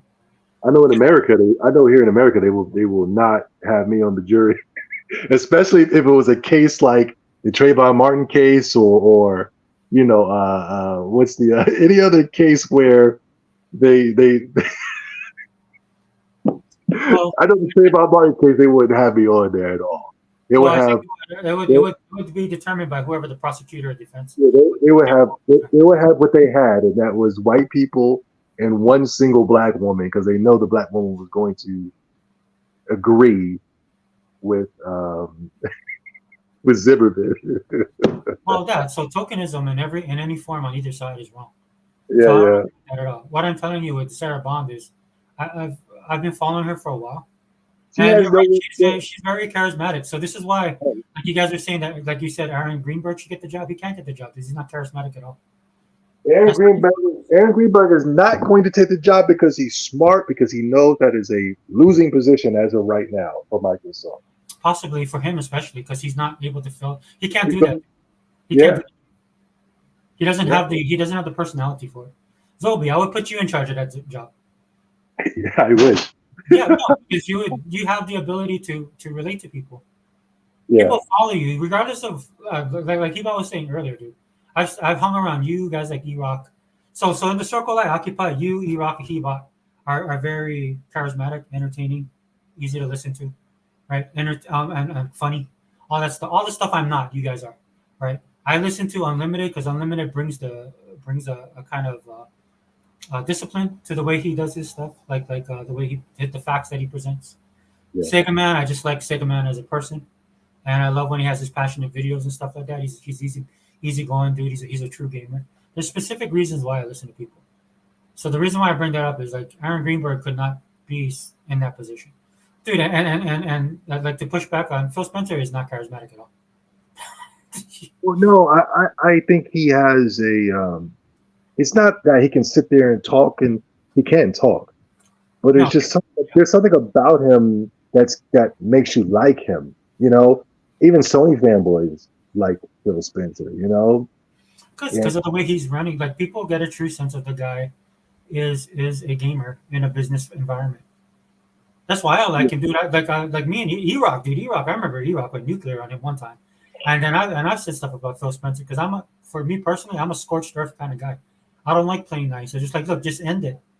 Just take it. Just do it already. Just get in. But this is why he runs Microsoft, and I'm doing a podcast on a Saturday afternoon, right? Because the way that he's doing it, it's working for them. So, I mean, I can't argue with what he's done, and there's a lot of people, like you said, that like him. Yeah, a lot of people like him. I've seen Sony fanboys even say they like him, man. But it's just I've seen Sony fanboys wish that they'd have somebody like him running PlayStation. yeah. No, seriously, I saw an article where the gaming media was saying Sony needs a Phil Spencer, a guy that's likable, Yeah. so they can push. You know, Sony can easily push more negative things towards gamers, because a guy like Jim Ryan, it was hard for him to push those games and his philosophy. He just wasn't a likable guy, you know. But if they got somebody like Phil Spencer, he didn't come across as a gamer either. So, yeah, he wasn't likable. He was just really arrogant. He just wasn't likable. yeah, he's a bit. But if he was a likable guy, people would have got behind storytelling, quote unquote games, you know? Well, he just was. That trial didn't help him at all either. No, yeah, he's just not a likable guy. And somebody like Phil Spencer, who is likable, he can push DRM. He can push anti-consumer. He can push a more of a dictatorship when it pertains to Xbox is not a free speech platform. He can say things where we don't like fanboys, we don't like you people within the YouTube community. You guys are too toxic. He's basically being a Chinese dictator, and we accept it because he's a likable guy, you know. Well, as long as he gives his consumers what they want, then that's no. Well, you got to tell me what he's given. What are you talking about? What he's given, like the Xbox consumer? Yes. Well, I'll speak for myself, an Xbox consumer. Game Pass, definitely love that. I'm not. One of the reasons why I don't play Sony anymore is I don't care about their games that they make. Right. So I'm over on Xbox because I've always played Halo. I play multiplayer shooters. The stuff that Microsoft is good at is I like those type of games. Well, that was before Phil Spencer, though. Yeah. So and then with the indie front, all the stuff that Microsoft got crucified for in 2013, they've addressed ad nauseum. Yeah. I don't ascribe to Phil Spencer. I have.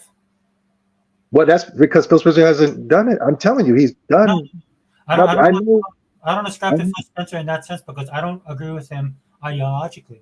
So that's why I'm not like a sycophant to Phil Spencer. Because ideologically we disagree. Yeah. So can I see him doing stuff in the future? Definitely. Can I see Microsoft becoming the evil empire? Definitely. Right. Definitely. Yeah. I'm not sitting here with my eyes closed. Right. But they're giving me what I want. Zobi, my gamer tag and what I go by is Sega Forever. Yeah. That's the last company I shilled for, and I shilled hard, and they got taken down, and nobody gave a crap. No, I'm still crying to this day of what happened to Sega. Yeah.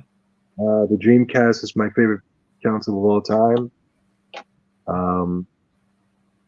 So I understand your pain. So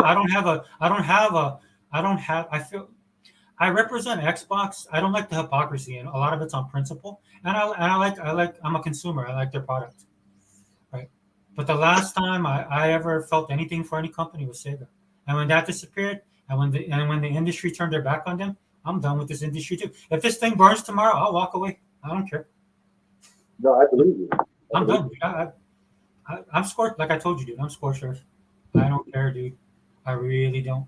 If they decide to do things that I don't agree with, I can walk away because I don't have that. I like Xbox. I like what they're doing. I think they're on the right path with some of the stuff they're doing. But if they do something that I don't agree with, dude, I tell people that all the time, dude. Don't be a consumer, right? Look at what they're giving you, right? And the reason I can say that is because there is no love lost for me in gaming anymore. I've been there. I've done everything, dude. I've been around. I've been playing games since freaking Galaxian, Mooncresta, shoot Pong, the Atari generation. I was born in '73, dude. So I've seen it all. I can walk away if I need to. But right now, Xbox is giving me everything I want, so I'm cool with it. I just played a game last night called Go Mecha. Had a great time playing that game. I've been playing some of the games that they're releasing because they have a wide variety of gaming made by people that you can tell actually love games because of the throwbacks in the games that they create. This is why I can't listen to people nowadays when telling me that the Xbox has no game or Xbox sucks and stuff like that. I'm playing it. I'm in the ecosystem. I play for myself. I see it all the time. I'm drowning over here trying to play all my games. Now, gaming is subjective like everything else. Maybe they actually don't have like T Reaper. You know, T Reaper rocks with me on this podcast, right? But T Reaper, he did a video where he was saying straight up that he likes single person stuff. He doesn't like indie games, right? And he wished that Microsoft would do more of basically Sony games. But that's his personal preference. And I don't sit here trying to tell people what to play, how to spend their money, how to spend their time. Because I don't like people telling me that either. So that's just me. That's personal. Yeah. So Gogo, hey Gogo, man, Gogo Post stuck with us this whole time. So what's up, Gogo? I call him the MVP of the chat. But Zobi, so what else? So what do you think? What do you think that gaming needs to do? Oh man, I think gaming is should do what a lot of people are going to disagree with me on, and I say, but this is something that I grew up on, and I thought it worked, and it still works. Taking risk. I don't give a damn. This is not going to sell. I don't give a damn what the gaming media is going to say. I don't give a damn what Sony fanboys are going to say. I think every single company should be taking risk and stop focusing on trying to make a dollar, because the quicker you make the dollar, the quicker it's going to go away. Power World, yes, it is an overnight sensation, but trust me, it's going to go away just like every other TikTok fad, every other Instagram fad, whatever fad that's going on right now, whatever term of is happening right now, it's going to go away so fast. Pokemon is going to last for another 100 years. There is no competition for Pokemon. You created a game that plays like every other game. So I want gaming developers, all of them, Microsoft, especially Microsoft, because they have that Game Pass. They should be the ones taking the most risk by putting out some of the weirdest and the kookiest games. They should be investing in Japanese developers. They should be going in there and finding random Japanese people on the streets and creating a studio, man. Yeah, I mean, the Japanese thing, though, we both know, right? You can't force Japan to do anything they don't want to do. And Microsoft is an outside company coming in. So they've been working with companies. We're going to get stuff this year. But this is what I try and tell Xbox guys. If you think that Microsoft is going to get that love, if they get it, fine. My thought process on them ever getting to that level, nope, not going to happen. It's just not the way they are, dude. It's just Japan makes stuff for Japan.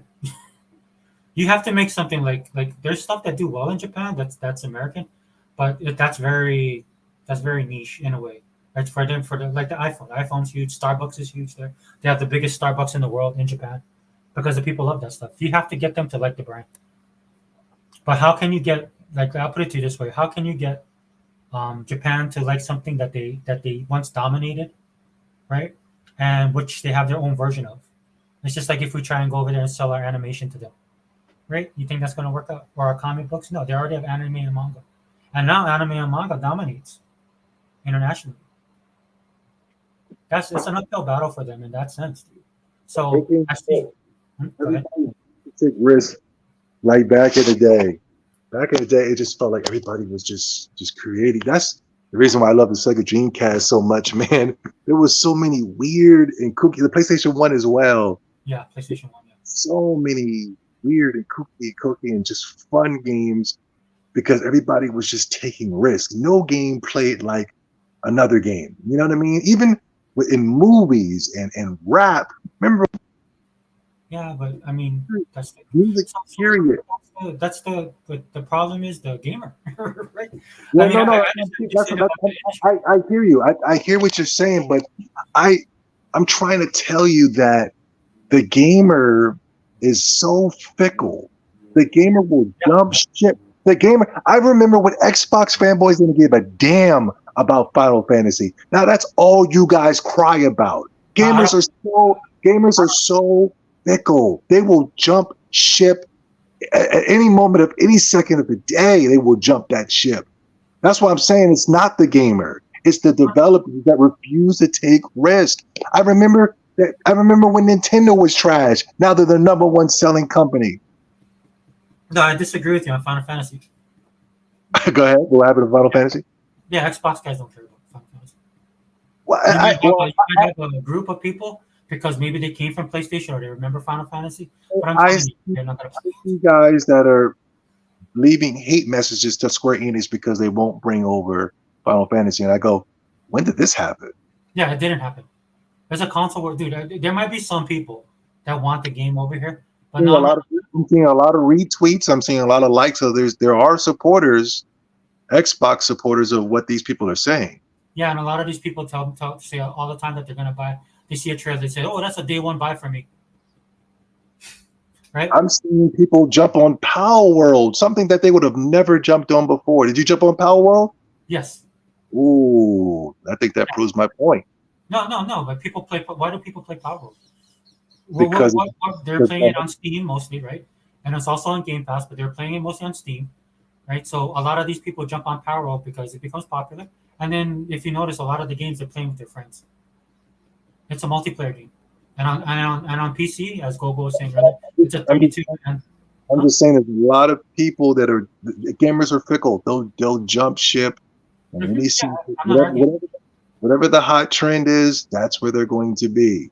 Yeah. Especially the modern gamers. So I don't believe it's the gamers. I believe it's developers when it pertains to movies. Every movie is just like a Marvel movie now. They won't make a rom-com anymore. They won't make a thriller. Everything just has to be explosions, green screens, or whatever. For rap music, everybody has to rap like Drake or how Lil Wayne used to rap. In rock music, there is no rock, but still rockers are rapping now. It's like it's not the people. It's the corporations, I believe.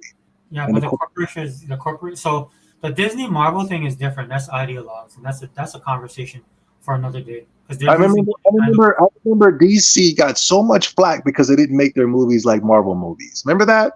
Yeah, that was unfair. I agree. I didn't want them to make it like Marvel movies because Marvel. I grew up a comic book guy. Dude. The main people that led that was the media. Yeah, I'm not disagreeing with you. It wasn't us. It wasn't us because we went to go see those movies and they said, "Hey, this is pretty good." The Batman versus Superman. I'd rather watch this than watch a bunch of raccoons and green people fighting on screen. I know me personally. No, but I mean, there's a fandom to that as well. Marvel has built this crazy fandom. I know that for a fact because I argue with them all the time. Well, that fandom. Guess what? That fandom is gone. Nobody's watching those movies anymore. Yeah, because they're trash. Yeah, that's what I'm saying. No, they've always been. The thing is, they've always been trash. It's just people just now caught on to it. No, so that's what I'm telling you. It's an ideological thing. That the reason why Marvel produces this stuff because they're not making money, right? But they want to do. They're pushing an agenda. Because all the Marvel movies have an agenda. Yeah, but people don't like it. But that's what I'm trying to say when it pertains to everything. They need. I don't know why these developers are so afraid to take risk, and you can't blame us. If it's good, we're going to show up. If it's not good, we're not going to show up. That's what it is. That's what it's always been. That's what it will forever be. That's what it'll forever be. But then what are you gonna do about Power World and how popular it is? It's going to die. It's going to die just like everything else. Well, like Fortnite's still going, right? Fortnite is going to be out of here. Call of Duty's still going. Call of Duty is going nowhere. Call of Duty is not a success as it was in its earlier years. It still pushes. What I'm trying to say, dude, is this is why, right? If at least in the gaming industry, the Marvel thing is an off thing, right? Because of ideology, like they said, right? But these guys are chasing the money where the people are, because what they're doing is you can have one person buy one game and they're building ecosystems into the game, right? And then people are buying with it. That's like heed these words. Mhm. They're going to be out of here. Trust me. It's just a matter of time. Yeah, They're but then gone. something else will take their place. Yeah. That's fine. But the games that have been here for 20 years are going to stay. Fortnite, Call of Duty, all that is gone. I remember when Madden was the number one game. Now it's nothing. You know what I mean? It barely can get a million sales. I don't know how much Madden is selling now, but I'm pretty sure it's selling well, but it's not selling in a gradual way that it should be selling in comparison to stuff that belong here, that need to be here. Yeah, well, Madden has its own problems, just like COD. Yeah. Because within their fandoms and their communities, because there's people I know that played Madden that are just tired of the same old with Madden. Yeah, that's the same thing. It's the same thing that's going to happen to Fortnite. The same thing that's going to happen to Call of Duty, and it's the same thing that's going to happen to all these games that are trying to copy that format. Yeah, you got money now, but it's not going to last. I saw it with the drug dealers back in the 80s and 90s. Yeah, they were getting money now. They looked like they were balling now, but they're all out of here now. Yeah, things will change. That's the natural order of things. No. What doesn't change is something that is good. Pokemon is going nowhere. I disagree. Pokemon's going nowhere. It'll be it has legs, dude, but we can't say that, dude, because we don't know what the future generation is going to be. Bro, we could be look, dude, by next week, we could be what? I'm telling you, Pokemon is going nowhere. It's going nowhere. I'm sorry. Your kids are going to love it. Your kids are going to love it. Your kids are going to keep Pokemon alive forever. No, Halo is going nowhere.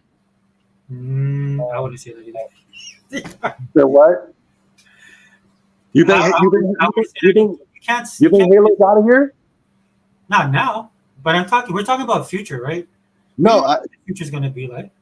If Halo's already been around for 20 years, it's here to stay. But we don't know what's going to happen in the next 10 years. Halo's been around for 20 years. It's here to stay. Okay, well, if you want to make that prediction, fine. No, it's just how this life works. If you're older than me and you should know this. That's like saying Marvel's going to go away, or DC is going to go away, or anything like that is going to go away. That's just ridiculous. No, the characters might stick around, but the comic book industry is dying, dude. I'll tell you the reason why I tell you this, Zobi, is because I got a rude awakening from my kids when I watched Star Wars. You know what? They thought it was okay. Well, the original Star Wars or the new ones? Yeah, 4, 5. Of course, I don't watch. There's only one series for me, 4, 5, and 6. My kids watched that and they were like, oh, "Okay, Dad."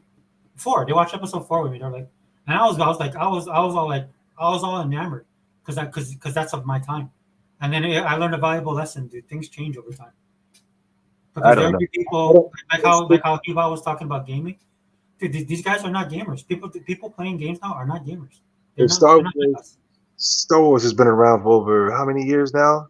I don't think it's anywhere. Just because your kids respectfully don't like it. No, it's not just my kids. It's their generation, is what I'm saying. I don't know.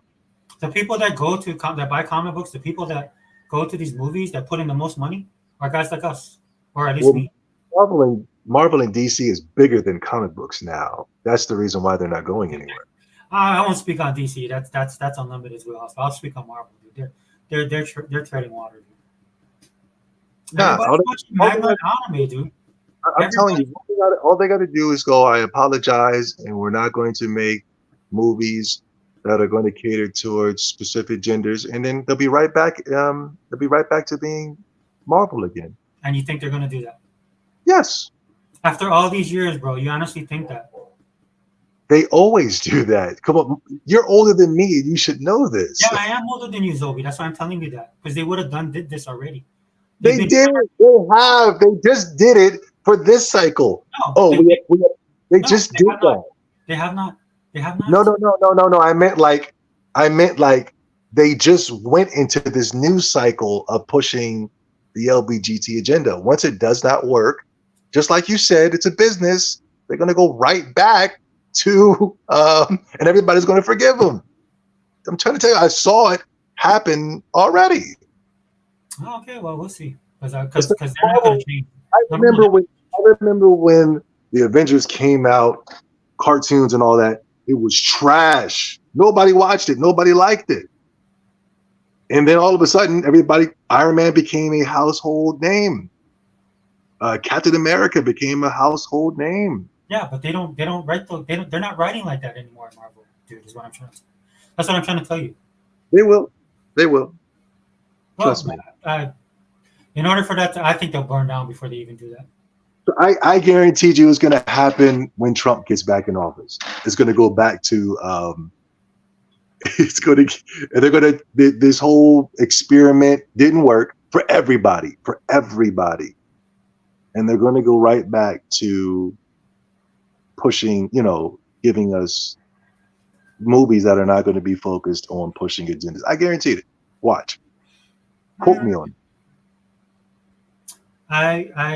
I hope so, but do you think we I'm actually seeing that now. When was the last time you heard anything from those communities?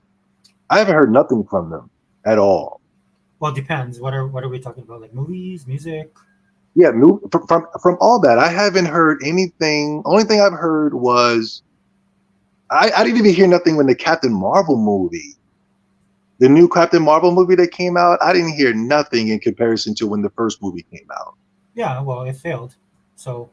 Yeah. Well, yeah, of course. But I'm just saying, things are already changing. Well, I can see it right now. I can already see that they're already changing back because it didn't work. Go ahead. It didn't work. Yeah, no. I was just saying that. Go about that. No, so I am not trying to disagree with you. I actually hope you're correct. The problem I see with this is that in order for it to change at Star Wars and Marvel, there's a whole crap ton of people that they need to fire. And they have not fired any of these people. That's what they're doing right now. No, they have not.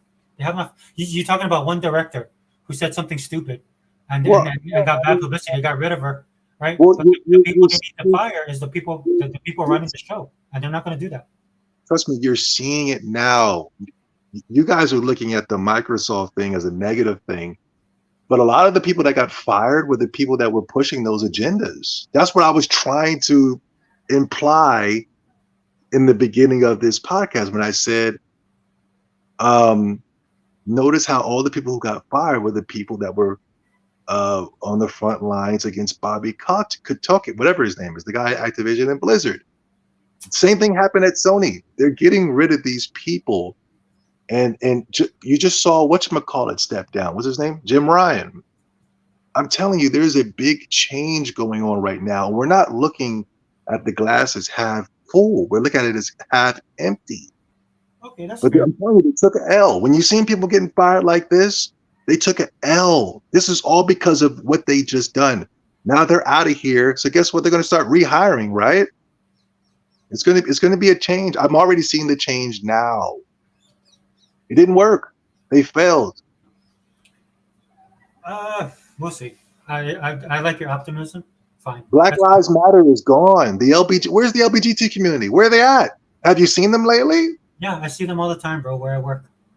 Well, I'm not being funny, dude. I'm serious. I'm talking about in aspects of the way they were pushing it on the media in the media. That's what I'm trying to explain to you, Zobi. It's not in the forefront. This stuff that you're seeing happening on the forefront, that's easy. right? I'm talking about Yeah. stuff that's going on, the machinations and stuff that's going on in the back. The entity that I live for pushes this every single day, nonstop. When I go to work and there is no Pride Month, then I'll believe you. How about that? I I don't see the things that I was seeing a few months ago. No. Yeah. Because you're right about this. You're right about this, Obi. It's out there. People don't like it, and there's pushback. But Yes, but just like in politics, dude, just because there's pushback and they're doing stuff like that, you got to get down there deep, right? You got to get down there deep, and that's what I'm telling you. With a lot of these organizations, these guys are embedded in the organization. You'd have to fire every top level manager, Department of Defense. All those guys need to go. trust me, they're going to go. You might not see it right now, but you're going to see. Watch, you're going to be like, Zoe, you was right. I guaranteed you. Yeah, It's and going to. I It's would going to. gladly. It's It's going to not make you. about me. I'm not It's saying going this to to make you be so mad. confrontational. It's going to make me so mad that I was right. But I'm trying to tell. I haven't seen Biden on television in days. I haven't seen none of the propaganda that I used to see back in 2020. I don't see it. I don't see it anymore. They lost. They're not going to admit that they lost, but I can see the defeat. I can see people getting fired in bulk in so many places, and these were the same people that are trying to push these agendas. Mm, we'll I've seen see. I've seen so many people step down. I've been watching, and I haven't been saying anything. I've been keeping nice and quiet because I go, oh my God, we won. Yeah, we'll see. They're still trying to nail Trump on every single thing. No, actually, I don't see that anymore. I see the American people. They've been showing the poll numbers, and it was like Trump is destroying Biden in the polls.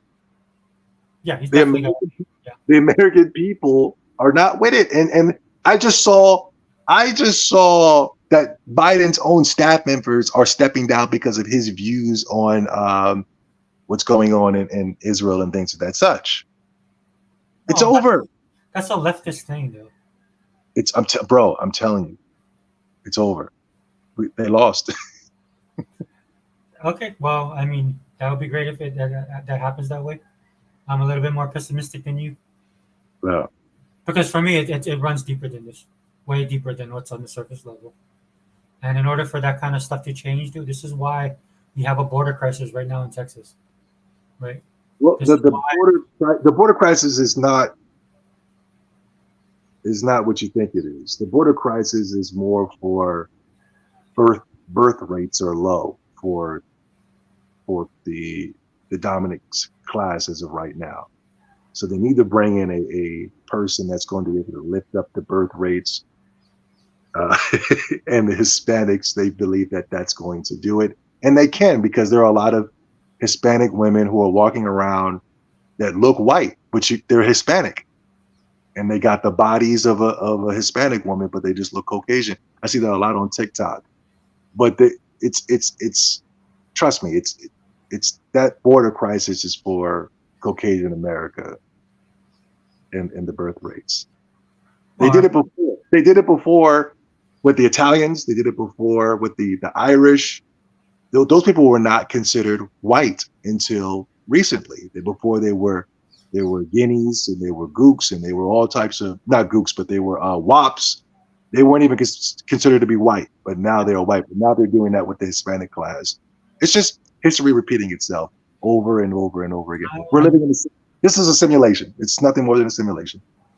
Yeah, I'm not going to argue with that because the Western rate and stuff like that, but that's par for the course of any country that's progressed like we have, right? Unlike the other countries. For me, it's a labor thing that they're doing, right? But currently there is a constitutional crisis with what's going on, right? Just like we got all kind of stuff going on. That's why I'm saying I don't know what's going to happen in the next couple of years. We could be at World War III, economy could collapse. No, right? With China. Who knows? We should be partying. We should be rejoicing. We won. Trust me. We won. We were right about the serum. We were right about Biden and Trump. We were right about the LGBT community. We were right about Black Lives Matter. We won. By we, what do you mean? Like we, us? Like guys like us that think this way, or everybody? Yes, the guys. like us, and I believe it's Okay. 99% of America, because I do believe I feel like the election was stolen. Yeah. That's why I kind of disagree with you, because the election was stolen. Yeah, no, it was stolen. The American people did not vote Biden into office. No, and then they want to put it on the black people. It was black. Okay. It was black women the reason why Biden won. Get the hell out of here. Well, I heard that it was liberal or white Karens, but that's Yeah, it was black people that got him into office. No, it wasn't. Don't lie. They try to lie and put it on us. I was one of the main people who was a black person that said hell no for Biden. Yeah. That's a lie. So Gogo, just to answer Gogo, yes, I did see the trailer. I actually like the trailer. It has one of my best lines in a movie that I've seen in a long time. What Civil War? There's a A24 is a studio that put out this movie called Civil War. That's gonna put out a movie. There's a trailer, though. You should go check it out. It's on YouTube. It's called Civil War, the movie. Yeah, that's predictive programming. They're trying to create a civil war, but there is no civil war. Trust me. Hey, what's up, Second Man, my brother? It's a hoax. What's up, brother? What's going on? Same old. Yo, what's up, Sega? What's up? Who is this? That's Zobi. What's up? Hey, what's up, man? What's going on? Same old dude. I sent a link. I wasn't sure if you were working today. Man, you sent that early, G. I was out with my kids and shit and the family. What's going on, man? I couldn't do it last night, dude. I was telling everybody I fell asleep on the couch. I got that old man. Damn. Oh, Gogo. Yeah, that's the line. What type of American are you? Yeah, that's the line. That was a great, because the way they delivered it, it was really good. I gotta watch the trailer. Yeah, check it out, Zobi. So Sega Man, dude. No, we're just. In fact, that he bought dropped, so I guess he had to do something. So. My boy was he in here earlier? Oh yeah, dude. Him and. There you go, right there in the chat. Yeah, he's still here. I kind of fell off on the track. Get your ass back in here, Heba. Yeah, I do believe that a lot. The reason that we don't see it because they've already done the damage. So there's, I don't think Trump can fix anything at all. But I can agree with you on that. But there is a big change. I'm telling you, it's a huge change going on, and I'm excited. Yeah, I mean, you're optimistic, dude. We'll see. We'll see how that rolls. Because there's a lot of some things you can't come back from, if you know what I mean. Gogo, did you see that Civil War? I meant to ask. Who's your favorite Marvel character, Sega? Oh, Sega Man? No, Sega Forever. My favorite Marvel character will probably be Colossus.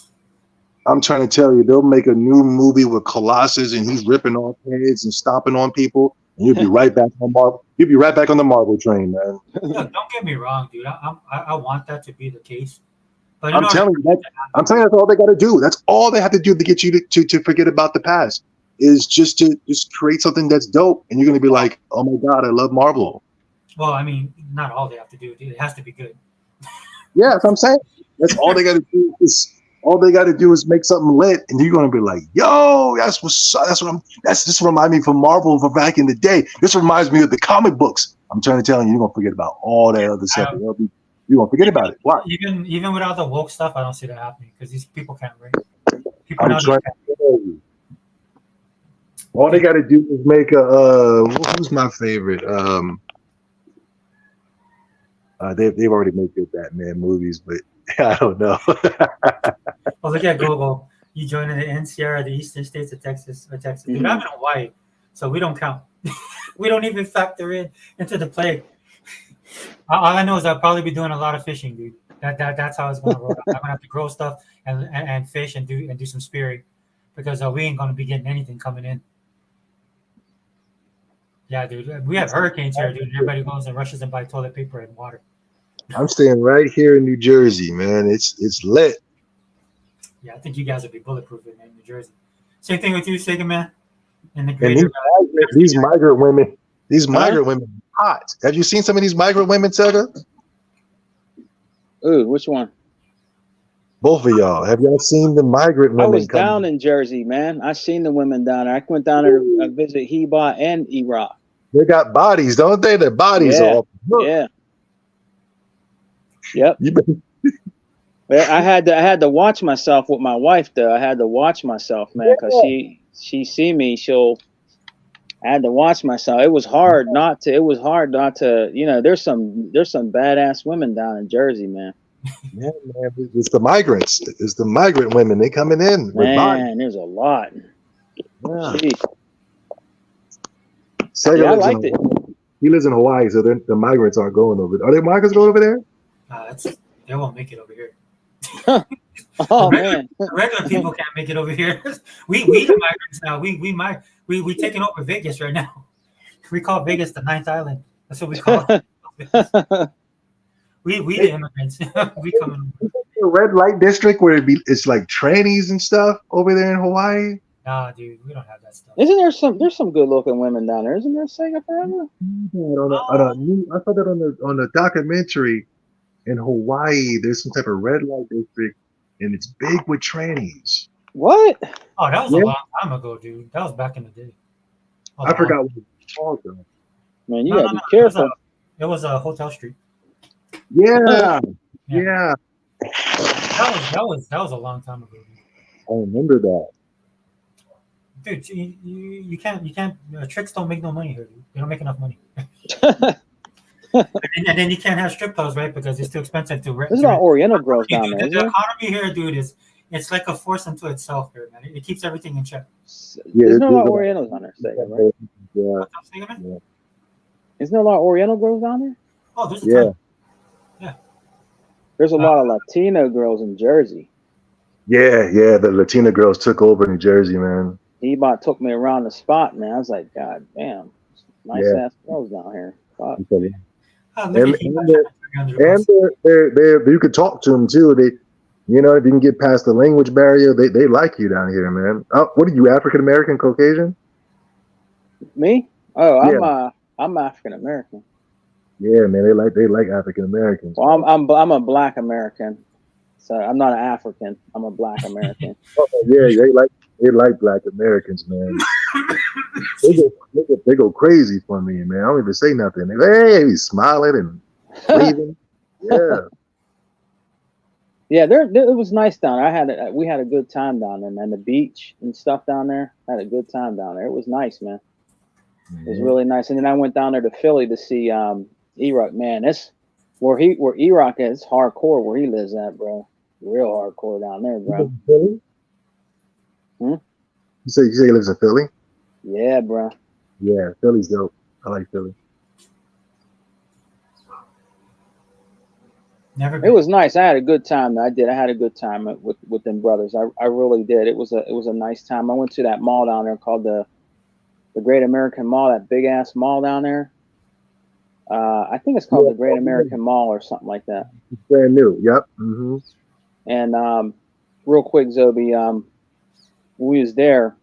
I didn't see her, but Kim Kardashian was there with her kids, and then the next day, Cardi B was there with her kids at the wave pool. They had it closed off or something. Somebody said they had it like you couldn't be by them or something like that. But they were down there when we were down there. I'm like, oh shit, they be down in there.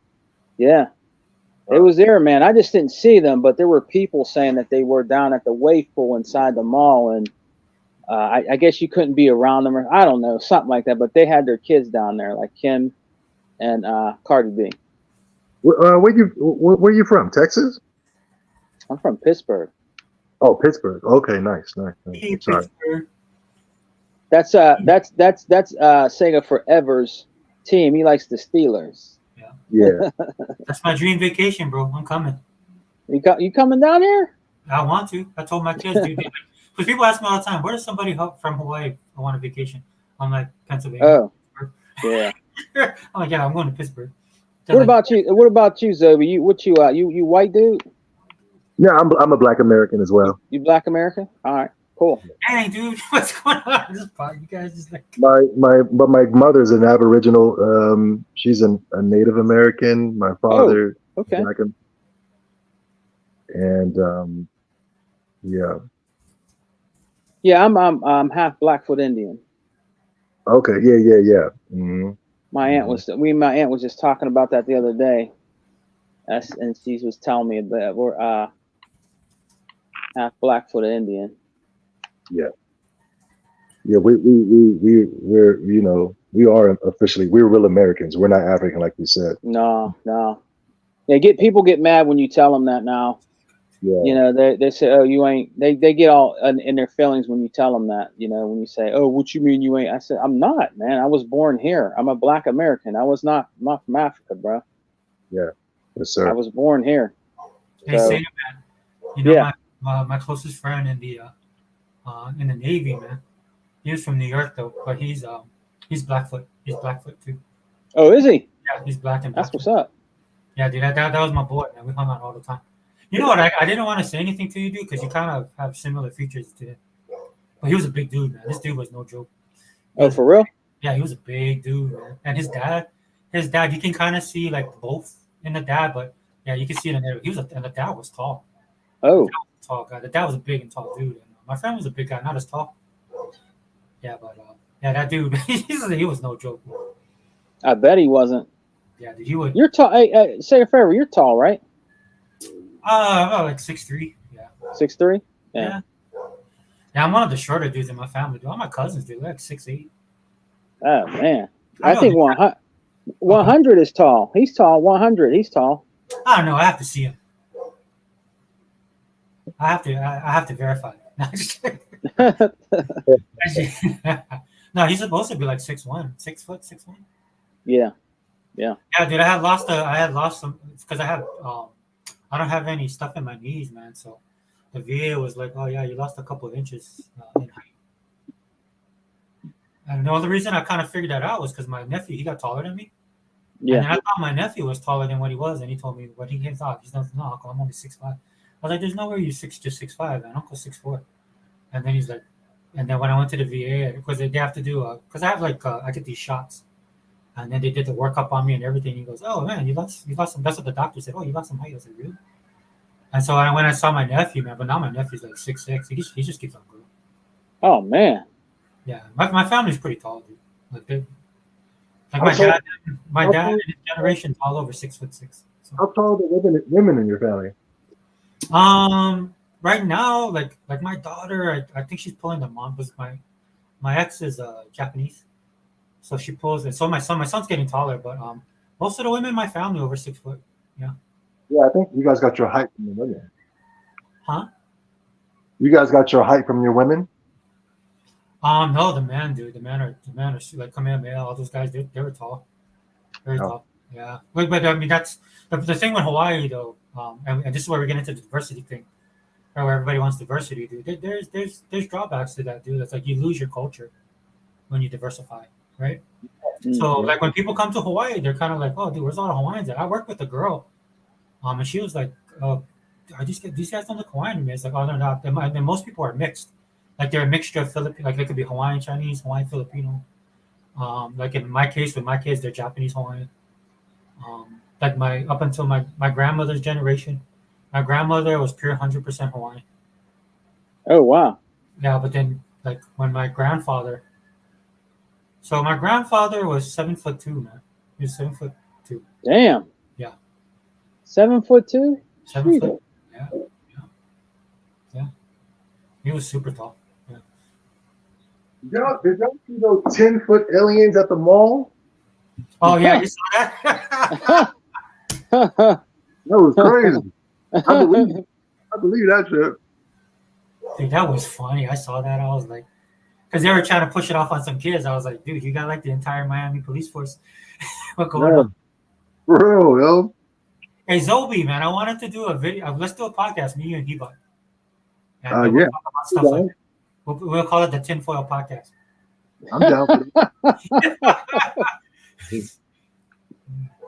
I'm totally down for that. You said the Tinfoil Podcast. Oh yeah, dude, we can, dude, because like you said, look, I've been following stuff, and it's like on the other side of the coin is like everybody's like, oh, it's demons. So we can talk about this stuff. I'm not saying we're gonna be like Joe Rogan deep, but we could get that deep if you wanted to. What they say, Fred? What do you do What were y'all talking about? What's the podcast for today? Were you just coming and just chilling? Oh no, I did a podcast. It was like the Xbox Tax 2024. Oh, okay. Right, because everybody's talking about the people that got laid off, right? And I'm sitting Oh yeah. You know they're gonna. You know they trying to. What's his name is really like. He's really out there saying shit that fucking Jez Gordon. I don't listen to Pillsbury. I call him Pillsbury. No, Yeah, man. They're trying to capitalize on it. Anything that happens with Xbox, man. You guys, it's just something you got to get used to, man. it draws the clicks, man. I'm not gonna lie, because I did a search. I did a simple search of Sony, with Sony, like layoffs, and like Yeah. the first article was about Insomniac. Then the Mhm. rest of the stories after that is all Xbox. I was Yeah, laughing. I saw that. I was like, yeah, it's part for the course. Of course, with the way I handle it, dude, I don't like the hypocrisy of it all, right? Because these guys are talking about 1,900 people. The way the economy is around the world, dude, there's generations of people getting laid off, dude, that probably won't recover. Oh yeah. Definitely. China, dude, China has a generation of young people, man, that they could experience another social cultural revolution, but in the economic sense. So that's crazy. And these people that's why I don't like it, because these guys, everybody starts doing videos about it, and I'm like, dude, do you guys obviously you guys don't pay attention to what's going on in the country, or how many industries are laying people off. Tech industry as well. Tech industry used to be bulletproof, not anymore. Right. So Yeah. for me, it's kind of like, okay, you can talk about the 1900. I'm not opposed to that. You can have an opinion on it. What I'm opposed to is that it only matters when it's Microsoft, right? The fake concern that they have, like these people. Yeah. You know how? Yeah, man. Yeah. I'm like, dude, but you guys destroy games every day on your channels. How this game's a piece of trash. How nobody wants to play these type of games. How this game needs to improve, like that. And you guys care about developers? No, I don't buy into that. Do you guys buy your games physical? Are you guys all buying every single game physical Mm-hmm. to support the developers? Are you paying that $70 now? Right? Are you guys doing any of that? No, I don't think so. So it's just false. It's a false narrative, and it's a false sentiment. And that was the podcast was going to be about. But this podcast, if you listen to this podcast, we've been talking about every single thing under the sun. So, which is fine, dude. I mean, that's what this podcast is. It's basically a hangout. Dude, Hey, you see what Two Man said? Pennsylvania. What do you say? Pennsylvania has to be the longest damn state to drive across. Pennsylvania's big, bro. It's pretty big. Yeah. That's why I want to go. I'm going to hit up Amish country too, and hit up Hershey and Lancaster. Latrobe. I want to go to spring camp, training camp. Wouldn't mind catching a game. I wouldn't mind catching 3 games. Pittsburgh. I'm a Pirates, Penguins, and Steelers fan. Dude. Yeah. I've been a fan since I was young, since a little kid. So I've been through the ups and the downs of the franchises, but I still be black and gold. Never gonna change. Tuck likes the Steelers too. He's from Oklahoma. Yeah. The Steelers, I like that blue collar ethic. Yeah, that blue collar steel mill. Like I love that, all of that history. Yeah. Like how they had to get I talked about this earlier, how that organization had to get approval from the steel industry, man, to have that symbol. Oh, yeah. That symbol, that's the actual steel. They changed it, the coloring and stuff like that, but that's their official brand. You know what I mean? Mm-hmm. Yeah, and that's why we're talking about like all economics and all this stuff, because there's stuff happening all over the world that people are not addressing. If this matters to you, if 1,900 positions matter to you, right? That was the main crux of what we're going to talk about today. Oh. Did you? I mean, go ahead, man. Do you want to say anything about it? Or?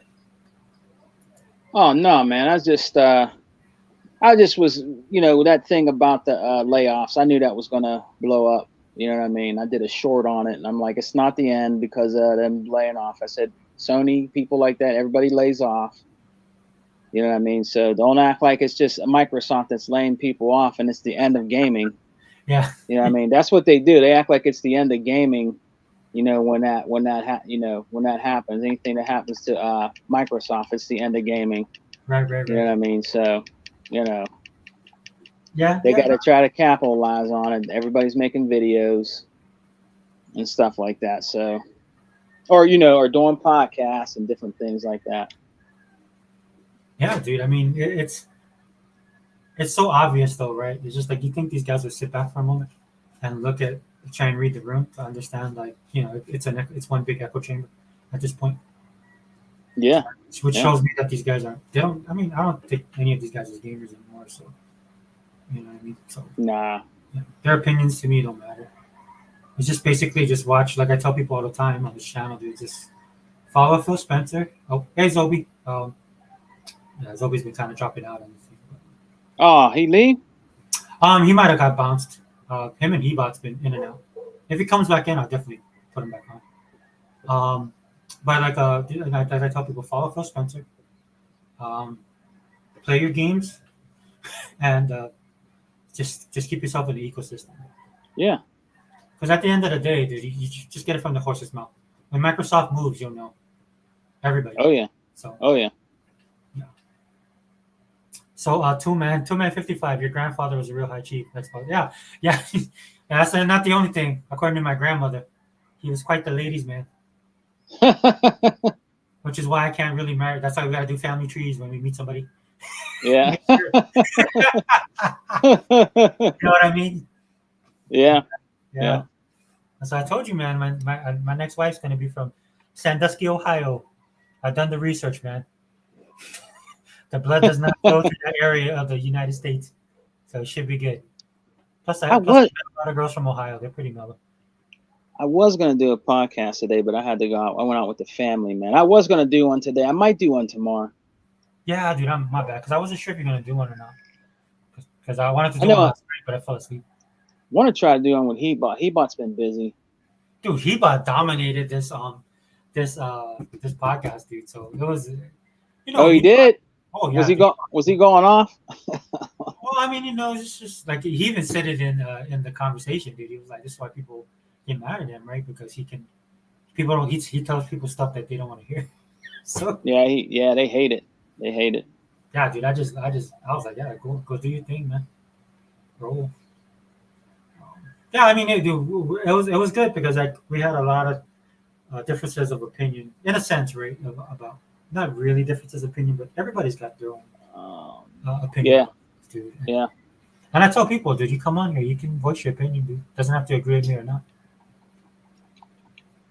So, because for my part, dude, I believe what I believe. I know what I know, and I believe what I believe. But do I know everything? Yeah. Definitely not.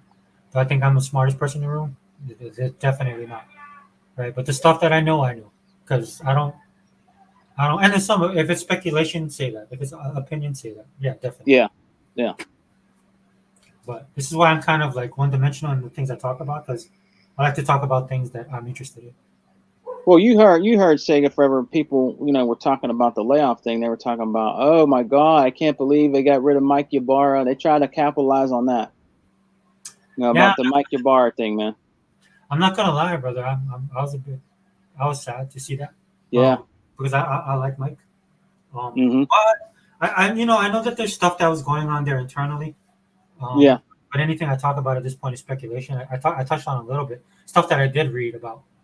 That was going on over there. If was that the reason that he left? I don't know. It could be because there's people that were leaving, and it seems like, and I'm not saying this is Mike's case, but I'm just saying there's people that were just leaving. I mean, they're moving on, right? They were there for the transition. The transition seems to be going smoothly, except for the people, of course. And then people have been posting it. I've been sharing it. Yeah. It's not, when you lose your job, dude, that's hard. I've been there myself, dude. I was unemployed for a moment of time between the time I got out of the Navy, because the military was downsizing, dude. I hurt my knee, and they were like, "You're out." They basically just told me I'm out, and so wasn't planning on getting out at that point in time. But that was just the way it was. And I came back to Hawaii, dude. It was rough, man. It was hard to get a job here. I didn't realize how bad it was here. I almost moved back to the mainland, brother. What's that? I almost moved back to the mainland. Oh, really? Yeah, dude. It was dude, I had no connections here. I didn't know anybody. I was limited because of I had knee surgery and stuff, and I don't have I was having knee. My dad, I don't have stability in my knee. So pretty much like when people look at your stuff, dude, whatever disqualifies you, they'd be like, "Oh, sorry, you have this." You know what I mean? That's how Yeah. rough the job market is, and so my options were limited. But in the mainland, dude, the sky's the limit. Pretty much anywhere you go. Oh yeah. Oh yeah. In fact, I wish I would have listened to my friend, man. She got out of the Navy and stayed in Oakland, and she made a career for herself then. And I Oakland, got California. Oakland, California. Yeah, that's where I was stationed. Oh, yeah, And so nice. and her and her husband, they're super cool. They're originally from Louisiana. Yeah. Nice. I love people from Louisiana, dude. They're the nicest people I've ever been around. And Nice. so what she said was she wanted me to stay with her.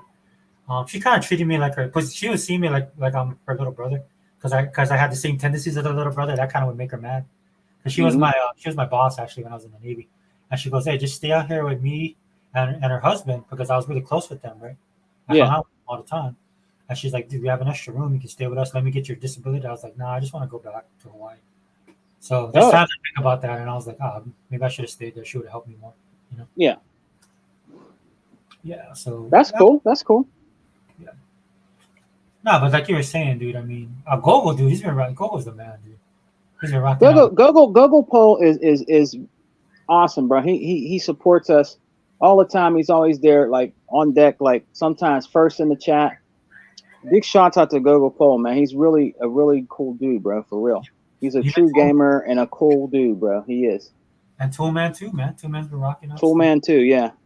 They both are, man, for real. And they got gaming knowledge. They don't just come on here and not know what they're talking about. They have a lot of gaming knowledge. They're real cool, man. Those guys are awesome, man. Awesome. So Gogo says some of the PA towns are in bad shape. I had to Yeah, go some they last are. week to work.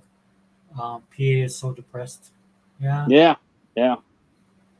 You know, it's interesting, Sega Man, on my Twitter, just to give people perspective, man, I shared a video. I've been watching a lot of stuff on YouTube.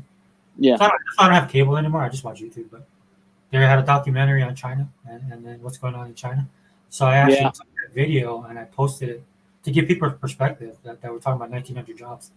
And so the reason I bring that up is I honestly thought like about 6 years ago, we're going to bring that manufacturing back here.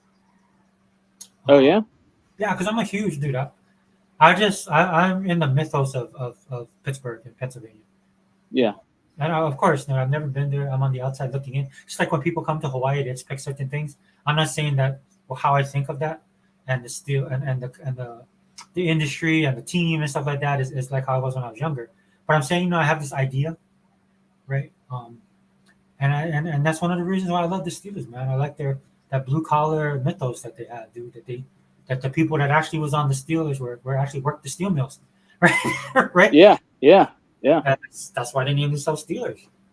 So I love all of that history, dude. And one day I hope to go back, but I would love for that industry to come back, man. I think it's a necessity right now for the country. Oh yeah. For us to make our own stuff, man, because it's getting so bad globally. Man, it's real bad. Yeah, dude, it's horrible to me, man. It's because like people now are trying to leverage us, on stuff, and I'm like, no, dude, just bring that stuff back. Like I was arguing with one guy, he goes, oh, it's gonna be expensive. I'm just stuff like expensive now. that's why I got mad about that post people were posting. I was like, dude, who are you? Who are you people, and what do you do for a living? I understand. I have no problem with people having money or being rich or any of that, dude. If you're the 1%, I don't care. That's none of my business, right? What I do care is like you posting stuff, so you must be living good. Because when I go to the store, sometimes I have to walk away. Like I was saying, I wanted to buy something. I wanted to get some sushi for myself, dude. I saw those prices. I was like, dang. I just yeah, dude. The thing jumped again, and I was like, bro, I just went in. I have eggs in my refrigerator. I had some leftover pork chops and curry mushroom. Dude, I had breakfast at 6:00 at night. At some rice, I was like, oh, I'm good. I have to go and buy something. So that's and I'm like, dude, am I the only one that does this stuff, dude? I mean, I don't have a mortgage, so that helps and stuff like that. But I have to be conscious of what I buy. Yeah. You know what I'm saying? And I know some people have it better than others, and I don't bemoan that. But you know what I'm saying? I mean, it can't be everybody, right? Yeah, yeah. Dude, I think. Oh, go ahead. I think. Unlimited. They had him and E-Rock had a podcast earlier. I think yesterday. Was it yesterday? Yeah, I was listening to it. About I guess it was about Ubisoft. Yeah. Ubisoft games and stuff like that. Yeah, they had one earlier yesterday. Yeah, it was kind of a. I love the podcast. You know how E-Rock goes off. Oh yeah, man. Yeah. So the only problem I had was, excuse me, brother. I was listening to it on my phone, so I can't really type. I can't text. So that's why some of my comments be messed up, or I tend not to comment. Like if you see me commenting on the chat, I'm on a computer keyboard. So I'm on a keyboard. On the chat, yeah. Yeah, because I can wipe it. I type super fast. I think my speed is like still 214 a minute. Yeah. Even though we don't type as much as I used to like back in the day. But yeah. Yeah, no problem, Gogo, man. Thanks for being here, brother. I'm gonna jump on. We gotta jump on Power. Just give me some time to get my stuff upgraded. What do you say? Google. Yeah, Gogo. He's gaming right now. Oh, okay. He's listening. 2man55. Did you hear that? We read a shit. Gogo at Gogo Poll. Yeah, yeah. You guys are the two. You guys are the two. The MVPs, bro. And Vaca was in here earlier, dude. Shout out to Vaca. There's a couple. Oh, Vaca. Vaca was here. He was. Dude, we like I'm almost on hour 8, brother. How long you been on? I've been on for almost 8 hours. God damn, you for real? Yeah, dude. Man.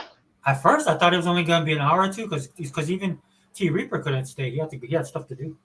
Yeah. And then when he came back 2 hours later. I was about to end, and then he came back, so we talked a little bit. But then he's like, you know what, I'm not feeling good. But then by that time, I think Zobi jumped in. Yeah. And then Heba came in. No, I think Zobi. Yeah. Once they came in, dude, we was gone. It was. Dude, we was off to the races, dude. Those two guys. Oh man. Who? He bought and Zobi? Yeah. Zobi. Naturally, man, Zobi has a different opinion than the rest of us. Oh, that's all right. Yeah, I don't care because I have my opinions too, dude. Zobi. That's all right. Yeah. Yeah, one thing I can't stand. I have a lot of respect for him as a type of gamer he is, and how he's old school like us. But the thing about it is, I know how it is not to like be able to have a voice. So I'm like, no, dude. Even if you disagree with me, dude, you can come on.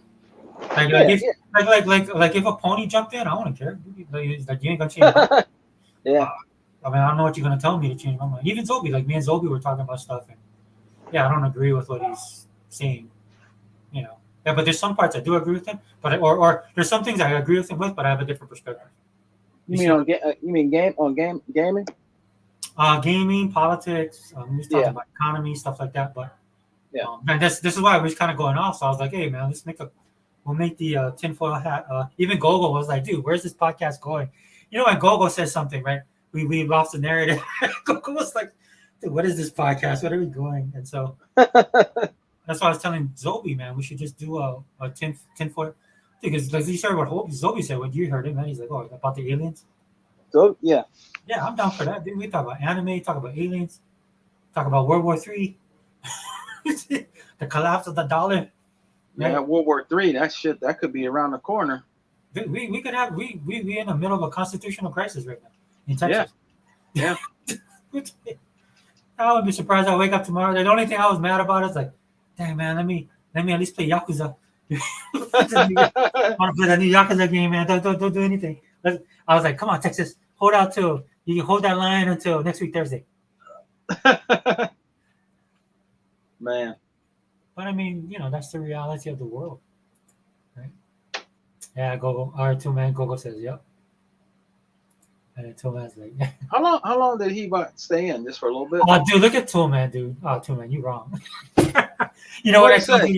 I said after 2 hours. Uh-oh. I said after 2 hours, bro. And then 2man, but wrote like laugh out loud, and he goes, and 2 hours and stop, and he goes, stop it. For real, 2man, that was the plan, dude. But then once, you know how it is, dude. So some of the times I don't have enough. This is like our Wrecking Crew podcast, where I can talk, but I mean, after a while, I'm gonna run out of stuff to say. But man, he bought made more than made up for it, dude. Oh, he did? Oh yeah, dude. I Man, dude, I went and made me lunch because Yeah. I have to stand up anyway. That's why sometimes I mute my mic because I gotta walk around. Dude, I can't sit in one spot Yeah. for a long period of time. Because I have to keep the veins and stuff, right? Yeah. Yeah. And so I stood up, dude. I went to make lunch, dude. I downloaded some games for me to play, and Yeah. then listening to them the whole time, dude. And they were going, like Heba was saying stuff. Zobi chime in, so it was nice to listen to. Oh yeah. Yeah, man. Yeah, dude. I like people that drop knowledge. Dude. Say, you know how he bought it, man. Oh yeah, dude. Heba, dude. He'll dominate. But that's what I mean, like to me, it's just like, man, if he was like on a talk show or like he was a DJ, you know what I'm saying? He has that Yeah. gift. I ain't gonna lie, dude, I'm jealous of him. Because it's hard for me to do that. That's one It's thing hard. I love about E-Rock, brother. E-Rock is an entertaining dude as well. Yeah, he is. Yeah. He And is. Zobi as well. That's why I listen to Zobi, dude. Zobi just cracks me up. Does Zobi, does he do a podcast? Yeah, he does. He does. He has his own podcast? That's Mhm. cool.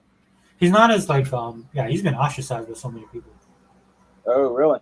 Oh yeah, dude. He has opinions that's definitely his own. That's why I kind of gravitate toward him, man. It's like even though like we might like we're disagreeing on this podcast right here, but I like that, dude. I need people to challenge me, man. This is why the PlayStation side sucks, dude, because they all one big, they just reinforce each other. There's like nobody that steps out on their side. This is why their platform's suffering and their games are suffering. Their roadmap sucks, right? Because they never challenge. They don't have nothing, man, right now. They don't. So we can't even get pushback from them, dude, because they're absolutely, they're shills. So at least with Zobi, that kind of like to me, man, Zobi's got an outside opinion on stuff. So I need to, Yeah. I like to listen to other people's thoughts and opinions outside of my own. Yeah. To check myself as well, right? But on the Xbox side, we don't have that problem because these dudes will turn on you. These Xbox guys turn into chicken little so fast. We're like, damn it. I'm not gonna lie, bro. I'd be envious of the pony sometimes, dude. I'd be like, dang, dude, they're all in lockstep on the Xbox side, dude. Did you hear what Jez said? As soon as I hear somebody, did you hear what Jez said? Did you hear what so and so said? I'm like, dude, I'm not listening. Yeah, that dude's a piece of shit, bro. Yeah, I can't stand him. He was never Xbox, dude. He acts like he was not. He worked. It's funny how he worked for Microsoft, but all that shit he talks. Well, and then he tries to fall back. Well, I gotta try and I gotta bring the truth. And then I'm like, whatever, dude. Journalists and truth that died. He's an alcoholic. He's a drunk. He's an alcoholic, man. He's a drunk. Is he really? Yeah, he's a drunk. He's an alcoholic, man. Oh boy. Yeah, he does. He used to do shows with Randolph Thor, the man always says the man with the million, but there's meanwhile the dude has 2 million. What's his name? Stallion or something like that? Oh, yeah, Stallion's the man, dude. I love that dude. He can't do nothing to Stallion. You know what I mean? Dude, I gave Stallion his props. I started following him more closely, man, because he got kind of jacked, dude. You see him? What happened? He got built. Yeah, he was building. I was like, dude, that made me feel bad. I was like, dude, I had to take my fat ass to the gym, dude. This dude got 2 million gamer score, dude, and he lifting weights. I'm like, no. Man. We gotta switch this up. No, but you can tell he's working out. So I'm like, oh, good for you, brother. Good for you. Hey, Sega Forever, who was the one dude that was in the Xbox podcast early on, and he was big too. He's a big dude. He was a bodybuilder. He used to come on people's show. Yeah, he was on. He used to roll with the Zeta. Yeah, I forgot his name. Warrior. Yeah, Warrior. Yeah, Warrior War. He was a weightlifter, wasn't he? Oh yeah, dude, that dude was a bodybuilder. Yeah, he was. Yeah, he was built. Yeah, Warrior War. Yeah. Yeah, dude, he had that. Kind of stocky dude too. But yeah, you could tell he was a bodybuilder. Yeah. And he would talk about it from time to time too. So that was cool. That's why I followed him too, not just for the Xbox stuff. Yeah.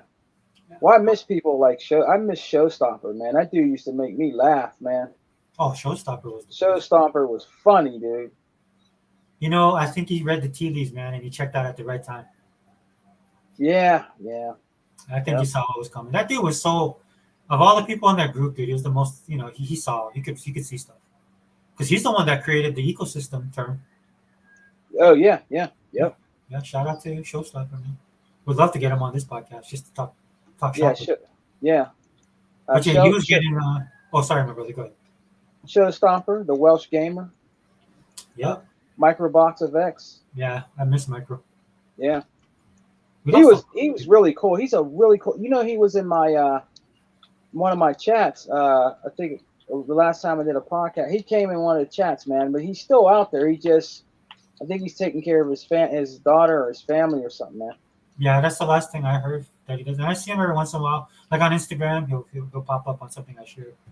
But what happened to the Welsh gamer now? Did he just stop? Well, he got married and he had a baby, right? Oh, He was trying to do everything. yeah. And then the other dude, I can't remember what he is, what his name is. Who? He was cool too. Like they had a pretty good crew. You over mean there. the dude that was he with the Welsh gamer? Yeah, there was like 4 of them.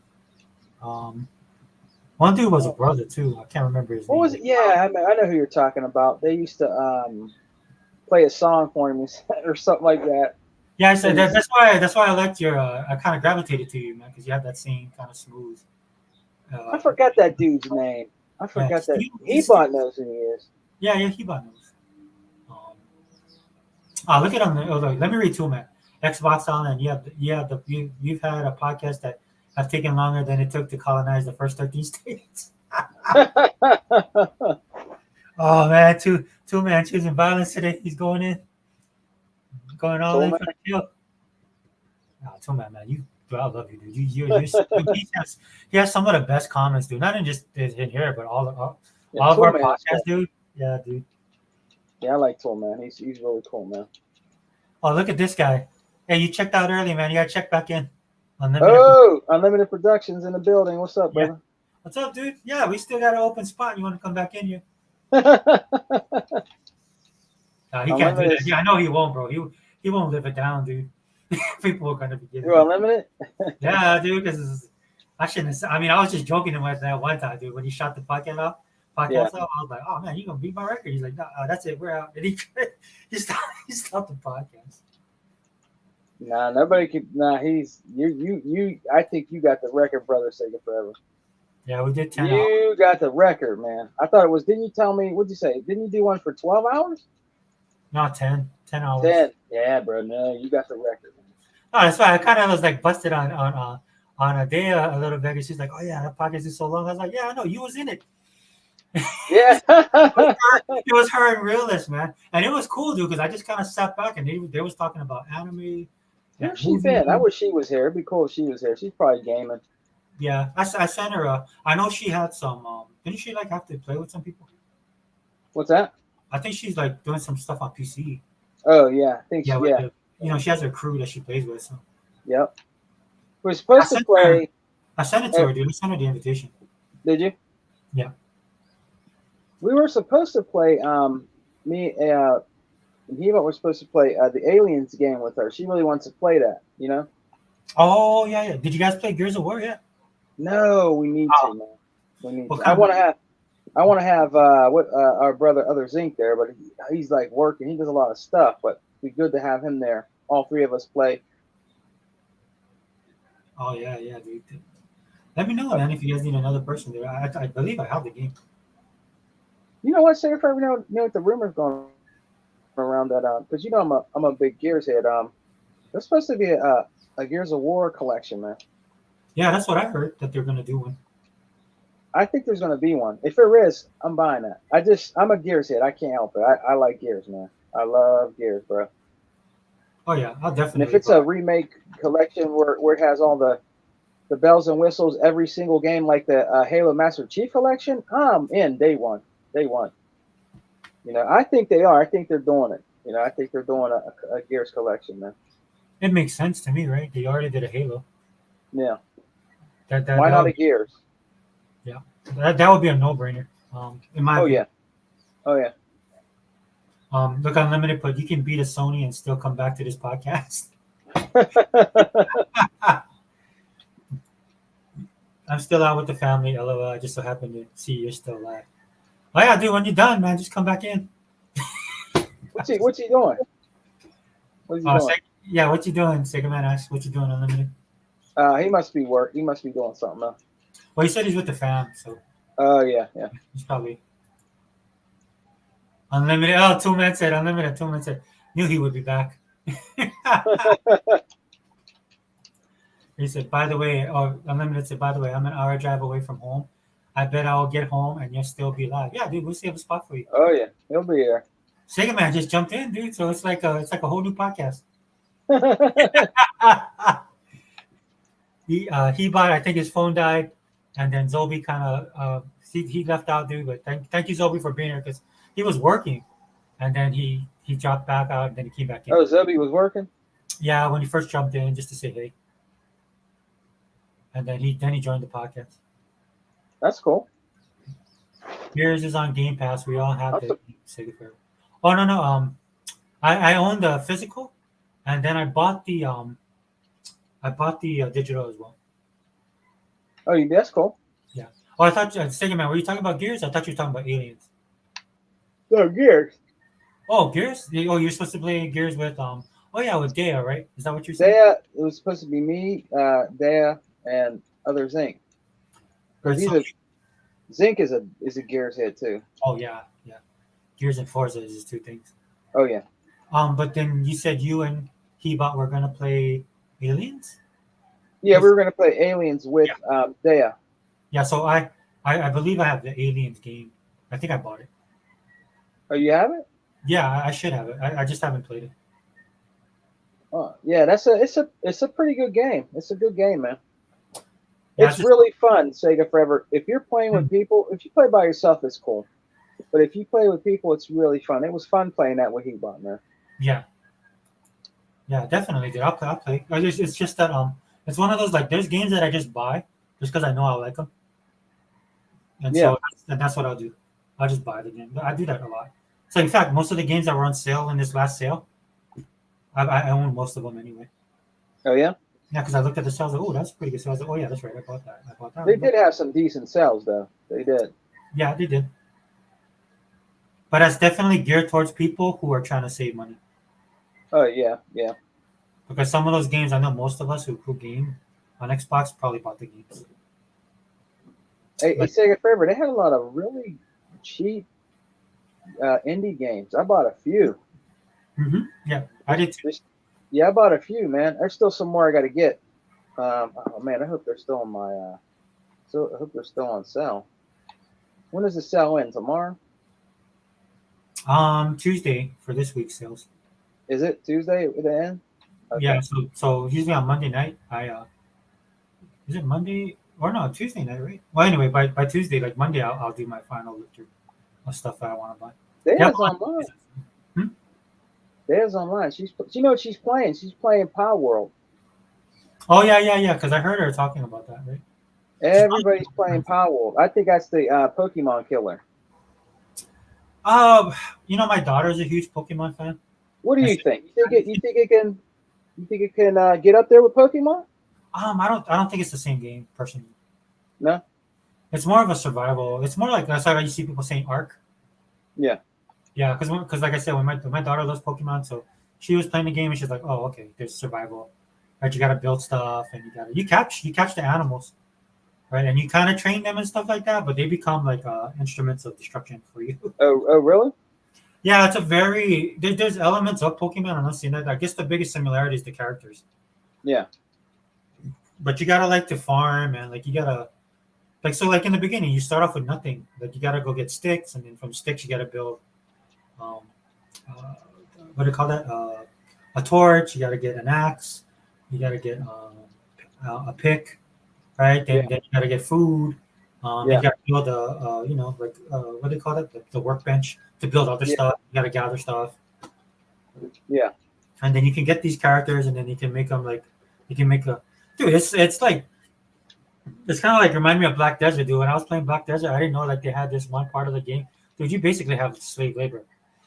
Oh yeah. So you put these characters to work for you. You can have them defend your base.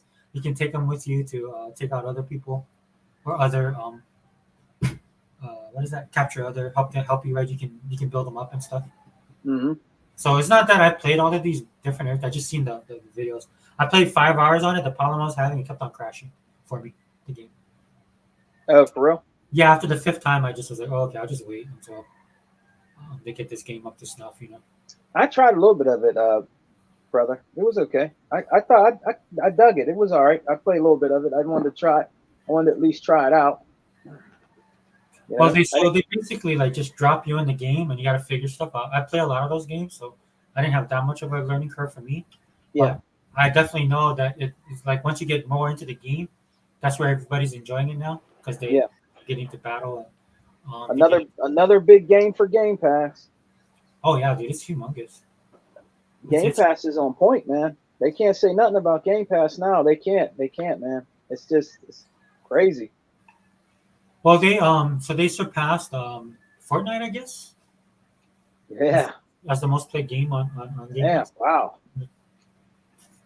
And rightfully so. They have to add the 32 player. I think they're working on that now because the Xbox version doesn't have that. Because what's selling the game is people are hearing about it, but they're also playing online with their friends. That's probably what Day is doing right now. Yeah, she's playing. Oh, I don't blame her. But, like I'll do these podcasts. Like I said, I'm gonna be a bit more organized. But yesterday, I put in like 4 or 5 hours in Mecha Go. Yeah. Yeah, dude. I'm serious about my game card, my gamer report card I got from Microsoft. Dude, I was very disappointed in myself. So next time, I'm not saying I'm gonna beat T, but I'm telling you, dude, I'm giving him a run for his money, man. And what? COD. My game, my report card, dude. It's Oh gonna be yeah. an improvement, yeah. Because I'm already. The only thing that I thought that was really good was the amount of games I played. I think I was like 245 games. So I'm gonna try and hit 400 on that. I'm gonna try and have rewards points of 300,000. I'm gonna get it back up to 300,000. Hey, what do you have now, Sarah? What's your points? I have 260,000. Damn, dude. I only have what do I have? 28,000. I think I have like 20,000. Hey, Safer, I'd be trying to make it my points go bigger and bigger, but I always keep seeing something I want, and I use my points. Yeah. So what I do, Sigma Man, is of course you use the bonuses as well. Yeah. And what you can do, dude, is I just like you don't have to do big purchases. You can. But then when they have a lot of sales, dude, I just buy a bunch of stuff. Yeah. And then like a couple games that I want to get and I want to play right away. I've done that too, so that bumps it up, right? Yeah. But I don't use my points because I just want to build them up for later on. Yeah. Right. The only thing that gets drawn out of my account is my daughter's Ultimate Game Pass account. You can actually buy. You can with your points. You can actually, if I'm correct, right, Cigarette, you could buy controllers and shit like that. Yeah, you can buy all of that. Yeah. You have to have a lot of points there, bro. I want to get to a level. Actually, I was thinking about hitting 500,000, and then do the $100 thing, and then yeah. They're smart, dude. They know what they're doing, dude. They're punching. This is why when people are talking about the money aspect, they know what they're doing, dude. They do. They know what they're doing. They know business. That's why they know business, man. Yeah. You know, they know business. You know, no other gaming system, no other gaming company gives you incentive like Microsoft Xbox do. They don't have no rewards thing. Not like Xbox. Yeah. But everybody tuned in this way, you know, like the process of how, right? Because it's like with Game Pass, dude. It's just like, I don't think people realize this, but you are technically you're paying for the games that you're playing because you're subscribed to the service. Now, what it is it's a cheaper form. Now, if you get it's a subscription, so you're paying on the cheap end, right? Then you get access to all these games. That helps. But if you grow Game Pass to millions of people, right? That's how it all balances out.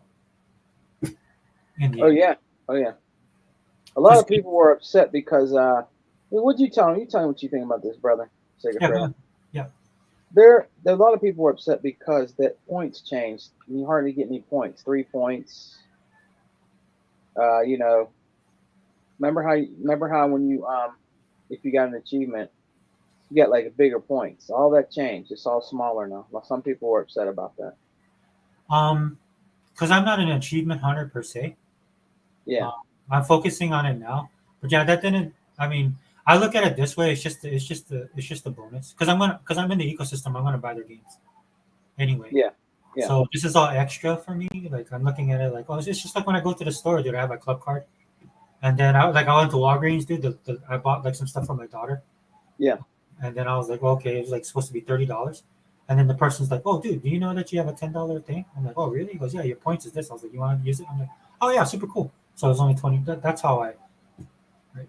because on the flip side, dude, because I do the Bing points and I do everything, right? I mean, I see my reward points flip over in spades. Dude. I wish we could get achievements for that. Yeah, yeah. I think that would be fair. You know. Hey, Sega Man Unlimited said, if you're still live, I'll jump back in. We might be, man. I don't know. We might be here, brother. We might be here, brother. Yeah, we might. Zobi's a cool dude. It's nice to hang out with him. He may be the next guest on the Unlimited Truth in the near future. Yeah, Zobi. Look, Zobi says some stuff, dude. I understand. Um, look, dude, it doesn't bother me what Zobi says. It's just because It's his opinion. This is his opinion, man. yeah, it's his opinion, and plus, I'm confident in what I believe and what I know. So it's gonna take, like we was talking about, like the politics angle, you know. Yeah. He believes things are going to change if a certain someone is elected. If that person is elected, I don't know, dude, because the country is like in really dire straits right now. Big time. You know, so can one person fix it? I don't know. Big Right? time. Yeah, I mean, I'm not saying I'm against what Zobi is saying. I'm just not as optimistic as Zobi. But I also do realize this about myself. I tend to be pessimistic anyway. Mm-hmm. I am, because that's what Zobi made the perfect analogy. He said, yeah, you know, the glass is half full, man. The glass is half full. I'm like, yeah, but I'm more of a glass is half empty guy. Yeah. When it comes to this kind of stuff, that's just the way I think. Now, I'm not saying he's wrong or that I'm wrong. It's just that we have a difference of different outlook. So, you know, and anybody, dude, that wants to come in, it's fine, man. You don't have to unlimited, man. That unlimited, yeah, dude, you was right on with what you were saying. Unlimited was saying about shilling for groups and stuff like that, and how these people, these kind of things, right? But do they really mean it? Well, I don't want to. Like I said, and when you jump back in, you can explain yourself better than I can. But I think that'd be a good combination, man. If you get Zobi on your pod, you can. I'm pretty sure he open to come on, dude. I thought He-Bot would come back on. His phone got to be charged by now. He's probably busy. Yeah, he probably, because he has stuff going on too. So I'm appreciative of He-Bot dropping in, because he was saying that he has his cars giving him problems and all that stuff. Oh yeah, man. He was yeah, man. That's it. Go ahead, my brother. Sorry. That shit's expensive, bro. I had to get stuff. I'm getting stuff. I had to get stuff done. That shit. It's expensive now, man. It's very expensive, man. Car, man. It's dude. You know expensive. how bad it is? You know how bad it is in Hawaii. I worked done on my house. I can't do it myself because of my knees, right? Yeah. And so, because the situation with my knees, dude, I have no ligament. I mean, not ligament. There's no cushion in it, dude. I have nothing. So I have to get these injections. Yeah. And so, yeah, dude, over here, it's so bad that they'll turn work away. Like the guy was telling me, oh, you know, this and that. And I was like, look, dude, just be honest with me, dude. There's somebody else that's paying more money, and you'd rather go do that job. You don't have to give me a song and dance, bro. Just be 100 with me. He goes, oh yeah, sorry, bro. Yeah. He's like, oh, bro, I'm sorry. You know, that's the business, and you know, I work for this guy. Yeah, bro. Mm-hmm. So I looked at him and said, yeah, bro, but you don't have to lie. You know what I'm saying, bro? Just tell me the truth. He goes, okay, thanks. I was like, okay, all right, bro, later. Oh man. Yeah, because I'm like, okay, so but later on when you guys need work, respect, Yeah. You gotta earn your cash, dude. I understand, dude. I understand, but that stuff boomerangs back, man. Because when you guys need work, I'm gonna remember this, dude. That's why this whole local thing, dude, sometimes it irritates me, man. Because I'm like, okay, support local, right? Yeah, okay. Well, where's the, you know what I mean? Business is business, dude. That's why I don't subscribe to that mentality. Yep. Oh, look at Two Man put. This is why YouTube created chapters, because of you, Xbox All In. Bro, Two Man, come on, let's be honest, dude. We so much all over the place. Did you think we'd be talking about aliens in this podcast? I don't even know how it would chop that up, dude. We'd be talking about one thing, then we hop to another thing. Dude, then we'd be talking about China and Texas. Unlimited, I hope you're doing okay in Houston. If stuff goes down, let us know, man. Sacred Forever chapters would be longer than books in the Bible. Unlimited wrote that. Yeah, dude, I think so, man. I think we could give like what's the longest? Isn't it Psalms? I think we could get Psalms to run for his money, dude. But like I said, I couldn't even. How would I even chop that up, dude? I was looking at some of the stuff people do. Pretty cool. Yeah, I'm kind of debating doing it that way, man, because then we couldn't. It wouldn't be like a hangout. Everybody would be like, "Oh man, Sega, did you see his podcast? He's changed so much. He's like so like he's trying to keep it professional." I'm like, "Oh no, well, you know, a 2-man LMAO, yeah, 100." Dale loves Power World on the next Unlimited Truth. I want to get her thoughts. Yeah, yeah. I think she talked about it right on your show, Unlimited. Sega Man, you should check it out, dude. I think you might like it. It has an element of that to the game, like an action type of third person action style. Game passes the 72 Miami Dolphins undefeated. 100% agree with you. Unlimited. Dude, it's just been hitting. Hey, Sega Man, Sega Man? Are you still there? I think Sega Man might have stepped out a little bit. Okay, so Xbox Holland is saving his points to buy airtime on YouTube. Man, I wouldn't waste my money on YouTube, bro. Straight up. I'm waiting for them to cancel me for all the stuff I talk about on the show. Yeah, I'm pretty sure I got tagged for the Epstein's client listing we talked about earlier. No, I don't care, dude. I believe in freedom of speech, man. 100%. The older I've gotten, the older I've gotten, dude, the more ratchety I've become, like like an old grouchy, like Archie Bunker. But that's the problem, man. People just trying to control the narratives now, dude. That's why I do this channel. This is why I talk about Xbox stuff so much, man. Because that's the thing that irritates me the most is the narrative. Them trying to control the narrative. Like again, taking it back to what we're doing this podcast, dude. When people are talking about the layoffs, dude, it's just absolutely ridiculous to me. I don't believe them 100 any. I don't believe them at all because if they cared, their whole channel would be dedicated to all the people that got laid off in the various industries across this country and across the world. It just tells me, man, that they just stick their head up every once in a while like a groundhog, and they want to do their clicks and they want to get their attention, or they just hate Xbox. Take your pick, dude. Either one is bad. Hey, but Sega Man, you there, my brother? You still there? And I think we might have lost Sega Man. You know what, Sega Man, dude, if you're not, I think I will call it. It's just like 5 p.m. Not that I got anything to do. I just gotta get some. Maybe I'll play some Power World, dude. I'll go check out Power World. Go, man! And see if you're there, you see me. I don't know, dude. I gotta level my guy up, dude. I don't even have clothes for my guy. And I'm not sure. Let me try. I'll just go try to see if it's playing well. You know, and again, dude, it might not be the game. It might be me. I tell you guys, I live in Hawaii. It could be the internet from here. You know, because a lot of times, you know, just because. Yeah, just to put it this way, man. I'm on an island in the middle of the Pacific Ocean, so you know, I'm cognizant of the fact it might not be the game at all. But what I will say when I say that I'm not playing it because I'll just wait till like the servers are better for me to play, or the connection is better for me to play.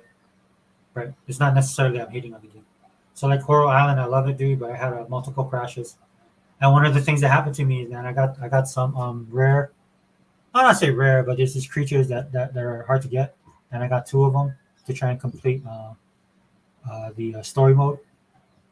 And so I was happy about that. And then when I was going to turn them in, the game just froze and then it crashed. And I was like, oh, okay, well, because the problem with that game is you can't save. You have to the save happens when you end your day, so nobody will save during the day, right? Because what it is that they want to play the full 24 hours, which isn't that long anyway. But if it happens in midday, dude, you're not going to save midday. I know people do that. I don't want to do that because then it takes away from the length of stuff that I'm trying to complete during the month. And I shouldn't have to, actually.